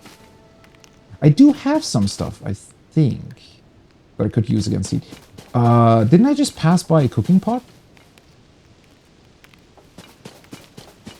There was one down in that weird hole where the man was, right?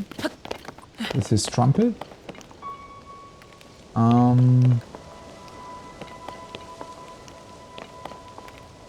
Damn it. Couldn't the bokoblins? I mean, I could just use the zonite things, I guess. I would like to try fighting it. I only have 4 cooking pots.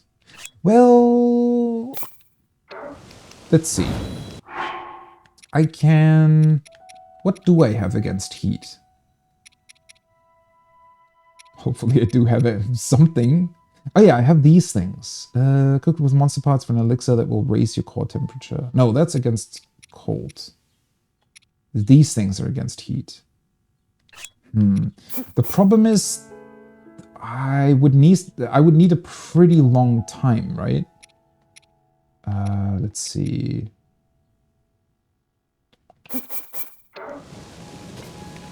How much is that giving me? If I can get 4 elixirs with the 4 cooking pots, that would give me about 10 minutes. Yeah, that could already help quite a bit. That is such a cool enemy, though. What the hell? I never expect... Well, okay, so I was maybe expecting... Because we had that awesome Phantom Ganon fight at one point. So I was maybe expecting that a couple of other caves would have really, really cool bosses in them as well. But to just see this thing be here for some reason, just chilling out on the mountain?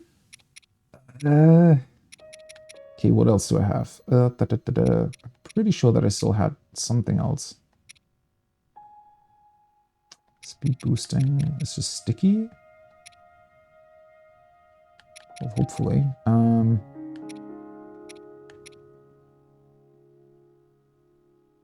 Heat. Okay, these have heat resistance, but there's only one.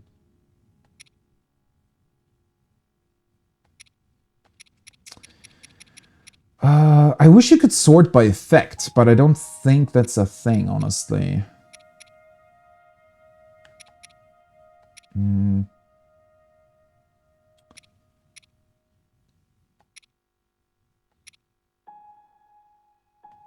I thought I had more stuff. It will explode. These cannot be cooked, I'm pretty sure. Damn it. I mean, I can attempt to fight it. I have a distinct feeling that it will just absolutely annihilate me anyways, so maybe it's not exactly the brightest idea to try fighting it in the first place. But I want to try. Okay, so I have this. That's the only thing that I still have that has an effect like that.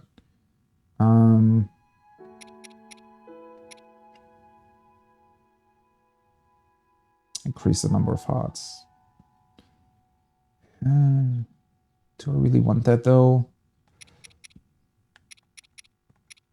Let's just add some seasoning.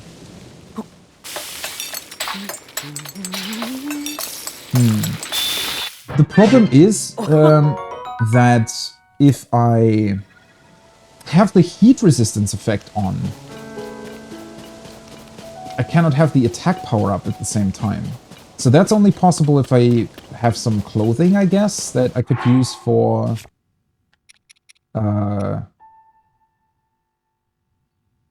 well, against heat. What was that? Oh, was it angry? Or was that it just landing?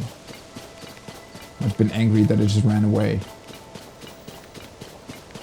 I was trying to be sneaky and approaching it. Just trying to hit it with an ice arrow or something.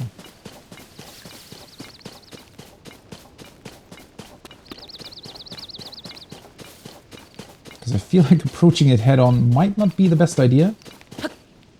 Well, let's see. If I'm burning to death anyways when I'm getting too close to it, then I won't be able to fight it right now, but... it would be good to know for the future. I kind of wish the waterfall would be over here to cool me down. Looks like there's a cork up there, possibly. Can I be sneaky? Why are you here? What are you even? Okay, let's see. Let's put this on, or rather eat it. Let's eat some food to completely replenish my health. A couple apples. And then do a save.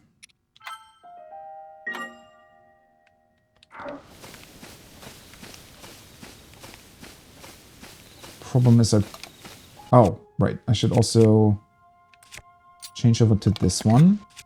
Change over to... well, might as well go this one for now. And... maybe this. A wooden shield's definitely not going to be very good here. And then maybe just go in with the choo-choo jelly right away. Maybe hitting it with some ice stuff is going to turn off his flames. Hopefully. He's probably gonna see me, right? Ooh, he has a tongue. Okay.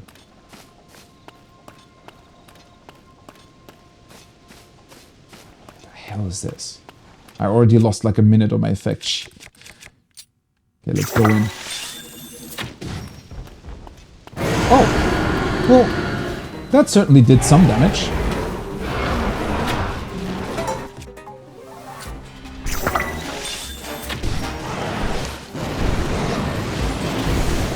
Oh.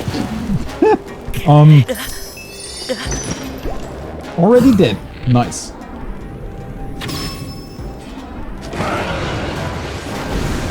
I should probably heal up again. Where's my stuff?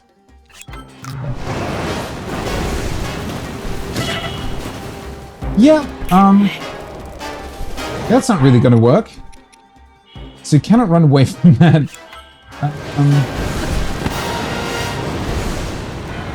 Could fly away from it.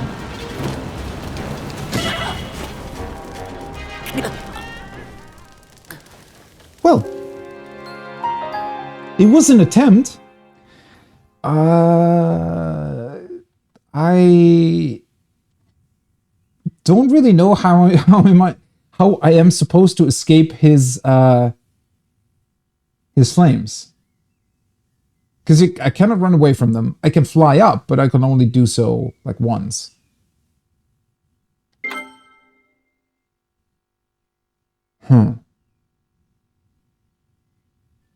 Okay, so he's definitely dealing way too much damage for me right now. So I want to say that I don't really stand a chance against him. Okay, he saw me. Yeah, the issue is not necessarily me attacking him. It's rather that I simply don't really know how I'm supposed to... I mean, I guess I can shield myself, but he's still... Could try?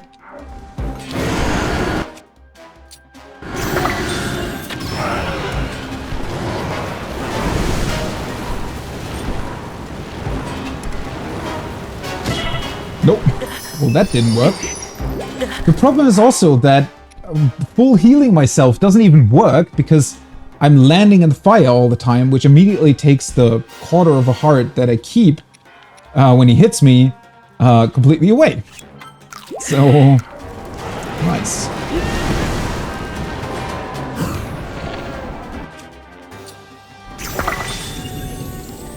I had kind of hoped... Go away with your wings. I kind of hoped that would do something, honestly. Oh,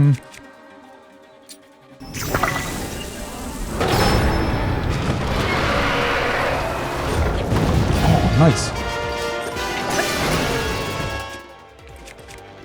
Okay, well that worked. Probably don't want to use this.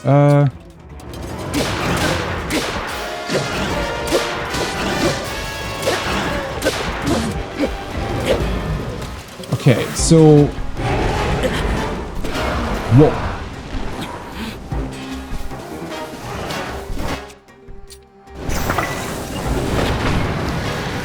Oh god.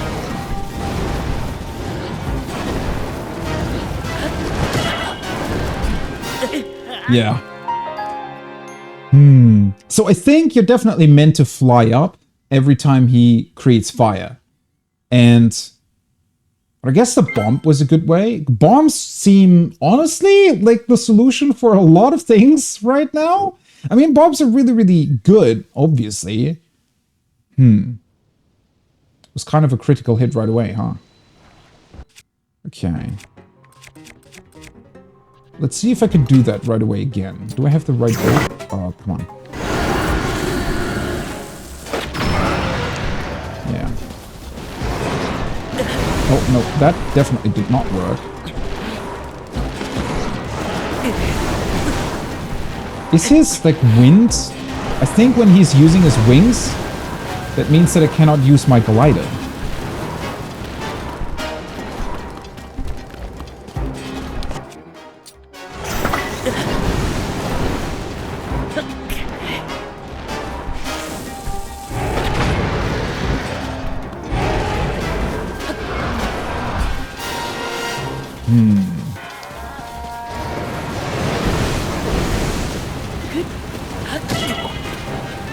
I just don't know, because I have to wait for the wind to appear.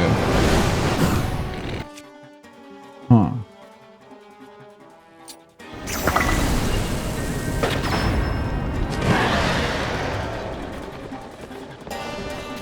Oh, that was the middle hit I had. Okay. So maybe the trick is just to...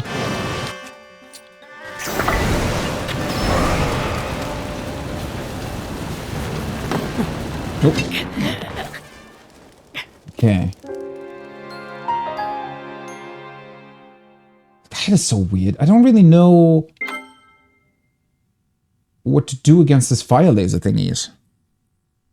Because they always burn me. That's the biggest problem.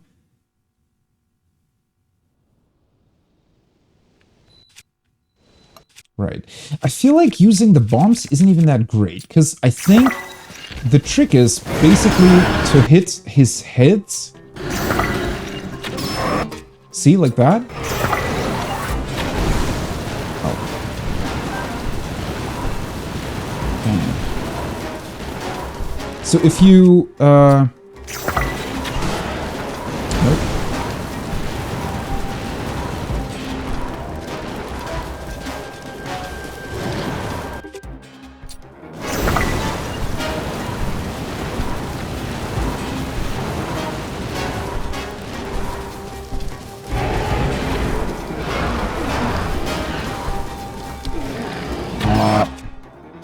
They do come back, though.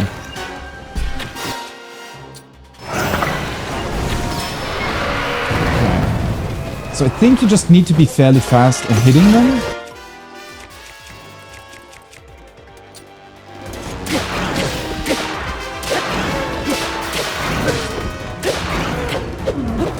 Oh.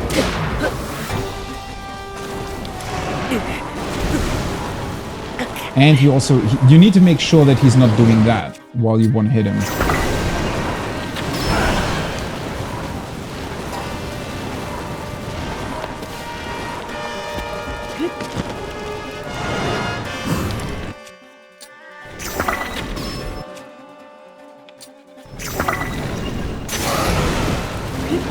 Really?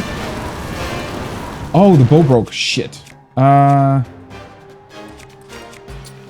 Let's use this for now. It's not really about the damage. Come on. There we go.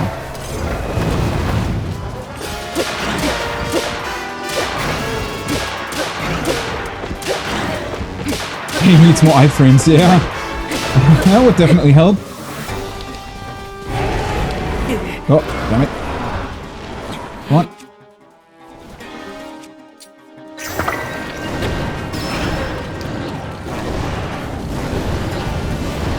Oh boy.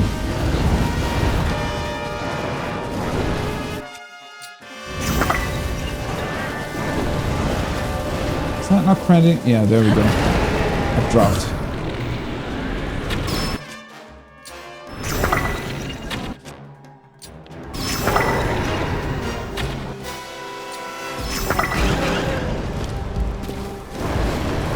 Oh, no, no, no, no, no!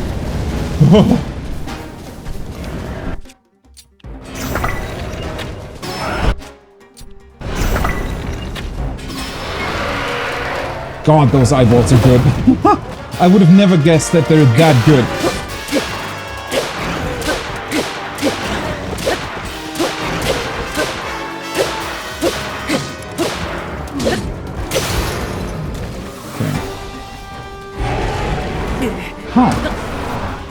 Okay, unbearable heat. I was gonna say it took a moment. It took a moment to actually update that. Where is it? Where is it? Where is it? Oh, there. There it is.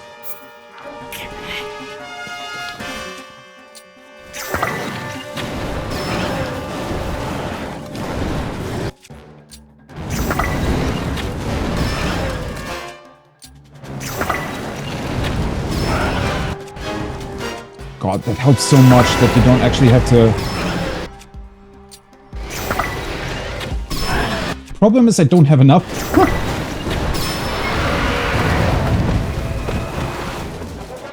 Oh, my thingy broke. I had this. Definitely this stuff. That broke too. Okay, that broke too. This one.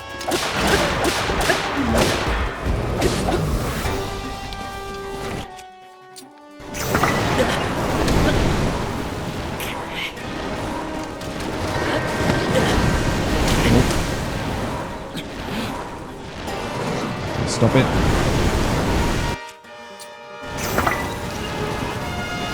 The good thing is, while he's doing his wing stuff, he's slower in doing his fire laser thing.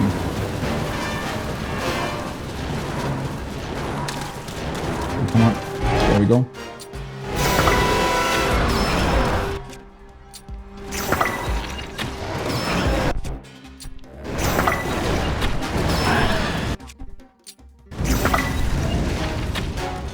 Oh boy. That looks bad.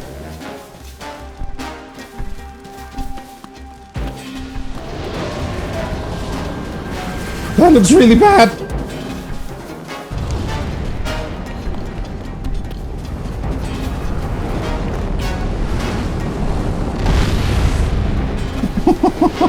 I think he's angry. Ah, there we go. Oh. Okay, yeah, I was meant to fly up towards him. Okay, well, that's my fairy gone.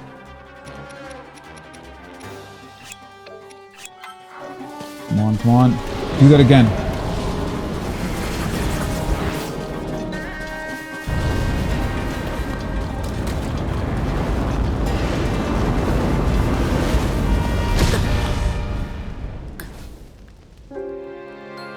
That was cheap. What? Oh, damn it. I really thought I could beat him. I mean, I know what to do. So whenever he does the big fireball, you need to wait for it to land, I think, and then fly up using the updraft, because it's like all the fire is creating a huge updraft, so you can actually get up and hit him from above. The problem is that I don't really understand how you're supposed to evade the fireball, and that's apparently a one-shot, even if you try to run away. It's a really cool fight, yeah. I agree. It was pretty close. I mean, it was still a bunch of his health left, but I think that's probably sort of a final move type deal, right? I don't think he's doing that again. I mean, I survived it the first time, so I think it's just about running away far enough. Maybe? Because I don't really know any other way of... he's definitely way too high up to reach him with any sort of weapon. I also don't really have... Unless I can recall his fireballs, but that... Nah, not that big one, I don't think. The only thing I could think about is maybe if there was some sort of protection here somewhere. Like a cave? Or something like that? That could help against that? Maybe over there. Maybe I'm gonna start or gonna try running into those ruins. Thankfully, the game is giving all of the stuff back, so it's also interesting that initially, I think... Oh, god damn it! The fairy's already gone. Let's load. I think it was this one? No, huh? What's that autosave from?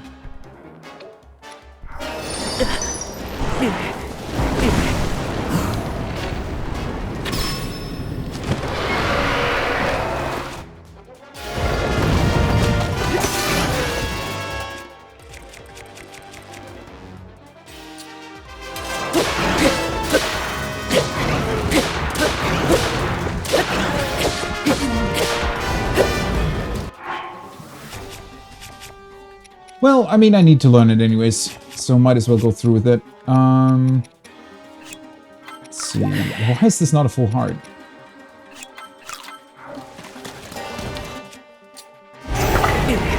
The one thing that I'm not entirely sure about is how you're supposed to get the wind away. I want to say there is a trick to that as well. I think I'm... Oh god. Yeah, well, it was a scuffed attempt from the start. I think there is a trick to getting through his wings, but maybe it really just is not attacking him for like a short amount of time, because that seems to like turn him back to him attacking, and then I can, you know, get my stuff off. I really just need to be careful not to be hit by anything. It's really crazy that I pretty much cannot really do... Well, I can't really make any mistakes, because the problem is every time he hits me with anything, it'll burn the ground around me, meaning that I'll die afterwards, even if it's not a one-shot. So that's a problem.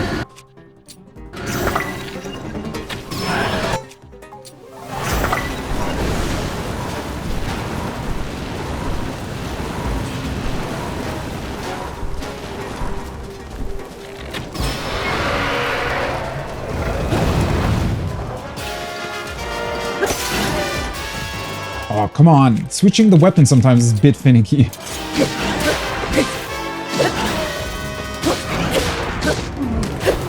What was that? That looked weird.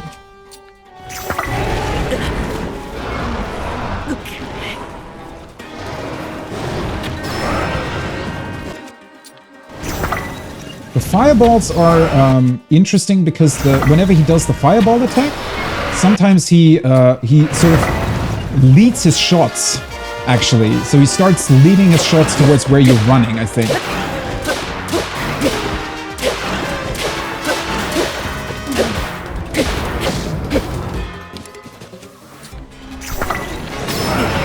Maybe I shouldn't use all the keys balls while I'm still on the ground.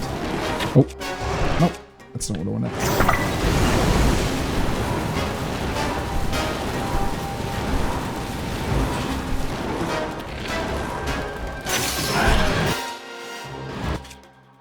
God damn it. It's really, really annoying to switch through your bows sometimes.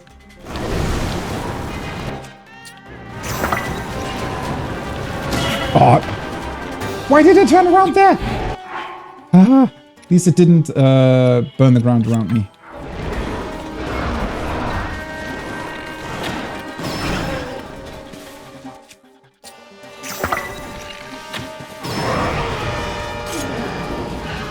Wait, really? Oh, damn it! His middle head came back already.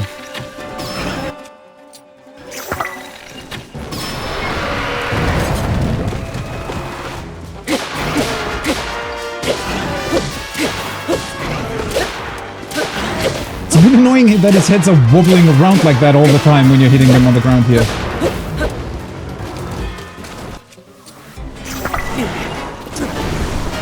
Does that have to do the weird knockback thing every single time?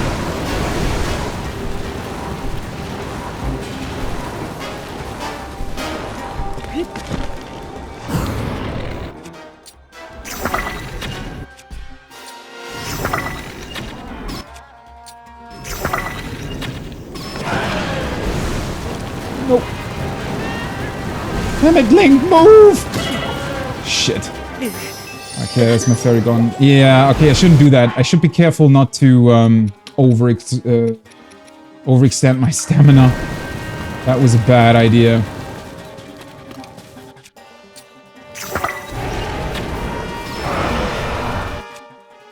My heat resistance also running out.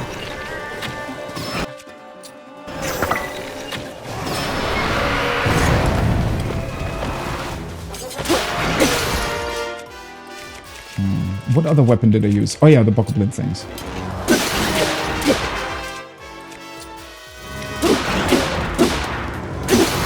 Those are really useful in boss fights, honestly. Okay, let's see if he's gonna start doing his dive again.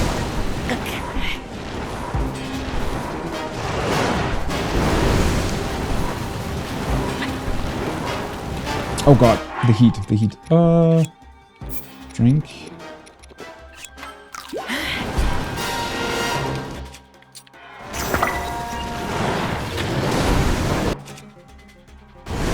Oh, god damn it!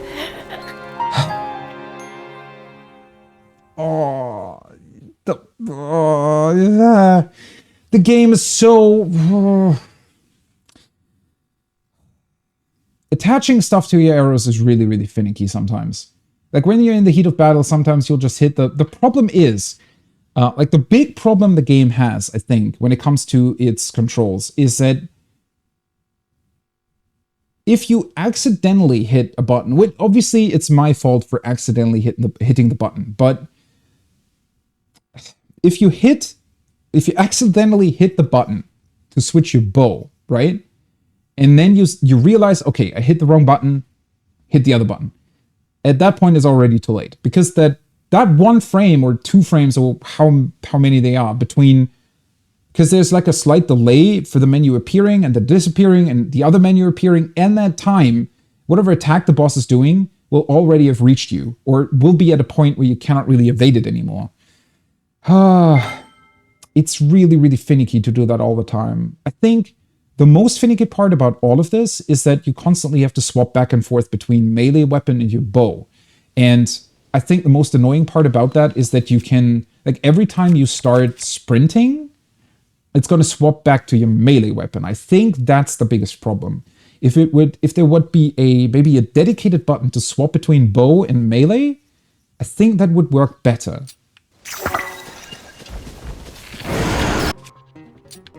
The controls definitely could have used a little bit of optimization, I want to say. They're not bad. They're actually pretty cool. I also like them. The way you swap between things is really well done. It's just that there's some minor issues here and there, especially when you're doing like a difficult boss fight that can sometimes strip you up. And it can mean that you lose because of the controls rather than because of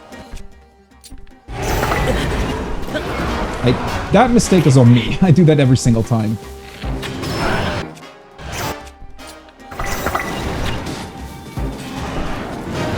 Did it?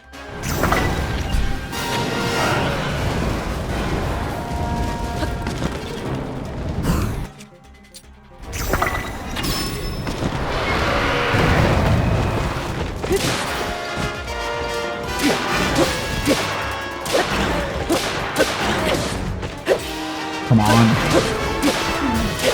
What? What the hell is it? Why is there a frog on the screen? Where did that come from? Why is there wheat on the ground? What happened?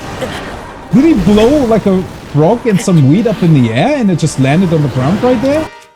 Probably, right?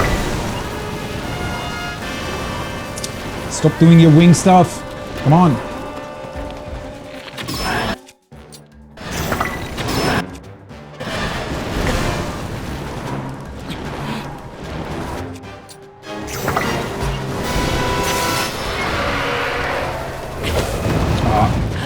Damn it. There was wheat again there for some reason.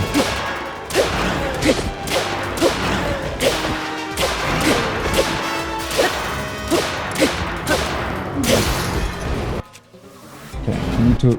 Come on! That's probably the most annoying part. Swapping away from your bow whenever you...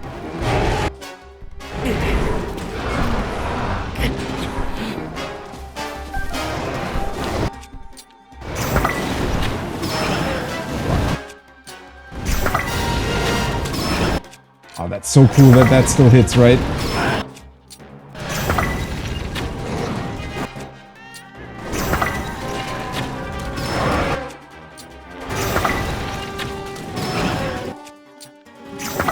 Thankfully, the bow, or the arrow rather, doesn't burn on the way.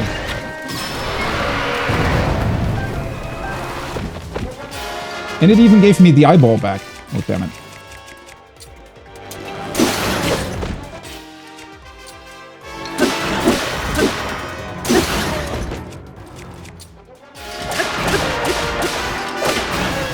I'm also definitely just lacking in attack power.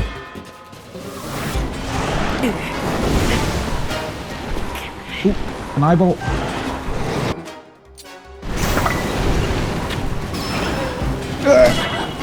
Damn it! I stopped sprinting for like a split second. Oh, that was so unnecessary. That's my fairy gone.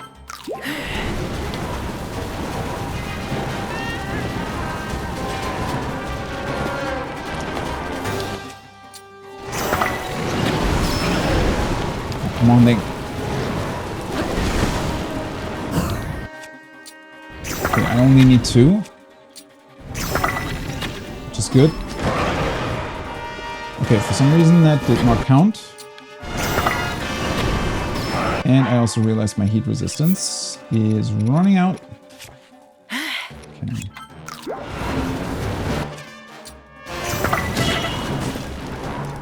Oh! At least that... Okay. Thought I wasn't really in there. Oh. Thankfully, that still hit.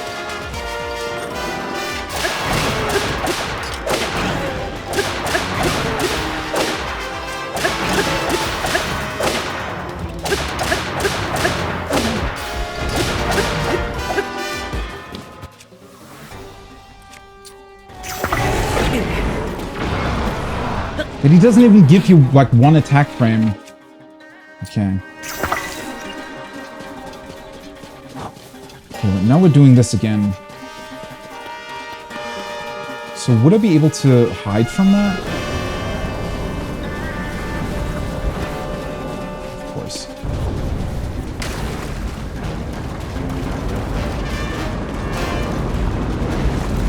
Nope.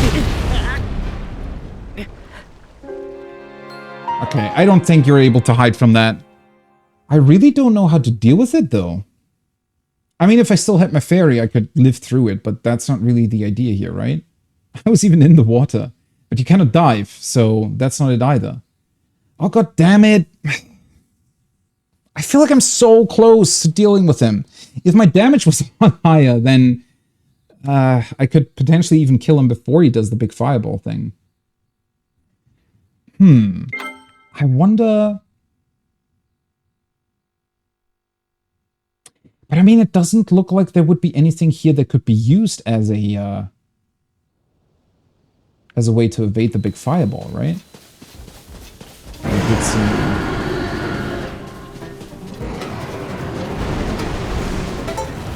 Maybe it really just is about running away?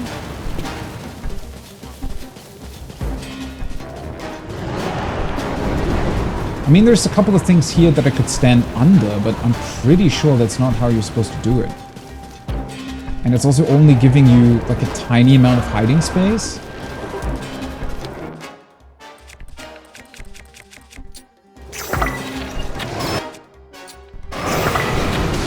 The problem is I don't really know how much sense it makes to still fight him. Okay, yeah, that's a failed attempt anyways. Let's just...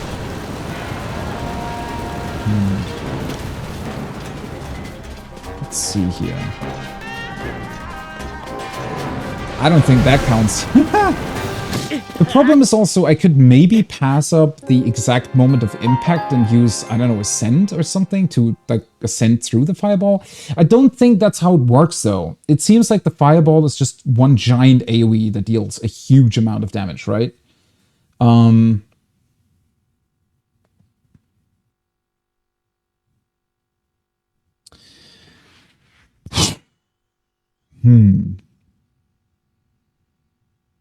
Thing is, I did survive it, right, the first time. So maybe the trick really is to wait for it to spawn, like wait for him to shoot it down, essentially stand on one side of the arena, if you will, and then move over to the other side as far away as possible. And maybe that works. That's really the only chance I have. The good thing is, when he's doing that, right, so I think he's doing it at about 40% of his health bar, something like that.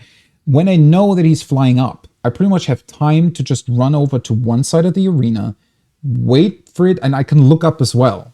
Wait for it to spawn, and then I'm just going to run towards the other side. The problem is I need to be ready to immediately jump onto the updraft and kill him, or at least attack him, because otherwise he's just going to do it again. Boy. The cool thing is, this is really, really difficult, and I like that. Although I would have liked to have maybe, you know, a bit more of a chance against what he's doing since, well, he is kind of one-shotting me all the time. I wonder if there would be another way to do it too.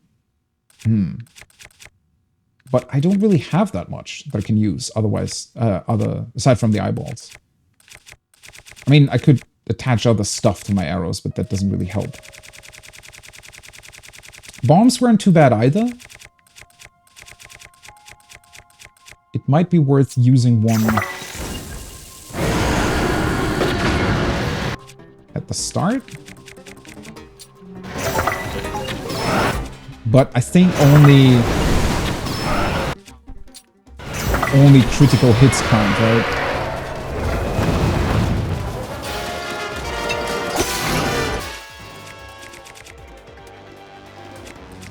I might actually want to use this stuff later.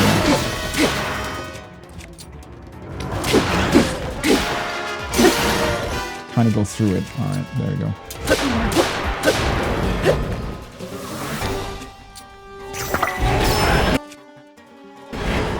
Nice. Hit one of his eyes immediately. Oh god! Every single time! If you just ever so slightly hit the other part of the D-pad, it's just you just lose a couple frames, right? And that's the worst thing. A couple frames can be all the difference.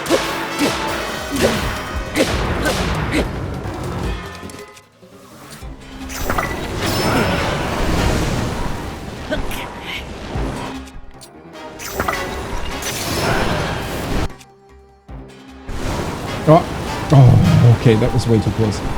I hate that he stops shortly before you can actually change your bow.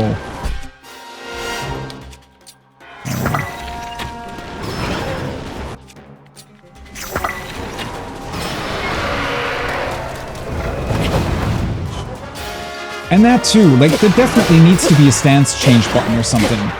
Because in order to change to your melee weapon, you sometimes accidentally just do a hit already, even though you just wanted to change your weapon. It's ridiculous. I'm also just not that used to the position of the D-pad on the, on this controller, right? On the Pro Controller. So sometimes I just accidentally hit it a little bit off of where I wanted to hit it. And that might be that one, you know, crucial difference that means that this is happening. Okay, thankfully that didn't trigger my fairy. I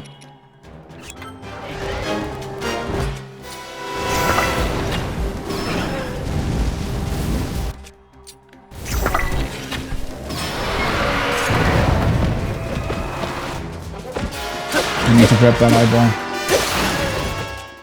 Okay, this one, right?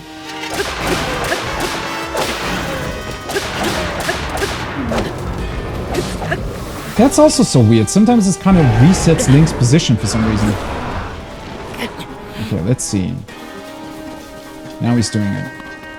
So let's try to stand over here. Come on, buddy.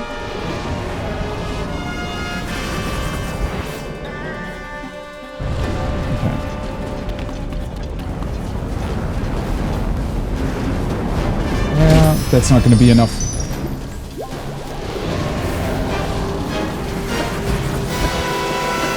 Come on, Link. Really? How did that not... Okay, so do I need more stamina in order to even survive that? I don't know.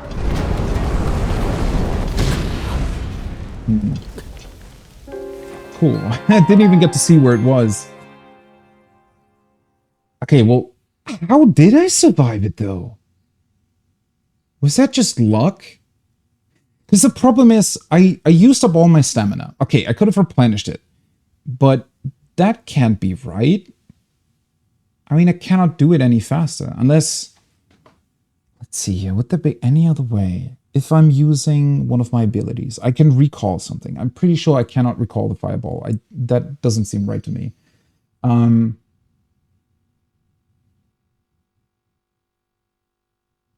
What else would I be able to do, though? Man, it sucks because I've kind of figured out the rest of the fight. It's just this one thing, and I don't really know what the solution might be. If I was able to somehow fly up to him without having to use the updraft, that would work too, but that would require me to recall, I don't know, like a stone that crashed down next to me, right? Or would there be a way to create an updraft myself? I mean, I could create fire, but then I would fly into the fireball, right? And I don't know how much it's extending upwards. So if I create, for example, if I create an updraft myself, the problem is it only goes up so far, right? The updraft that he's creating through his big fireball is very different. So it means that like that's specifically designed so that you can actually go up to him. And where he's currently flying. What else would I be able to do, though? I don't really think that you're meant to hide. And I cannot see Link, like... if you were to perfectly hit your, like, shield swipe thing, sending the huge fireball back up to him, I don't think that would work either. I mean, I could try recall, but I don't even think the game would count it as an object, right? Because if that was the case, you could recall all the other fireballs he's spitting as well, right? I don't think that's right.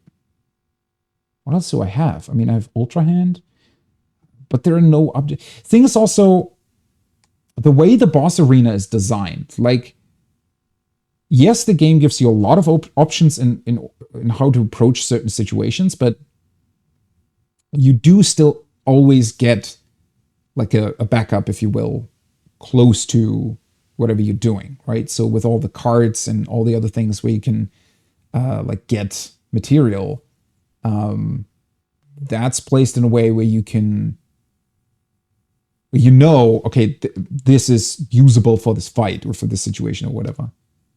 And we're not really getting anything. So the solution has to be something that always works, maybe? Am I overlooking something here? Am I forgetting some function, something that I have? I mean, yeah, I can create an updraft myself, so that's clear. I could do that. Maybe through doing that, I would be able to escape the fireball more quickly.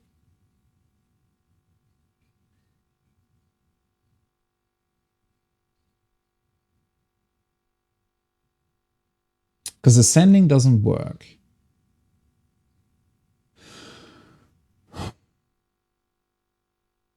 Well, obviously.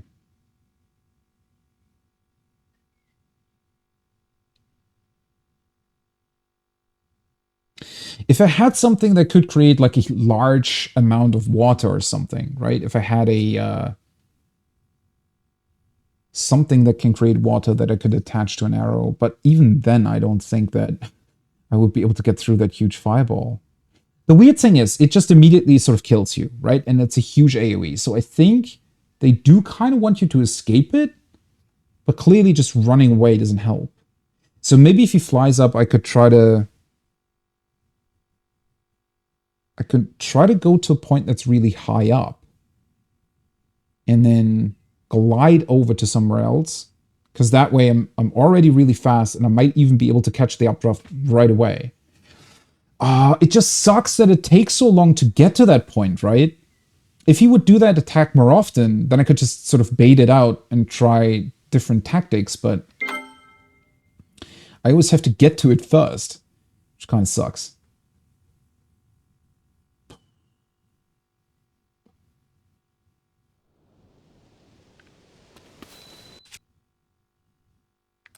Because, I mean, I could try shooting it with the white choo-choo jelly, but I don't think that would work.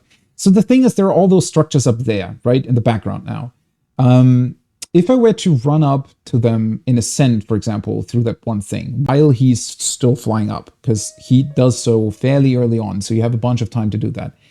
Ascend through it, and then just glide down. Maybe that would work? I don't know if that's really the right way to do it, though. It just seems like such a weird thing.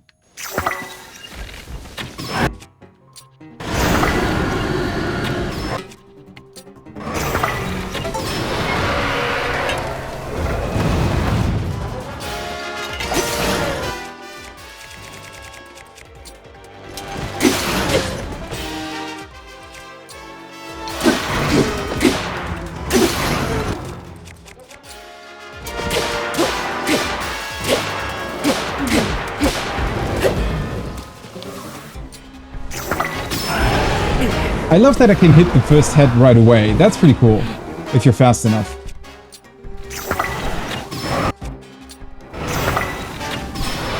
Although I can... Ah, damn it. The fireball has already landed. Because I can probably check, right? If the small fireballs are able to be recalled, and maybe the big one is too, that would be kind of a ridiculous solution, though. Although maybe one the game wants you to use... Oh, okay, that looked weird.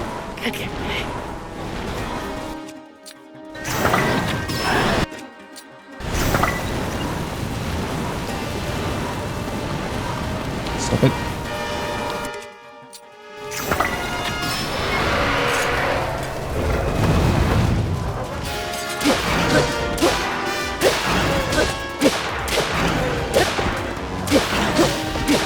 What I do love about the fight so far, though, is that it is very much a tactics-based fight, right? So once you've figured out, like, a good tactic against him, it's really consistent, which I like a lot. Okay, that was broken. So it really goes to show that they designed the game in a way where you're able to approach these situations at any given point, really. Yeah, no chance. Those cannot be recalled. Like, it really feels like you just need to be clever enough to come up with a solution, right? You don't necessarily need to be strong, you just need to be clever in terms of what you're using here. Which honestly feels really, really awesome. Okay, let's see if he's already doing that, or do we get another round here?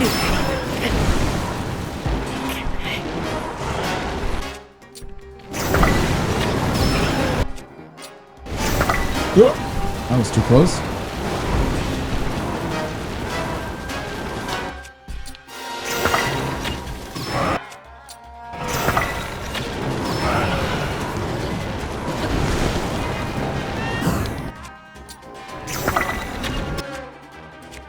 Let's try that one. For the last two. Because while I'm in bullet time, obviously, that's easier to hit. I really need to use the eyeballs for that.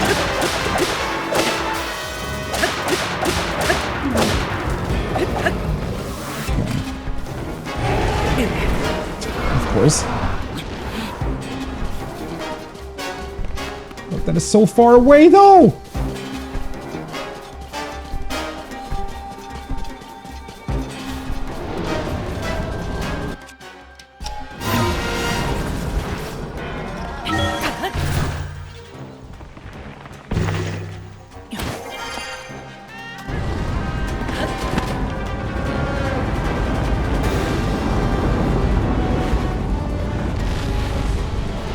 Well, that works.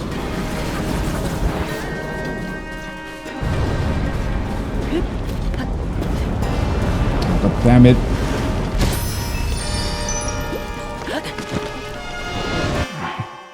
Okay, I have the tactic. The problem is this time I ran too far away, so I wasn't able to get back to the updraft. Okay, I need to drink this, and...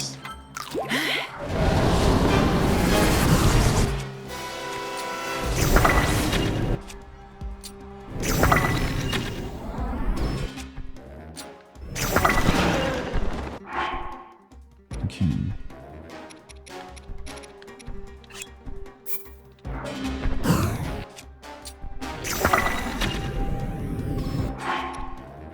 Oh boy.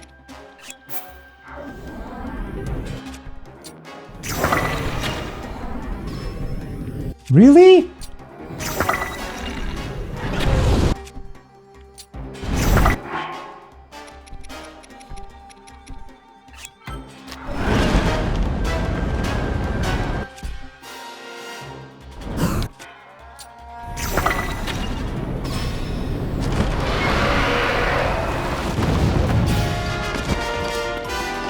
Come on, come on!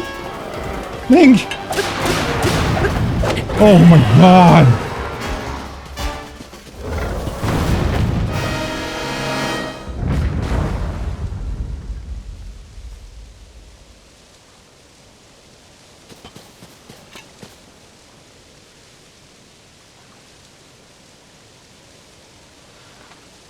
Oh, thank god that I had those stamina recovery potions. Ooh.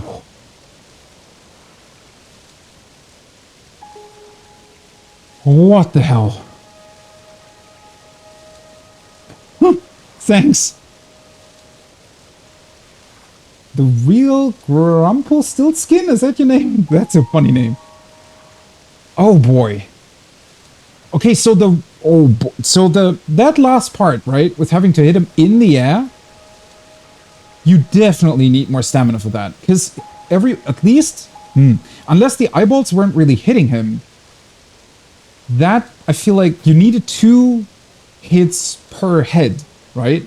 So 6 shots need to hit the target, but with just a normal stamina wheel, you could only do 3 before you just fall to your death. So, well, yeah, I mean, you can compensate by having, like, stamina elixirs, but...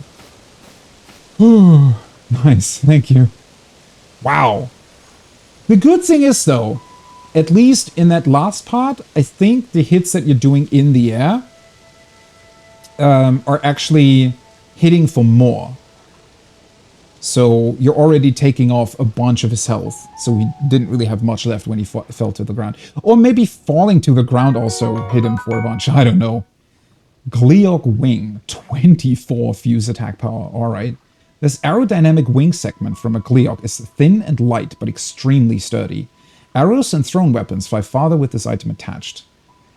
I wonder if you need these to upgrade the wingsuit eventually. If upgrading is even still a thing. Flame Horn.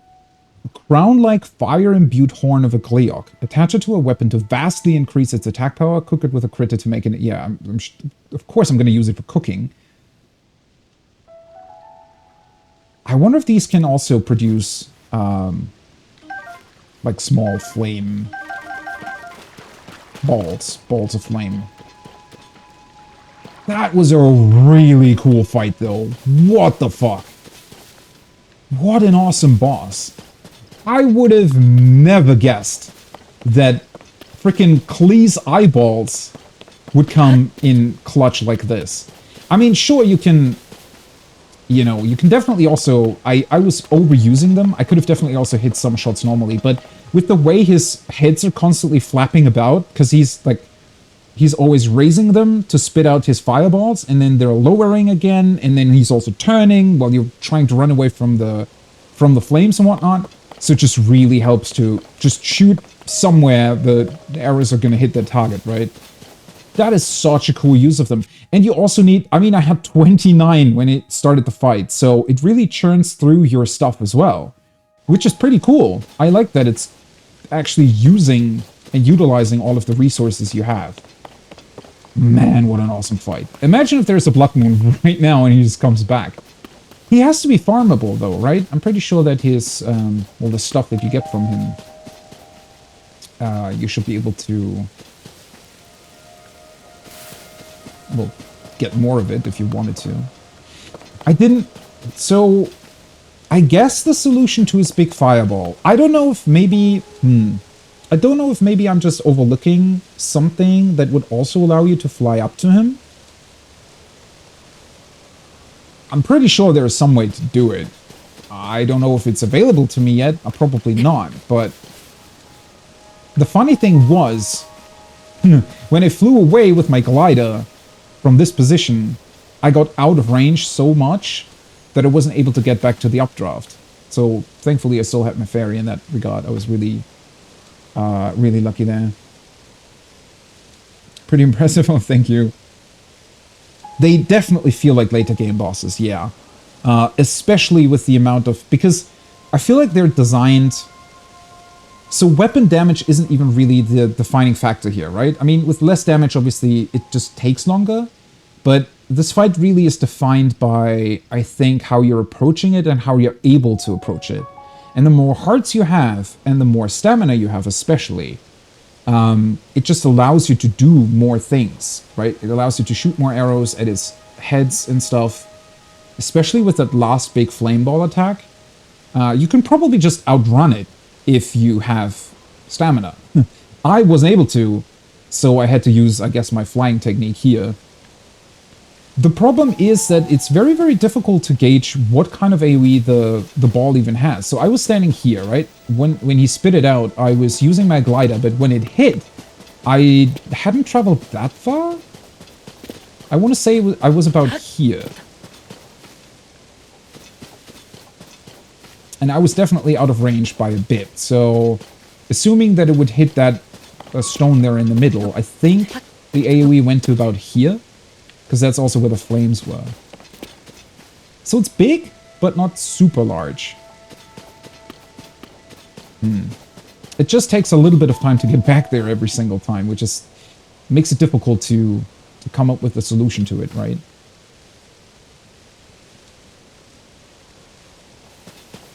Well, thankfully, I did have a bunch of pretty good weapons. I think that helped me quite a bit there, because if I had to... bring his heads down a lot more, right? And it would have been an endurance fight. That also would have been just way harder for me to get to the face with the big fireball. So I think it was lucky that I had a bunch of weapons. I had the Lionel axe thing and also the Bokoblin hands. Because when they're breaking... No, they were like Moblin skeletal hands even. Because when they're breaking, they're doing double damage. So that was also another 50 damage on top. It's a good thing to be prepared, honestly. This game really, really teaches you that, if nothing else. Because, yeah, those stamina potions as well. If I didn't have stamina potions, no chance in hell I would have done that last part. Because I just wouldn't have been able to stand close in the air next to him. And I think the problem is there that he just keeps shooting the fireballs. He stays up in the air until you deal with his heads, I'm pretty sure. So the only other option at that point that I would have had is to just fly back down and wait for him to spit out the fireball again, use the updraft again, right, without the potions. I don't think I would have made that. He would have hit me eventually. So at least in terms of weapon damage, I was kind of good and very prepared with potions and things. Otherwise, I wouldn't have been able to do this. But it was really, really, really fun. This fight was insanely fun. Honestly, looking forward... I want to see and know how I'm able to do this later on, right?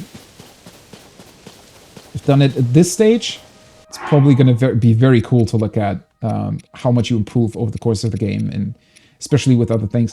And it also would have vastly helped if not only having more hearts, but definitely better armor, right? I don't know what his normal attacks or his fire beams or whatever they are doing. I assume maybe something akin to what the Guardians were doing with their laser, which I think was like 15 hearts of damage. So maybe if I had, you know, I don't know, 20 armor instead of 9, things look really cool. That does mean, though, that I probably... Let's see, which weapons are missing something? This one? Let's see. Sword by, fuse attack power. I don't want to use these quite yet, so it's ridiculous to me that the wings are also dealing that much damage. Oh, right. I wanted to use this the entire time. So let's fuse this. That looks funny. Yep, yep, yep. Alright, and the 8-fold blade, I'm going to... I want to say this fits well. Yeah. Might not be the strongest thing, but... That looks awesome. I love that through the fusing things to weapons, you can also... like, completely change their aesthetics, right? So it almost becomes, at a certain point in time, it almost becomes a fashion game as well, like Fashion Souls. That looks awesome. What a cool blade. Alright, let's see. Was this weird dragon thing protecting anything? Also, I find it insanely crazy that he's just chilling up on this mountain. I mean... What's going on with... Oh, there's a Korok. I completely forgot about him. That looks like something you might be able to enter. But let's go to the Korok first. What a cool fight, though. I really, really loved that fight. At the end of the day, it wasn't... Well, it was difficult, but it wasn't that difficult to figure out, right? It was mainly hitting his heads to get the... Well, to make him drop down, to be able to go in melee and attack him. So, in that regard, it wasn't exactly super complicated. But what I love so much about Tears of the Kingdom, in comparison to the previous game, but also to many, many other games, is what I was talking about in a couple of the shrines as well. God damn it, Link. What was that? Where the shrines themselves aren't necessarily that much more difficult than what we had in the previous game. But the sheer amount of ways you can approach them, and just the insane amount of fun you can have by simply, you know, fusing things together, gluing weird boards and other things together, right? It's so much fun to do that it almost doesn't matter if the shrine's solution isn't super complicated or complex or anything like that, right? Because it's still insanely fun to go through it. Whereas in the previous game, sometimes it was, you know, it felt like a letdown because you weren't really able to do that much. And so, when the puzzle wasn't super challenging, it was just kind of boring. But now the abilities are so much fun that it doesn't even really matter if the puzzle is challenging or not, because it's fun either way. And that's kind of what this boss fight felt like. It felt like something that was not super complex in terms of the basic things that you had to do in order to deal with it, but, you know, figuring out that you can use the eyeballs, for example, to make it easier to hit it, or the bombs alternatively, and just really thinking about, it's not even just about the stuff that I used at the end, but thinking about, okay, what could I use? What kind of things might work against them? Because at the very start, I tried the white choo-choo jelly, right? Because I thought that maybe that would help against his flames or something. It didn't, but that's what made it really, really fun as well. And also the thought of how many other possibilities there might be to approach that, right? Pretty sure there are other people that might have also fought him fairly early on that maybe came up with entirely different solutions or ways, and what they did to him. And I think that kind of fun means, or the fun in how what the game allows you to do just means that it doesn't even really matter how complex any given situation is, because it's more about the different options you have, right? Do we need the wooden stick? Nah, not really.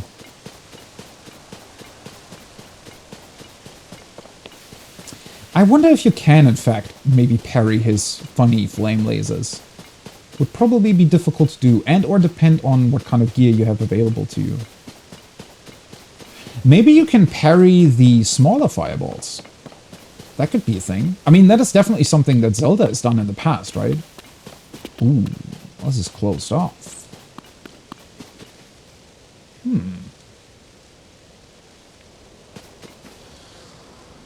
I always wind up doing these shrines way different than other people too. Yeah.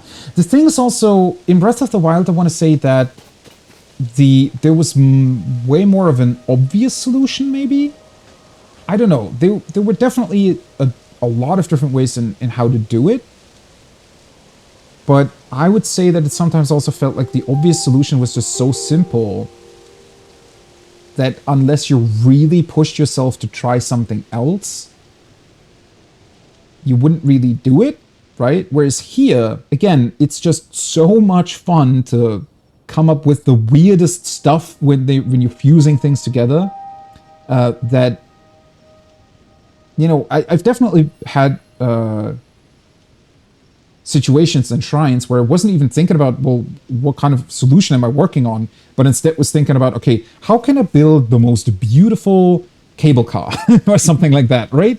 How can I make a really awesome looking way to, I don't know, slide down these rails or something, instead of thinking about the solution, right? Whereas in Breath of the Wild, it still was just about the solution, and I feel like you had to go out of your way to try to find that fun.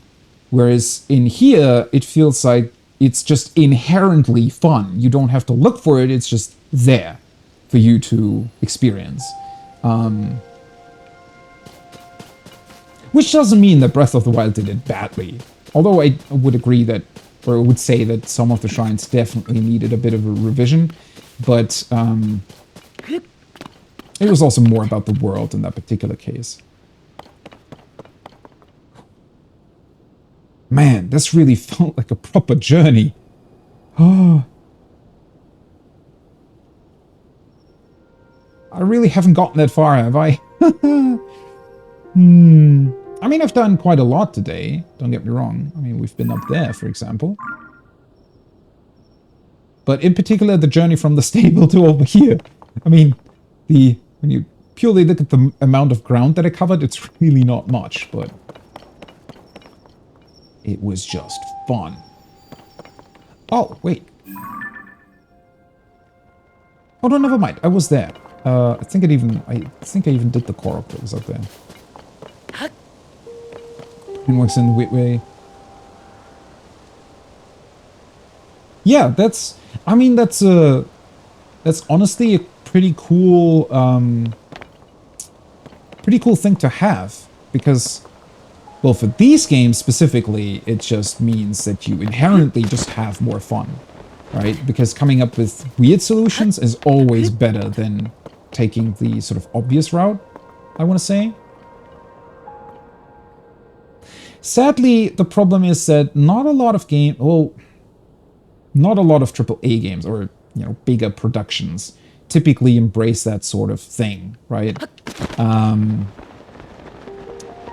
lot of the times they, for various reasons, you know, mostly time constraints, they do require you to do things in a very, very particular way most of the time. Which sadly means that, you know, it can just mean that you're kind of getting stuck if you're not using the specific solution that the developers wanted you to use, right? And can be frustrating to then try to figure out, well, what did they want me to do? Instead of just doing what you want to do. It's just very rare that a game can really facilitate that freedom. Whew, man, I'm honestly still pretty pumped from that fight. That was so cool. Whew. Also gotten pretty late, I just realized. How long did I do that fight? It was almost an hour, I want to say, probably. These bokoblins have respawned. I do want to very quickly check on that weird shrine, though, over there. Also, the guy mentioned the cave, right?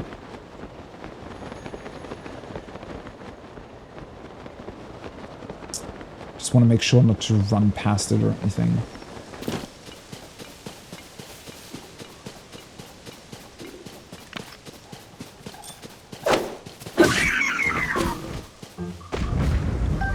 I almost wish the funny Lizalfos tail would go even further. That would look absolutely ridiculous. Although I suppose you could just attach it to a very, very, very long stick.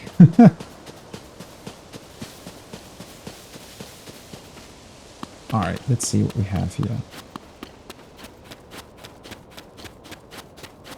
Interestingly enough, that does still seem to be the edge of the game world, right? So I feel like the edge of the game world very much still is the same thing that it was before, which, you know, it doesn't really matter, honestly, what it is, but... Oh. Sword.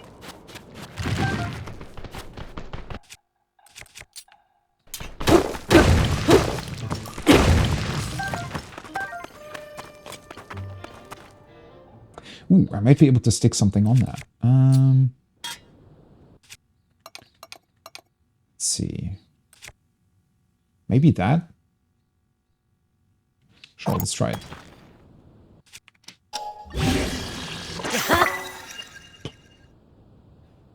Oh, it's two-handed. Damn it. I usually don't like two-handed stuff. Just a bit too slow for my taste, but... I mean, it's still a good weapon, right? If I run into any other crazy fireball-spitting dragon things with big wings, then... we need to be prepared, right?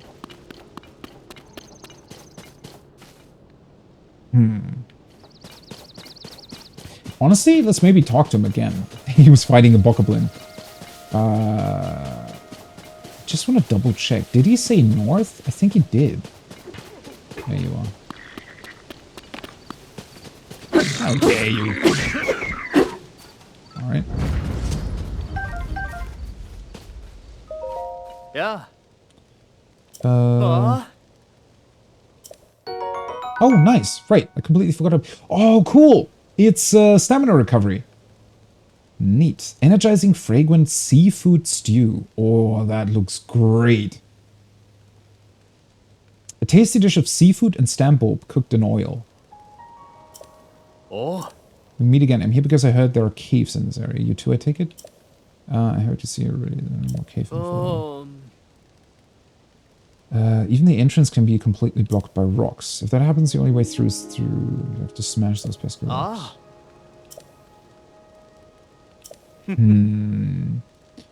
Oh. Yeah, he didn't mention the direction this time. Although if he's talking about rocks, I suppose maybe there is a cave entrance covered by rocks here? Well, I mean, if I don't find it, I guess I have another reason to come back here at some point.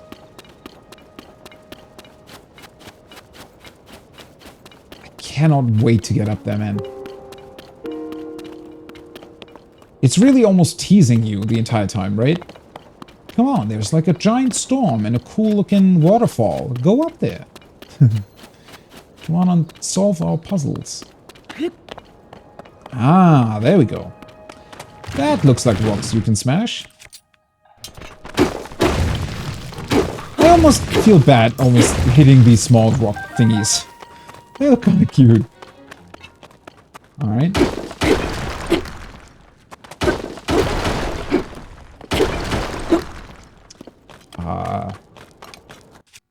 I don't want to use a bomb arrow, but... Ooh. I do want to try one thing, though. Let's try this thing. Oh, God. Well, I guess that works, too. Ah! Okay, it does work. Interesting. I want to say that it actually has less explosive power than the bomb flowers, right?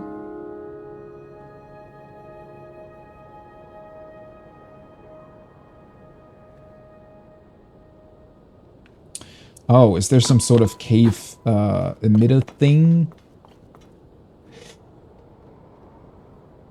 Somebody also mentioned the shrine thingy, right? That can locate shrines. I really, really love that that's not a thing that they give you instantly this time around, because...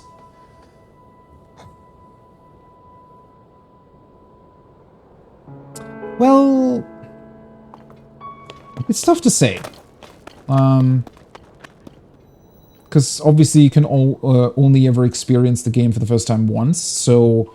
I don't know if I would have liked Breath of the Wild better with or without it. There are definitely some shrines, I want to say, that aren't exactly obvious in the previous game, that you kind of needed the shrine finder thingy for. But at the same time, I definitely like those features way more when they're something that you only get after a long time, right? I feel like those things that tell you about locations of things that you're supposed to find on your own, for the most part, I want to say that they should always just be something that you can get.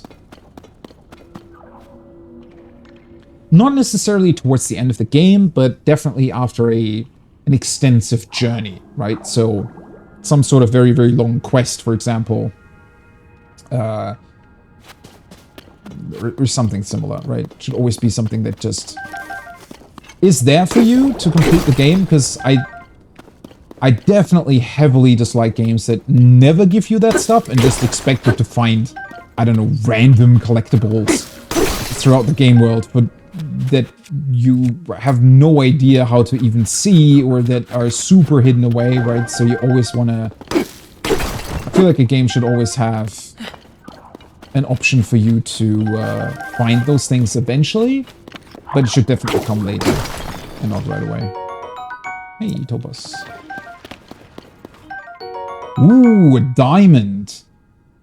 25 attack power.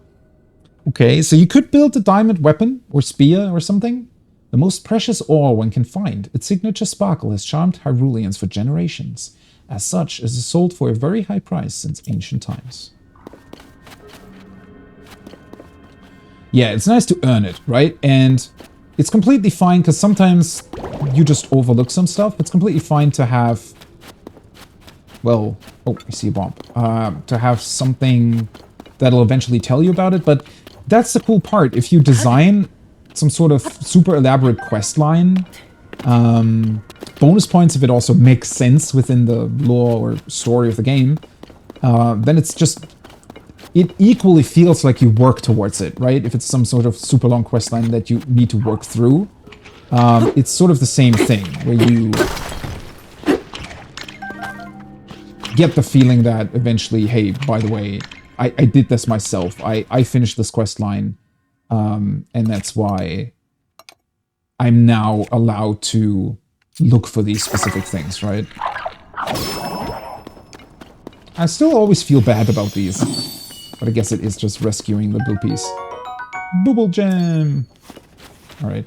Have I saved? I mean, I know it autosaves from time to time, but... I should probably save.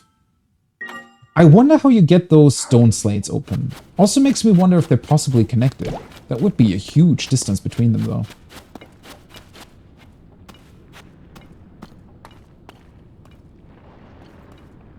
Oh, it's those weird flowers. I was gonna say, this almost looks like another boss fight. I don't know if I would be prepared to fight another Ganon thingy. Oh! Ah, well now I know why we're here. I recognize that green rock. Oh, that brings up so many more questions. Holy shit. Okay, what kind of... That's ice, right? Pretty sure?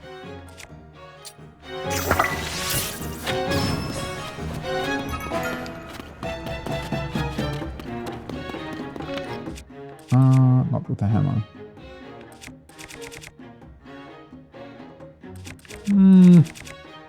Might as well go for this. I already used it. They always have a bunch more HP than a thing. For some reason. I love that setting them on fire just immediately makes them go limp. Oh, whoops. See, I don't know what it is sometimes, where the game... Maybe I'm pressing the buttons too fast or something? Sometimes it's just kind of refusing to attach anything to your arrows. Ice fruit, nice. Ice like stone.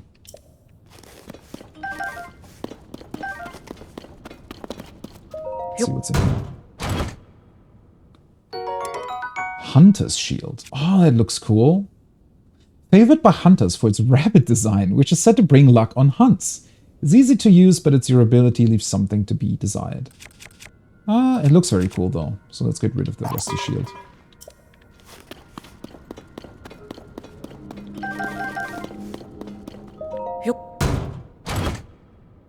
Are those skeletons in the distance there? Feathered spear, another one? The additional durability? I guess the spear he gave us wasn't exactly super... You know, super rare then? Well, that makes me feel better about using it. Okay, well, definitely don't want to attach the diamond. I don't want to keep these for now. Even though they're probably really, really strong.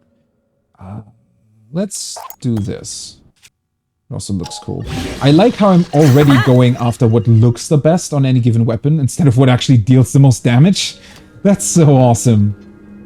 Look how cool that looks. It even, well, kind of fits with the color. I guess the bottom part of it being sort of golden definitely fits with the trident look at the top.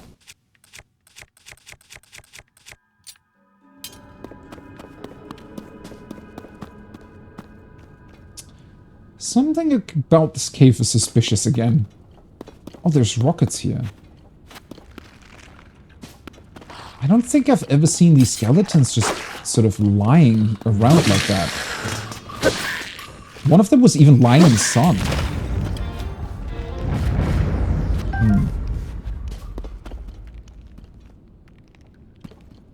Steel claymore. And another chest.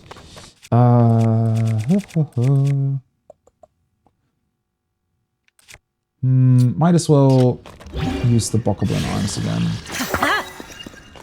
Bokoblin arms are really, really good. I like that they have this sort of niche ability of being helpful in a situation where you need to deal a lot of damage in a short time. Another one? Okay. Now it's getting a bit much.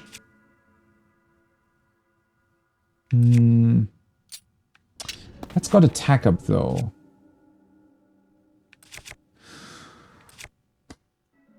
Mace Horn. I do feel like a hammer thing at the top isn't really helping that much, right? Let's do this one. Bam. Yeah, still looks kind of cool.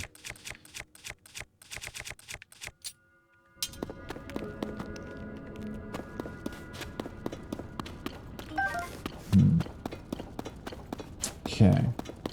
With the two rockets, I get the distinct feeling that we're supposed to shoot the green stone out of here, because I don't think I'll be able to...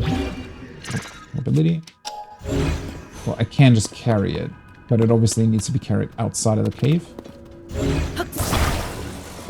Okay, so... Again, this is... I mean, it looks like a stone. But I would still say that it's a seat, more or less, right? Oh, I can also just examine it. Follow the beam to its end and offer the crystal there. Do so, and I will offer you a light that banishes evil. The Giza Crater Crystal. Ah, what a neat ability. So it points towards where it's supposed to be. Well, that does mean, though, that my previous theory wasn't entirely correct, because it seems like the seat itself, stone seat, whatever we want to call it, isn't necessarily creating the hands around it, or the sand either.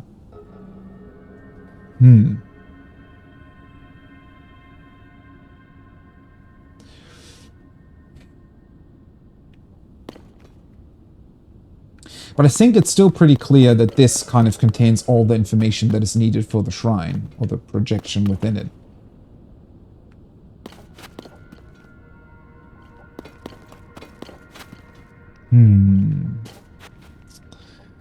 Alright, so we have 2 rockets, but that's about it. The problem is, if I use these, I can obviously attach it to this thing. But I don't exactly know if... if it'll just fly straight up. And even if it would do that, I still have the issue of having to... well, it cannot just fall down again, would be the problem. Although I could ascend through the ceiling and try to catch it before it falls back down.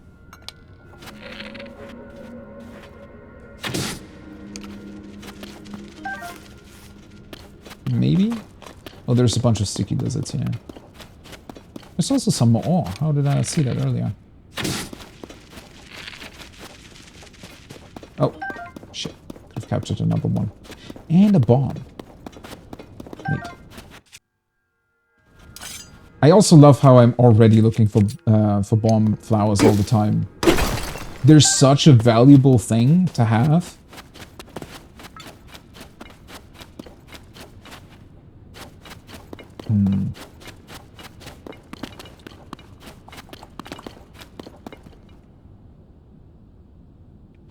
I mean, one thing that I could try is literally building like a rocket out of it, because if I do something like this, and then attach this to the other side, it almost looks like a weird stone rocket, right? Like a misshapen stone seed space shuttle, if you will. Okay, if I pick this up, can I put it... I like that they also giving us the funny little launch platform here. Bonk. Yeah, that's not gonna work. Hmm.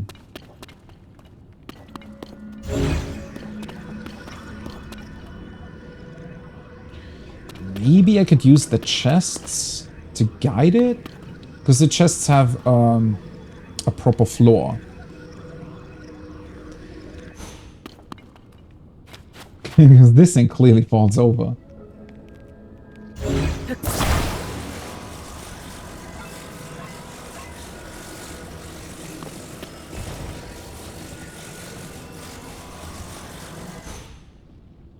Yeah. Bonk.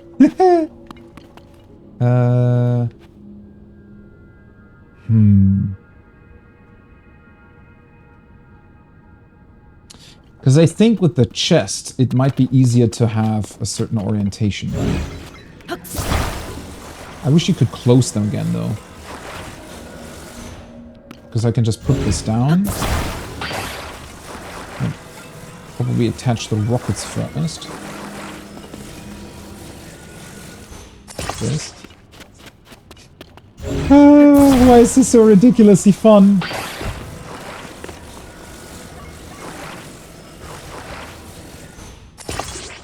Okay, yeah, that's our new chest space shuttle rock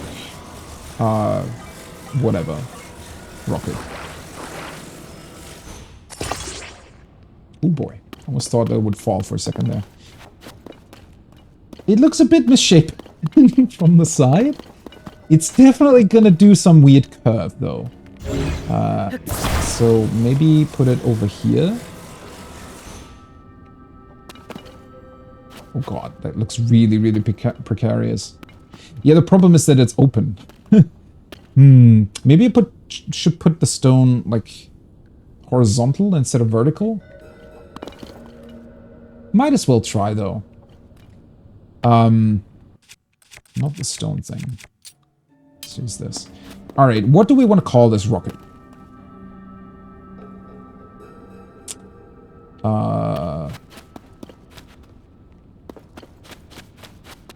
Stoned too heavy?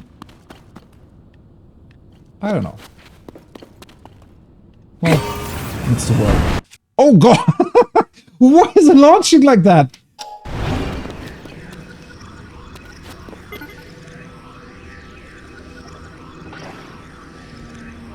Oh my... Somehow it didn't expect the acceleration, honestly. Oh, there we go. Oh, please don't fall back in. Yeah. I definitely didn't expect this to work as well as it did. It's insane. I love how the rockets... It's also... It really is like actual rockets, right? You just hit it and then it sort of... It fires for like a split second and then suddenly... It just goes off to infinity and beyond. I don't know. There you go. Now you have your funny little seed stone. It just looked ridiculous. You who offers the crystal, I will grant you a light that banishes evil. Oh, we're just gonna get it, right? I think this is one of the ones that just give you the blessing right away.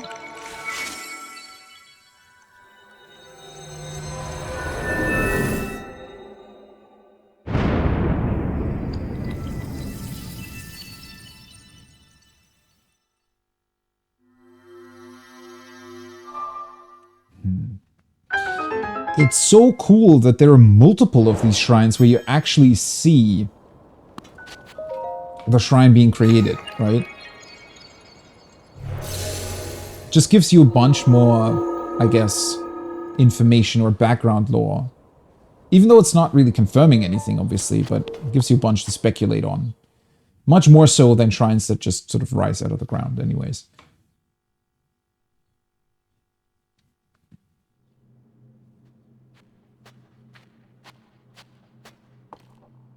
Oh, wait, never mind. That's not the first one that just gives you its blessing at all. There's a second one that I've seen that looks like this.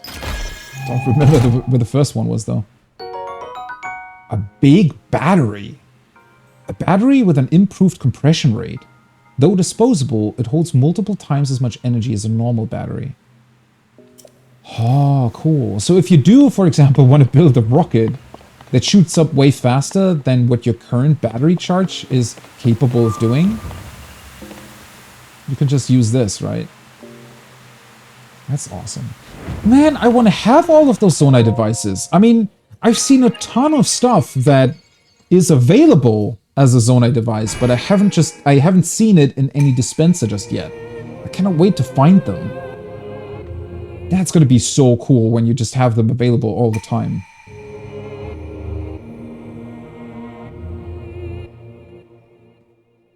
By the way, was there a... I think there was a statue in Rito Village, right? So as soon as I reach it, I'll be able to turn in my blessings. I don't have to return to Lookout Landing, I don't think.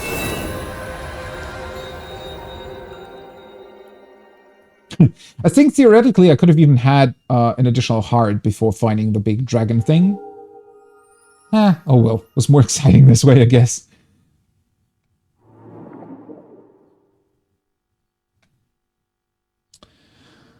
Well, there we go. Yeah, I already had 4.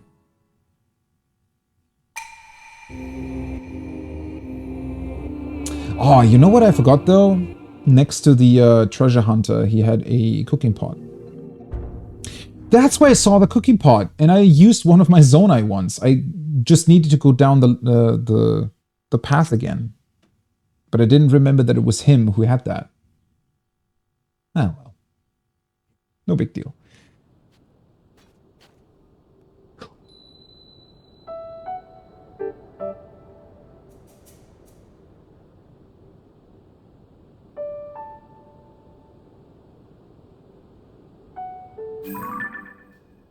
Oh, that's an island, right? I was gonna say, what the hell is that structure up there? It's just a floating island. Well, just a floating island. Don't know what kind of crazy secrets it holds. Well, anyways, I mean... Well, this was insanely fun. It's funny to look back at what I did. So we kind of started out... Where did we start out? Well, technically in Lookout Landing, right? And then I quickly walked over here because I saw like a star fragment and then continued my path up here. Checked out this Sky Tower Courage Challenge. Oh, cool. It even tells you on the map what kind of items are in those dispensers. That's a cool cool thing. I think I saw that in the tutorial even. Just kind of forgot about it. Then walked over here, looked at the chasm, walked over here, looked at the stable, did a bunch of stuff back here, saw a memory.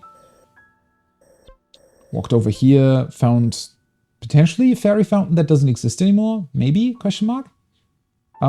And went up here and fought an insane dragon thing. Whew. To be fair, all things considered, feels like a lot now that I'm thinking about it. And it was insanely fun. That's pretty cool. So I guess next time I'll try to... Well, I'm definitely taking a look at this hill here. Just to be sure that there isn't... There is like one of those weird structures that you can ascend into there, so I expect there to be like a treasure chest or something. And then I'll just try to continue my way over here. There was, I think, was that here? No, it's further. It might have been here. There was that funny little hut that I wanted to check out, where smoke was coming out of the chimney. Definitely don't want to run past that. But other than that, I'm just going to try to follow the path, probably, and then get into Rito Village. I think, isn't the tower here exactly... No, it's not above the village. It might be over here somewhere. Huh.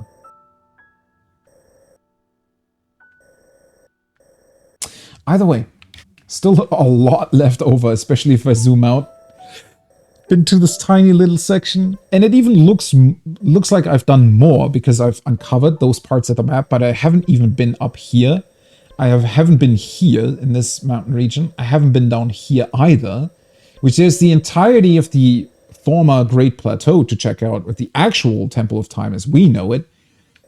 Haven't even been to the eastern parts of Central Hyrule either. And technically I also haven't really been to the south parts here. So, there you go. It's a lot still to check out. Yeah, have a great day as well. Morning or evening, wherever you are. And I think I'm going to stop here for now. It's been a long time. Still need to do some other stuff as well. So, but it was insanely fun. I love this game. Cannot believe how well it improves on its predecessor. So yeah. Let's get the shrine in the background. Like that. It's just a cliffside, but whatever. It was insanely fun. It was insanely fun. I'm going to continue this on Friday, though, because I do still need to complete and even start the main story of the new patch in Final Fantasy. And since my raid team wants to do the extreme trial tomorrow, I need to get that done beforehand. I have a bunch of time, not worrying about it too much, but yeah, I want to take that time tomorrow to get through that. And on Friday, I will be returning to Tears of the Kingdom with whatever kind of ridiculousness awaits us next. I can't even fathom what the hell is going to be in that weird windstorm, thunderstorm, blizzard that we're about to approach and potentially see there. I don't know. Because there's also a bunch of sky islands there and don't know what they're really... Don't sleep, Link. Well, I guess he must be kind of exhausted, right? It's been a while since we slept in that stable. Oh well. That's gonna be it for now. It was insanely fun. So, as always, thanks for being here. Thanks for chatting. And as I said, I hope you're having a great rest of your day, morning, or evening. And then maybe, hopefully, I'll see you on the next stream or the next stream of Tears of the Kingdom. So until then, bye-bye!